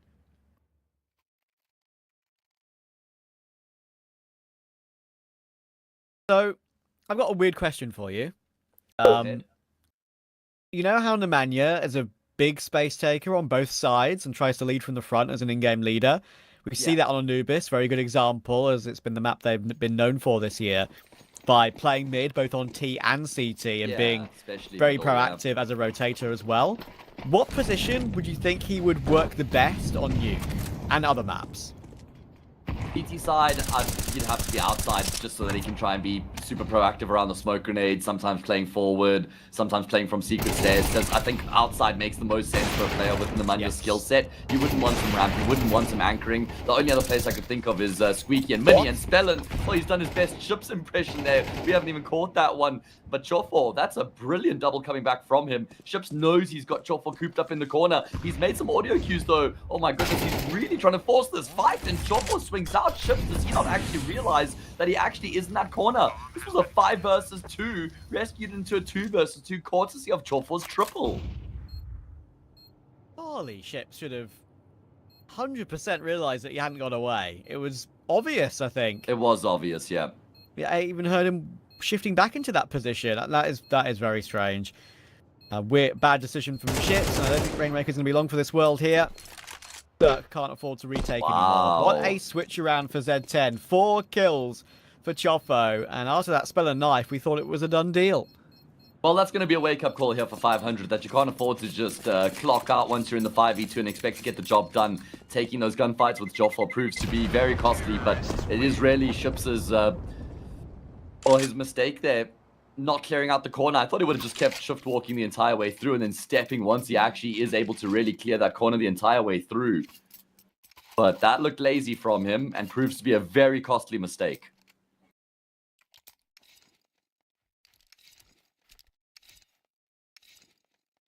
That could easily get Zero Tenacity a great streak going on T side. You never know. Sure, 500 still have money, but it can be those sort of rounds that can turn things on the big switch around from that 2v5. I'm not entirely sure where Spellen got the knife kill. Maybe he was playing that little weird position. You can put yourself in vents where you hold an angle where they drop down and it's guaranteed to be a backstab. I have seen that many a time on Nuke. Even Simple has done that a couple of times. But, yeah, I didn't catch it on the minimap when it happened. Yeah, could have been hiding towards vents as well. Maybe they came out a squeaky door. A few different options. Or Nemanja, you were asking me about roles and positions. I think outside T side and CT side just makes the most sense because that's where he has the most space to work with. Space very limited on a map like Nuke, and Nemanja does his best work with space. So, yeah, I reckon defaulting outside and playing outside on the CT side probably the best options for a player like him. Yeah, I like it. That nade is going to hurt a little bit on Ships, but Nemanja is still keeping an eye on that mini position. Molotov will force him away. It is spreading, which is a bit awkward for Ships. It's spreading a lot, actually. Down to 21 HP now. And Rainmaker gets his 1 kill and then falls back away. It's another nade coming in towards Ships. He's been eating HEs and flames in this round, but at least a little bit of damage before he goes down. It's not enough, I'm afraid, though. Rainmaker is in a position where it's very possible he could get cleared. He's playing a spot where with 11 bullets remaining, he's looking for one more 1-for-1. Are they going to check it? They're going to look for it properly, and yes, he can't even get that one for one. It's a full HP Chofo that can easily take a dink. And Spellen on this quick rotation, he needs a couple of kills back immediately. Oh, timing's not bad. Oh, Brute Monster checks it at the last second. 3 players weren't even looking toward that area for that very briefest of moments. But now in a 2v4, Z10 I think carved their way in. Look at Nemanja active, back down towards Secret finally after he was spotted out by Ships earlier on. And Cirque's got to save again. It's so brutal though, because if Spellen just steps out an extra step or two there, then he could even just catch the bomb planter completely out in the open. If he hits that instant shot, then Chofo was low. That would have denied the plant, and there wasn't enough time to get it done thereafter. Such a small margin. a number of kills would have been on offer, but isn't able to get any of them.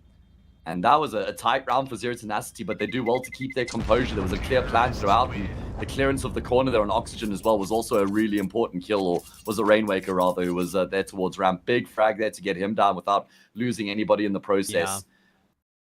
It was Rainwaker, yeah. He got his one, fell back, naded, and then played the cubby and didn't reload, rather than falling back to the site itself, maybe playing behind the site silo or playing the headshot angle on the little ramp part itself. I think those are the two most powerful angles, that little ramp position and maybe the one next to Dark as well, holding for the push forward. He didn't, decided to go for a different option, and even if he got that one for one, the way Spellin got deleted, I think it probably wouldn't have changed much anyway.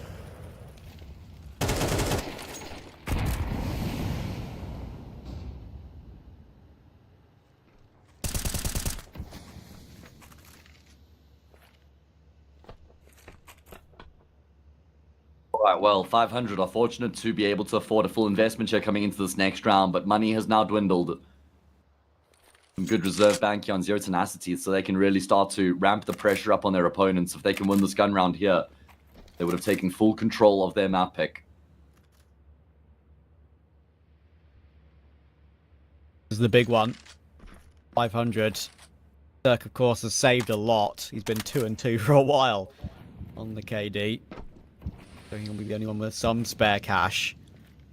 But will make his way off of hut roof silently. And repositioned to a nice spot next to the squeaky door. Zed10 are preparing with Simkey and Nemanja behind that smoke, but Brute Monster alongside them as well. Smoke still available, a re-smoke on Brute Monster, but they are running a little bit lower on utility now. 500 also only with one smoke and one incendiary remaining, 30 seconds left in the round, and that'll be thrown in now, some of this spare util that both teams have remaining, but they're actually choosing to pivot back toward ramp with 20 seconds. Cirque is ready. Spellin's heard this. Yeah, Spellin heard all of these footsteps away from Squeaky Door, so he's able to relay this information through to his teammates. Cirque steps out way too much, though. Bites off a lot more than he can chew. That chokes him out of the round. 10 seconds left. That's going to be a nade to take down Spellin, but surely not going to expect Rainwaker here as well, as he just immediately swings into the bomb site. Slimcare is going to be late to the party, and he will get the kill on Rainwaker, but won't be able to affect the outcome of the round. And I think Spellin is the key there. In such a forward position, he's able to get all those audio cues, and that just gives Cirque and Rainwaker the heads up to commit to that B bomb site. That's what makes the difference. Cirque definitely does step too far. In that one instance, it looks silly, but I can actually get why he did it. One, he wasn't aware there was already a second player through the same place he got a kill from on the left side of ramp, through a long way, like almost to the rafters. And two, his teammates had fully read it and had rotated in position. I think two separate insurance policies there with Rainwaker and ships rotating in. So yeah, it was well figured out by 500. Yeah, not an easy round at all, but notice how long they kept their utility in play. Spellin, oh, you can see him. Ships, I mean, surely, there we go. Finally, he actually will be able to get the kill that should have come through. Was guaranteed, surely, and he's going to have to try and force his way back into the safe bomb site. That's a really important kill coming back from Ships to level it back into an even numbers game. All of them have chosen to go back toward outside, though, and team up with Rainwaker. He's going to drop his flash to a teammate. There are a couple of flash lineups you can put in this position to send Rainwaker in and not blind him up either. Of course, one more remolly on Simkey, though. He's just about picked it up. They're Rainwaker saving. will actually fall down, and with the lack of the money built up between them, even though they've got a kit and retake util, you can see why Rainwaker threw that flash to Cirque to try and set him up for that push. Once he was mollied off for a second time, they called it off. It's a very difficult retake with everybody coming through from heaven. It's such awkward angles when you try and push into the bomb site, and there's so many different positions that you have to try and clear out. You really just gamble where you place your crosshair and hope for the best, but 500 not even going to roll the dice yet. Give the round up. Zero Tenacity will happily oblige. Bursting onto the A bomb site, working out well for them there.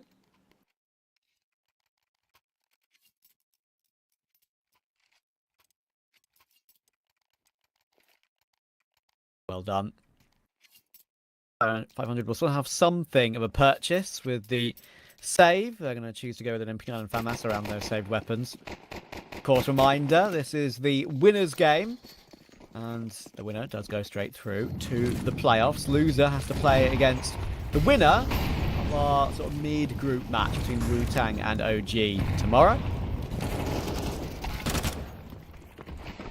So obviously Wu-Tang. Yeah, I love that mixed team. I'll go into more detail on them tomorrow when we get a chance to cover them. Okay, well, it's a round here in which 500 have got a man advantage, but only for the briefest moments until Simka's able to get in on the act. And this guy just, man, he seemingly deals in multi-kills, especially when his team needs him to the most. And off the back of getting that kill on the mini player, he's going to call for his teammates to rotate back in towards the same bomb site. But Circus is being a menace coming through from the vent right now. Flashes himself so he can get back up the ladder, has to commit to it, and he comes so incredibly close. You can kind of see a glimpse of the old school Cirque there, right? Of 2019 Cirque for a moment playing around the ladder, but unfortunately not able to get it together. Yeah, I think, was he even off the ladder when he got his first kill? I don't think he was, right? I'm almost convinced. I think he was. I don't know. Only just, maybe. Yeah, maybe he just hopped off of it, landed, got the kill, and then escaped back down again. It could have been very, very tight. There's a chance he got that kill. And that's where I think he made the mistake, is just committing to going back down the ladder after finding the first frag. Yeah, there's a split second, isn't there? Like, I think it was only a split second where he hopped up the vent, got that timing on the first, and then jumped back down again, then gave it a look, didn't see anything, then went down again, but if he stayed up on the second time, maybe he gets the kill. I think it's probably the best way I can explain it.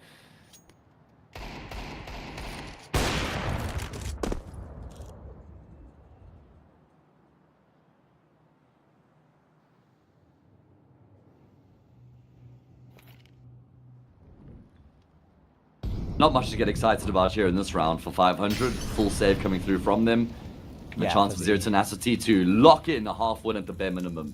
Yeah, for the last round of the half, got to get that full eco in. They're trying to bait a few of the USPs in on site, but I don't think it's going to come into anything. So I'll quickly mention some of the other teams that are involved, of course, in the Hellcase Cup. We've got Group B coming in at the end of the month. That's a very fascinating Group B. That's a group that I would love to cover. Unfortunately, it's not going to be the case. I don't think we're scheduled to do that one. But Spirit Academy, Navi Junior, the two best academy teams, without a doubt for me right now. Like, they are unreal. In a group with Rare Atom, of all teams, currently still, of course, boot camping in EU, and Cybershock. So that is a super interesting little group What there. a group. Yeah, absolutely. Group C, we've got Sashi, Permitter, ITB, and Incilio. 4 teams who have absolutely established themselves at this level of Counter-Strike. Maybe some more than others, but, you know, all can win those games on their day. And Group D, we've got Sinners, Arcade, Ecstatic, and 9. So, some interesting teams. Oh, absolutely. Pretty level playing field across the board, I would say. Just have a look at this from Nemanja. He just made his way straight down the vent into the B bomb site. Rainmaker has read into it, though. And he takes down Nemanja in that forward position. I don't think Simka was. He spotted maybe only just by Cirque, but there's a number of players that have made their way through Secret in towards this B bomb site. Spellin, oh, this is a big problem, but I was going to say, surely no way out for him, and he does indeed go down. That leaves it all on Rainmaker, completely surrounded right now. He gets the shadow advantage, which at least gets his tail up for that first frag, but going to be mollied out into the open. No way for him to get more. No way, he does get more. And that could be the most important kill of the round, because Chips' vent rotation is deleted instantly. And Cirque and Oxygen, while they may have pushed down towards Secret correctly, it said Tenu were going to change the plan. And now they realise what's going on. That's going to be awkward for 500 to make their way up the vents on this timing. That's why Oxygen's gone back toward outside. So it's going to have to make some more vent ladder plays happen. Brute and AVN in this 2 versus 2 with all the advantages. Set up on all these off angles.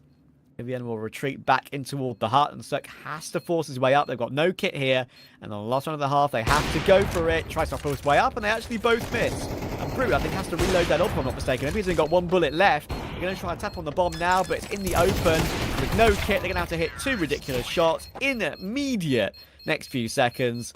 And they're not going to be able to. Brute runs him down with the Tech 9, and that is 8 for Z10 at half.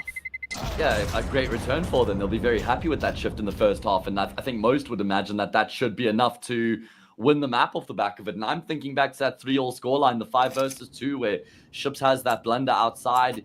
He gives his life up to Chofo, and they end up losing that round from a 5v2 position. And they were 3-all at that point. They only get another round after that scoreline throughout the rest of the half. So that's a big problem for 500 rather. They needed to get more. Agreed. Simply agreed. Good chance we could be going to 3 here. It would be Anubis, the dream map for Zero Tenacity. Maybe not as much anymore, but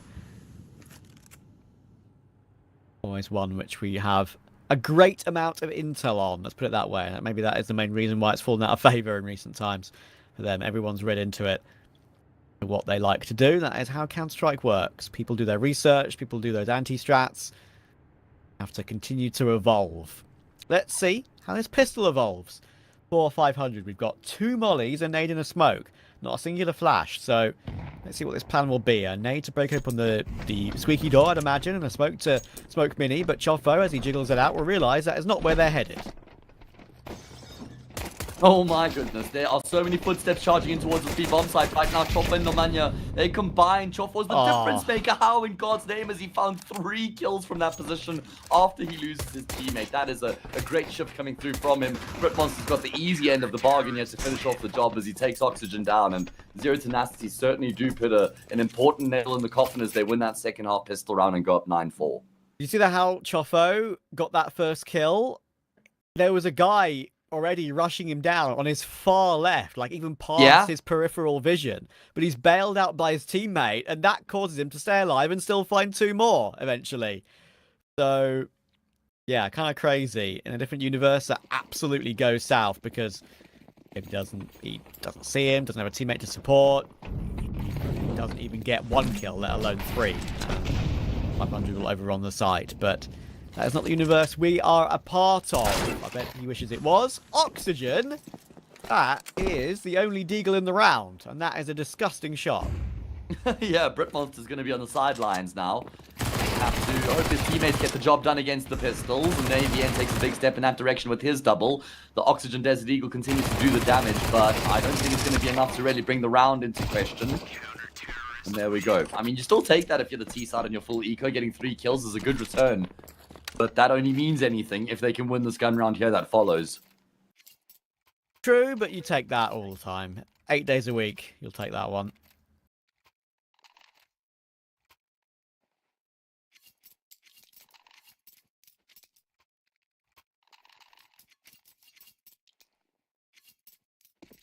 Alright, well, do or die for 500. We saw Zero Tenacity in a very similar position on Mirage when they were down 10-6 and they weren't able to make it happen. So let's see if 500 have a big comeback in them. An unlikely comeback considering they're on the T side of Nuke, a map that they just don't really have recent history on. Haven't played it much as a team in officials, so not like you'd expect them to have too much depth. Certainly is a tall order. Yeah. Well, oh, look at this flash. Hang on. Lovely. That's the way you go about things in that position in the map. Move Brute from that close angle straight away. It ships a free entry and secret control. Molly toward the vent / double doors might still have a bit of a ruse that he's pushing a little bit further than he is, but Z10 obviously with what they have want to look for intel. Want to figure out what 500 are planning. If they're still outside, if they're down in secret. So, might go aggressive with this MP9 and FAMAS, we'll see.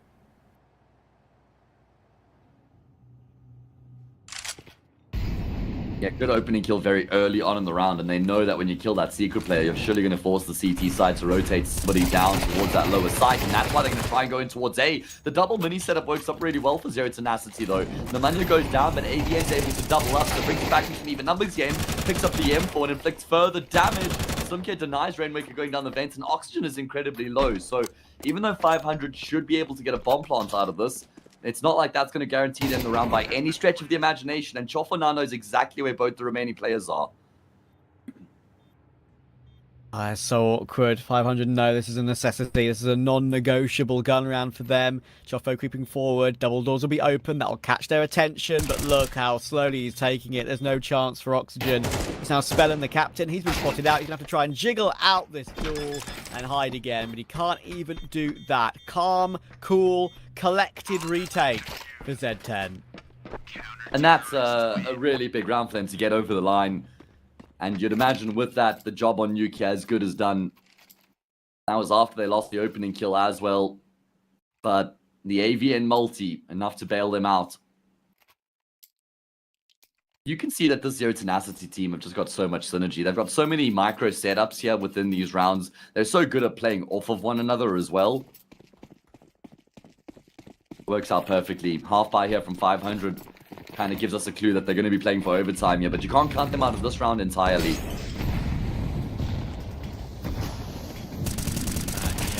Ships trying to play it. The Mania tried earlier. And you know what? It's going to work out for the entry. Ships holding W. A tale as old as time. It works out for the entry. Gets the assist on the second. But Nemanja answers back again. Even though there's a corner of a smoker in the way. I think he maybe blew half of it open. And catches 2 in the end. Even does critical damage as well to Cirque. He's down thanks to Choffo. And poor Rainwaker is stuck in CT Ven. He's got no help. He's out of the round, and Z10 are well on their way to map 3.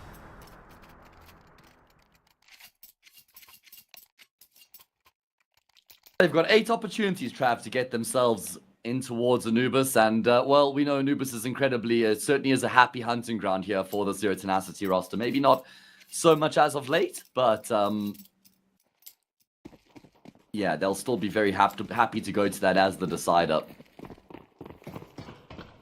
Probably know the layouts of Anubis better than they know the layouts of their own home at this point. If you could blindfold them, I bet they'd be able to walk around Anubis better than they would from their bedroom to their bathroom kind of thing. like the back of their own hand type beat. Yeah, exactly. Simki's forced forward, but it's an MVP flash from AVN to get him in position. Nemanja has no scoped ships in the meanwhile, by the way. Not sure how that's gone down. But it's back into a 3 versus 3 after Spellin got the opening with the HE. Choffo on that headshot angle with a great free aim from Oxygen. What did I say about when a team reaches 12? Struggling to get it done there and now and here? There and then? Yeah, both proving ways. to be the case here once again, man. True, eh? Like I said, it's definitely psychological. It's yeah, one of those things. You never know. Bomb's not yet planted. 500 are walking back toward A with the bomb on Rainwaker here, and there will be Heaven presence soon. AVN's having a great game, by the way. You mentioned how he's a really important role player in this team, and 16 and 8 is definitely one of his better KDs in recent times. He's denied a plant. Oh, close. Oxygen just bails his teammate out in time. Yeah, and if you're Nemanja, you want to save the AWP. Yeah, he does kind of realize that as well. As I make the points, going to head for the hills. And Trav, your points about teams is kind of struggling to finish off the game once they get to that Covington's 12 round is proving to be true here once again. Oh, and Nemanja's like, yeah, I don't want to play this game. I know there's a very, very slim chance I'll get out with my life intact. So he dispatches or disposes of the AWP. So at least they won't have to contest that in this next round. Yep. Right decision, I'd say. Yeah, I reckon. England managed to get a no-scope somehow in that round.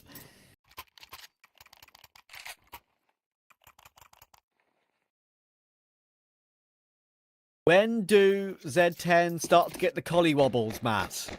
It's not going to happen, Trav. Not even a conversation that we need to have because they're definitely going to win the map here. So. Okay. Might even be in this round, you know. So, the reason I said that... Hang on, let me just see this first. We're rushing toward ramp. Goffo will show presence, right-click a flash, and stick around, actually. We've kind of paused, so I'll ask you the question. I said that to test if you knew what collie wobbles meant. Well, by the way that you use the word or the phrase, it kind of gave it away. Yeah. Could figure it out deductively, Trav. I'll give you the definition in a minute. Yeah, concerning. After this map's over, I'll give you the definition. I reckon you'll like it. Okay, alright. Ollie wobbles. Yeah.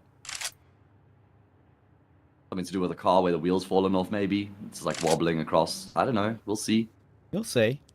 I'll leave you on hold right now. Suspense. Oxygen, nice entry toward Choffo, but Simki's still here. Unfortunately for him, he's going to get mollied out. Maybe he thought he wouldn't get checked, but he is burning. Removed in the end by Rainwaker's Molotov. Oxygen has control toward double doors. Bomb will go down. Brute still has that AWP, of course. It was a complete force buy for Z10. Don't think it's going to work out. So, the definition of collie wobbles: intense anxiety or nervousness, or stomach pain or queasiness in a humorous manner. Okay, well, I reckon they'd start to get the collywobbles at maybe like 12-10. I don't think 12-9 would be too concerning for them. I feel like it would be the weight of double digits that would weigh down on them. Yeah.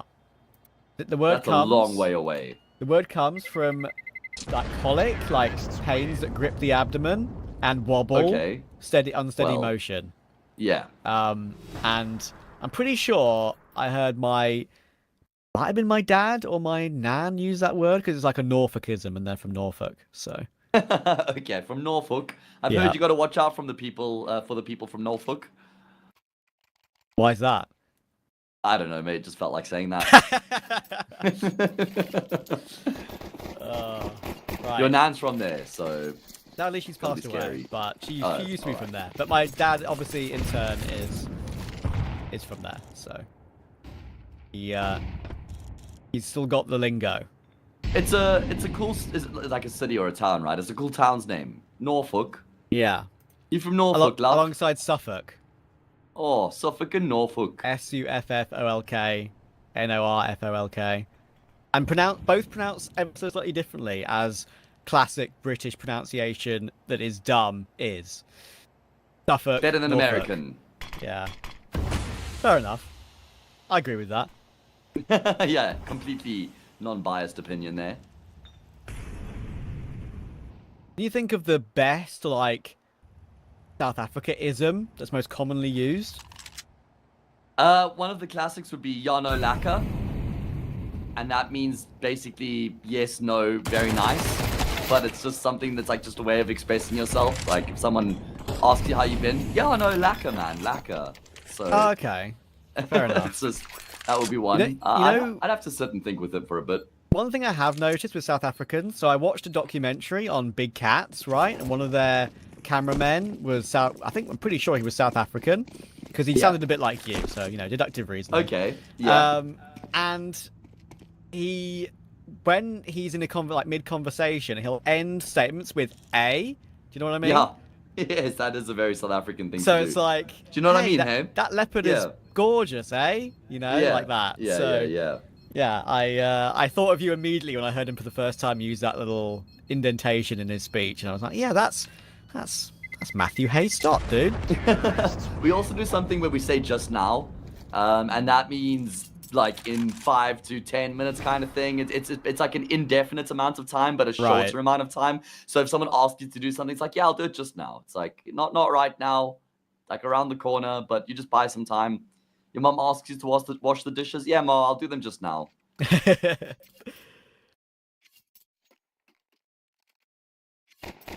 enough. I've got plenty I could talk about from Inglando, but I'll save those for another day, another time. So, Z10 here, they went for a full eco, right? In the previous round, around the saved Brute Monster Orb. This round, they're lobby crunching with MP9s, because they can still buy next round, and have a good chance at winning this one. Oh, close.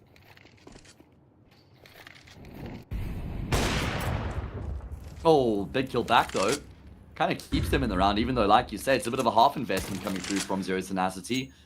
They've got pieces to work with here of the puzzle. Not the entire picture, but enough to make this one competitive. And they could be walking back into both of these CTs as well. Oh, no, not like this 500. This can't be how the map falls apart. Orb shot's done the damage as well. AVN continues to just plow through 500. He's had a great map so far, and the job will be finished off. Z10 level it up. Yeah, just the way he creeps forward at the end there, Brute Monster. On that timing, knowing that he's the one with the AWP. That was just really nicely played from Zero Tenacity. And that's just kind of an idea with the economy we've seen a lot of, right? In recent times, you have a lead to work with, and you don't want to throw away, I guess, have a throwaway round that you maybe not have full utility on a gun round yet. Maybe they could have afforded A1Ss in that round, right? Only 1 or 2 nades. You go for an MP9 buy around a saved weapon first, and then commit to the full investment. And we're seeing that a little bit more these days, and it's enjoyable. I think it's good decision making. Yeah, I don't know if it was... I feel like Furia were one of the first teams I saw doing it, just kind of going for those MP9 half investments and popularizing it a bit more, and now it has become a pretty common option. Either way, Trav, we're going to be requiring a third map here between these two teams to see who will be moving on into that winners match. Or this is the winners match. Who's going to be moving on from the winners match? We're going to, like I said, we're going to need a noob so to separate these two teams. So don't go too far. We'll be back after the short break.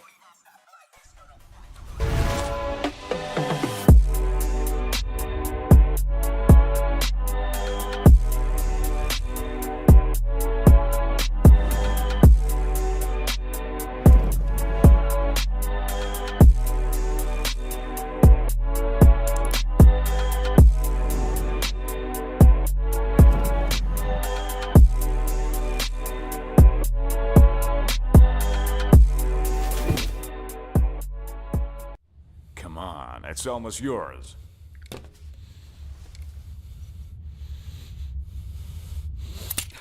When are you gonna get another chance like this? Go ahead. Go ahead. Why are you slowing down? You almost got him. Come on. Whoa. What's going on here? So, this is what he decided to do to me, to all of us, for pixels?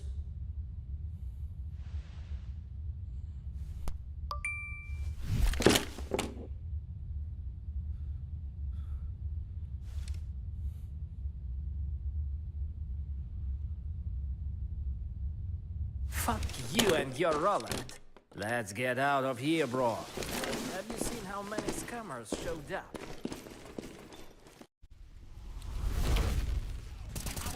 Kill it. I was meant to win. I am down and willing, so I will find a way. It took a minute, now it didn't happen right away. When it get hot in the kitchen, you decide to stay. That's how it winners made.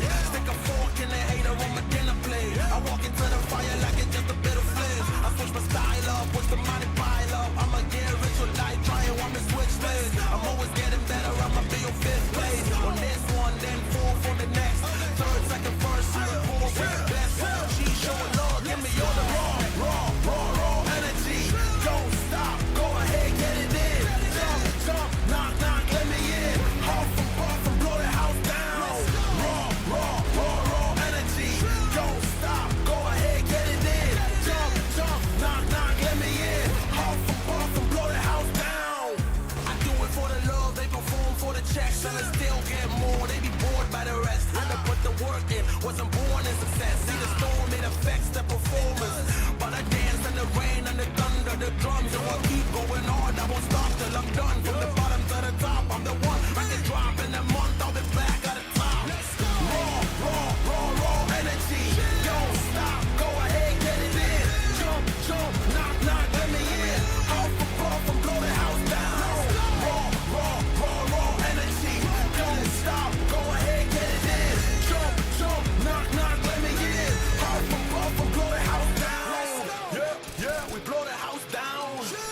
Yeah, we blow the house down.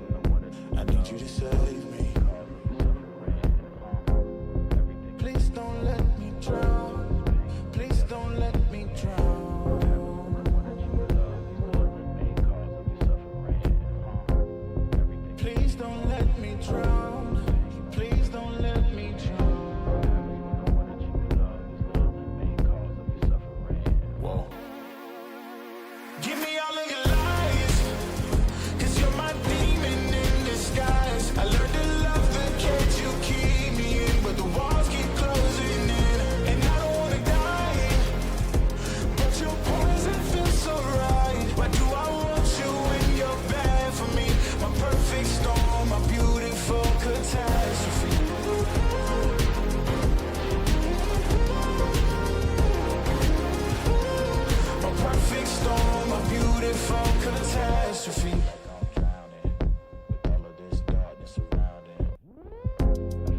You need me like you need air to breathe. You want me to save you from me. I know that you're trapped inside this wave. Who's gonna save you? Who's gonna save you from me? I can't see you drown. I can't see you drown.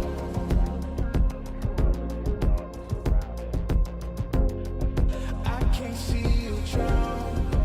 I can't see you drown.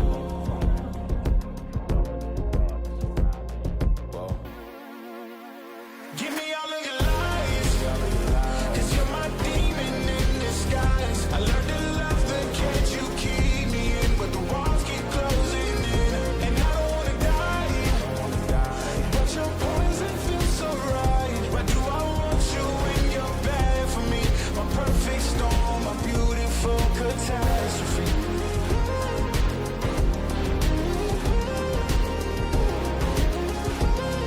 My perfect storm, my beautiful catastrophe. It's a toxic addiction. You're a guilty affliction. Yeah. I can't breathe. I need to get some air, but it's a toxic addiction. You're a guilty affliction. Yeah. You can't breathe and you just need some air. Yeah. Give me all of your lies, 'cause you're my demon in disguise. I learned to love the cage you keep me in, but the walls keep closing in, and I don't wanna die. But your poison feels so right. Why do I want you when you're bad for me?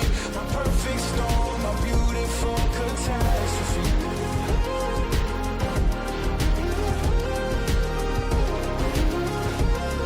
My perfect storm, my beautiful catastrophe.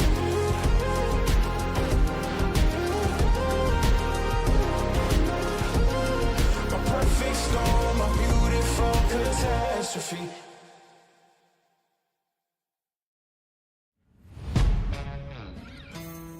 Yeah. Let's go. We just gotta go hard. I go the hardest. I bring the pain. Not what you used to. It's all part of the game. Yeah, I just gotta go hard. I just gotta go hard. Go hard. Go hard. Yeah. Oh yeah, the beast back. Adrenaline pumping through my veins, can't relax. Original, I am not the same as these cats. I sting them if they never ever mind and they beeswax. I don't ever cap, but I'm wearing like 3 hats. Never been a rat, but I know where the cheese at. You'll never get a trophy cause they all here where we at. You better believe that. When it's all said and done, I'll still be here standing. Never took a loss and it ain't something that I'm planning. I dare you to say something. My focus is A1. Every dog has his day, it's been mine since day one. This is real grinding, I'm still climbing. While you still trying, I'm still shining. It's real blinding. And I'm getting hotter too. Talking top 2, I'm not a 2. You let the pressure bother you and I do what I gotta do. Let's go hard. I just gotta go hard. Go hard. Go hard. They ain't coming close to me.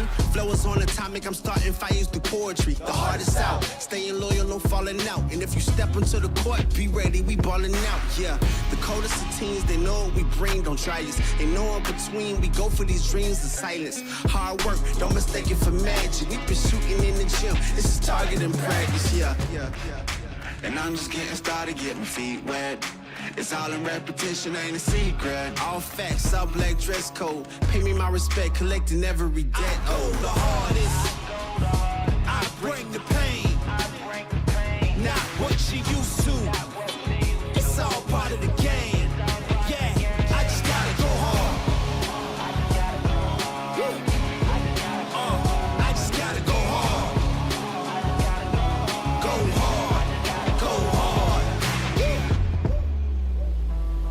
Go hard.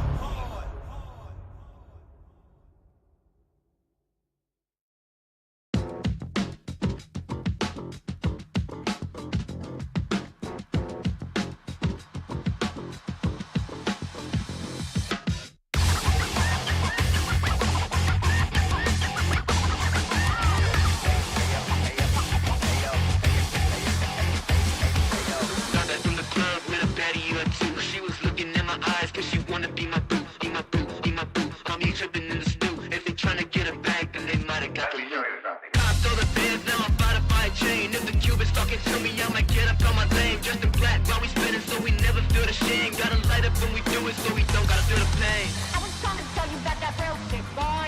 You been steady capping on that fake shit, toy. I was trying to tell you about that real shit, boy. Real shit, boy. Real shit, toy.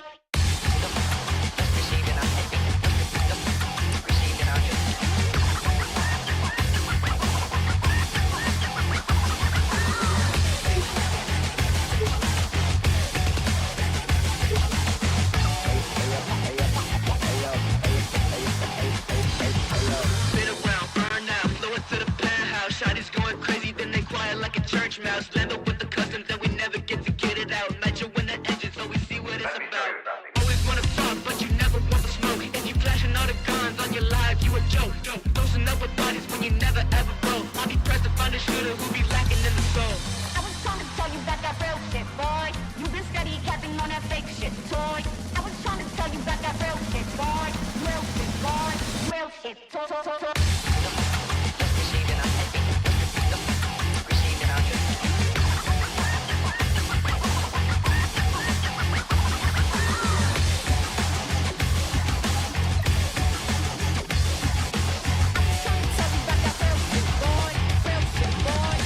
Shit, boy.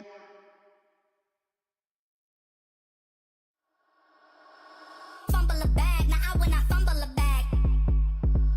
Fumble a bag, now I when I fumble a bag. Act like you know how this goes.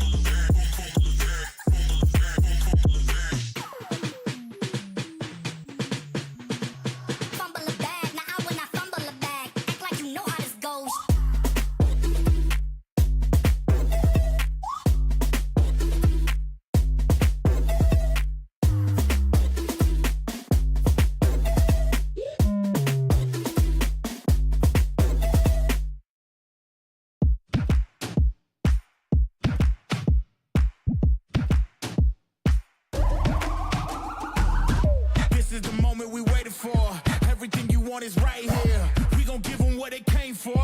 We gon' take it up from last year. Shoot 'em my shot, boy, I'm long range. Me and the team on the same thing. Stayed down, never switched up. Only thing changed was the game. I'm in the zone now. Nothing can change what we on now. When I pull up, know it's going down. Foot on the gas, ain't no slowing down. Aiming for greatness, no settling. Kick down the doors, they won't let me in. Taking no L's, yeah, I gotta win. Watch me kick down the doors, they won't let me in. Who running the game now? Foot on the gas, can slow down. No, my team, we holding it down. We know we running it now. Watch the game change.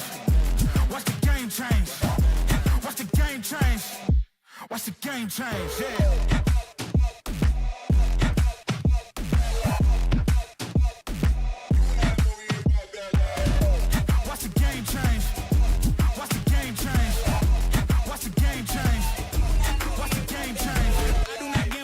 On me. Tell them that's like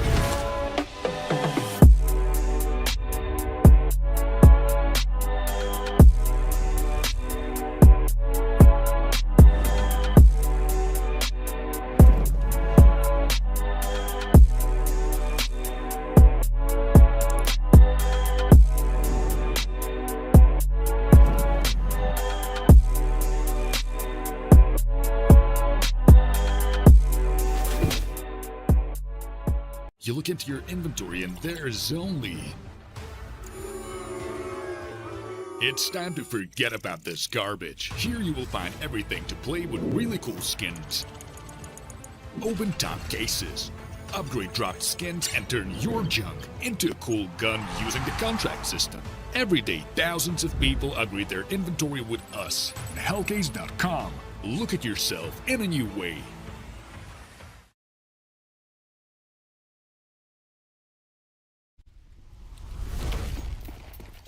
Third map decider between Z10 and 500, and I'm actually pretty happy we got here because I think both teams deserve it. They both really delivered on the first two maps either way, and they're already going straight in toward mid. 500 are trying to put pressure on that mid position, and this pistol has been cancelled out absolutely immediately. Ships, I don't know how he gets two, but it doesn't matter because Chofo got two and Nemanja got two. Yeah, there was so many more layers to that pistol round than were actually required for 500, because Chofo was the guy who was supposed to take the first contact and basically be the bait at the double doors in the middle, but he just lands two beautiful one-taps, and that kind of corrals 500 in towards A main, and that's where Nemanja thrives with his Julies. So perfect way for Z10 to kick off this third and final map of the series. If you win this, Trav, you're through the group stage, right? Is that correct? Yep, believe so. Should be, right?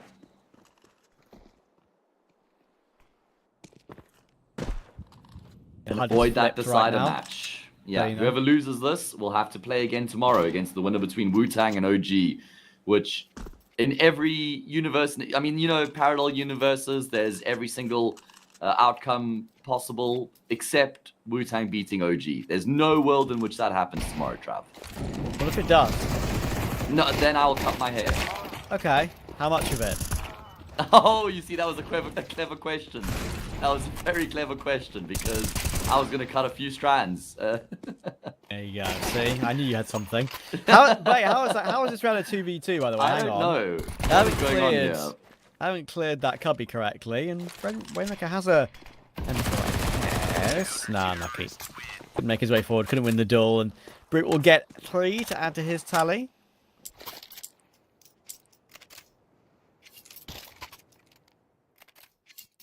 The HUD is still flipped right now. Hopefully we'll get that sorted for you in a matter of moments. Usually it fixes after one round has been played. Maybe it's a bit more complicated this time. Gopher, can you fix the HUD, please? Gopher, please. We love you. Please, Gopher. I don't know how to concentrate and focus when the names are flipped like this. Oh, there we go. Thank you, my lovely. That was so nice. Pie. I know. Gopher's a G. He's the personality that Trav and I share. If you guys were wondering, we can just, like, that inner voice in our head, we both share. Not a producer we've worked with for like 3 years. Gotcha. Speller will push toward mid and deal with Nemanja, and this should mean this proper opening gun round for 500 does go their way. Z10 are going to have to go searching in the last two A1Ss and the MP9. There's plenty of control around the map for 500. They've got Cirque pushed a little bit deeper in mid. I've got some defense around the map, do Z10, but if I have to trade their way in properly, there should be no issue.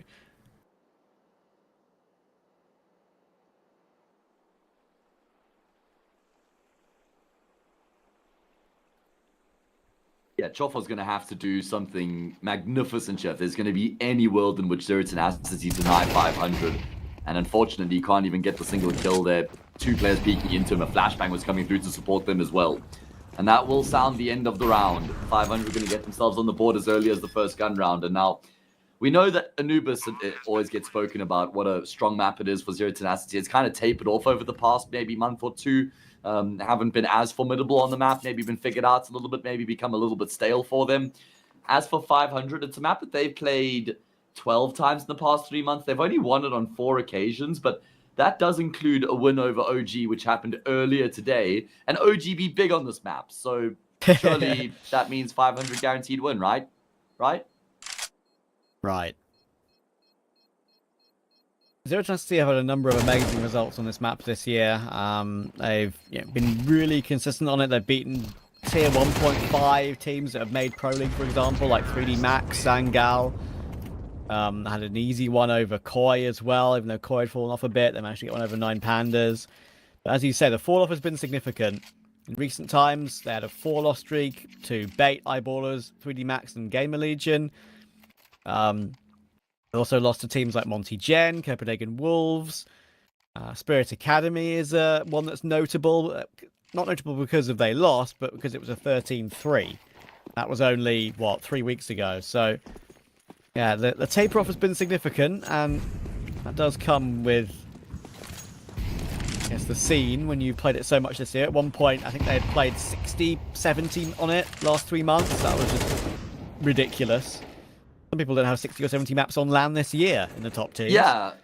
Scare a Valorant player today. Show them how much Anubis has been played by Zero Tenacity this year. They are very proficient on this map. They've got the reps. ABN with the double player setup here towards A main is going to be able to get 2 kills, but there's a good response out of 500 dealing with both of those players in forward positions. So into an even number situation. Trav, you spoke about how proactive Nemanja is on this map and towards mid T side and CT side, and already he's making moves, but it's been read into by ships. Yeah, good check. Good check.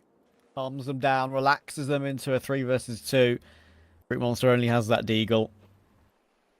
Only.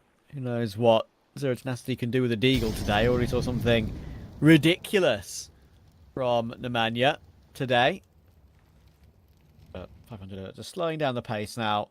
They could be going into the stack, to be fair. The bomb is still watching toward the A main position where both these 2 CTs will reside. But I think what they're doing smartly is they're sending ships to go in and have a little bit of a search toward B here. He's the one who's 57 HP.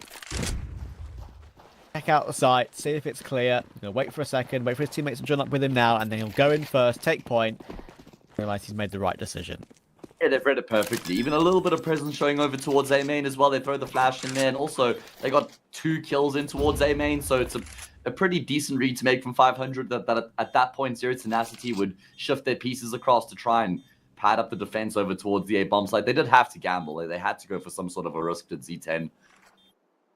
And they're going to have to save both of these guns as well because they're not going to have anything to work with in the next round. So good response from 500 after losing the pistol and the eco that followed.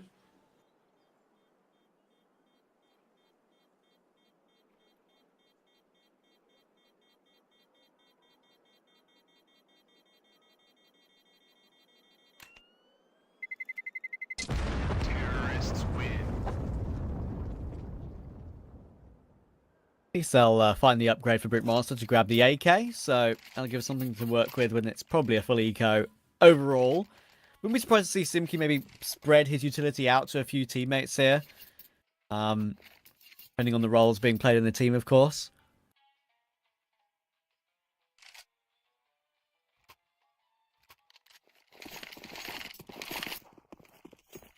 It is worth noting that this is Zero Tenacity's 3rd best of 3 of the day, and it's the 8th map that they're going to have had to play today as well. So it's been a lengthy day for Zero Tenacity, but we know how much Counter-Strike they played this year, so it's not unfamiliar territory for them. And I will say they've been a bit quieter in the past few weeks. They should have a decent amount of gas in the tank. It's still a tall order, still a lot to ask of a team to play 3 BO3s in a day. Yeah, I think we interviewed their coach, didn't we, for one of the Compass games, and he was like, listen, we want to qualify for a LAN, guys. We want to prove the haters wrong. It's about time we do it.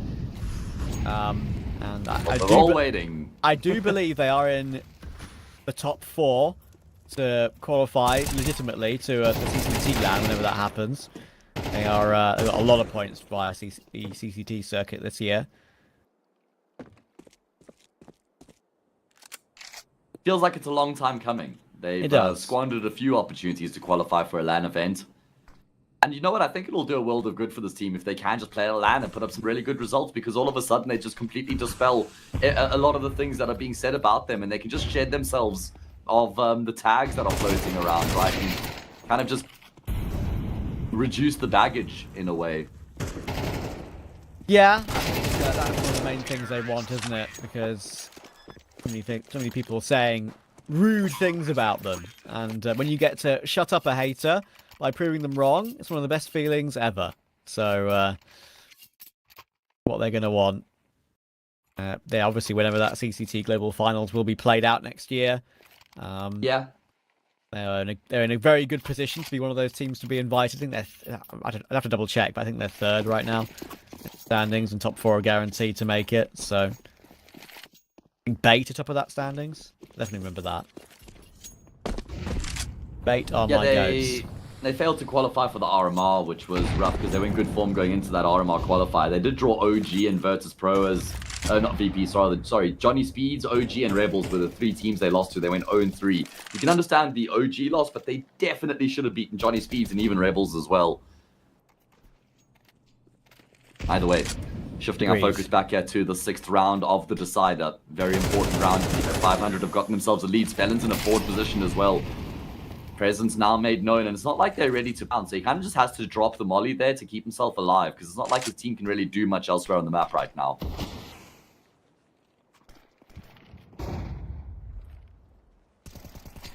And I'm just being a little bit more cautious. Find that E-box smoke in Canal. Playing the best position, actually, in this Canal's area. Very hard to pre-aim that headshot angle that he's crouching in behind the stairs. You have to aim a lot lower than you truly think. Not the first place you pre-aim either. Little handy spot to play to give yourself a slight advantage. Usually. But now 35 seconds in the round remaining. Ships will finally take some control toward mid. Bomb is still waiting outside B. Smokes will now be thrown in.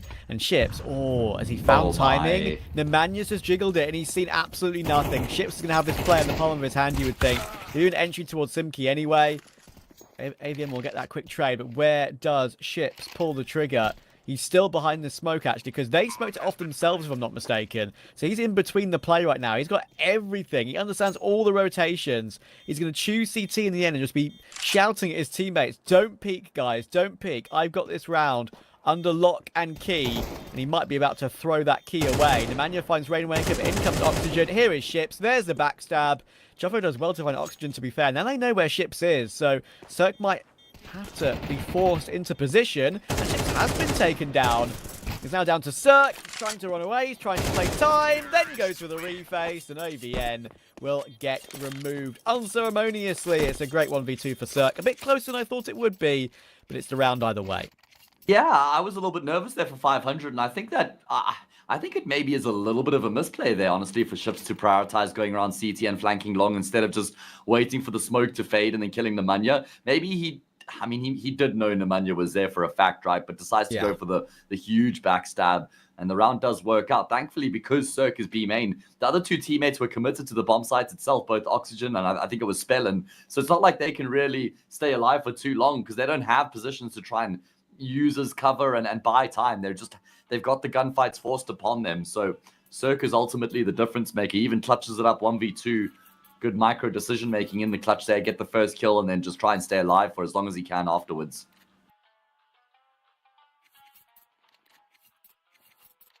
$500, large and in charge in the last few rounds. So it's nice to see back down to a half investment again. Tell you there's one person right now who will be... Sure, it's not as ridiculous series as we saw earlier, but Freddy will be happy right now because this series has gone 3 maps at least. Yeah, but it's been 13-7, 13-7, and now a third map. But he wanted us to suffer as much as possible and Gopher to suffer the least. So that's kind of the happy medium of that. Because we still get a long 3 mapper, but Gopher, it's not as long for Gopher, you know? That's fair. It's difficult to have both of those. It feels like they're kind of mutually exclusive. You can't really have one without the other, but yeah. Fair enough. I think Freddy's just a little salty Englishman, honestly. Just kidding. I love Fredwood. He's my little bro. Adorable. Yeah.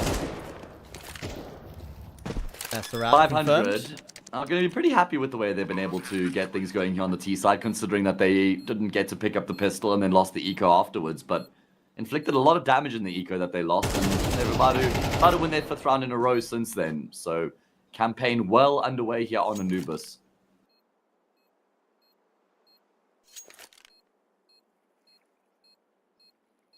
What's the minimum? Matt, you usually ask me this question. Surely Z10 want 4 from here? 5? I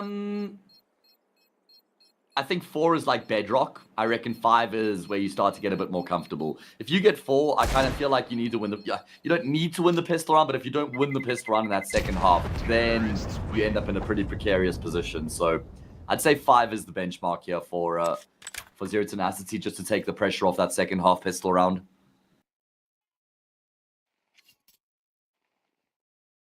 Can't mine bedrock. Unless you're in creative. Well, not in Minecraft, but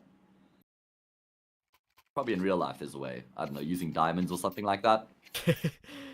I actually saw a video of someone actually mining for diamonds in real life the other day. That was pretty crazy. Diamonds are a fast trap. A huge supply of diamonds, but they just limit it drastically. They release something like 5% of the diamonds that they have in reserves just to keep the price as expensive as it is. So diamonds are forever. Don't buy into the marketing ploy, guys. Sorry. Sorry for even thinking I could. Trav. Yeah, I know. I'm just going to spoil your whole party. Look at the damage, by the way, to Z10 in this round. Even though they've got to pick up, thanks to AVN, 3 players below 50. Definitely still on for 500. Spellman will show presence in E-Box with that molly, and Simki will get tagged down ever further. Right here, right now, I know there are 2 players on A, but I'd still like to see them go for some kind of A burst as a group of 4. Right now it just seems like they're content with feeling out the map.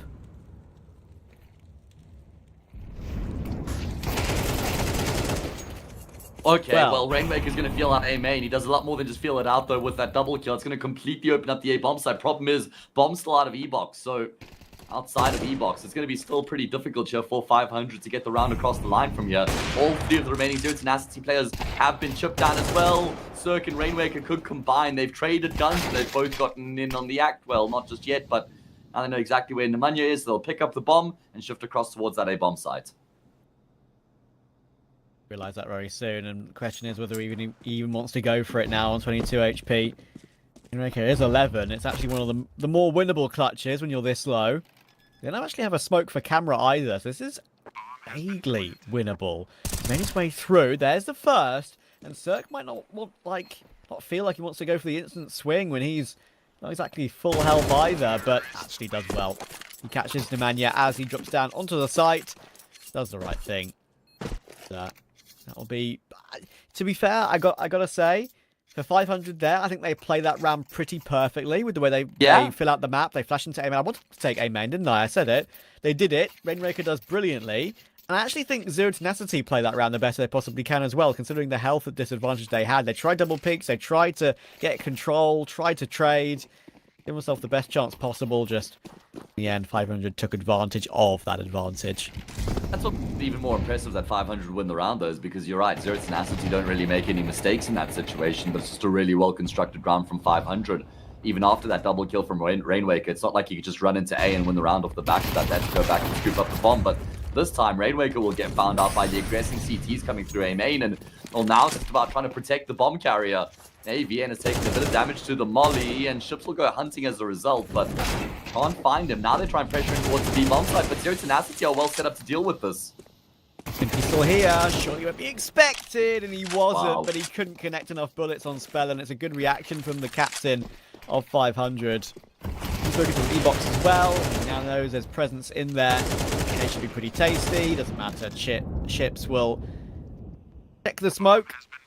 They're putting a few bullets through it, and that would be the right call to make. AVN, another one of these rounds where he maybe could get a couple of kills back, but he'd firstly have to take down the full health of ships, and I think he's just playing for some aggressive exits here on this half buy. Shouldn't be able to get much done here, like you say, just looking for damage. There's certainly no way to win the round from here, and Ships just swings out nice and wide to finish off the job. So Trav, it's time to settle in for a little bit of an education session on why diamonds are a farce, okay? Now, I've been waiting for this opportunity. Oh, it's going to be a gun round. I'll make it quick. Now, diamonds in the early 90s were just a normal stone, a normal precious stone, not super popular. And De Beers, a huge diamond company in South Africa, had to try and find a way to ramp up the diamond sales. So what they did is they made it the staple for engagement rings. They completely promoted it. They put these campaigns out there, some public relations or propaganda, whatever you want to call it, to try and transform the perspective around diamonds and make them the staple for engagements, like I said. And then the sales ramped up because it became the norm. All women just wanted a pretty diamond on their finger. So it worked. It worked, Trav. And here we all are now, in their trap, in their web. Well, today I learned. There we go. Maybe the demand will have gone up as well after Minecraft got released. Who knows? Fair enough. Yeah, that's true. Guys, just get her an opal or some sort of other cool a stone that's actually rare, not just like emeralds controlled. Rare? Emeralds are rare. Yeah. Okay. Yeah, they are, and they're stunning as well. I love emeralds. All right, there we go, guys. Listen up. I know this is a gun round. I just had to get that out there. I was like that meme of the guy who's coughing with like the vein popping off his forehead before I could actually just get my points out. But I'm happy. I feel relieved now. Yeah, you're happy. You're content. You've got your point across to the thousands and thousands listening. Yes, exactly. Yep. Educating the masses. Okay. One cast at a time. Well, thankfully, the only thing you really missed out on play-by-play in this round has been a kind of a pick attempt from the T side AWP. And you know what? Finally, it'll work for the CT side AWP. Once it starts off the round, Simki will finish off the next as the HP damage was pretty significant. We'll even get one more as well. Finally, Zero Tenacity are making a dent in this half. Rainraker will try and creep through A, but he wasn't going to get past Nemanja, even though he could have possibly shocked the camera player.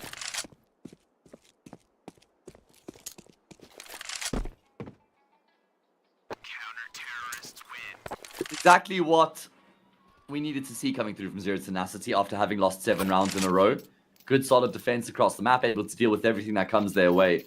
It looked like 500 wanted to try and play with pace into that B bomb site, but because the AWP was on that left-hand side platform from the T's perspective, they weren't really able to commit to the play. So let's see what the strat's going to be coming into this next round. They've got more than enough money in the bank to buy up in the next round, so no easy rounds coming through here for the CT side. I mentioned 5 was the ideal, I say ideal, sort of a place they'll be content to end this first half on. Yeah. If they can realize that. Manya's going for one of his patented flash peaks in toward mid. Don't commit to it fully straight away, but Oxygen always playing the corner of the smoke. And while Simki and AVN try and take Canal's control, Oxygen pops up and denies them of any of his alias.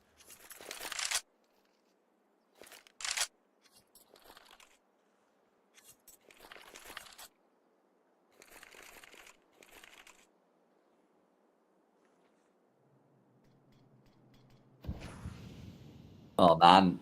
This is looking pretty brutal for Zero Tenacity right now. Some great space being taken. Shutting down that early aggression has given them a good advantage. And Brook Monster is not aware, not privy to the threat that comes through in the back lines. And that should be the end of the round. Rainwaker could even deny shot for the save. He hears him backpedaling in towards E-Box, shuts him down. And he's aware of Nemanja's probably going to be coming through from as well. Nemanja, is this the fight necessary? I'm not entirely sure, Trav. I'm not entirely sure that it was. I mean, he'll get an M4 in this next round, but 500 have taken they've gotten themselves in a really good position just by winning that one gun round. And I know it's a fine margin, but I feel like that 8th round on the board here could be the difference maker. And this would be 500's 7th BO3 in a row, by the way, if they've managed to finish this one off. They beat Permitter and Hotu 2-0. I think the Permitter win 2-0 is pretty decent. But they've been grinding these last 4 out. 2-1 Cybershock, 2-1 Unity, an RMR team, 2-1 Ecstatic, 2-1 OG, a team that literally has just been farming top 10 teams in Thunderpick. So, yeah, really, really cool form to see from 500. Trying to get a Bulgarian team back on the map at this level of Counter-Strike once again, and they're doing a great job of it thus far. Yeah. They've got at least an 8-4 confirmed. If they can get 9-3, I think that could be done and dusted. I mean, that 2-1 win over OG is massively impressive. And the 2-1 win over Unity, Mikey goes 71 for 49, plus 22 with a 1.39 rating. And 500 still won that series. And they beat Mikey out when he was playing for OG earlier on today. So Mikey's just been getting a taste of some Bulgarian sausage lately. Is that a staple in that part of the world? I don't know, but 500 have been force-feeding him. AVN tries to keep them at bay behind this. A little bit of a lurk smoke. It's a smoke that means you can just shift your way up toward that jail position. Brute Monster knows that though, and he doubles down. He needs 3 though. Oh, so close to it, but Spellin trades him well. Back into a 3v3 straight away. Simki close up toward E-Box already. Spellin's got utility drawn. That's going to punish him. Thankfully for 500 and for Cirque, he reacts quickly, and he's still got his crosshair trained on that position of Choffo. He's in that position too, but can't complete it. Rainmaker knows damage has been done, so he might try and duel Choffo straight away. Oh, wow. But he can't even connect that one bullet. Choffo with a great hold. 2 kills to get a Z10 for. Yeah, that was very impressive from Choffo, the fact that he's actually able to get that second kill as well. I thought he was certainly going to be traded up by Rainmaker. Spellin does his damnedest there with the double. That trade there on Brute Monster was an important kill. I like the way that Spellin peeked the left side of the pillar there, because the obvious play would have been to swing the right side, but that's exactly what Brute Monster was prepared for. So nice little change up from him. 8-4, the halftime scoreline here between these two teams on the decider. Playing for a spot in the playoffs, topping their group. That is what's up for grabs right now. 13-7 on the first map, 13-7 on the second. I did say I felt like both teams would have a very good chance of winning their respective picks coming into the series, and they did it comfortably. Will the decider follow suit? Will it be a similar scoreline, or do we have something closer to score? Oh, ships. Wow.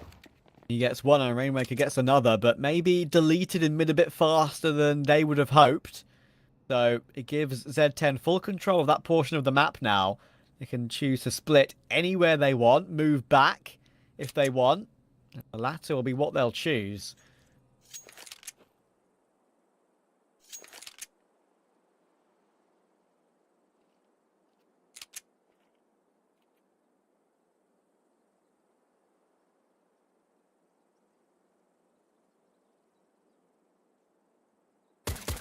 Oh, Oxygen just posted on the angle, spots them edging their way forward, but can't click on any of the heads, unfortunately, and that makes his position so much more difficult, cooped up in the corner. Cirque wants to try and get ahead of the game here while they're committing to the bomb plant, edging his way forward, hoping he can catch somebody off guard, but he'll just walk straight into AVN's crosshair. That's his second in the round, and Zero Tenacity doing exactly as is required of them here to start off the second half. It's game on, mate. It's game on. Zero Tenacity are in this game. I really think we could be going a bit deeper than maybe we expected. I have a little feeling Spellin will try and go for the pistol 1v3 because he's had a defuse kit, but AVN is too clean and too ready. It's 3 for him and 2 for Nemanja. Once again, Nemanja leads the way on Anubis for Zero Tenacity. There's one thing that Zero Tenacity do have and have had for the entirety of 2024 is tenacity. So their name sucks. Yeah, I know. It's one of the most... That's such a moronic name, honestly. I don't know. I don't know who, like, started an esports organization and decided, hey, we're going to be named Zero Tenacity. Listen, guys, words are spells. You got to be careful what you say. That's why they call it spelling. Nice. I like that.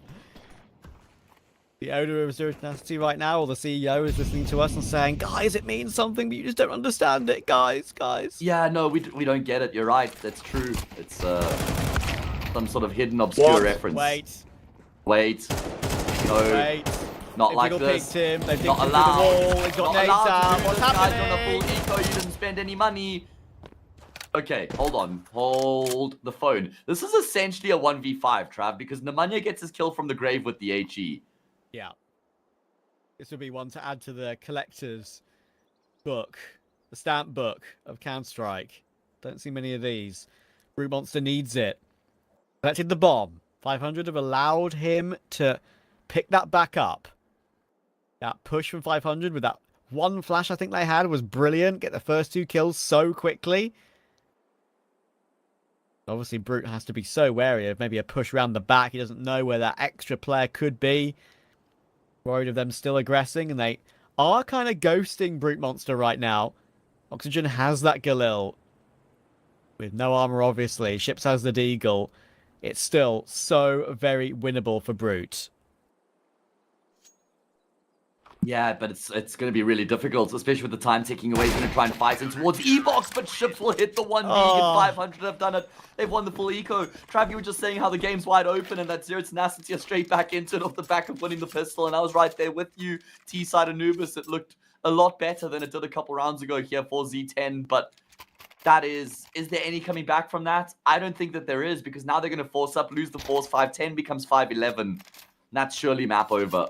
Oh, mate. You know, it's funny. I was literally thinking about saying earlier, during one of the Mirage moments, that I haven't seen a full USP win in a while. And that's no word of a lie. I was thinking that. Guess what? We've seen one. And it was a very good plan in the pistol round as well. Just trying something out of the ordinary, running out of A main, working with your numbers. Zero Tenacity were playing out of defaults. They were spread quite thin. But you know what? Some kid just says, I've had enough. It's happening. They're winning this round. Zeton have won this round, Matt. Zeton have won this round. Oh, man, I haven't... You're a page ahead of me on the script right now, Trav. Surely they've won this round. Like, it's the way Counter-Strike goes. They're going to win the force back in response. Just makes sense. More nade damage.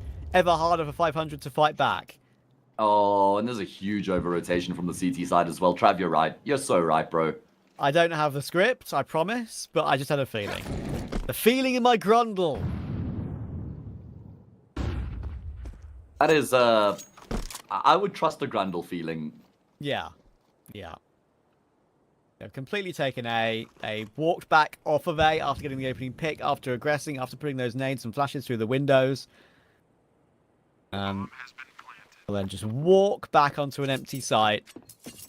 500 might just choose to save. We'll see. They've got a little bit of spare money, of course, after winning on a full eco, so it does help them out. That's maybe why they want to give this one a little bit of a look. They have got a kit available on Oxygen. He's trying to fight his way into this one, but there's the one dig from Chombo, and that's the kit on the ground.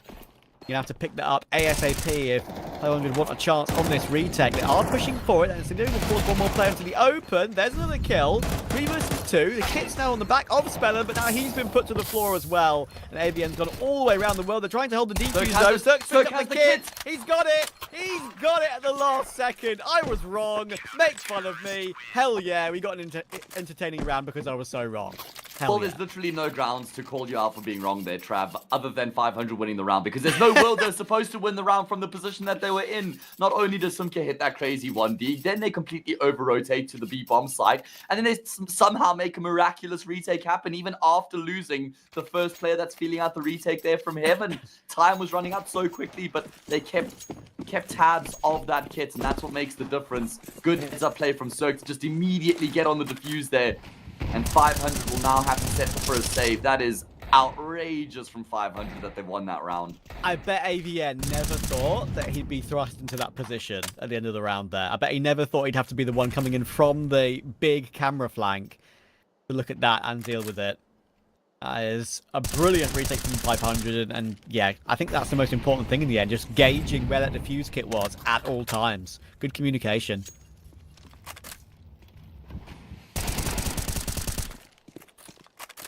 .500, they'd like to make this one as clean as they possibly can.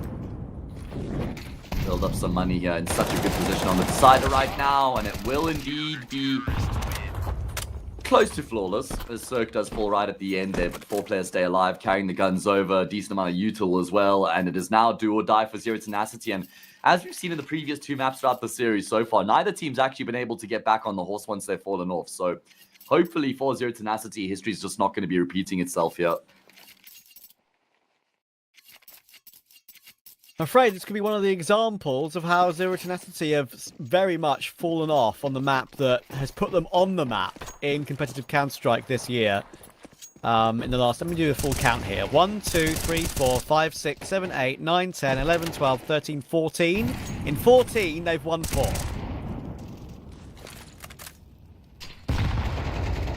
Well, that paints a fairly bleak picture, I'd say. Sadly so.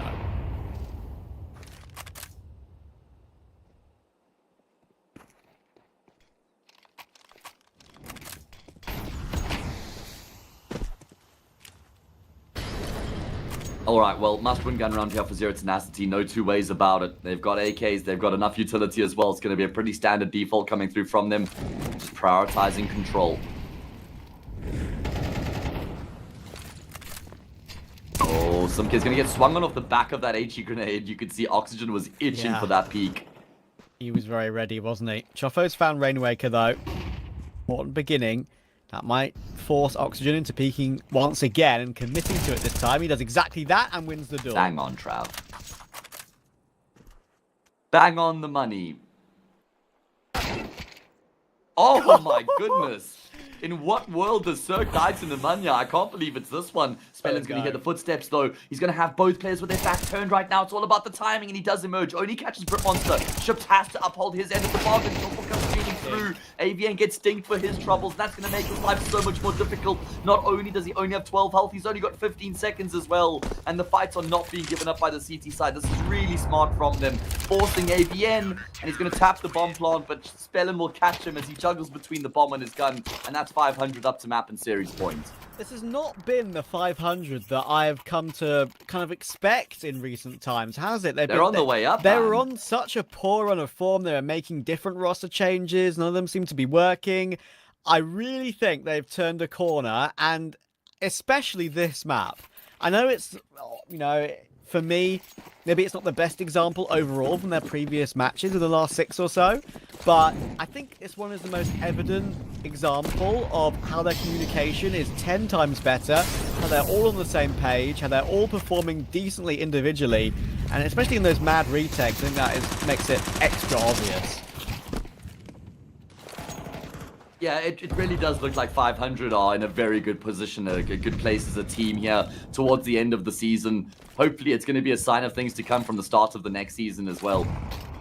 We can see them keep up on this trajectory, because as you've been mentioning, it just feels wrong not having a powerhouse of a Bulgarian team in the tier 2 scene. Oh, Rainwaker is going to catch a glimpse of a player just walking back in towards mid. Elevated angle will work out for him, and there's a heavy lean in towards this B bomb site for the CT side right now. Big gamble. Are they going to be aware of the possibility of a mid-lurk? Circle step forward. Oh, that's a clean flick on AVN. And that mid-lurk is actually going to turn out to be a CT flank. So, it's going to be awkward. It's only a Mach 10 on Simkey, Yeah, but you should be able to get... Oh, he's jiggle peeked out. That's insane.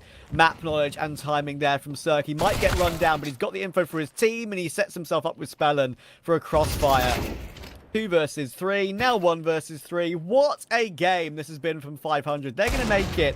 Hang on, there we go. They're going to make it 7 best of 3s in a row, and against some really decent opposition in the tier 2/tier 1.5 space as well. Win against OG is one to remember, and now they get one over Zero Tenacity 2. I'm excited for the future of this roster now, Matt.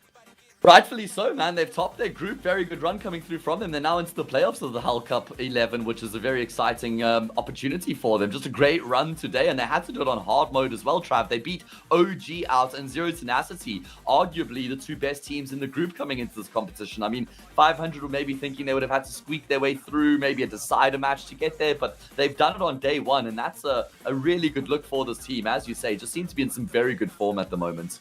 Yeah, I'm not sure if we've got the bracket graphic available, but we can have a talk about it either way, about what's going to be happening tomorrow, because, of course, this is the winner's game. That means 500 go straight through to playoffs, which is great for them. It's that is exactly what they've been grinding toward. More online playoffs again, because that's what's been missing from the CV of this roster for a little while. When it comes to the other matches, of course, it's Wu-Tang versus OG. Wu-Tang is a mixed team that came through the open qualifiers. We can see the results that are confirmed today, all 2-1s. But yeah, tomorrow, Wu-Tang is a team that came through the open qualifiers. They'll be playing against OG. That's the elimination game. And the winner of that goes through to play Zero Tenacity in that decider game. So we could have another couple of rematches to come. Yeah, which is exciting, right? Because you get to go do your homework, study what just went wrong in that previous game, and try and find a way across the line once again later on. But just, to finish it off, very impressed by what we've seen from 500. And Trav, I feel like 500 are a team that's close to both yours and mine hearts. Just been, they've been around for a long time, a team we've watched and players we've been fans of, Ships in particular, Rainwaker as well. So good to see them in this form once again, because they've kind of been missing throughout the whole year, it feels like. So it's a welcome. It's certainly a big welcoming back for them. Yeah, and we did so much of Skade back in the day. Yeah, exactly. Fiend, for example, were 1 game away from making a major, and that would have completely transformed their careers. It was Copenhagen Flames instead who took that one. So Yeah, it's been a bit what if with the Bulgarian scene. At least right now, I think there's something to be proud of and there's something to work on. And Cirque is maybe not lights out like he used to be back in the NRG EG days, but he's doing enough and getting the important kills when I feel like it does matter. So happy for that, happy for 500, but it's been a long day for this Hellcase Cup. This game, I'm pretty sure, started about 1 3/4 hours late. Maybe even more than that. It was a pretty long game of that OG match, which went forever. So well played to 500 for keeping their focus and winning another one directly after that, right? Because that's a really good sign for them to be able to grind out these days of Counter-Strike. But we'll be back tomorrow with the completion of this group of play, of course. Like I mentioned, Wu-Tang and OG and Zero Tenacity in the mix. And we'll see you then for that. Cheers.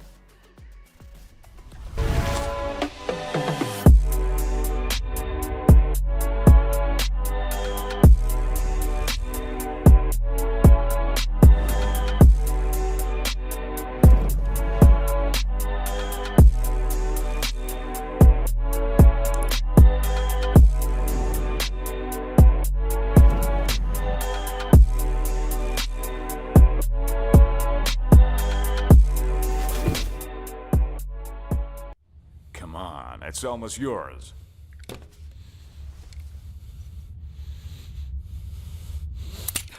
When are you gonna get another chance like this? Go ahead. Go ahead. Why are you slowing down? You almost got him. Come on. Whoa. What's going on here? So, this is what you decided to do to me, to all of us, for pixels?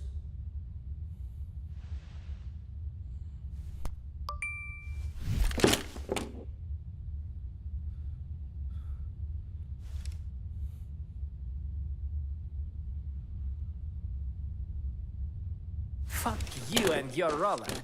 Let's get out of here, bro. Have you seen how many scammers showed up?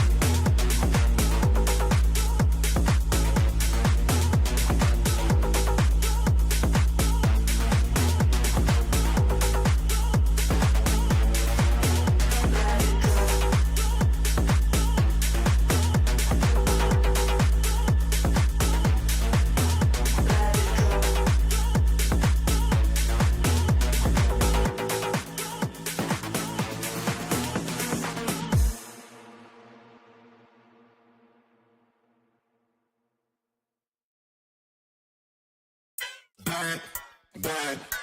Keep bringing it back, back, back.